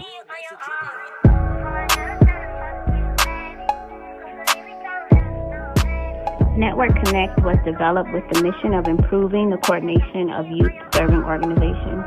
We do this by building effective partnerships for youth, families, communities, and organizations. Network Connect is a unique approach to human services. Our focus is on providing the youth of Newcastle County and their support systems optimal services. We believe in what we do, and we take it very seriously.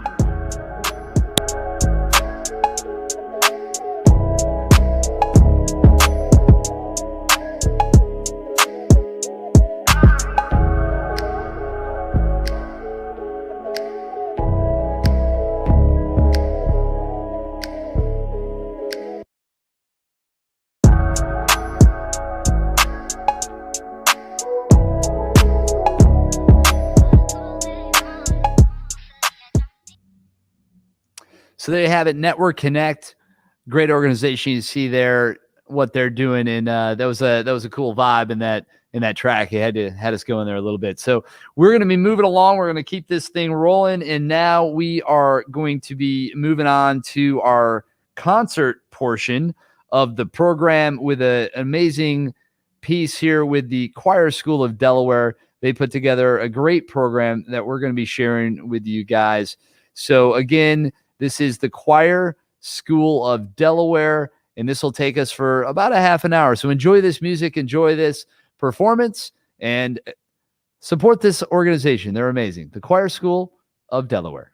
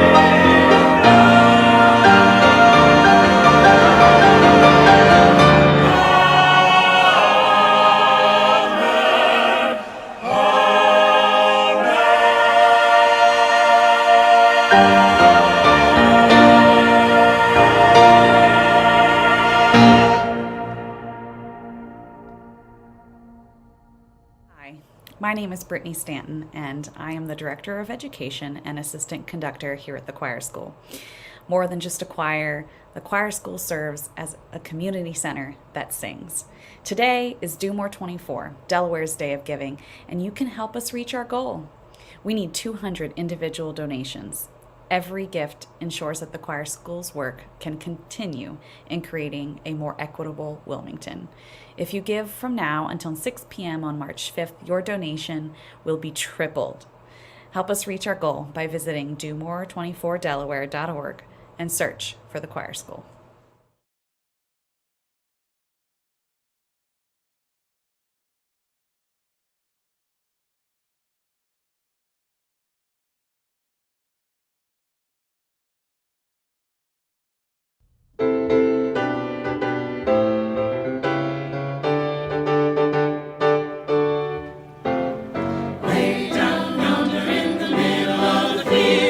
Angel working at the chariot wheel.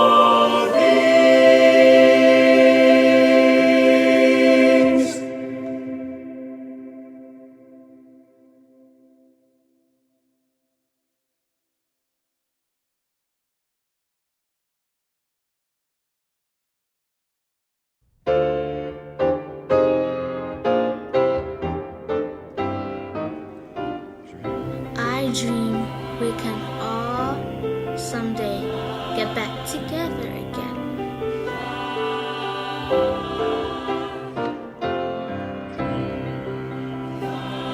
My dream is to earn a degree and be successful after college.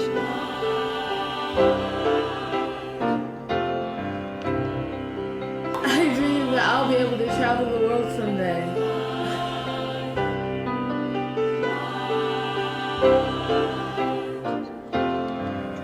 I dream that what I do with my life will influence the world.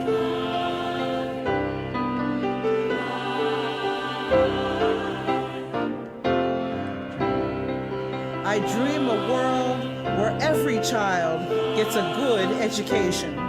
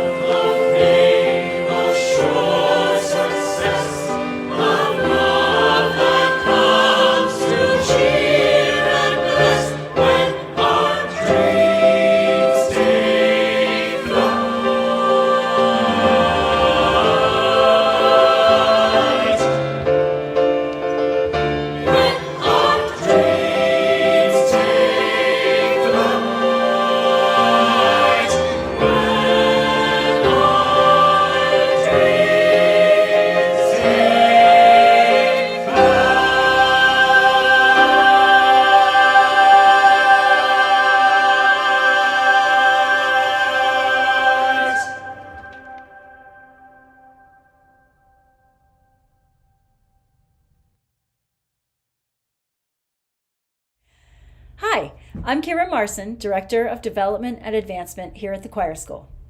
We have an incredible opportunity to access $400,000 in stretch pool money if you donate right now through Friday, March 5th at 6 o'clock.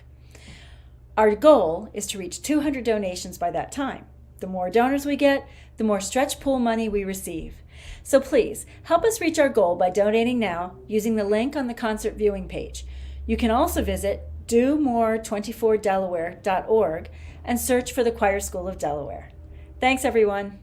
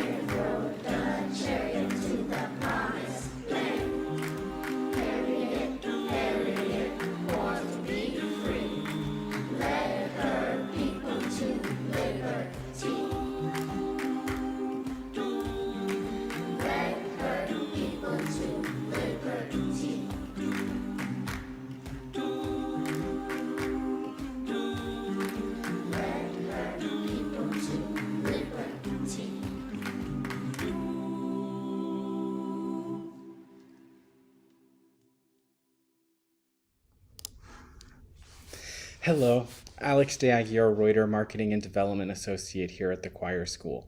I hope that you're enjoying our Black History Month concert restream.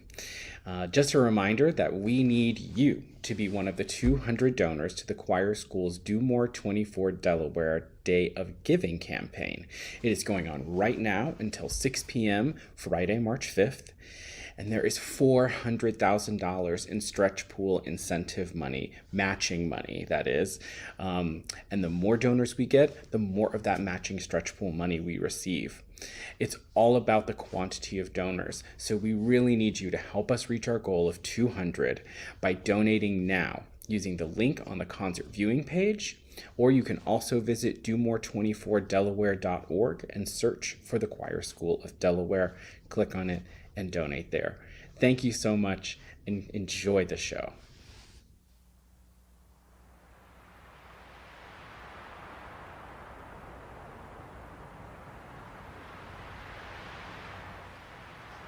Give me time to pray, give me time to pray, give me time to pray, time to pray, Lord. Give me time to pray, give me time to pray, give me time to pray, time to pray, Lord. Give me time to pray, give me time to pray, give me time to pray, time to pray, Lord. Give me little time to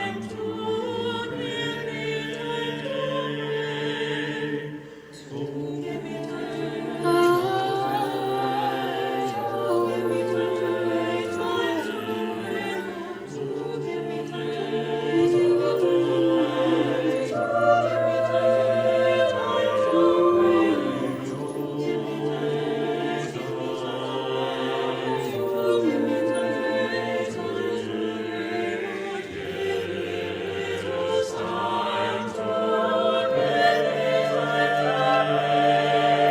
I've been in the storm so long. I've been in the storm so long. Children, I've been in the storm so long. Oh, give me little time to I'm so tired, Lord. My feet are weary and my soul is due. I need your strength to carry through. Can't let my soul become another victim too.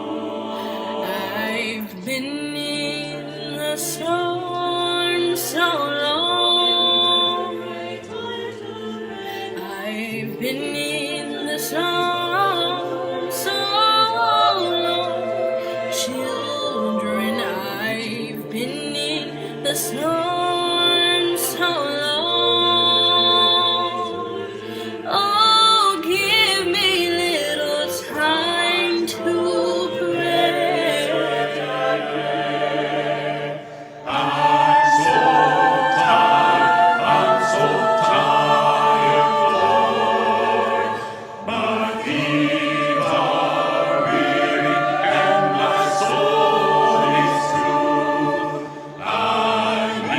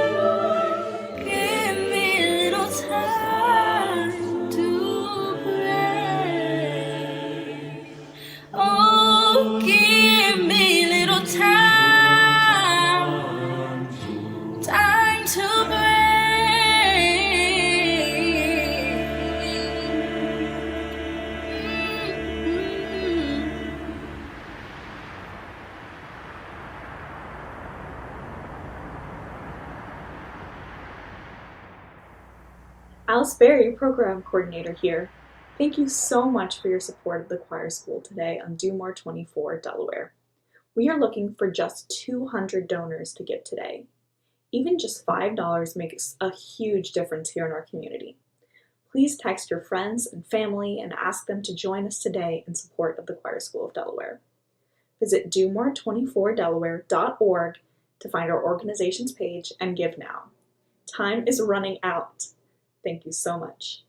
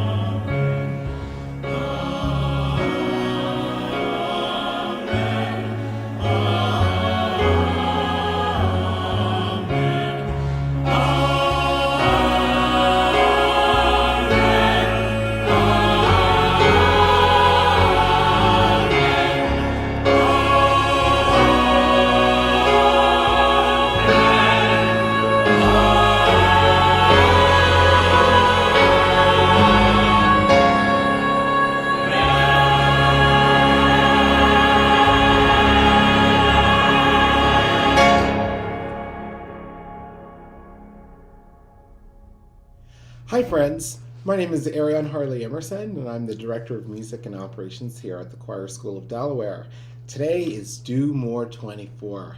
We really need your help. We really need your help. We ask that you give, we ask that you are generous, and we ask that you share this with your friends. Please, even $5 helps. If you could just give $5, if you could just get one other person to help by giving a gift of $5, we would be so appreciative. And guess what?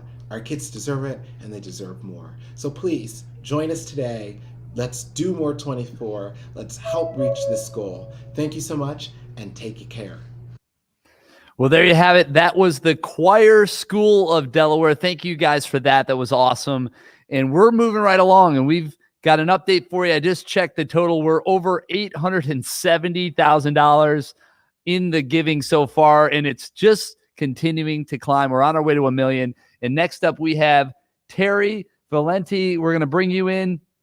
Terry, how's it going? Welcome to the program. Thanks so much for being here from Camp Arrowhead. Tell us all about it. And I think, you might have a few things you wanted to share. So go for that. And I'd love to just learn about your world, get lost in there for a minute, and have some fun. Sure. Hi. It's really great to be invited to the party. So we're happy to get to be part of Do More 24 too. We're down here in Lewis, Delaware. We're across the bay from Dewey Beach, and we run predominantly a summer camp. It's a residential co-ed program run by the Episcopal Church here in Delaware. We serve kids from all over the state and beyond. And in normal summer, we have 1,300 campers come through our property and another 1,500 guests. We're in the middle of a capital campaign to replace our dining hall, which will let us serve people year round. And we're really excited to get back to business this summer and to welcome campers back on the property, even if it's at limited capacity. Yeah, that's awesome. And, that's a lot of us are dealing with that limited capacity. I think that's a term we've all come a bit accustomed to, right? No matter what business you're in, we're all just making it work. We're finding our way through it, and we're getting creative. And, tell us some of the things you guys have done to really adjust and to kind of stay on course in terms of keeping your mission moving forward. Sure. So last summer, we thought about trying to do a digital program, and really the gift of Arrowhead is that you get to be physically present with people and to disconnect from technology. So to make a program online felt silly for us. So we sent a care package to every camper that was supposed to be with us. So 1,285 packages got filled and shipped out. Wow. All over. We had, a group of volunteers come in to safely do that. We've had the creation of a character named Captain Kaibo, who comes on and lets people know about the things that have been happening on the property, the buildings that have been completed, how we're excited to have kids back, and keeping people up to date on our campaign. Well, that's really cool. And, not that you're counting how many packages, you sent out, but it sounds like you might have been counting. I'm just going to throw it out there, but that's a lot. And I love that idea. You know what? We could have just gone digital, but it was sort of counterintuitive to the mission. And you wanted to make sure that you were engaging people in person, with that experience, feeling something, touching it. And that is awesome. So you guys figured out a way to continue that and made it work. So good for you guys to do that. What's coming up? You said you're in the middle of a capital campaign. So I guess how do people engage with you on that? Obviously, we're donating through the Do More 24, platform today. But beyond that, how do they support you guys? So our Do More 24 funds that are raised are going to go right into our operating budget. Clearly, we were in a deficit from not holding camp last summer, but you can visit camparrowhead.net to learn more about the capital campaign, to register for summer camp, or apply to work on our summer staff. That is awesome. And what is it looking like? So what's coming up for you guys? What's the thing that's coming up soonest that you're maybe most excited about that you want to share?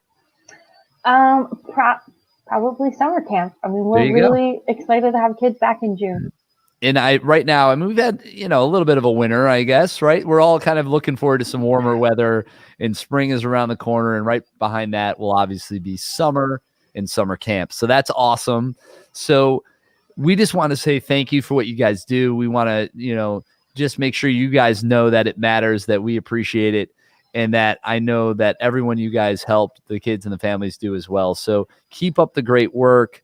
Thanks again for tuning in with us. We are just sharing these stories, and we can't do it without you guys. And you were just a representation of what this is all about. Do More 24 is here to celebrate all these wonderful nonprofits, and it's a group effort, and it's cool to see us all come together. Look at this impact. I mean, $870,000+ so far, and we've still got 6.5 hours to go. We're going for $1 million. We're going to get $1 million today on one day in Delaware. How cool is that? In Delaware. I love it. Nobody Thank saw you that so much. coming. We're proving them wrong. But hey, thanks a lot, Terry. We appreciate you coming on. Keep up the great work. Keep sending out those packages, and we'll be keeping tabs on you guys. Thanks a lot. Thank you. Have a great day. Absolutely, we'll do. So again, that was, Terry. She's doing great work over there, and we have another guest coming on here in a minute. But before we get Ann Young from Delmarva Public Media on, I'm going to share a quick video message from L&W Insurance, and then Ann will be right with you right after that. So hang tight for me for a second. Appreciate that. And we are moving along on our program here. So just our Giving Day experience, a 24-hour live stream, all a part of Do More 24. Now, L&W Insurance, a video from them. Hello, happy Delaware Giving Day. My name is Chelsea Clark, and I am the Director of Organizational Culture and Communications at L&W Insurance. And I'm going to wear a couple hats during this, but I just wanted to take a minute and tell you why we think it is so important to give back to our community, and why a day like today, 24 hours where we can be giving back to these 400 nonprofits that are working and doing so much good in our community, that's so important across so many different facets. And so I'm going to come at this from a couple different angles. At L&W Insurance, we are one of the oldest and largest independent insurance agencies in the state of Delaware. We operate and base out of Kent County, but we're in Sussex, Northern Delaware, into the Mid-Atlantic states. And we've kind of built our reputation on the concept that you have to have integrity, you have to work hard, but you have to be engaged in your community. And that is a pillar that we stand on every single day. So to support this initiative, this 24 hours, this Do More 24 Delaware, we participated for the inaugural Dine More 24.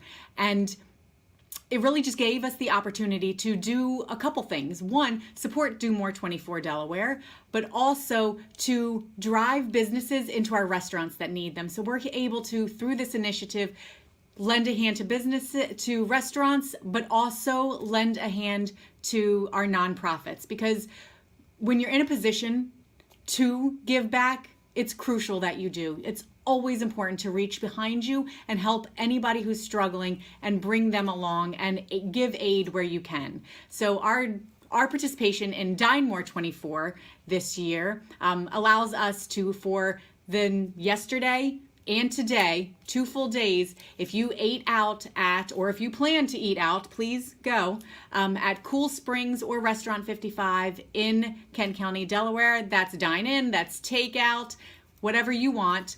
We will donate a proceeds of the total bills for those 2 days back to the Do More 24 initiative. And that's just our way of being able to help restaurants and nonprofits and support such an important day for Delaware, where we get to give back so much.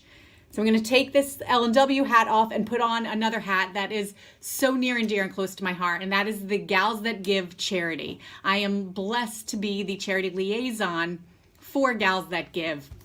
And we're an organization of women who decided that we needed to make it easy for other women to be philanthropically engaged in their communities. So for the last 7 years, pre-COVID, we were holding about 8 events a year where we have Gals Night Out. Get everybody together, and we support local organizations. So we highlight a different organization at each of our events throughout the course of the year. And this is an opportunity for us to get engaged with the women in our communities, but to give back to the organizations that need awareness and funds. So Gals That Give is lucky enough to, even though we had to pivot for our 2020 season, to be working toward rescheduling and revamping what our events are going to look like, hopefully starting in the summer. So we're going to have new information for that shortly. But as we were looking through our Do More 24 lists, there were so many charities that we've worked with previously that are part of this event today and yesterday. And there are so many charities, 5 of our 8 going forward, that are invested. And we just wanted to take a minute to highlight them. Delaware Breast Cancer Coalition, Central Delaware Habitat for Humanity, Read Aloud Delaware, First State Ballet Theater, and Code Purple in Kent County. All of them are out there today. Their pages are ready that you can go to, and you can support them or any organization that you feel passionate about, called to toward, or want to learn more about. That's what this day is about: raising funds, showing them support, giving back to these organizations that do so good in our communities, and learn about different organizations, find things that pull you.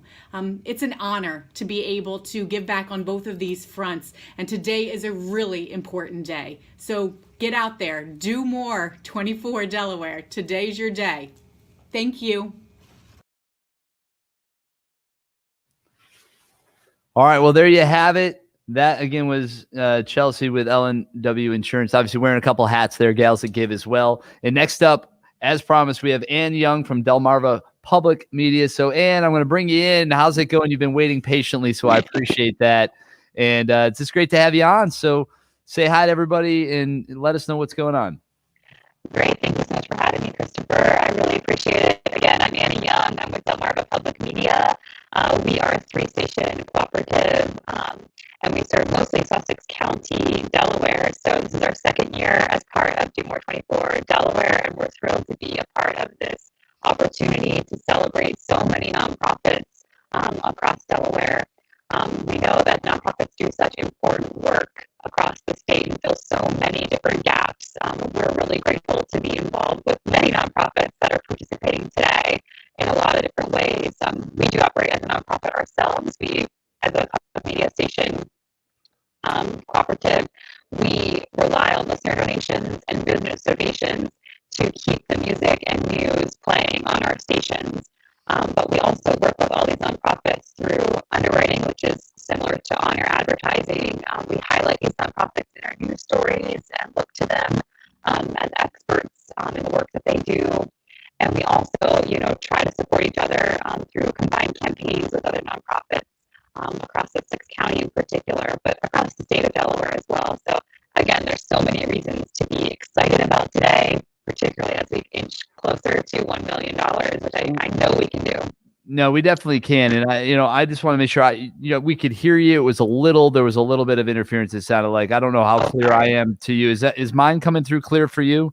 100%. Okay. I'm just curious from a connection standpoint. Hopefully everybody at home can hear, but I got you. We can hear you. It's just having a little bit of, kind of stuff going on there. It's all good. And we're inching very close right now. Last I checked, it was 932,671. So $932 plus $1,000 already. We are absolutely coming for you at $1 million. And you know what?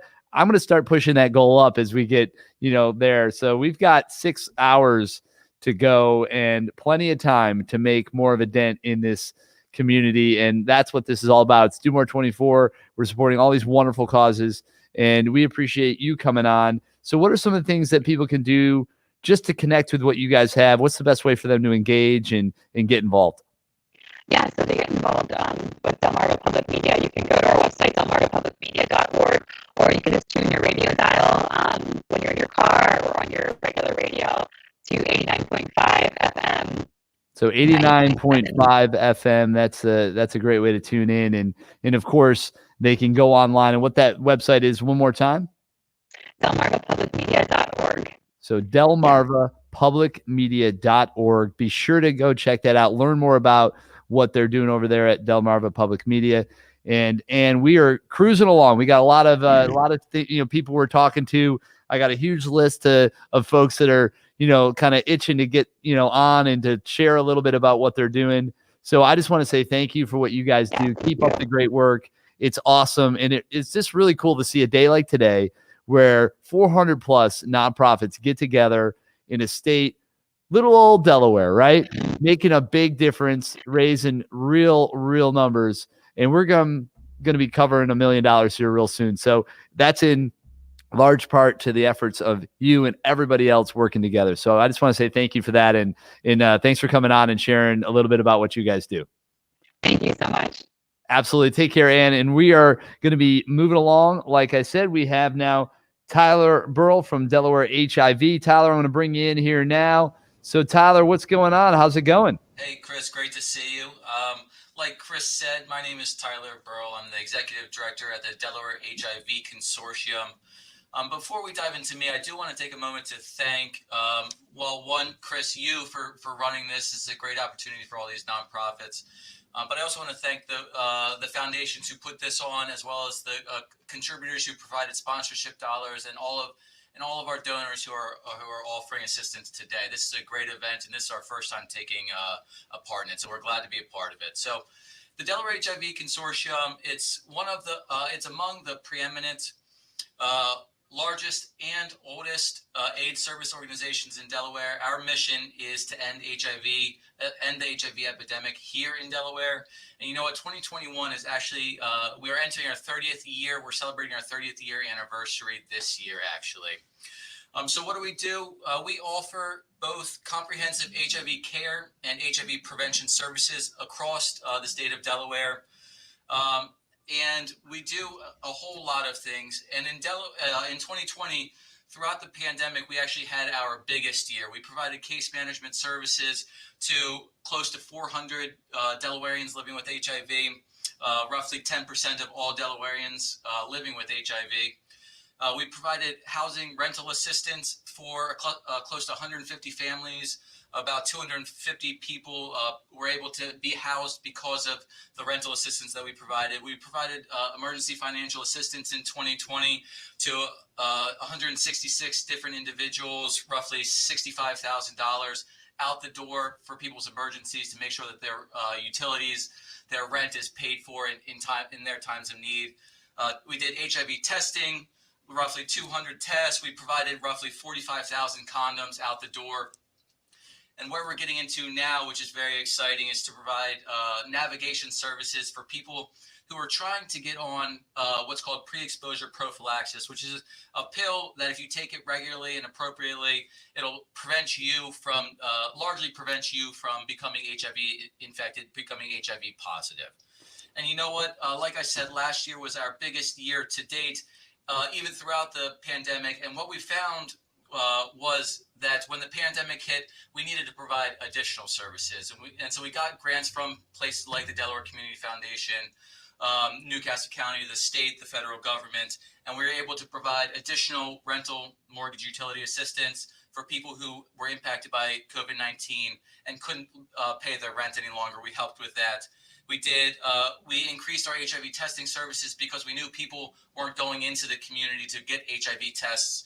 And so we started mailing them to their house, and that's been an absolute success. We started sending care packages to all of our clients to help them make sure that they stay COVID negative, just because we know that this is a really trying, traumatic time, particularly for people who are living with HIV, who are already experiencing stigma from the disease. And so we wanted to make sure that they felt supported throughout this time of COVID.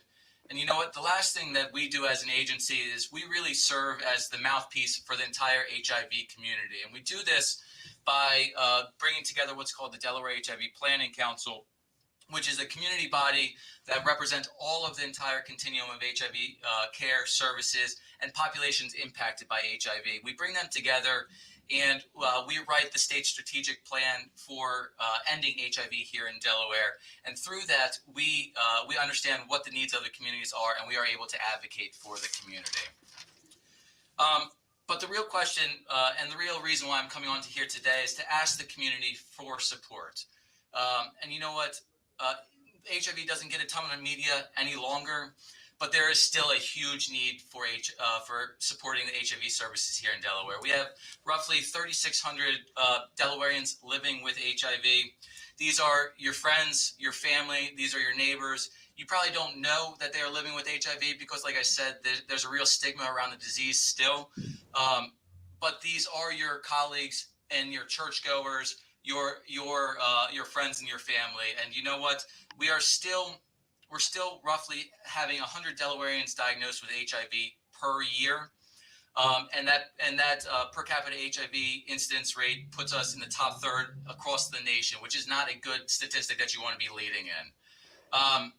But with all that said, while it affects our entire communities across Delaware, it has a disparate impact on those marginalized communities that you hear all the time.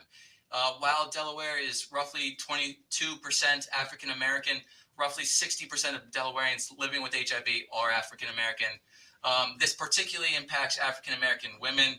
While African American women make up 25% of all Delaware women, they account for roughly 65% of all new infections in women throughout the state.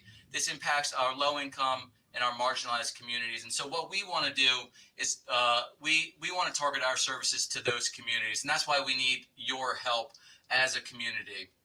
We have the tools to end HIV here now with antiretroviral therapies to make sure that people who are living with HIV aren't able to pass HIV on and infect any other Delawareans here.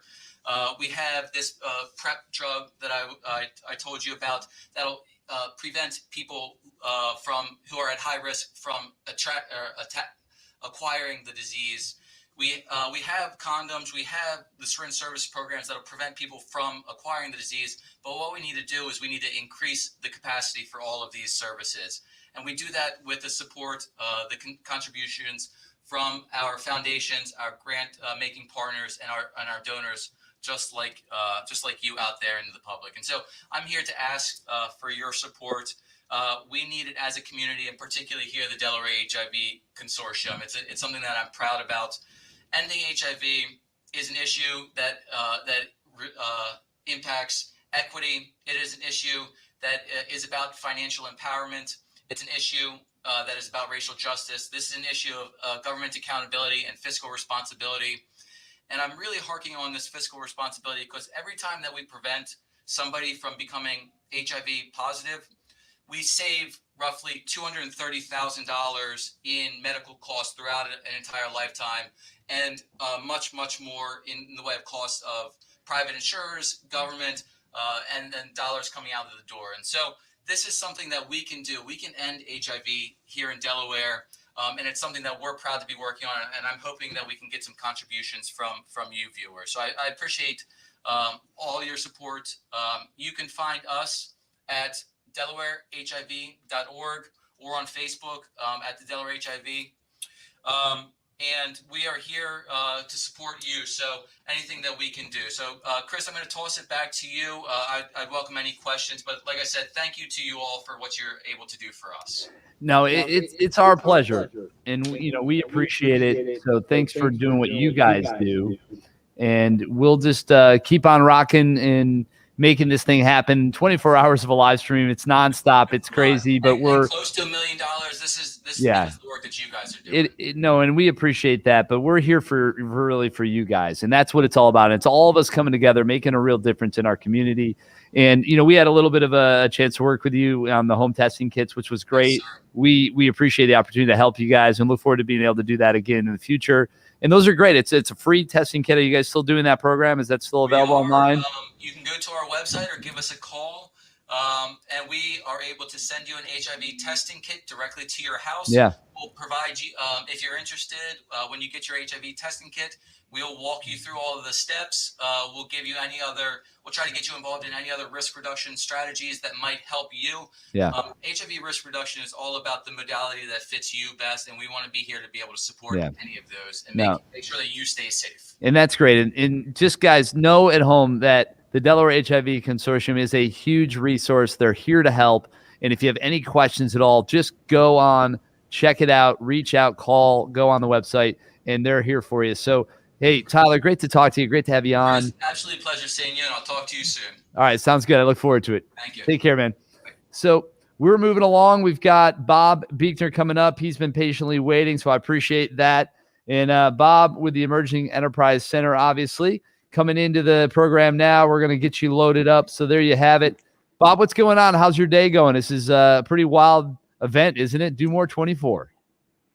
Chris, this is just humbling watching what you United Way, Spur Impact are doing. I mean, the impact that you're making to this community is just astounding, and I'm humbled to be a part of it. We're humbled here at the Emerging Enterprise Center.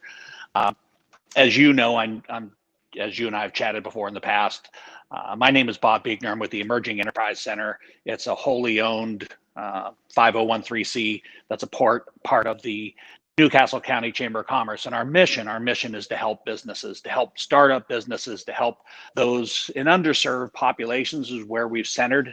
Last year, 2020, about 60% of our businesses were either BIPOC or women-owned or businesses that we served here. We hosted about 30 virtual events at the entrepreneurial events, including our third annual entrepreneurial summit, which was televised along with the Swim with the Sharks competition, the statewide entrepreneurial competition. Yeah. Through our events, we reached about 10,000 people. 10,000 people. We reached about 4,400 views. And since opening here at the Chamber of Commerce, the Emerging Enterprise Center has helped create about 242 jobs in Delaware, representing 70 different companies and about 77 million in additional revenues into the state of Delaware. But again, what we're doing here is helping those businesses that have seen a lot of problems over the last 12 months. Yeah. But as well as we know, there's a lot of other organizations out there that are in need of the public's help here today as well. And so wherever you feel fit to contribute now, it will be appreciated. There's lots of worthy organizations out there. Whatever people do to do more 24 is appreciated. We're humbled by the efforts of King Creative, Spur Impact, United Way of Delaware, and honored to be a part of this. Well, we're honored to have you on, and because this, it's a group effort, and we're all in this together, and that's what this is all about. It's an amazing thing to see a group of like-minded people and organizations come together with a common goal to make a difference, to make an impact. And you're seeing that here today. In less than 24 hours so far, we have already raised, and right now I'm just checking, we have 6 hours to go, and we are at $954,586 and climbing. We are going to absolutely be breaking through that $1 million mark, which is an amazing thing.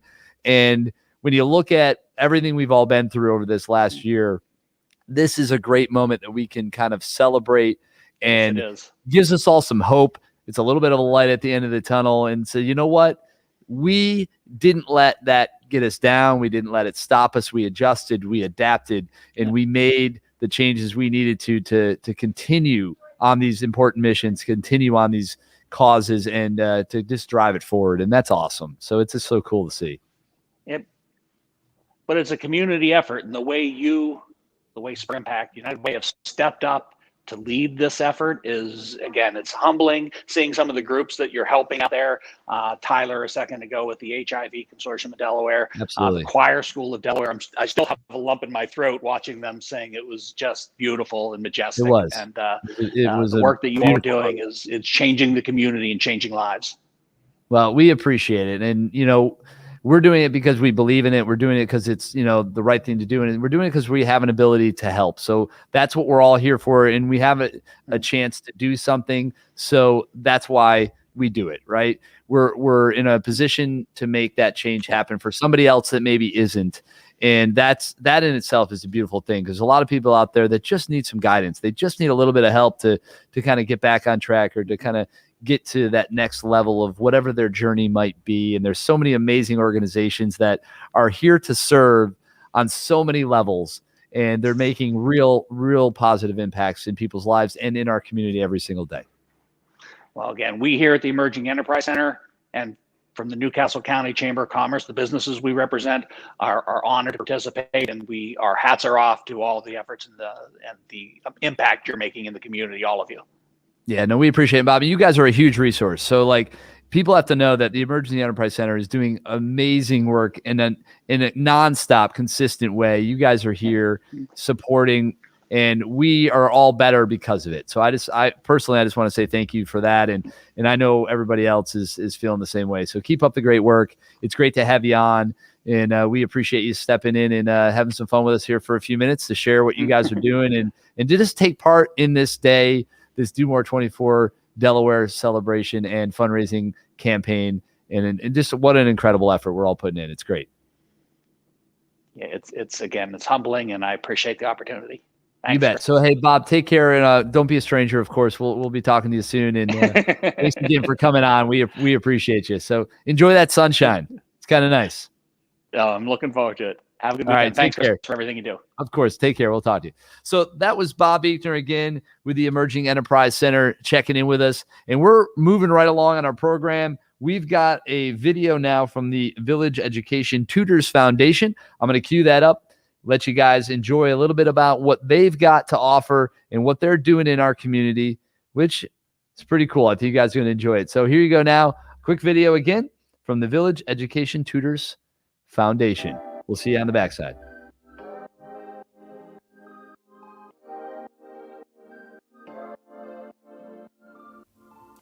I evaluated my own life, my needs as a student growing up in a working class family, attending public school, as a parent raising 5 children in a public school system, and as a current 2-career professional household. The common theme was simply this: it takes a village to change the trajectory of a youth's life and to keep each on track. My vision for Village Education Tutors stems from a deep desire to empower our youth and families academically, supporting in partnerships to build up our communities. As a career corporate professional, mother of 5 sons, and a wife of 26 years married to a current leader in the education arena, I understand the importance of academics and supportive systems that provide families with relief. This calling is a very deep passion for me. The statistics clearly show why tutoring is important. According to the Public School Review, our students are 46% proficient in math, 50% proficient in English language arts, which means that there is a significant segment of our communities that are lacking in mastery and precursor skills needed to empower themselves and the communities in which they live longer term. This cannot be left uncorrected. Tutoring and curriculum-based coaching instruction is the key. The stats are even worse for low-income and underserved communities of color, and that's where my passion fills in the gap. I am incredibly grateful for the universe drawing like-minded community individuals together around the vision of Village Education Tutors. Our professionals not only hold advanced degrees and are skilled in tutor-based small group models, they are community-centric. They are passionate about our youth.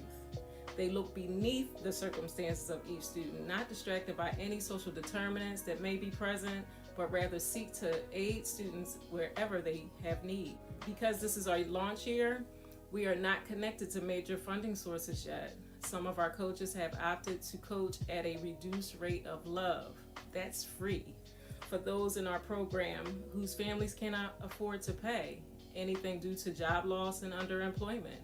They believe in my vision and are willing to do what it takes to ensure success and help our youth as well as support our families.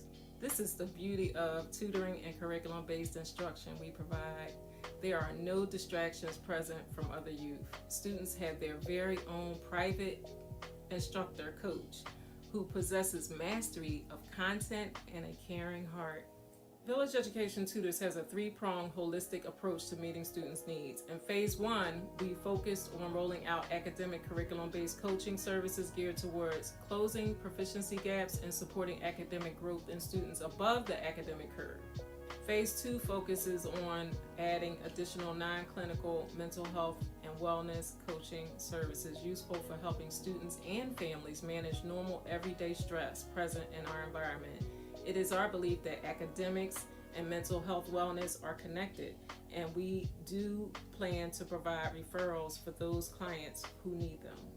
The third prong of our programming is incentivizing movement. We are partnering with physical fitness programs, martial arts, future dance programs, and fitness gyms to offer discounts to our village community.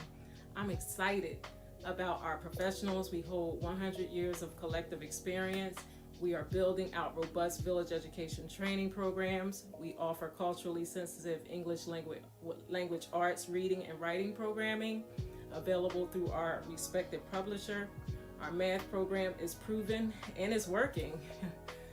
We're achieving the vision that I had for empowering our students and families through academic partnership, because students matter, families matter, and we're here to serve.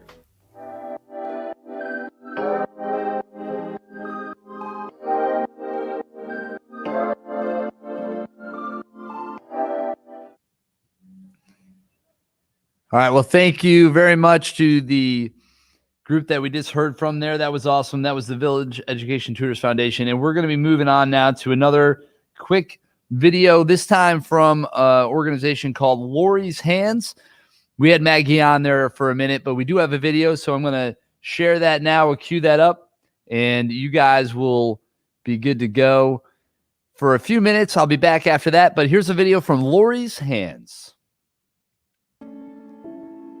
You know, Lori's Hands are my very favorite people in the whole world. They are. Warren is in a hospice program, and Etta is our hospice, I always say ours because we're together with everything. She's our hospice coordinator, and through one of her clients, she found out about Lori's Hands, and she called wonderful Sarah, the head of it, and Sarah came out here, so sweet, interviewed with us, and signed us up for Lori's Hands to go to the store every week. And they've done more than go to the store. They will do everything, and they're wonderful. The Lori's Hands people, they're good people. They're people who are thinking about the future. They're unselfish. They're willing to give their time. Every one of them have been a real blessing to me. And they have helped us with everything. You know what? If they just came every week like they do and visited with us, we really, really appreciate that. We learn from them. Usually they help me fix dinner, healthy meal, and they help me like with clothes and laundry and, maybe making my bed. I very enjoyed all the old people's visits very much. I look forward to that big time. We always had good conversation. I always felt like I took something away when I left. I learned a little bit, and it was just nice hanging out. They don't just cook for me, they eat with us, and I like that. I've probably had I think I'm going on about 3 years now, probably about 3 dozen students, if not more, and I really enjoy it. I like being around young people. If I build a great relationship with someone, I like to maintain that relationship, so I always text him every once in a while just to ask him like how he's doing, and just check in on him, see how he is, how's his exercise going, and if he's doing okay that day. That's all. I enjoy it. I'm awed completely by Sarah every time we talk or every time I meet her. She's just a tremendous person. So you can't go wrong donating to Lori's Hands or donating time or donating other ways to help the organization grow and prosper and move on through other campuses and so on. And I thank Lori's Hands for this opportunity, because it's an opportunity for me too to meet new people. It's not just an opportunity for them to help me. It's really more of an opportunity for me to work with them. And for that I'm thankful.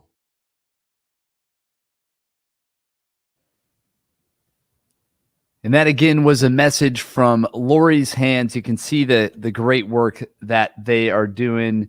And we're just inspired by all of these amazing nonprofits making huge impacts in the community.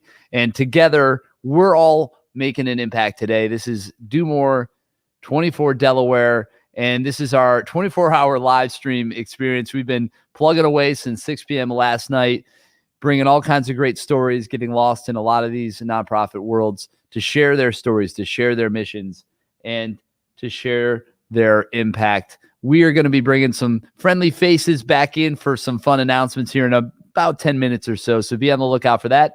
And in the meantime, it looks like we have another guest jumping in. So I'm going to bring Mara into the feed, and we can talk real quick just to say hi, and we'll kind of go from there. But we've got a couple minutes now, and we're moving and grooving. But how's it going down there in Newark?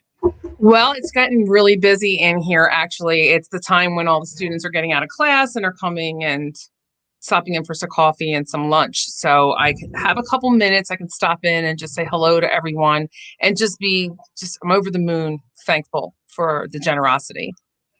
Yeah, it's an amazing thing to see happening. I mean, we've been putting a lot of time and energy, and obviously the group at Spur Impact and United Way of Delaware have put in tireless hours getting ready for today, and we are just happy that it's coming together. And it's, you always imagine what it could be, but right now we're seeing that dream become a reality, and we're cruising along. We're getting there. We're making our way towards $1 million, and we're going to be cruising right past that, I think, here at some point. So we're going to be celebrating that here soon. But yeah, I appreciate you popping in. We've got a few other nonprofit videos to play, and then we're going to be shooting over to the group at Spur Impact, hopefully for a big announcement soon, which we're hoping for. We're looking and really, monitoring that. But yeah, it's good to see you, and it's great to have you stop in and say hi to us and encouraging everybody. It's just such an amazing thing. Absolutely super, super exciting, because this is making such a huge difference in our community overall for all of us, but especially for what I'm doing right now. There's so many kids that are hurting, that just need a safe space that they can relaunch themselves back into the community. So working with the type of students and young people, 14 to 24, we have a huge population down in Newark, as you can imagine. So anything and everything you can do to help is just going to make such a difference. And I'm super excited, but more importantly, super excited about the support that I get from everybody else through Spur Impact and through Do More 24. I could not say enough, and United Way could not say enough. Thanks for them. So good luck, everybody. You guys are in my thoughts and prayers for sure. All right. Well, we appreciate it. Yeah. Thanks for coming in and joining with us. It was great to see you. And absolutely good to see you. It's what it's all about. So yeah, thanks so much. We'll see you soon. Good luck with everything. Yes, indeed. Take care. All right, you bet. See ya. So we're moving right along. Like I said, we've got a couple short videos we're going to play with some of these other nonprofit messages. So I'm going to queue up another one of those right now, and this one here is a message that it's an important message. We've got a lot of them. They're all important, of course, and we're going to be playing this one here now. So take a look, enjoy this message, really listen to what it's about. It's an important one. This is the Delaware Alliance Against Sexual Violence, and good for them for stepping up to make a difference. And this is without question needed more than ever today. Hello, I am Nick, and this is Bram, and we're here talking about why we're supporting the Delaware Alliance Against Sexual Violence today. So as a mom, I think a lot about rape culture and how I'm raising Bram. And I think it's really, really important that we're talking about consent, that we're talking about equality, that we're talking about safe sex. And I'm really excited to be part of the Delaware Alliance Against Sexual Violence, where we're doing all that. We are making sure that the voices of survivors are heard in policy making. We're making sure that the various organizations that support survivors have a voice at the state level. And I think it's all important to think about what we as Delawareans can do about the issue of sexual violence.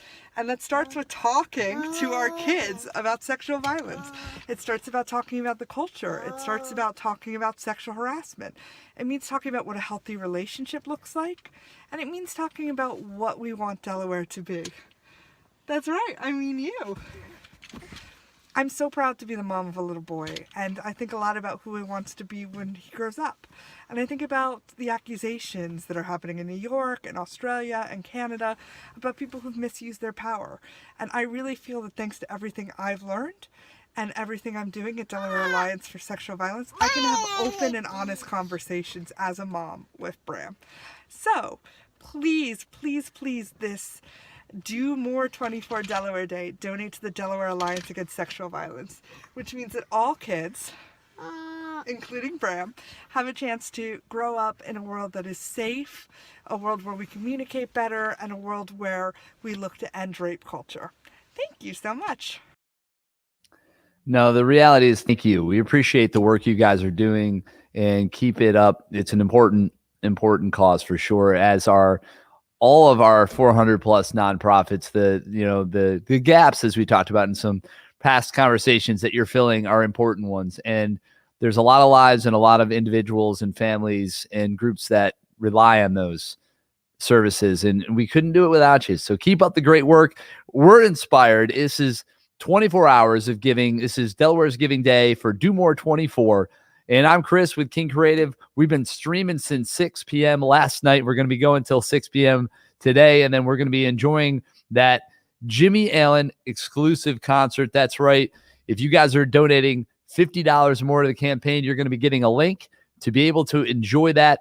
I'm pretty sure the link's going to be going out after 6 p.m. So don't worry if you haven't got it yet. You will. It'll be somewhere in that probably 7-ish range, maybe a little before, give or take. But 7 o'clock, you should get that. And again, $50 gets you in on the Jimmy Allen concert experience. You're going to definitely want to take part of that. It's going to be a lot of fun. Delaware's own Jimmy Allen. So we're moving along. We got some friends that are going to be joining me here in just a few minutes, but we're also going to be teeing up a couple more quick messages. We've got one coming at you now. And again, they're all important. All of these organizations are doing their part to make our communities better. And right now, we're going to share another short message from an organization called Strive. Enjoy. Hi, everyone. My name is Caroline Lettner, and I'm the marketing manager at Strive, How You Lead Matters. Strive's mission is to spread the power of character-driven leadership.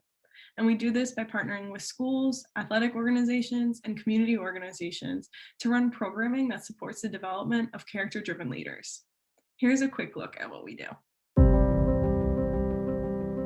All I've wanted to do since last year is just come back to Strive, because last year I learned so much about myself and other people, and it was definitely the best experience of my life.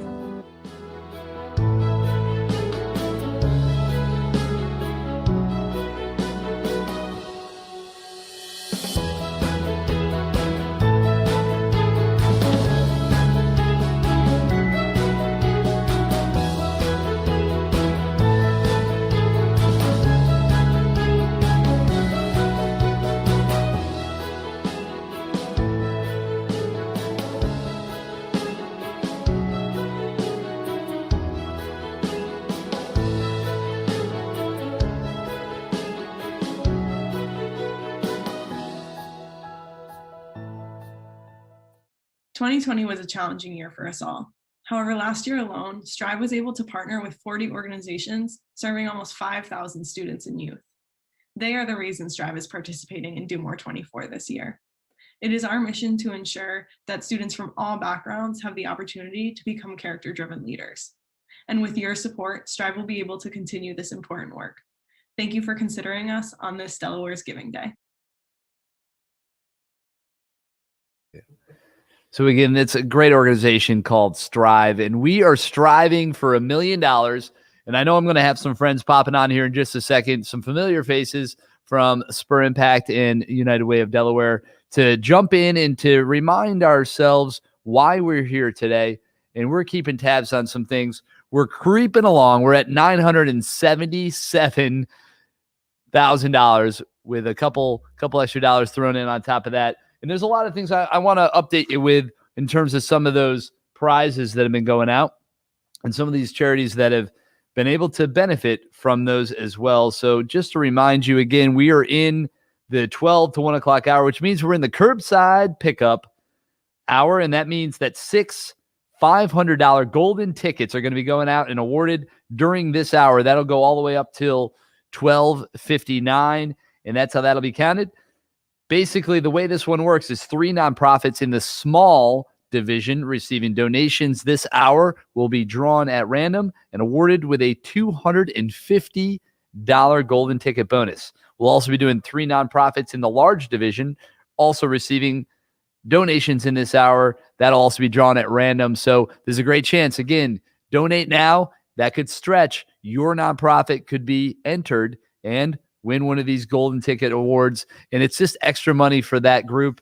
Either way, we're giving out another $3,000 of those, all part of the curbside pickup power hour. That's going on right now. And from the 1 to 2 o'clock hour, we've got another Power Hour. This is going to be called the OK Zoomer Power Hour, and this one's brought to you by the law firm of McCollum D. Emilio Smith Ubler, and that again is from 1 o'clock till 2. And the way this one is going to work, we're going to be giving out $500. Nonprofits operating with a budget less than 500, those are the small division. Those over 500, those are the large division. And the top nonprofit in each group that is raising money in that hour is going to get an extra $250 added onto their total. So that's pretty awesome. Lots of good stuff happening. And I think, Sarah, if you're ready, I'm going to bring you in. We've got Sarah from Spur Impact ready to rock and check in with us. How you been? What's going on? It's been a minute.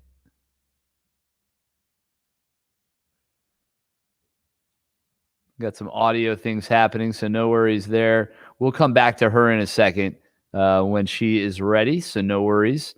And we are going to keep this party rolling. Again, this is the Do More 24 Delaware campaign. This is our 24-hour straight in a row stream. We've had a couple, we've broken up the broadcast a little bit just for bandwidth online, but you guys have been with us since 6 p.m. last night. We're sharing a lot of these amazing stories. We're talking about these nonprofits, and we are ultimately excited to be able to continue to do so. We're going to be talking to a whole bunch more this afternoon as we work our way all the way up to 6 o'clock. That is right, 6 p.m., 24 straight hours, and we are raising money for over 400 nonprofits in Delaware, and we are marching our way ever closer to $1 million, which is an incredible number that we are very excited to be able to share with you guys. So let's talk about another promo. I don't know if you guys caught the segment, but Monique Hellstrom was actually on earlier today, and she was inspired by all of your stories. She was inspired by this cause and what we're doing here, and she wanted to donate from her communications course, this is a free communications course to a nonprofit organization. All you have to do to enter for a chance, and she's going to be literally selecting one today to take home this prize and be able to go in on that. All you have to go to MoniqueHellstrom.com. At the bottom of the homepage is her newsletter sign up.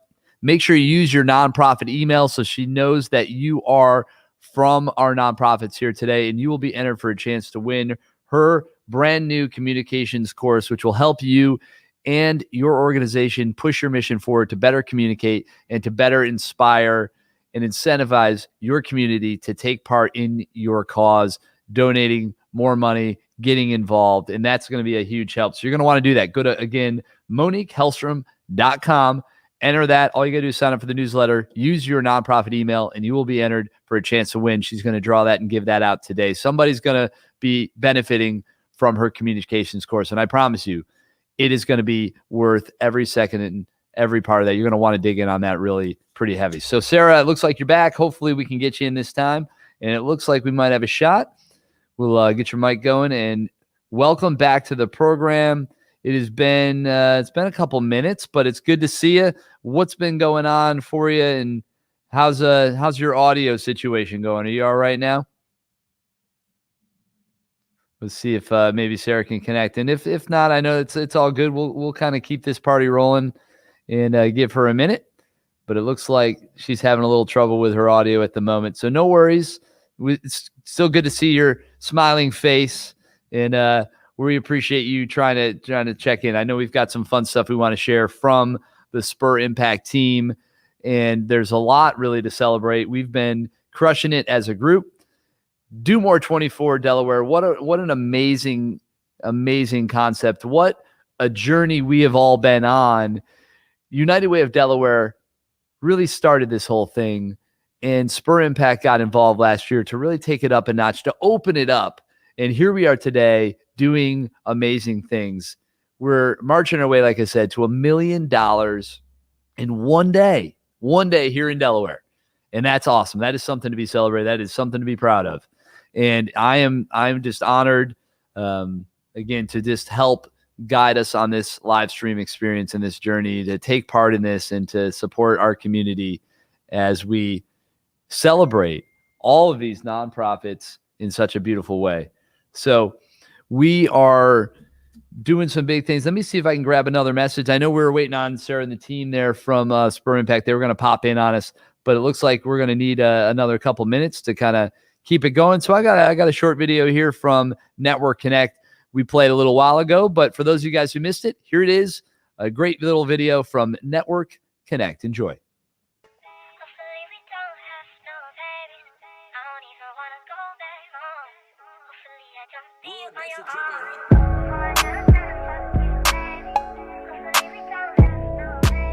Network Connect was developed with the mission of improving the coordination of youth-serving organizations. We do this by building effective partnerships for youth, families, communities, and organizations. Network Connect is a unique approach to human services. Our focus is on providing the youth of Newcastle County and their support systems optimal services. We believe in what we do, and we take it very seriously.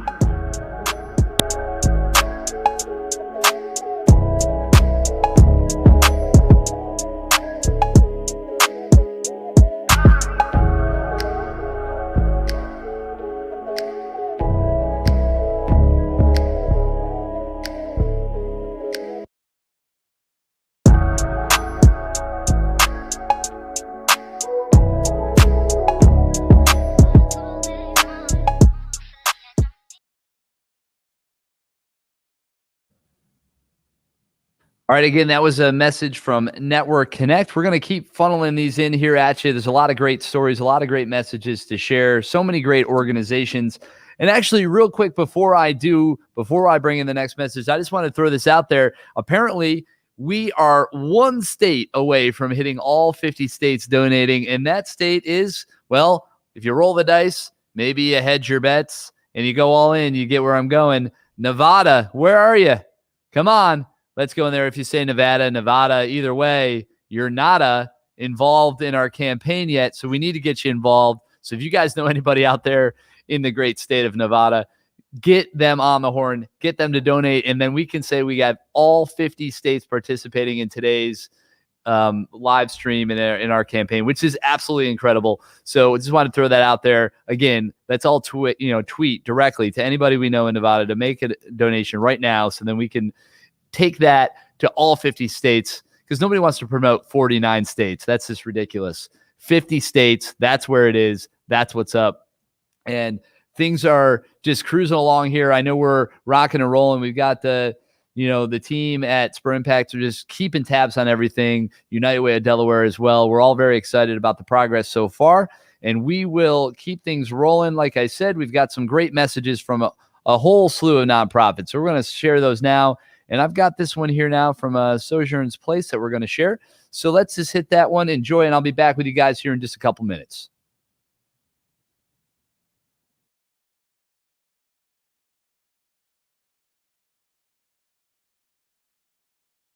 Covering alcoholic, and thanks to Sojourners who attends to every need and aspect of our lives. They clothe us, feed us, house us, and tend to our physical, mental, and issues with substance abuse.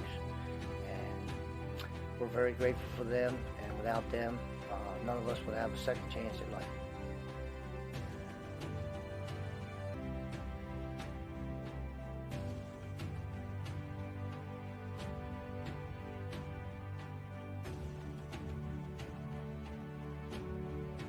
A lot of things in my life that I hadn't gotten right up until this point. I'm working on my self-esteem, I'm working on a career, I'm working on getting educated, things that I didn't apply myself to when I was younger, but now I'm ready, and Sojourners has given me that opportunity. It's a wonderful place, a very generous place.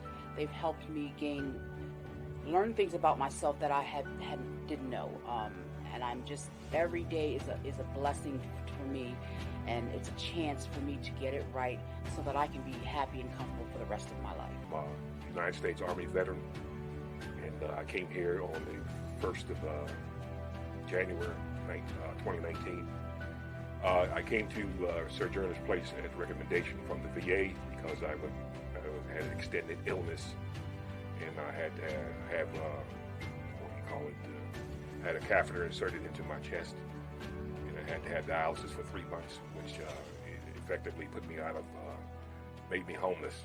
and the graciousness of the VA working with Sir Journal's place, I was able to come here and it allowed me to stay here to recoup and recover from my illness. And I'm extremely appreciative of what they did for me. And they allowed me to stay now until my job starts next month. So there you go. It's all about getting a fresh start over there. And that's just another amazing cause. There's so many of them that we've been highlighting, and we are here again to celebrate. And speaking of celebrating, we have our friend Sarah. Sarah's chiming back in. We missed you on the program here for a little bit, but it's great to see you. What's happening? We are just cruising along. We're less than 6 hours away at this point. We're cruising. Yeah. The last time I saw you, you and I were both bundled up in our respective blankets. And I'm really glad I didn't have the foresight to take a screenshot of that moment, because looking back, it was not my finest.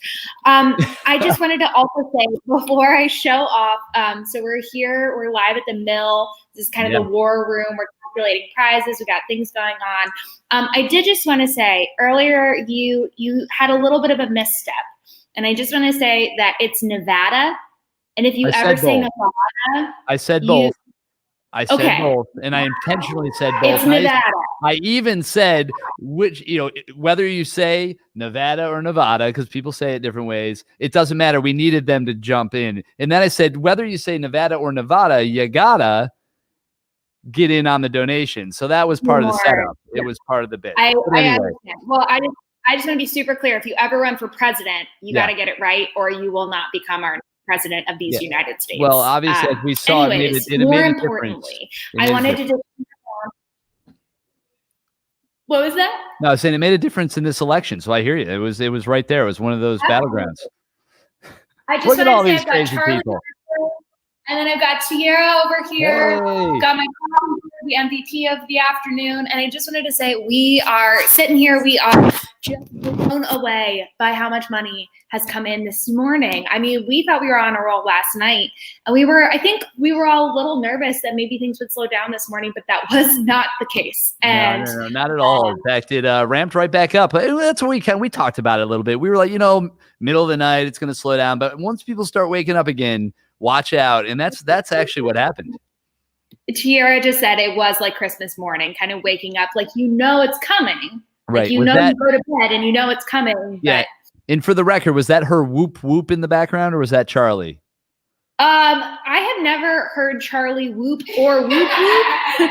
Well, I had a feeling I knew who it was, but I just thought it'd be funny to imagine Charlie whooping. And then we have talked a little bit about what our soundtrack will be in the next couple of minutes as we potentially pass a big milestone here. Yeah, so awesome. So stay tuned for the musical stylings of One Tier Affair. Well, that is that table's big enough. It could be a stage. I'm just throwing it out there. That's an opportunity. Listen, we all got our negative COVID test back, within the last day or two, but we still want to be super careful. We got the masks, we were distancing, we're taking it seriously. So yeah, no, that's great. And that's important. But I'm just saying that, we can see the musical stylings and the moves of One Tier with that stage that's in front of you. That's a beautiful platform to celebrate on. He is. It's far too early for that. Or maybe it's not. It's 5 o'clock. Is it late or is it early at this point? I don't know. How does that work? It's probably late for you is the thing. I'm not actually convinced you got any sleep last night. I tapped out around 5 a.m. So yeah, no, that's well, hey, listen, but you definitely helped. So I appreciate that assist in the middle of the night. And we've been powering through, but for a great cause. And that's what it's all about. And right now I know we are inching our way. We are cruising here. We're so close to 1 million. That is our number. So anybody out there, if you're listening, now's the time to donate. Let's push. Let's get to this milestone. We've been dreaming about it all night.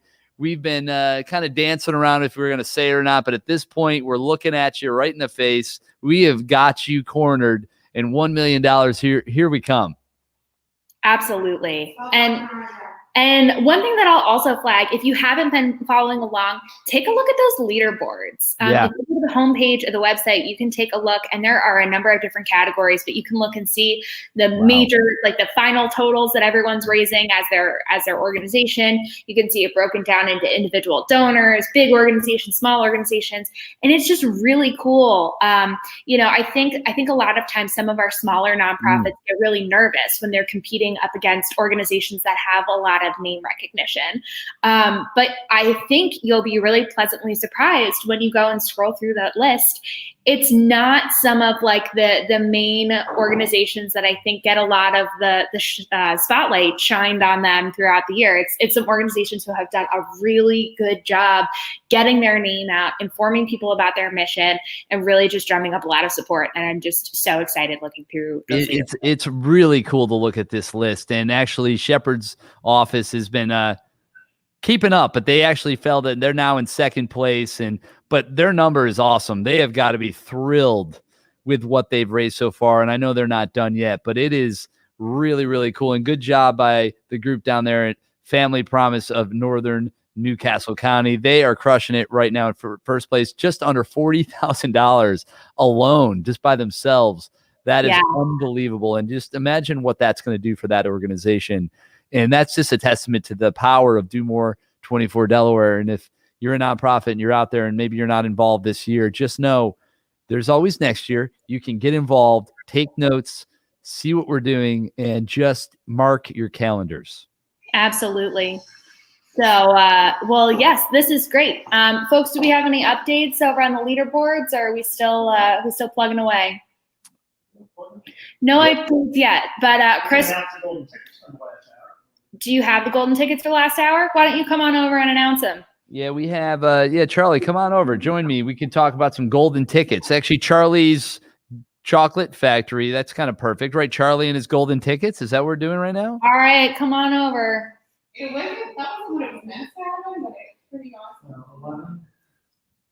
I think I sent you an email with them first. Well, that wasn't the point. I have them here, and I could just say them. Come on. The man of the hour. This is Charlie and his golden tickets. We should create a segment for next year called Charlie and his golden tickets. And we'll give you golden tickets. Well, this is perfect. Yeah, if you're going to have a golden ticket, you got to have a Charlie. That's part of the deal. So, it's classic. So, Charlie, we've got some golden tickets. I know we had the, for instance, the 11 a.m. prizes. We got the 11 and the golden tickets there for the large nonprofit sponsored by Discover Bank. So a big shout out to Discover for everything they're doing to support the cause. And the nonprofit, the large nonprofit going home with that golden ticket is Mitchell Center for African American Heritage. So congrats to you guys. That's awesome. You're walking away with a golden ticket. And next up for our small nonprofit category. Oh, look at this. This one is also by McCollum, Emilio Smith, and Ubler, and that is Hope Medical Dental Clinic. You guys are the winners of that small nonprofit golden ticket, so congratulations there. And let's see if, Charlie, you loaded us up with any more. Looks like I have some more from the 10 o'clock hour as well. So let's go back and look at these. It looks like we have from the Coffee Break Power Hour some great names in here, some names you definitely see on that board. Who sponsored the Coffee Break Happy Hour or Power Hour? It's not on this email you sent me, but it was on something else. So let me find it. I know I have it here somewhere. We can find it, I'm sure. And if it's not here, we'll go back. I think it was our friends at Barclays. Barclays did. Yep, absolutely. You're right. Thank you, Charlie. It's Barclays Coffee Break Power Hour specifically. It's really not a Coffee Break Power Hour unless it's a Barclays Coffee Break Power Hour in this case. And they are the ones bringing us the 2021 Barbara K. Brooks Transition House. You're going away with $500. Congratulations. Shepherd's Office Inc. You're going home with $500. Guess who else? The Everett Theater. That's $500 coming your way. And Supporting Kids going away with $500. All thanks to Barclays and what they're doing to support nonprofits in our community. And not to stop there. Yeah. Barclays is continuing on with this Coffee Break Power Hour now with some large nonprofits, also all going home with $500. First up, Family Promise Northern Newcastle County. You guys, $500. You know how this works. The Candlelight Theater, congrats. $500 to you. And then Clear Space Theater Company, and also the Sanford School, each going home with $500. Again, thanks to Barclays. That's awesome. And we have a couple golden tickets, Charlie. That's exciting. I know that's your thing. We've got a golden ticket going to the Chapel Street Players. Congrats on that. You guys get $100 onto your total. And then another one to the Wilmington Senior Center. There you go. $100 there as well. They're going to be all enjoying that extra money. It's just going to go in on top of what they're already raising. And again, that was thanks to Barclays. So that's really super exciting. And let's see, we had some 9 a.m. prizes as well. So this is good. We can announce some more names. Nonprofits going home with extra money. You can't beat that. And it looks like we have, again, this is the Bloom Energy 9 a.m. Power Hour. And the first small nonprofit walking away with $500 here is Hope Medical Dental Clinic. And then we also have Shepherd's Office, Inc., both going home with $500 thanks to Bloom Energy. And then we have the large nonprofits with our 9 a.m. Power Hour, thanks to Bloom Energy. Big Brothers, Big Sisters of Delaware, $500 coming your way, as well as the Delaware Contemporary. That's exciting. A lot of money. Charlie, we're just throwing money around here. We're giving these nonprofits fuel to their fight. Well, a lot of it is obviously thanks to our sponsors. Absolutely. I know Bloom Energy had that 9 a.m. Power Hour and the 9 p.m. Power Hour. And certainly Barclays has another big prize coming at the end of the day, and so does Discover. So no doubt about it. It's definitely got a couple other golden tickets, though, Charlie. Don't worry. We got 2 more of those, and we've got one for the large nonprofits going to Hilltop Lutheran Neighborhood Center. Congratulations on that. And then we also have a better chance for our children. That sounds great. And you're going home with one of those golden tickets. So congrats to all those organizations. A better chance for our children also won the Facebook prize, or the Philanthropy Photo Prize, sponsored by United Way earlier this morning. So, and I think we're going to calculate who won the Twitter Philanthropy Photo Prize next. So yeah, so that's coming up. So lots to look forward to. And Tatnall won the Twitter prize, so we'll get that reflected on their page. So was that you say Tatnall? Awesome! Congrats, congrats to them with winning that. That's awesome. And this is what I love about it, is there's so many great, fun, creative ways for organizations to get involved and to benefit. And it's really about learning, how to just engage and to have fun, embracing all of these, unique challenges and doing your best to take part in all of them. It's an extra opportunity to add to your total. And right now, this is the Dine More 24. I think it's the curbside takeout golden ticket supersize hour. And all it takes is one donation to be entered to win.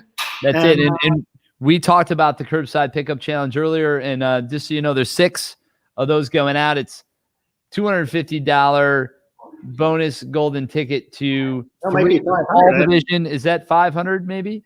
$500. Yeah, it is. It's $500 per golden ticket. It's a total of $3,000 going out during this hour alone. And then that's 3 small nonprofits and 3 large nonprofits. So they're each going to get a chance at that. And that's all based on the donation. You just need a donation this hour. So a single donation enters you for a chance for an extra $500. So it's a great chance to get in on it. If you have a nonprofit you're passionate about, a nonprofit you care about, a nonprofit you're associated with, now's a great time to throw in a little bit of extra money so that they get involved and have a chance to take home an extra $500. It's just that simple. And Charlie, I love the way that this is structured. I think it's such a great way to incentivize people to get involved and to take part in something that they're going to look back and say, wow, we did that. And that's exactly what we're doing right now. Yeah. And at some point soon, and I think my internet's messing up, but hopefully my audio is not. No, you sound fun. I can hear you great. Yeah. So, but hopefully sometime in the next hour, if not in the next half hour, donation is going to put us over $1 million.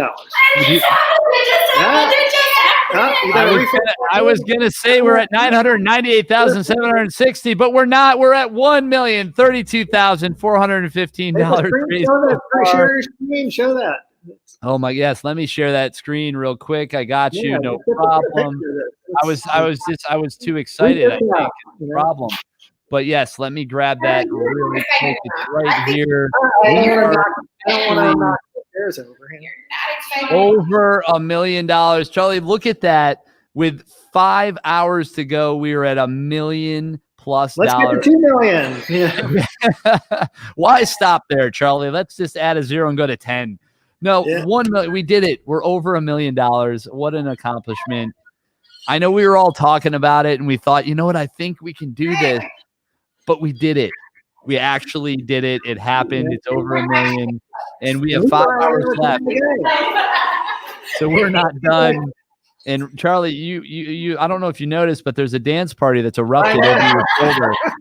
And I'm not, it's kind of, but it's kind of funny. It kind of looks like you had like I'm not sure which one's the devil, which one's the angel, but they were like on your shoulder. They're both like devils. your conscience. Maybe there's 2 devils. I don't know. Maybe is that what you're saying? So I get it. But yeah, this is just so cool to watch. You just want to look at it. I just want to keep staring at it. Let's get a screenshot of this and tweet this out, Instagram it out. Yeah, Facebook this out. This is exciting that nobody's ever done this before. So let's like literally no one in 18 hours. So I think that's the right math. Maybe, I don't know. Are you kidding me?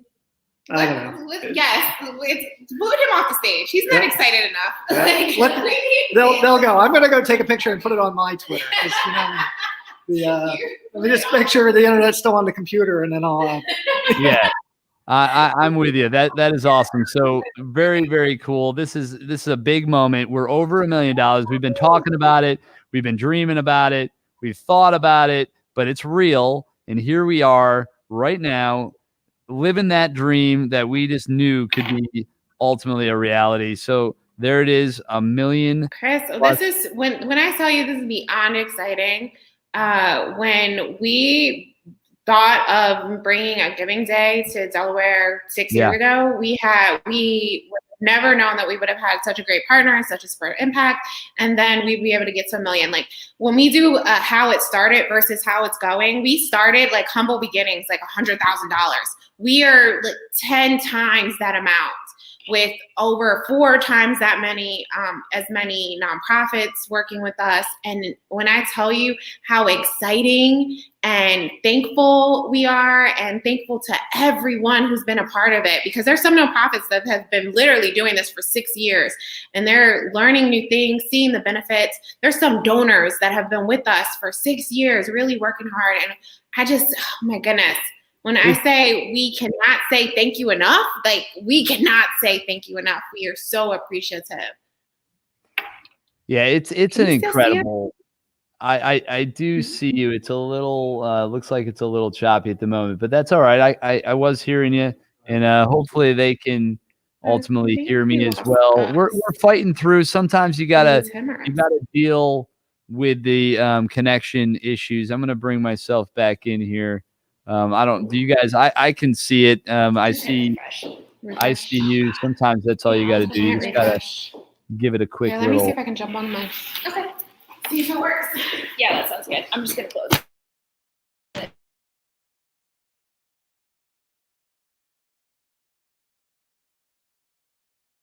Self back in. And it's just, it's an interesting something, I think the problem is the computer itself, got a little excited about what's happening here. We being at over $1 million, which is just an incredible thing. So there is that, and here we are. So I'm gonna reposition this real quick, start that, and we'll be back up here. So we have a few people joining us now. It looks like Andrew and Dan. I see you guys in there. I just want to kind of let you know we're celebrating a little bit right now. We crossed the $1 million threshold as a collective, which is just amazing. And it looks like I've got Tiara coming in, I've got Sarah coming in, and I don't know. Dan Cruz on here? Is he on there? Is he in our waiting room? Who's that? Dan Cruz. He's with United Way. Yeah. I'm gonna bring him in now. We got a big thing happening here. What are you guys thinking? Oh, that's Andrew. Oh, hi, Andrew. Well, Andrew is there. Absolutely. I'm just bringing Andrew here. He was smiling. He was enjoying the moment. I couldn't deny his moment. He was just ready. It's okay. I was celebrating the goals that you've made. It's so exciting. It is exciting, actually. And right now we are just flip. Look at this. This is fun. We're just moving us around. Where do you want to be? You want to be, Andrew? Where do you think you want to be? You want to be in the middle? I like that right Is this there. good? Maybe we put Tiara on the left. I think that feels good. No? This Chris, is really quickly, Yes. do you see Dan Cruz? Just because he's our COO. Oh, absolutely. I see him. There he is now. I got Yeah. you. There he is. So, Andrew, I just want to say, keep smiling, but we got to let Dan talk now. So this is All right, Dan's I'll be moment, here. I'm not okay? going anywhere. All right, Yeah. fantastic. So, If yes. I knew it was a smiling competition, I would have put a giant grin on so I could have busted in the room first. Yeah. Sit down, Andrew. Yeah, Andrew, we're not gonna. You're still here, but we're gonna give you your moment in a second. All right, so hang tight, keep smiling. We appreciate you. And there it is. Dan, talk to me real quick about this moment. What does this mean to you to see us break through this $1 million mark? And what an amazing accomplishment. Yeah, a few things, right? So what this shows to me, and particularly in the climate that we're in now, is that nothing stops Delawareans. There's this old phrase, right, of the Delaware way. Some folks say it's a old phrase. I'll say it's a tried and true phrase. This shows you what we can do together. It's completely amazing that we were able to hit this mark today. And it also demonstrates that it is all about partnerships, right? This could not happen if every individual, all the organizations that signed up, Spur Impact, United Way. I'm not even going to try to list the sponsors because the danger with that is that you forget one, right? But we've got an amazing list of sponsors that the sponsors came on early. They believed in this. They believed in us. They believed in Delawareans. They knew, as we know, that despite a pandemic, despite the murder of George Floyd, despite the crazy political climate that we live in, Delaware knows how to pull itself up by its bootstraps. It knows that $1 means something. It knows that $100 means something. And it is just amazing to see this. The dollar amount, the $1 million mark, is phenomenal. Do not get me wrong. But what I see, and I hope what we all see behind that $1 million, lines and lines and rows of Delawareans from Seaford to historic Newcastle, left to right, up and down. It's beautiful. And I really love how it's been designed this year, that we can highlight our small nonprofits in addition to our large and medium nonprofits. Everybody does amazing work, but look, let's get real. It's harder for the smaller guys, right? And so the fact that we've differentiated what we can do, it's phenomenal. So, yeah, no question about it. And it looks like Michelle Taylor is here with us now as well. I'm going to bring Michelle in to the stream, and we've got a lot to celebrate here. Michelle, how you feeling right now? Oh my goodness. I'm super excited. I feel like we just won the Super Bowl. Yeah. We started this last night. Remember, Yeah. I was saying this was like better than Super Bowl, right? We're trying to, it's not even just about as Dan said, all the amazing agencies that have been highlighted since we started, and that we still have time to go. Like game's not over yet. No. We're not. Like this isn't the stealing. I want to tell people, you still have 5 hours and 9 minutes to get. Absolutely. There's a lot of time to add to this total. And we've got every intention to do just that, right? So I'm excited about it. I know you guys, and it's going to be amazing, right? So Tiara, talk a little bit about this dance party that just erupted over Charlie's shoulder. How are you feeling right now? It was fun to watch. Obviously, we're ready to dance. Yeah. We in 5 hours, we're definitely having a dance party. Sarah and I already planned it, and so you just be ready to join in because it's happening. So official things. You can't. How do you deny that? I mean, it's impossible. So, just do more. That's all I'm going to say. do more dancing, do more donating, do more. It's all that. All of it. Yeah. And you know what I plan on doing more of tonight? Sleeping? You absolutely got that right. You earned it. You earned it. No, I appreciate it. Yeah, thank you. And it's my honor. I'm so glad we pulled this off, and we've all. And we're not done, like we said, but that we're in something right now. We're in the weeds of a beautiful fight for our community, along with 400 plus nonprofits and leaders that believe in Delaware and believe in each other, and we're coming together for something that just is so powerful, so amazing, so strong. That's right. Just remember 6 o'clock dance party. And focus in, dance party. Well, I'm actually gonna run because I know that you have to get to, there's a lot of other nonprofits that are waiting patiently to tell their story. And so absolutely. I'm gonna let Michelle close out, but I'm gonna run, and so I can go calculate some more prizes, get some people some more money. Yes. And I'll see you soon, Chris. All right, sounds good. Tiara, keep going, and don't hurt yourself until the dance party starts. You want to stretch, get ready. I got it. I'm ready to dance on the table. All right, fantastic. All right, good deal. She missed the part about popping the champagne. I know. I was goes with it. But you got to get the bubbles. You got to get those bubbles ready, Tiara. I'm telling you. I actually had a bottle. Charlie was here before he ran back over to the mill, and I was like, should I get a bottle ready? Like, what are we doing here? Like, it's okay. I brought some too. We'll meet in the middle. All right, sounds good. All right, well, Michelle, take it away for a minute. Just dig in a little bit on what this really means. What are we seeing? What is it we should look at this as? This is an accomplishment, but really paint a picture for us. Yeah, I really think, as Dan just highlighted, right, this really is Delaware at its best. This is about Delawareans showing up, right, to be able to just support amazing community-based organizations that are doing amazing work to serve our community. And so, to be able to surpass, $1 million, to be able to more than double to what we did last year, given the fact that we have been in this pandemic over the last year, given the fact, right, that the needs have been so severe and great, for our unemployment rate has been off the hook. There's been so many people standing in line just waiting for those basic needs such as food. I really think that this just speaks to the testament where we talk about all the time about what Delawareans can do to help their neighbors, their friends, their coworkers. And it is just super exciting to just see so many people show up today, over the last few hours. And as I said, it is not over yet. People still have this opportunity to be able to give. If you haven't, please, go online, help one of your favorite nonprofits that are doing great work, help to post it on Facebook, I think this is a moment for all of us to be able to celebrate. It is about collaboration at its best. It sure is. And that was well said. So thank you for sharing that. And I'm going to bring us all back in here again. And Dan, from your perspective, I know you already shared some of it, but you look at what's happened here, and obviously it's one thing to imagine something. It's one thing to kind of think, I think we can do this and set on a course, set a goal, but it's another thing to actually do it. And it's another thing to go and even break it. Right. And we're still going. That's what I love about it. And what does this say to you? And you already touched on this a little bit, just for those that maybe are just tuning in. What does this say to you about Delaware, about our state, and about maybe what's possible when it comes to how this could continue to grow? Yeah, for sure. I would say a couple of quick things. This in particular is the beginning, not the end.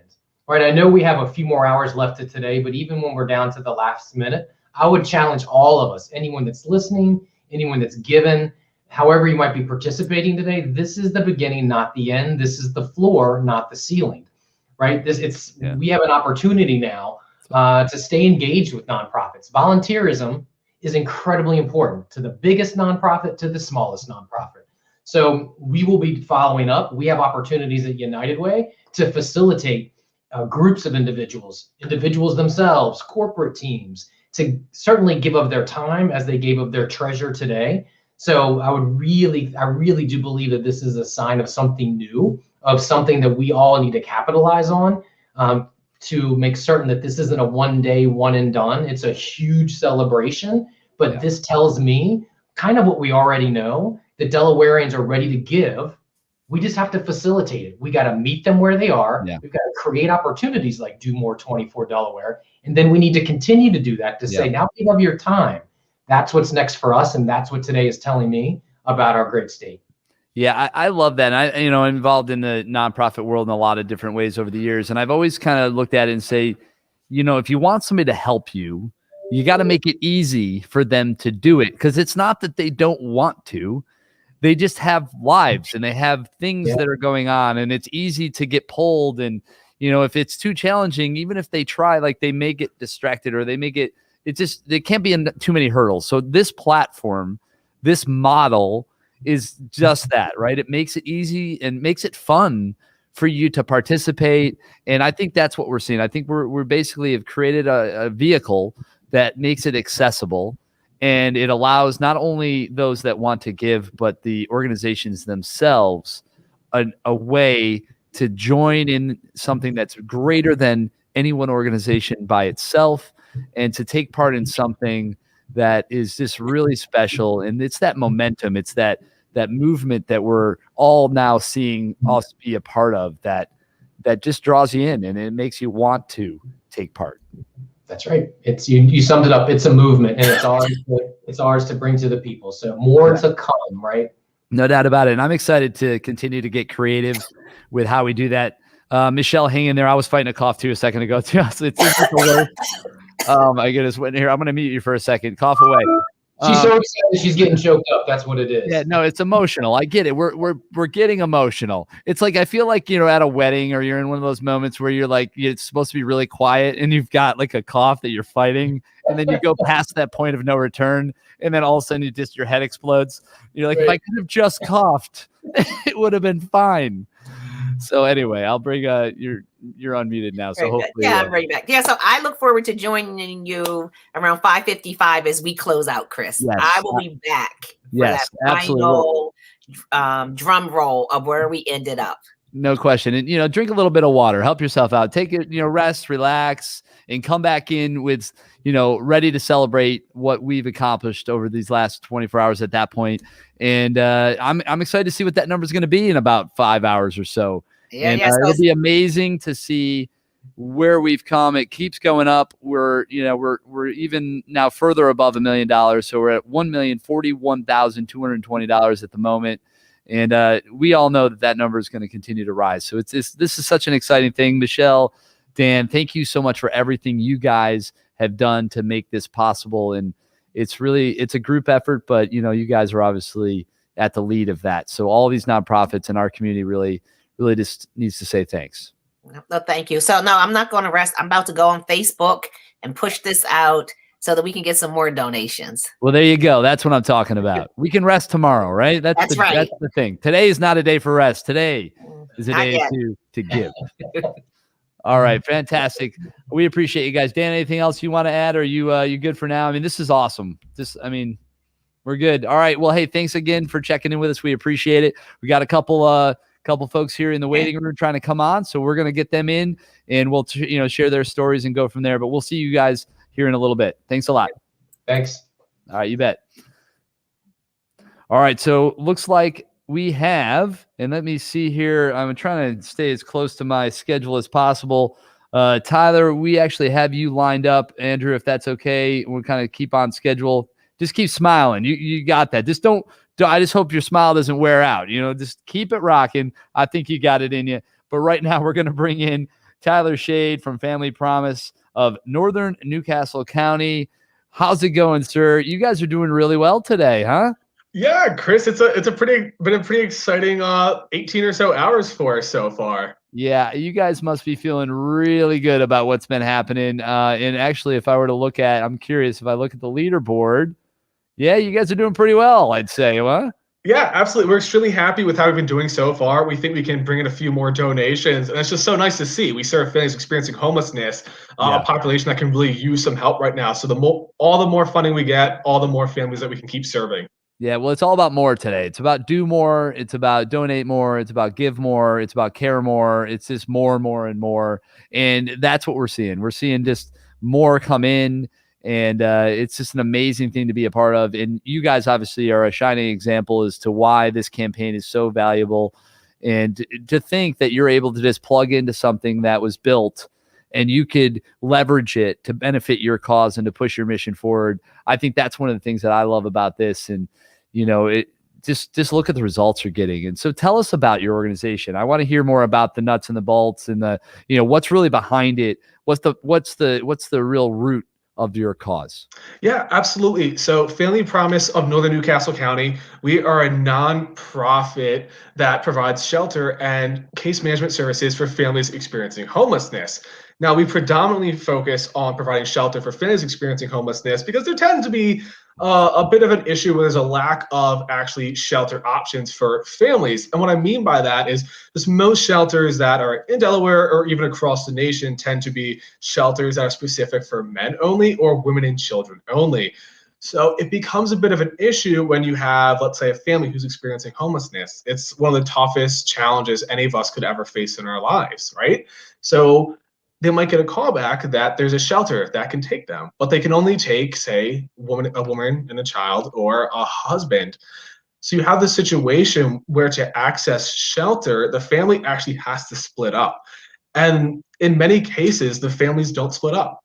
They might not have a whole lot of family support. They don't have a home at the moment. They don't have a whole lot. It's a tough situation. So families might be in a position where they'll choose to remain homeless to stay with their family. And here at Family Promise, we never want to see that. We do what we do to make sure families don't have to make that tough decision. We believe in keeping every family together that's experiencing homelessness. We don't want them to separate. And we also believe that every child deserves a home. So here at Family Promise, we're all about serving families experiencing homelessness. We're extremely effective in doing so. We serve on average about 150 families each year. 80% or so, we move on to permanent housing in about an average of 40 days. Now, we also believe— pretty good.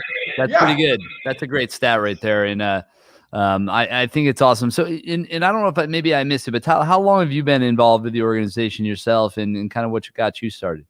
Yeah, absolutely. So I'm the development and marketing director. I have been at Family Promise for about a year and a half now, going on 2 years. And mainly the main driving force that got me involved in, shelter, housing affordability, this sector is it's kind of, I can empathize with it. I never experienced homelessness myself, but when I was younger, during the 2008 crisis, we got really close. We lost our home, foreclosed on us.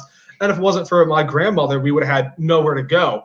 So the fact that I had that support drives me forward to really work for an organization that provides that support for families experiencing homelessness that might not have that support within their own immediate family network. Gotcha. And that makes sense. And it's really nice to hear the passion in your voice, to see you, lighten up about what you're talking about and sharing this information about the organization. And obviously there's a lot of excitement right now because of what's happening with this campaign. And just what is this money that you guys are raising? What's it going to go to? What's this going to allow you to do as an organization? So the funding is absolutely huge. I'm sure everyone probably watching this has heard about the Hope Center. Newcastle County bought the Sheraton. We just signed on with the Newcastle County government to actually provide resources and case management services for all the families that are sheltering at the Hope Center. So essentially, this funding is going to help us move out all the families that are currently sheltering at the Hope Center so we can quickly move them into permanent housing. It's a bit of a limbo. They're in shelter at the Hope Center, but we don't want them to stay there. We want to get them back into housing as quickly as possible so they can live on their own independently and sustainably. So that's what a lot of this money is going to help us do, work with these families that have been affected, maybe lost their jobs, lost their homes because of COVID, and really help us get them back into permanent housing and get back on track. Yeah, that's really important. And that new center, obviously, it's a amazing facility. And the way that worked out is probably something that you wouldn't have imagined be possible. But it's just what a circumstance, and what an asset for the organization, of course. And it's great to see it go into good use, and that is a really nice thing as well. So, what's the best thing if you were to tell somebody how they can help you guys, how they can connect with your organization? What would you tell them to do, or where would you lead them? Yeah, so the main thing that we do with people who are on our shelter is that we're really, really big into community, and we generally partner with lots of local congregations and businesses. And what they'll do is that for usually about a week at a time, sometimes a night, is volunteers will actually purchase groceries and make a meal, and they'll provide that meal for all the families staying in our shelter for a night. So it's generally anywhere from 6 to 10 families at a given time volunteers will make meals for. So check out our website, familypromisede.org. There's plenty of volunteer opportunities, ways to get involved.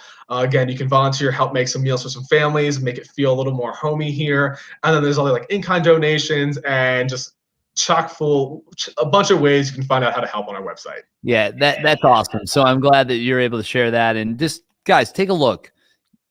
Dig into what they're offering and look at, all of the nonprofits on the DoMore24Delaware.org site. It's just amazing when you see this huge group of, nonprofits all on here working together on this amazing day. It's incredible what's happening. And we just want to say thank you for the work you guys are doing. Keep up the great work.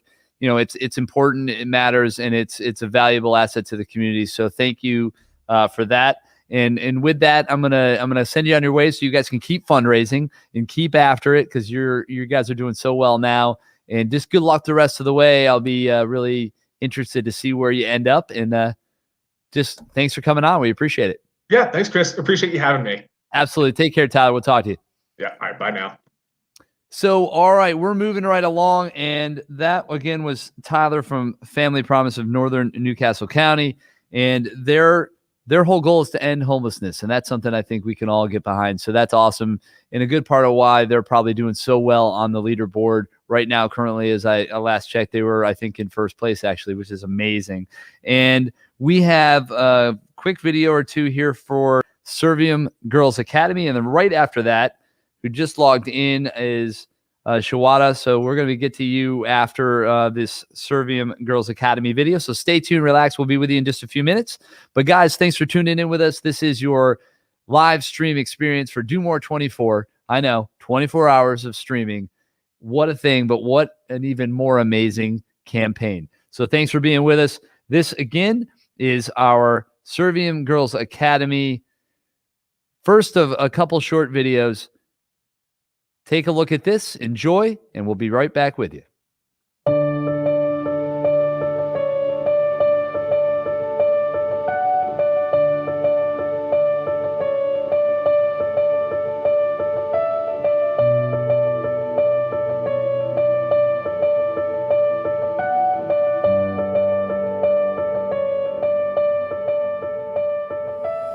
School here and the students, they're very welcoming, they're very kind. They don't really care about the backstory, they care about you now. I was struggling in certain classes like math. I always was struggling in math. But once I came to Servium, I started picking up on it and it started popping in my head. When I came to Servium, it all changed because they all care about, they care about your feelings. They include you and stuff. And same with the teachers. If you need help on anything and you're stuck behind in a class, they would wait until you get it and then keep on going. They know they want to learn more. They're exposed to a much bigger world, so they're hungry to be a part of it.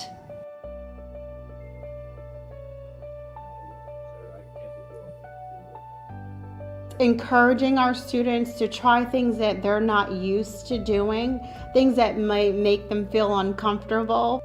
We produce great scholars. The alumni is a true testament of where our students are going and have gone.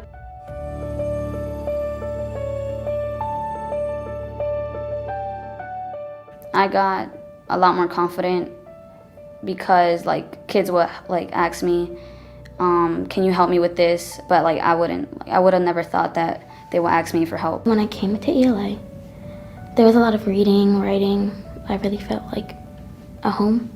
People that have struggled make better employees because they always have to work twice as hard. They have to make sure that they put their priorities first. And I think that's important, especially for a lady.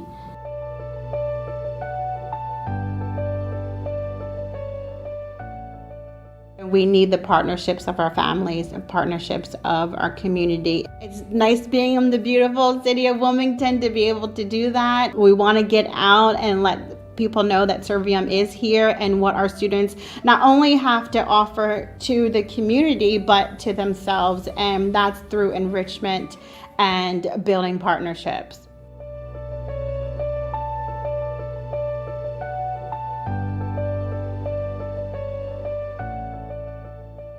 I encourage all of you that are viewing this ribbon cutting and all of our corporate neighbors here in Delaware and beyond to consider joining us in supporting our next generation of women leaders by making a donation or volunteering with the Servium Academy. Your investment of time, talent, and treasure will ensure that these remarkable young women enrolled in this academy have every opportunity to thrive and excel in their academic and life pursuits.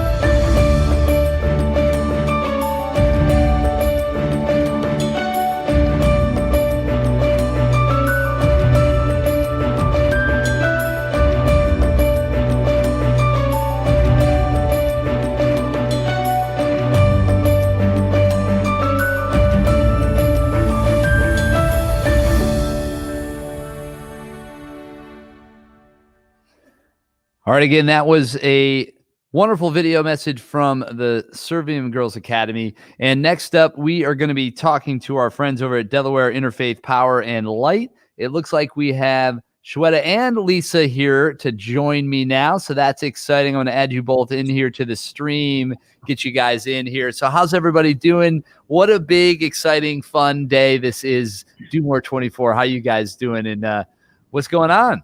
Great. Yeah, thank you so much. This is such a great platform. We're very excited. This is our first year of participating in this 24 hours of giving. And, we are so pumped. Yeah, well, we're pumped for you guys. We're pumped for all the nonprofits, and we're just cruising along here. We've been streaming for 24 hours and talking to so many great organizations about their missions and really your stories and I just love it. We're getting lost in these worlds. We're learning about so many wonderful, wonderful nonprofits. So with you guys, tell us if you can open up this window into your world and bring us in. Tell us what it's all about and really what the people at home can do to help you. Sure. I can get started first, and then I'll pass it on to Lisa. Okay. Awesome. First of all, thank you so much for this platform. My name is Shweta Arya. I'm the Outreach Director for Delaware Interfaith Power and Light. We are one of the 40 state affiliates of National IPL. And our shared mission is to, bring people of faith, our faith leaders, our community partners together to act and take bold action on climate change. We believe that it is our moral obligation to act on this climate crisis that we are facing today, the biggest, humanitarian crisis that we are facing. It will impact each one of us, but it's going to impact our most vulnerable communities, most marginalized communities first and worst. When you think about extreme flooding events in Delaware, when you think about extreme heat, too much rain. So we feel that we all need to come together and bring light to this issue. And climate change can be overwhelming. It can really paralyze you because it feels like we don't know where to start, where to begin. But we have very practical tools and programs in place of how congregations, houses of worship, can actually reduce their carbon footprint and become like models of sustainability and inspire their congregants to take an action. We have educational programs like our monthly webinars, climate conversations, where people can learn about these climate solutions that are available to them. Yeah, that is really, it's wonderful. And you guys obviously are doing a lot of work. And Lisa, you're also here with us. And, Shweta, that was amazing. So, you mentioned, maybe, we'll give Lisa a second here to join in on the fun and to chat with us. So, Lisa, talk to us a little bit about, from your perspective, and share some more about what you guys are all about. So here's the bottom line. It's real. It's us. Experts agree. It's bad, but there's hope. I love that. And that's the thing. This is a defining moral issue of our times. And we have so many great, very practical, very diverse programs. So I'm going to tell you just a little bit about some of them. Windows of Hope. I've got a prop for this too. I love it. This is an interior storm window construction, installation, and education program and job creation program. So these energy saving window inserts are made by community members for community members, helping them save energy and money. So promoting a range of energy saving opportunities, green job opportunities, healthier environments while they're building community. We have our faith efficiencies program, where we actually coordinate energy audits for faith communities around the state. And right now, funded through Energize Delaware, these comprehensive audits are free, up to like $3,000 value. And so you can learn so much about your building. We walk you through the process of how you can be reducing your energy and your costs, and engaging the members, informing them on home energy programs for them. So it's a wonderful program. And then our climate conversations. And this is a project where we have been hosting opportunities for people all around the state, in classrooms and boardrooms and faith communities and community centers and libraries, to get together and talk openly, candidly, and respectfully about issues related to climate and environment. And then to share ideas for how to act individually and collectively on those issues. In ways that are less divisive and political and more unifying and practical. And to date, we have hosted over 25 of these, engaging over 800 people. And it has been a powerful experience for everyone, and empowering, as Shweta was saying, when it's so easy to feel paralyzed. And I want to say that some of these programs are now receiving funding, but it's your donations that allow us to devote the time and resources into envisioning, into developing them, and establishing a proof of concept that's going to allow us to bring it into fruition. And it's those donations that help unfunded programs like education and outreach, developing resources, and all important advocacy. Yeah, that's a lot of really great stuff there. And you guys obviously are very passionate about what you do, as many of the folks I've talked to throughout this live stream are. And it's so refreshing to know that there's people like you out there working hard every day to make our lives better, to make an impact, to strengthen our community. And we just appreciate it. So I just want to say thank you for that. Thanks, and I know, Chris. And if I can just add that, for today, for this 24-hour period, our board have come up with $3,000 challenge. So if we are able to raise up to $3,000, our board will match dollar to dollar. So today is the time, for anybody listening, if you have not donated so far, we've been doing really great. We're very happy. And yeah, no, that's wonderful. And there's been a lot, I think that's really a cool thing to see. A lot of the nonprofits have been doing some kind of matching, and for you guys to do that, it's wonderful. So there you go. It's a great opportunity to support Delaware Interfaith Power and Light. Get on the platform, go on there. If they raise, $3,000, the board's going to match it. They're going to double it. So now is the best time to donate, make the impact that is going to go further today. And it's what it's all about. It's about creating a little bit of a sense of urgency, creating a moment, making it interesting, making it fun, making it engaging, and bringing us all together in a way. And you can just feel the energy, right? We can see it happening online. You look at all these amazing nonprofits all benefiting, and we're really just proving how strong of a community Delaware really is, especially when it comes to our nonprofit community. And this is awesome. That's right. And because as Lisa will tell you,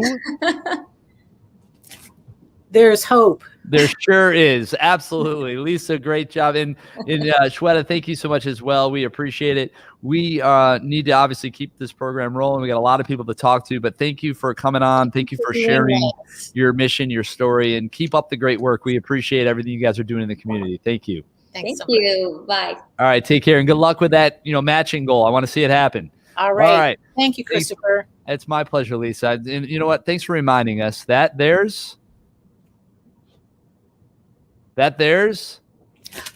Hope. Hope. That's right. There's hope. Absolutely. All right. Take care, Lisa. We'll talk to you. I appreciate it. And now, next up in the program, we have another wonderful nonprofit. We now have on the program coming in Delmarva Community WellNet, and we have to talk to us with that. It looks like Dr. Kim Furtado. So, Kim, how's it going? Good to see you. Welcome. And just a really exciting day. Isn't this fun to be a part of this whole campaign and Do More 24? It's really been a great experience. I appreciate being able to be on the podcast today as well. Thank you. No, it's my pleasure, and thank you for being on. It's really all about you and all of these wonderful nonprofits. So without you, there is no live stream today. And so tell us a little bit about yourself. Tell us about your organization, so the people at home can learn a little bit more about what you guys are doing and how they can help. Wonderful. Thank you. So my name is Kim Furtado. I'm a naturopathic doctor here in the Lewis area. And in 2004, I started the nonprofit foundation called the Delmarva Community WellNet Foundation. And since 2011, we've been providing service at Southern Delaware School of the Arts in Selbyville, Delaware. And we have a school garden with a greenhouse and about 4 large raised beds and habitat for the school children. We do curriculum-based learning.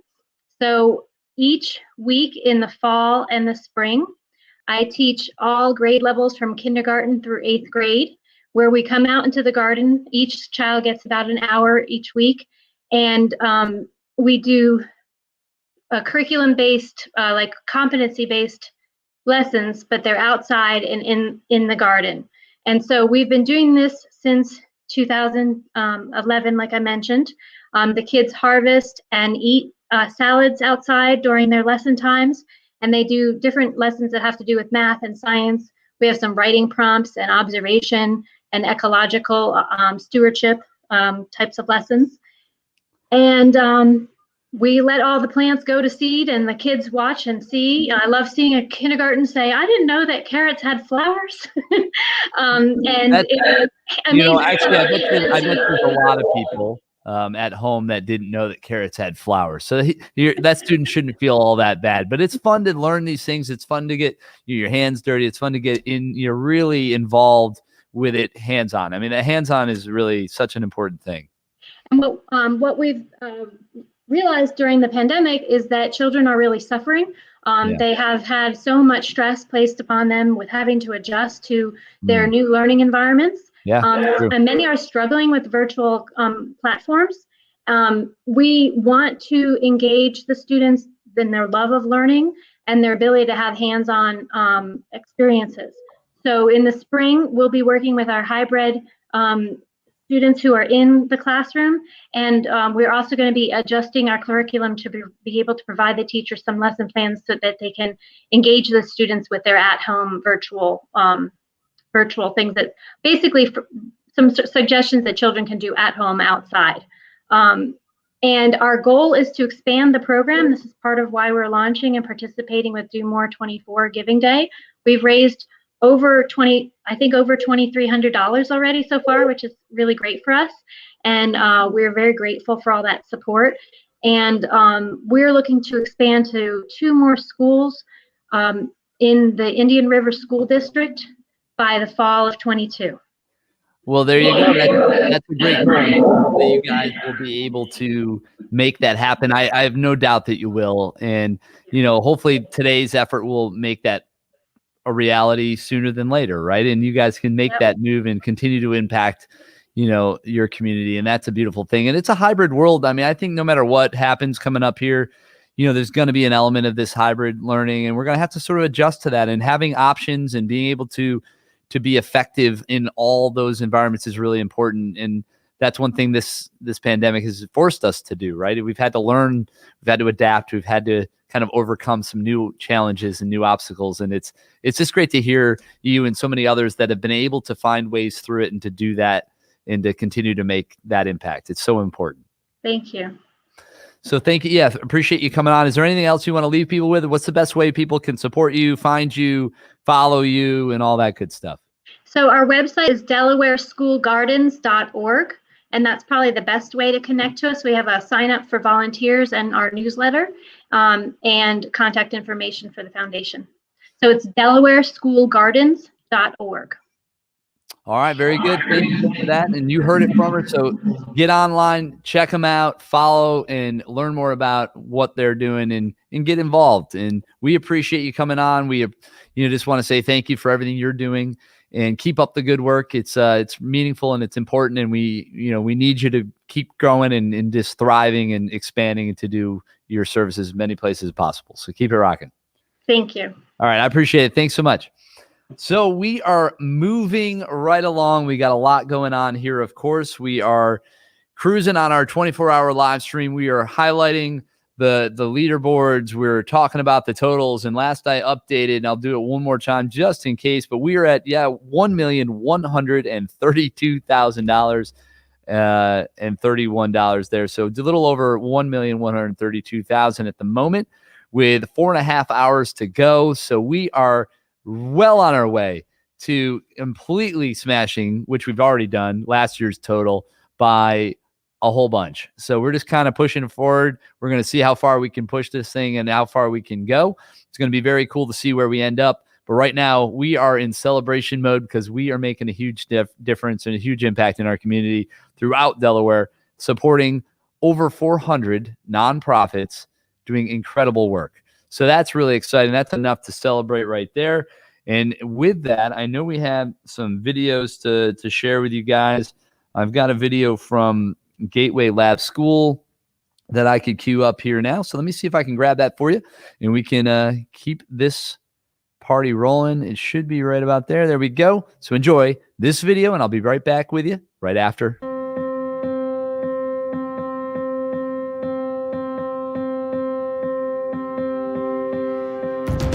Our goal at Gateway is to take students who struggle in a classroom and really help prepare them for life. One thing we try to provide is a healthy atmosphere, like a caring environment, somewhere where they can be them. And they might not get that elsewhere. They might not see that elsewhere, but they get to see that here. If a child feels included and feels that they are part of a community and feels that they can contribute to that community, they're going to be successful. And when they are successful in school, that's going to affect their whole life. They're going to go into high school knowing they can be successful. They're going to go to college knowing they have been successful. They're going to take it into their life. They're going to look back on Gateway and say, I remember that teacher believed in me. You know you're in a really good school if you have teachers that are willing to go the extra mile to give you the help that you need.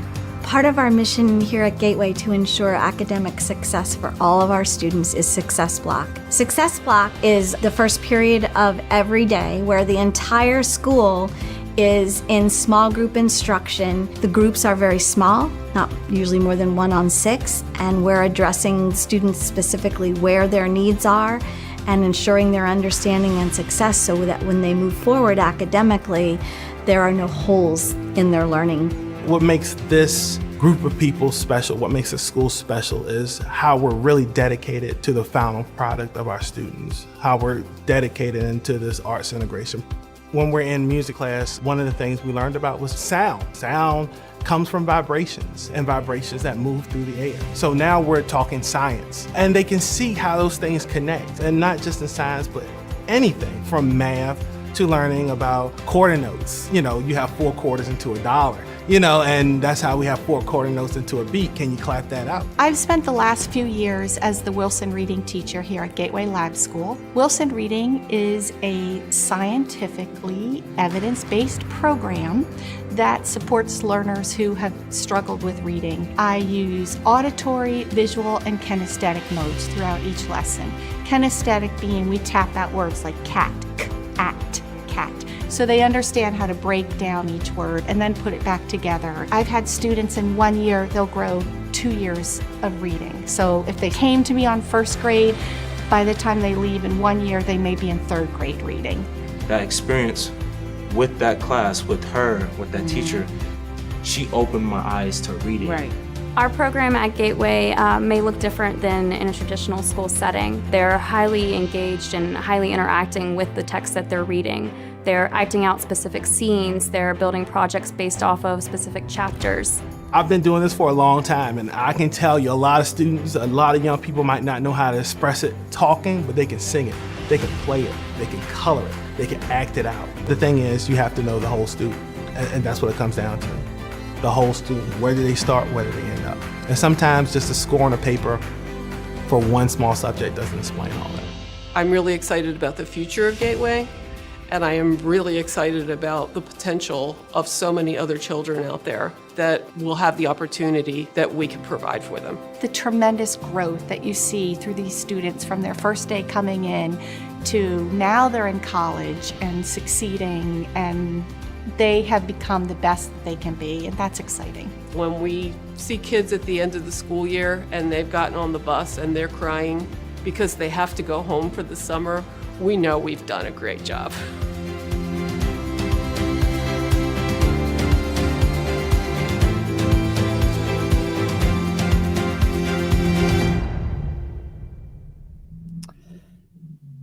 And again, that was the Gateway Lab School. What a amazing video and mission, and appreciate you guys sharing that message with us all here today.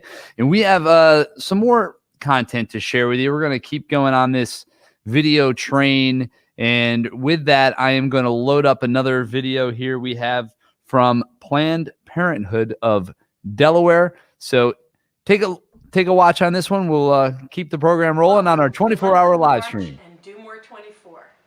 My name's Elise Resnick, and I have the privilege of being the board chair of Planned Parenthood of Delaware. I want to take this opportunity to thank everyone for participating in Do More 24 over the next 24 hours. Planned Parenthood of Delaware really relies on our supporters to keep our doors open, especially the past 12 months during the pandemic. Many of our patients have lost their jobs and lost their health insurance, but we don't turn anyone away. We are still giving the best birth control advice, prenatal care, STI testing, gender-affirming care, and other medical services that you'll hear more about from others during the next 24 hours. I really appreciate all of our supporters, and I hope that you will give generously during Do More 24 to Planned Parenthood of Delaware. We appreciate you, we need your support, and hopefully in the near future we'll be able to gather again together in person so that we can truly thank you for all that you do for Planned Parenthood of Delaware. Be well, take care, and we'll see you soon. My name is Lisa Kellum Shepherd. I'm a proud member of the Board of Directors of Planned Parenthood of Delaware, and I'm honored to serve. My mother was employed by Planned Parenthood in the 70s, and Planned Parenthood provided my first volunteer opportunity as a teen. Much like its mission in the 70s, Planned Parenthood provides necessary care in the community. The need was essential in the 70s, is even more essential today. Reproductive rights and care for the most vulnerable is under attack. Planned Parenthood is leading the charge to eliminate this attack and ensure those in need have care. Serving on the board with the support of the awesome staff and our amazing board allows us to continue to provide care no matter what, care no matter who, and care no matter where. Our doors are and will always remain open. I'm proud to serve. I'm Isabella Weber. I'm the Vice President of Education and Training at Planned Parenthood of Delaware. I am so grateful for the support that you provide to Planned Parenthood of Delaware. Your support makes so many of our sex education programs possible. We serve over 5,000 young people, teens, young adults, parents, educators, healthcare professionals, providing them comprehensive sex education, medically accurate sex education, inclusive sex education. We also provide training for professionals so that they know how to be the best sex educators that they can be in their classrooms or in their settings. What we really try to create is an experience where sex and sexuality and relationships and consent is something that it's okay to talk about, something that everyone should have information about. So thank you so much for your support. You truly are essential in helping us to reach teens, to reach professionals, to make sure that people have the information that they need, and to make the world a place where it's okay to talk about sex and sexuality, get the information you need, and make the best decisions for you. My name is Allison Kincaid, and I am one of the nurse practitioners that work at the Planned Parenthood of Delaware. I decided to work at Planned Parenthood because it gave me the privilege to serve the patients that are in my community that are underinsured and uninsured. So knowing that I was a catalyst in helping patients take control over their reproductive and sexual health is just an honor. So I would like to thank all the Planned Parenthood donors, the supporters, the staff, and even the volunteers. Your donations, your support, your efforts, your time allows us to continue to provide affordable and excellent health care to the patients in our community.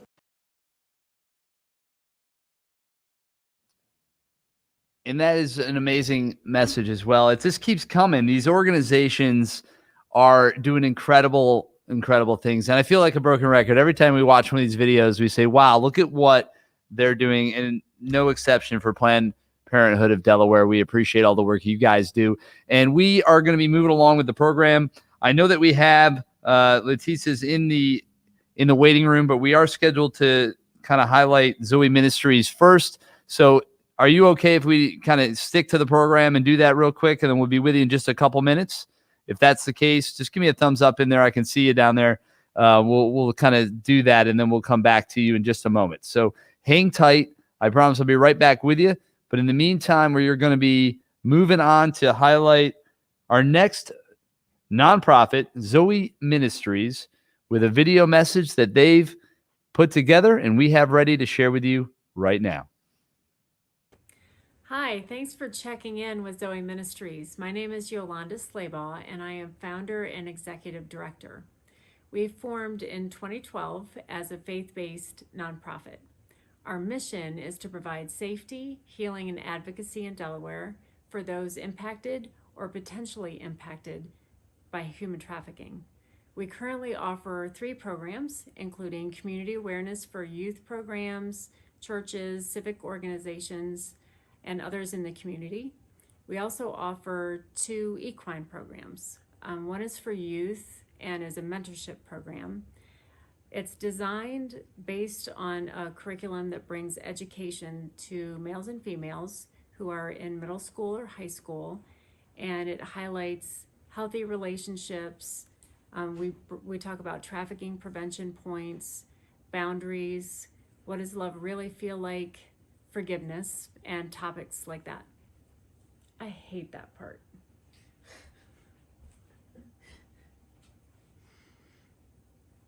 We currently offer 2 equine programs.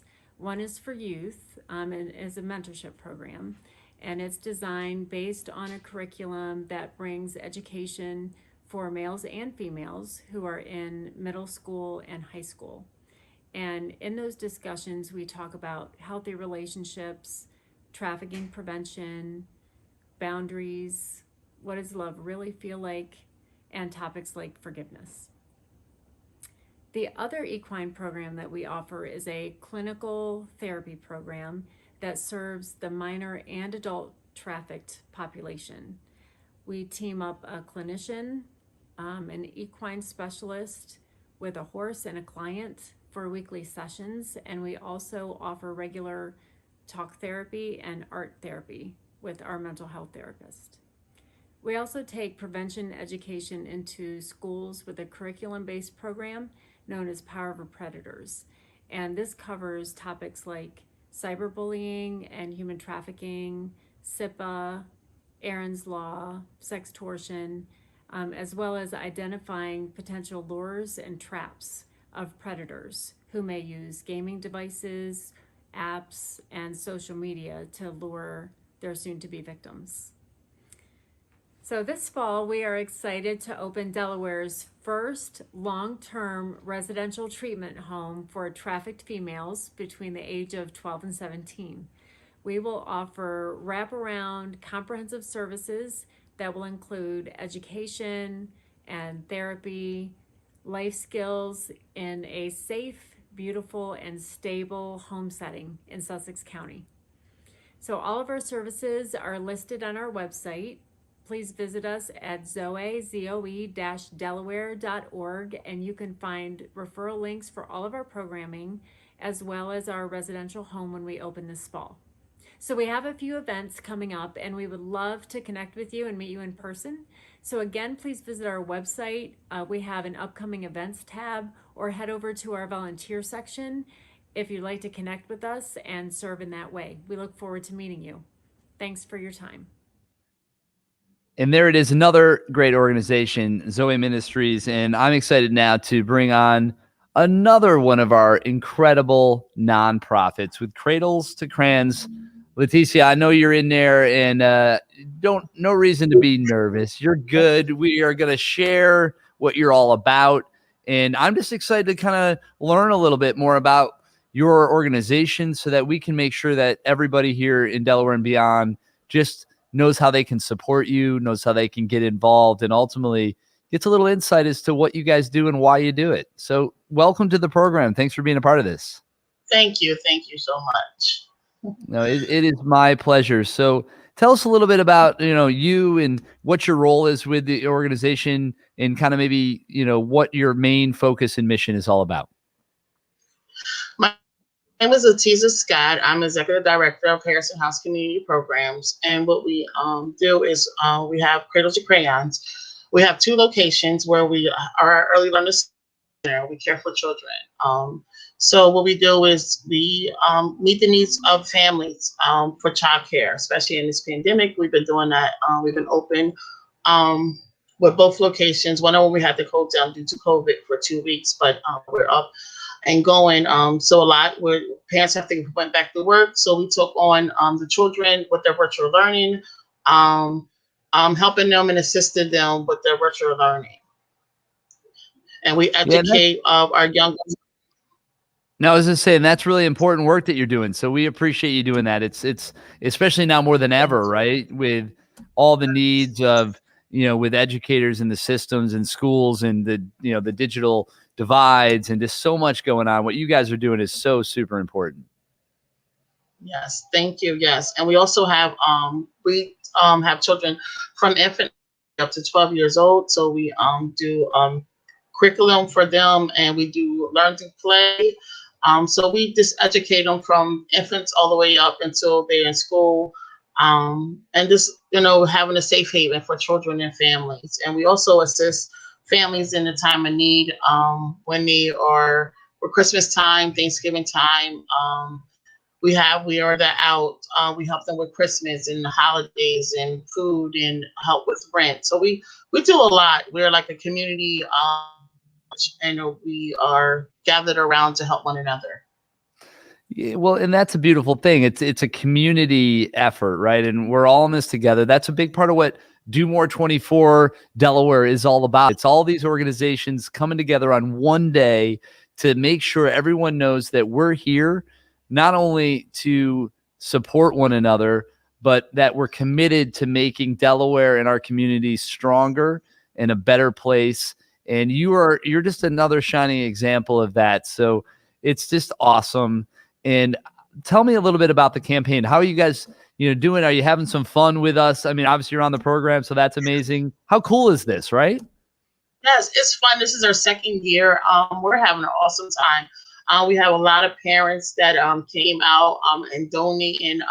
So it just does my heart good that a lot of people are just supporting us and seeing the effort we're doing. So I just thank Do More 24 for the platform that they're giving us, for just helping us raise money for our program. So hats goes off to you guys. But we just have the families rooting for us, rallying around us, passing the word out about donating to us. And the efforts that we're doing for them in our community. So our community is really standing behind us. So I just thank them for what they're doing with the donations. So we're doing pretty good with the donations, and we're having fun. The kids taking the pictures. They're just Well, that's what it's all about, right? I mean, it's, obviously it's important. It's serious because you're trying to raise money. You're trying to, fuel some of your programs. but you're also just coming together, and you're kind of connecting with your community, your supporters, your those that you serve, and you're doing it in a fun way to remind them of the work that you're doing and why it matters. And it's just it hits on so many levels. And if you look at what as a collective, what we're doing in Delaware right now today, I mean, we're over $1 million. We're at $1,159,829 raised collectively. That's unbelievable. And that's just from this small little state called Delaware. And you know what? We know how strong we are when we come together. And this is just proof that we are stronger maybe than ever. And having come through this last year, how cool and how incredible that really is. Yes, it is. It's awesome.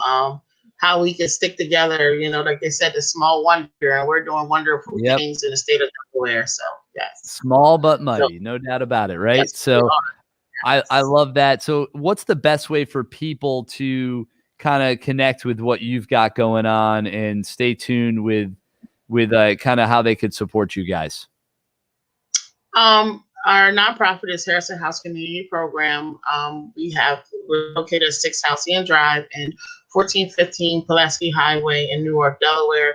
So either one of them locations, feel free if you, I know when the pandemic over, if you want to come help volunteer, we take clothes donations, we take food donations.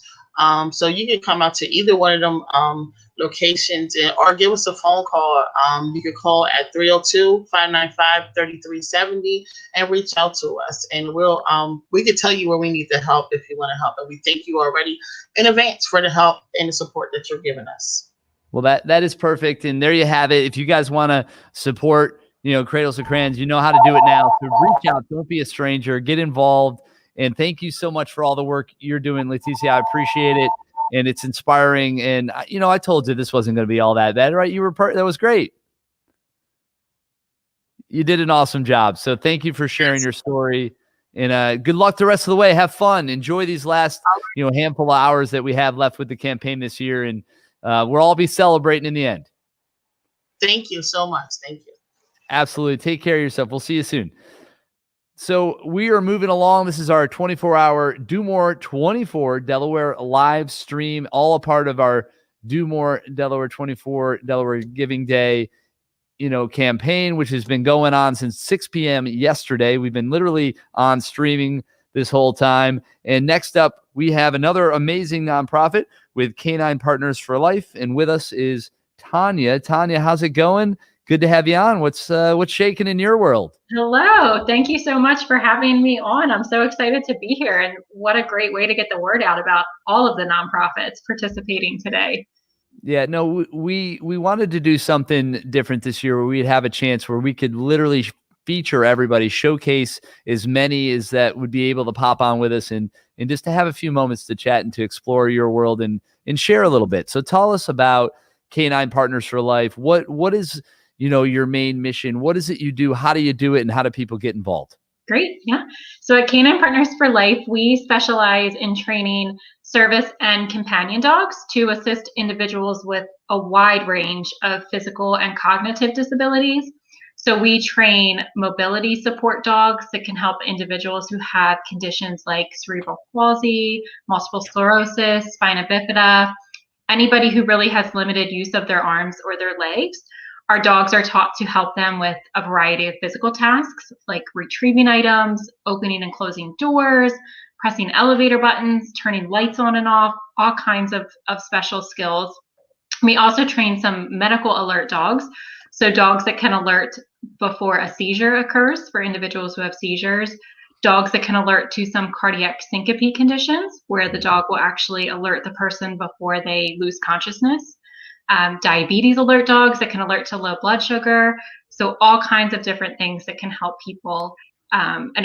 Those dogs really take fear out of people's lives because it's scary when you don't know when a seizure is going to come. You can be very injured if you're walking up a flight of stairs, if you're even on a hard surface, you just never know. So the dogs can assist with that. And then along with our service dog program, we have a home companion program, which are dogs that are placed in the home environment to help a lot of times children who have autism, Down syndrome, maybe some developmental delays, it could be somebody who's elderly and could just use the companionship of a dog that can't train a puppy on their own.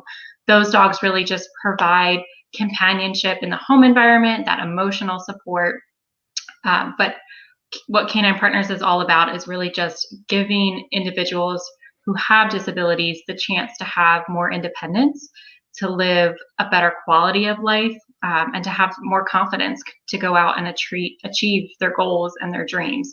And that's what these service dogs and companion dogs do for these individuals every single day. So at CPL, we make those partnerships possible. We train all of the dogs. The dogs actually go through 2 full years of training. We match them to individuals, and then we support those partnerships for the lifetime of the partnership. Wow. And that's really awesome. And the bonds that form in the, it's like really just talk a little bit about how important these relationships are between the dogs and those that they're helping. I know that those are very special bonds that are formed there. So I'd love to hear a little bit about that. Yeah, you're right. They are extremely special bonds. I mean, not only do these dogs help these individuals physically by, retrieving items and things like that. If you think of somebody who may use a wheelchair, if they, we had a young girl who had cerebral palsy, and if her hand fell off of the joystick of her wheelchair, she did not have the strength to put her hand back on the joystick. So you can think if she was even on a sidewalk and hit a bump or a crack in the sidewalk and it knocked her hand off, she would be stuck there until somebody could put her hand back on the joystick of her wheelchair. We taught her dog to do that, which just gives her a little bit more independence because now she doesn't have to rely on somebody else. She has that dog there to help her. So there's all kinds of these special skills, but these dogs also help these individuals so much emotionally and socially, because when you have a disability, you may utilize a wheelchair, you may utilize some other type of mobility aid, and instead of people looking at the person's disability, they now see the dog, and it's a conversation starter. It helps them socialize more out in public. It helps them build more relationships, and the bonds that these teams form is incredible. I mean, with a service dog, you're with your dog 24/7. I'm not with my husband 24/7. Most people aren't with their spouse or their children 24/7, but you have this dog beside you 24 hours a day, 7 days a week, and they are truly their lifeline, just helping them every step, every second of the day. And it's amazing. And I actually wanted to share, just to give people an idea, one of our graduates shared just a brief story about how her dog has made a difference. And her name is Kate, and she has had her dog since 2016, actually. Her dog's name is Kiwi. And Kate has what's called spinal muscular atrophy. It's a form of muscular dystrophy. So she does have a lot of physical challenges. She utilizes a wheelchair most of the time. And she said, before Kiwi and I became partners, I never could have imagined the beautiful impact she would have on every facet of my life. Kiwi takes care of the physical tasks I used to be so concerned about, and she breaks down the barrier my wheelchair often creates. Thanks to her, joy and curiosity replace fear and uncertainty when strangers see someone different than them.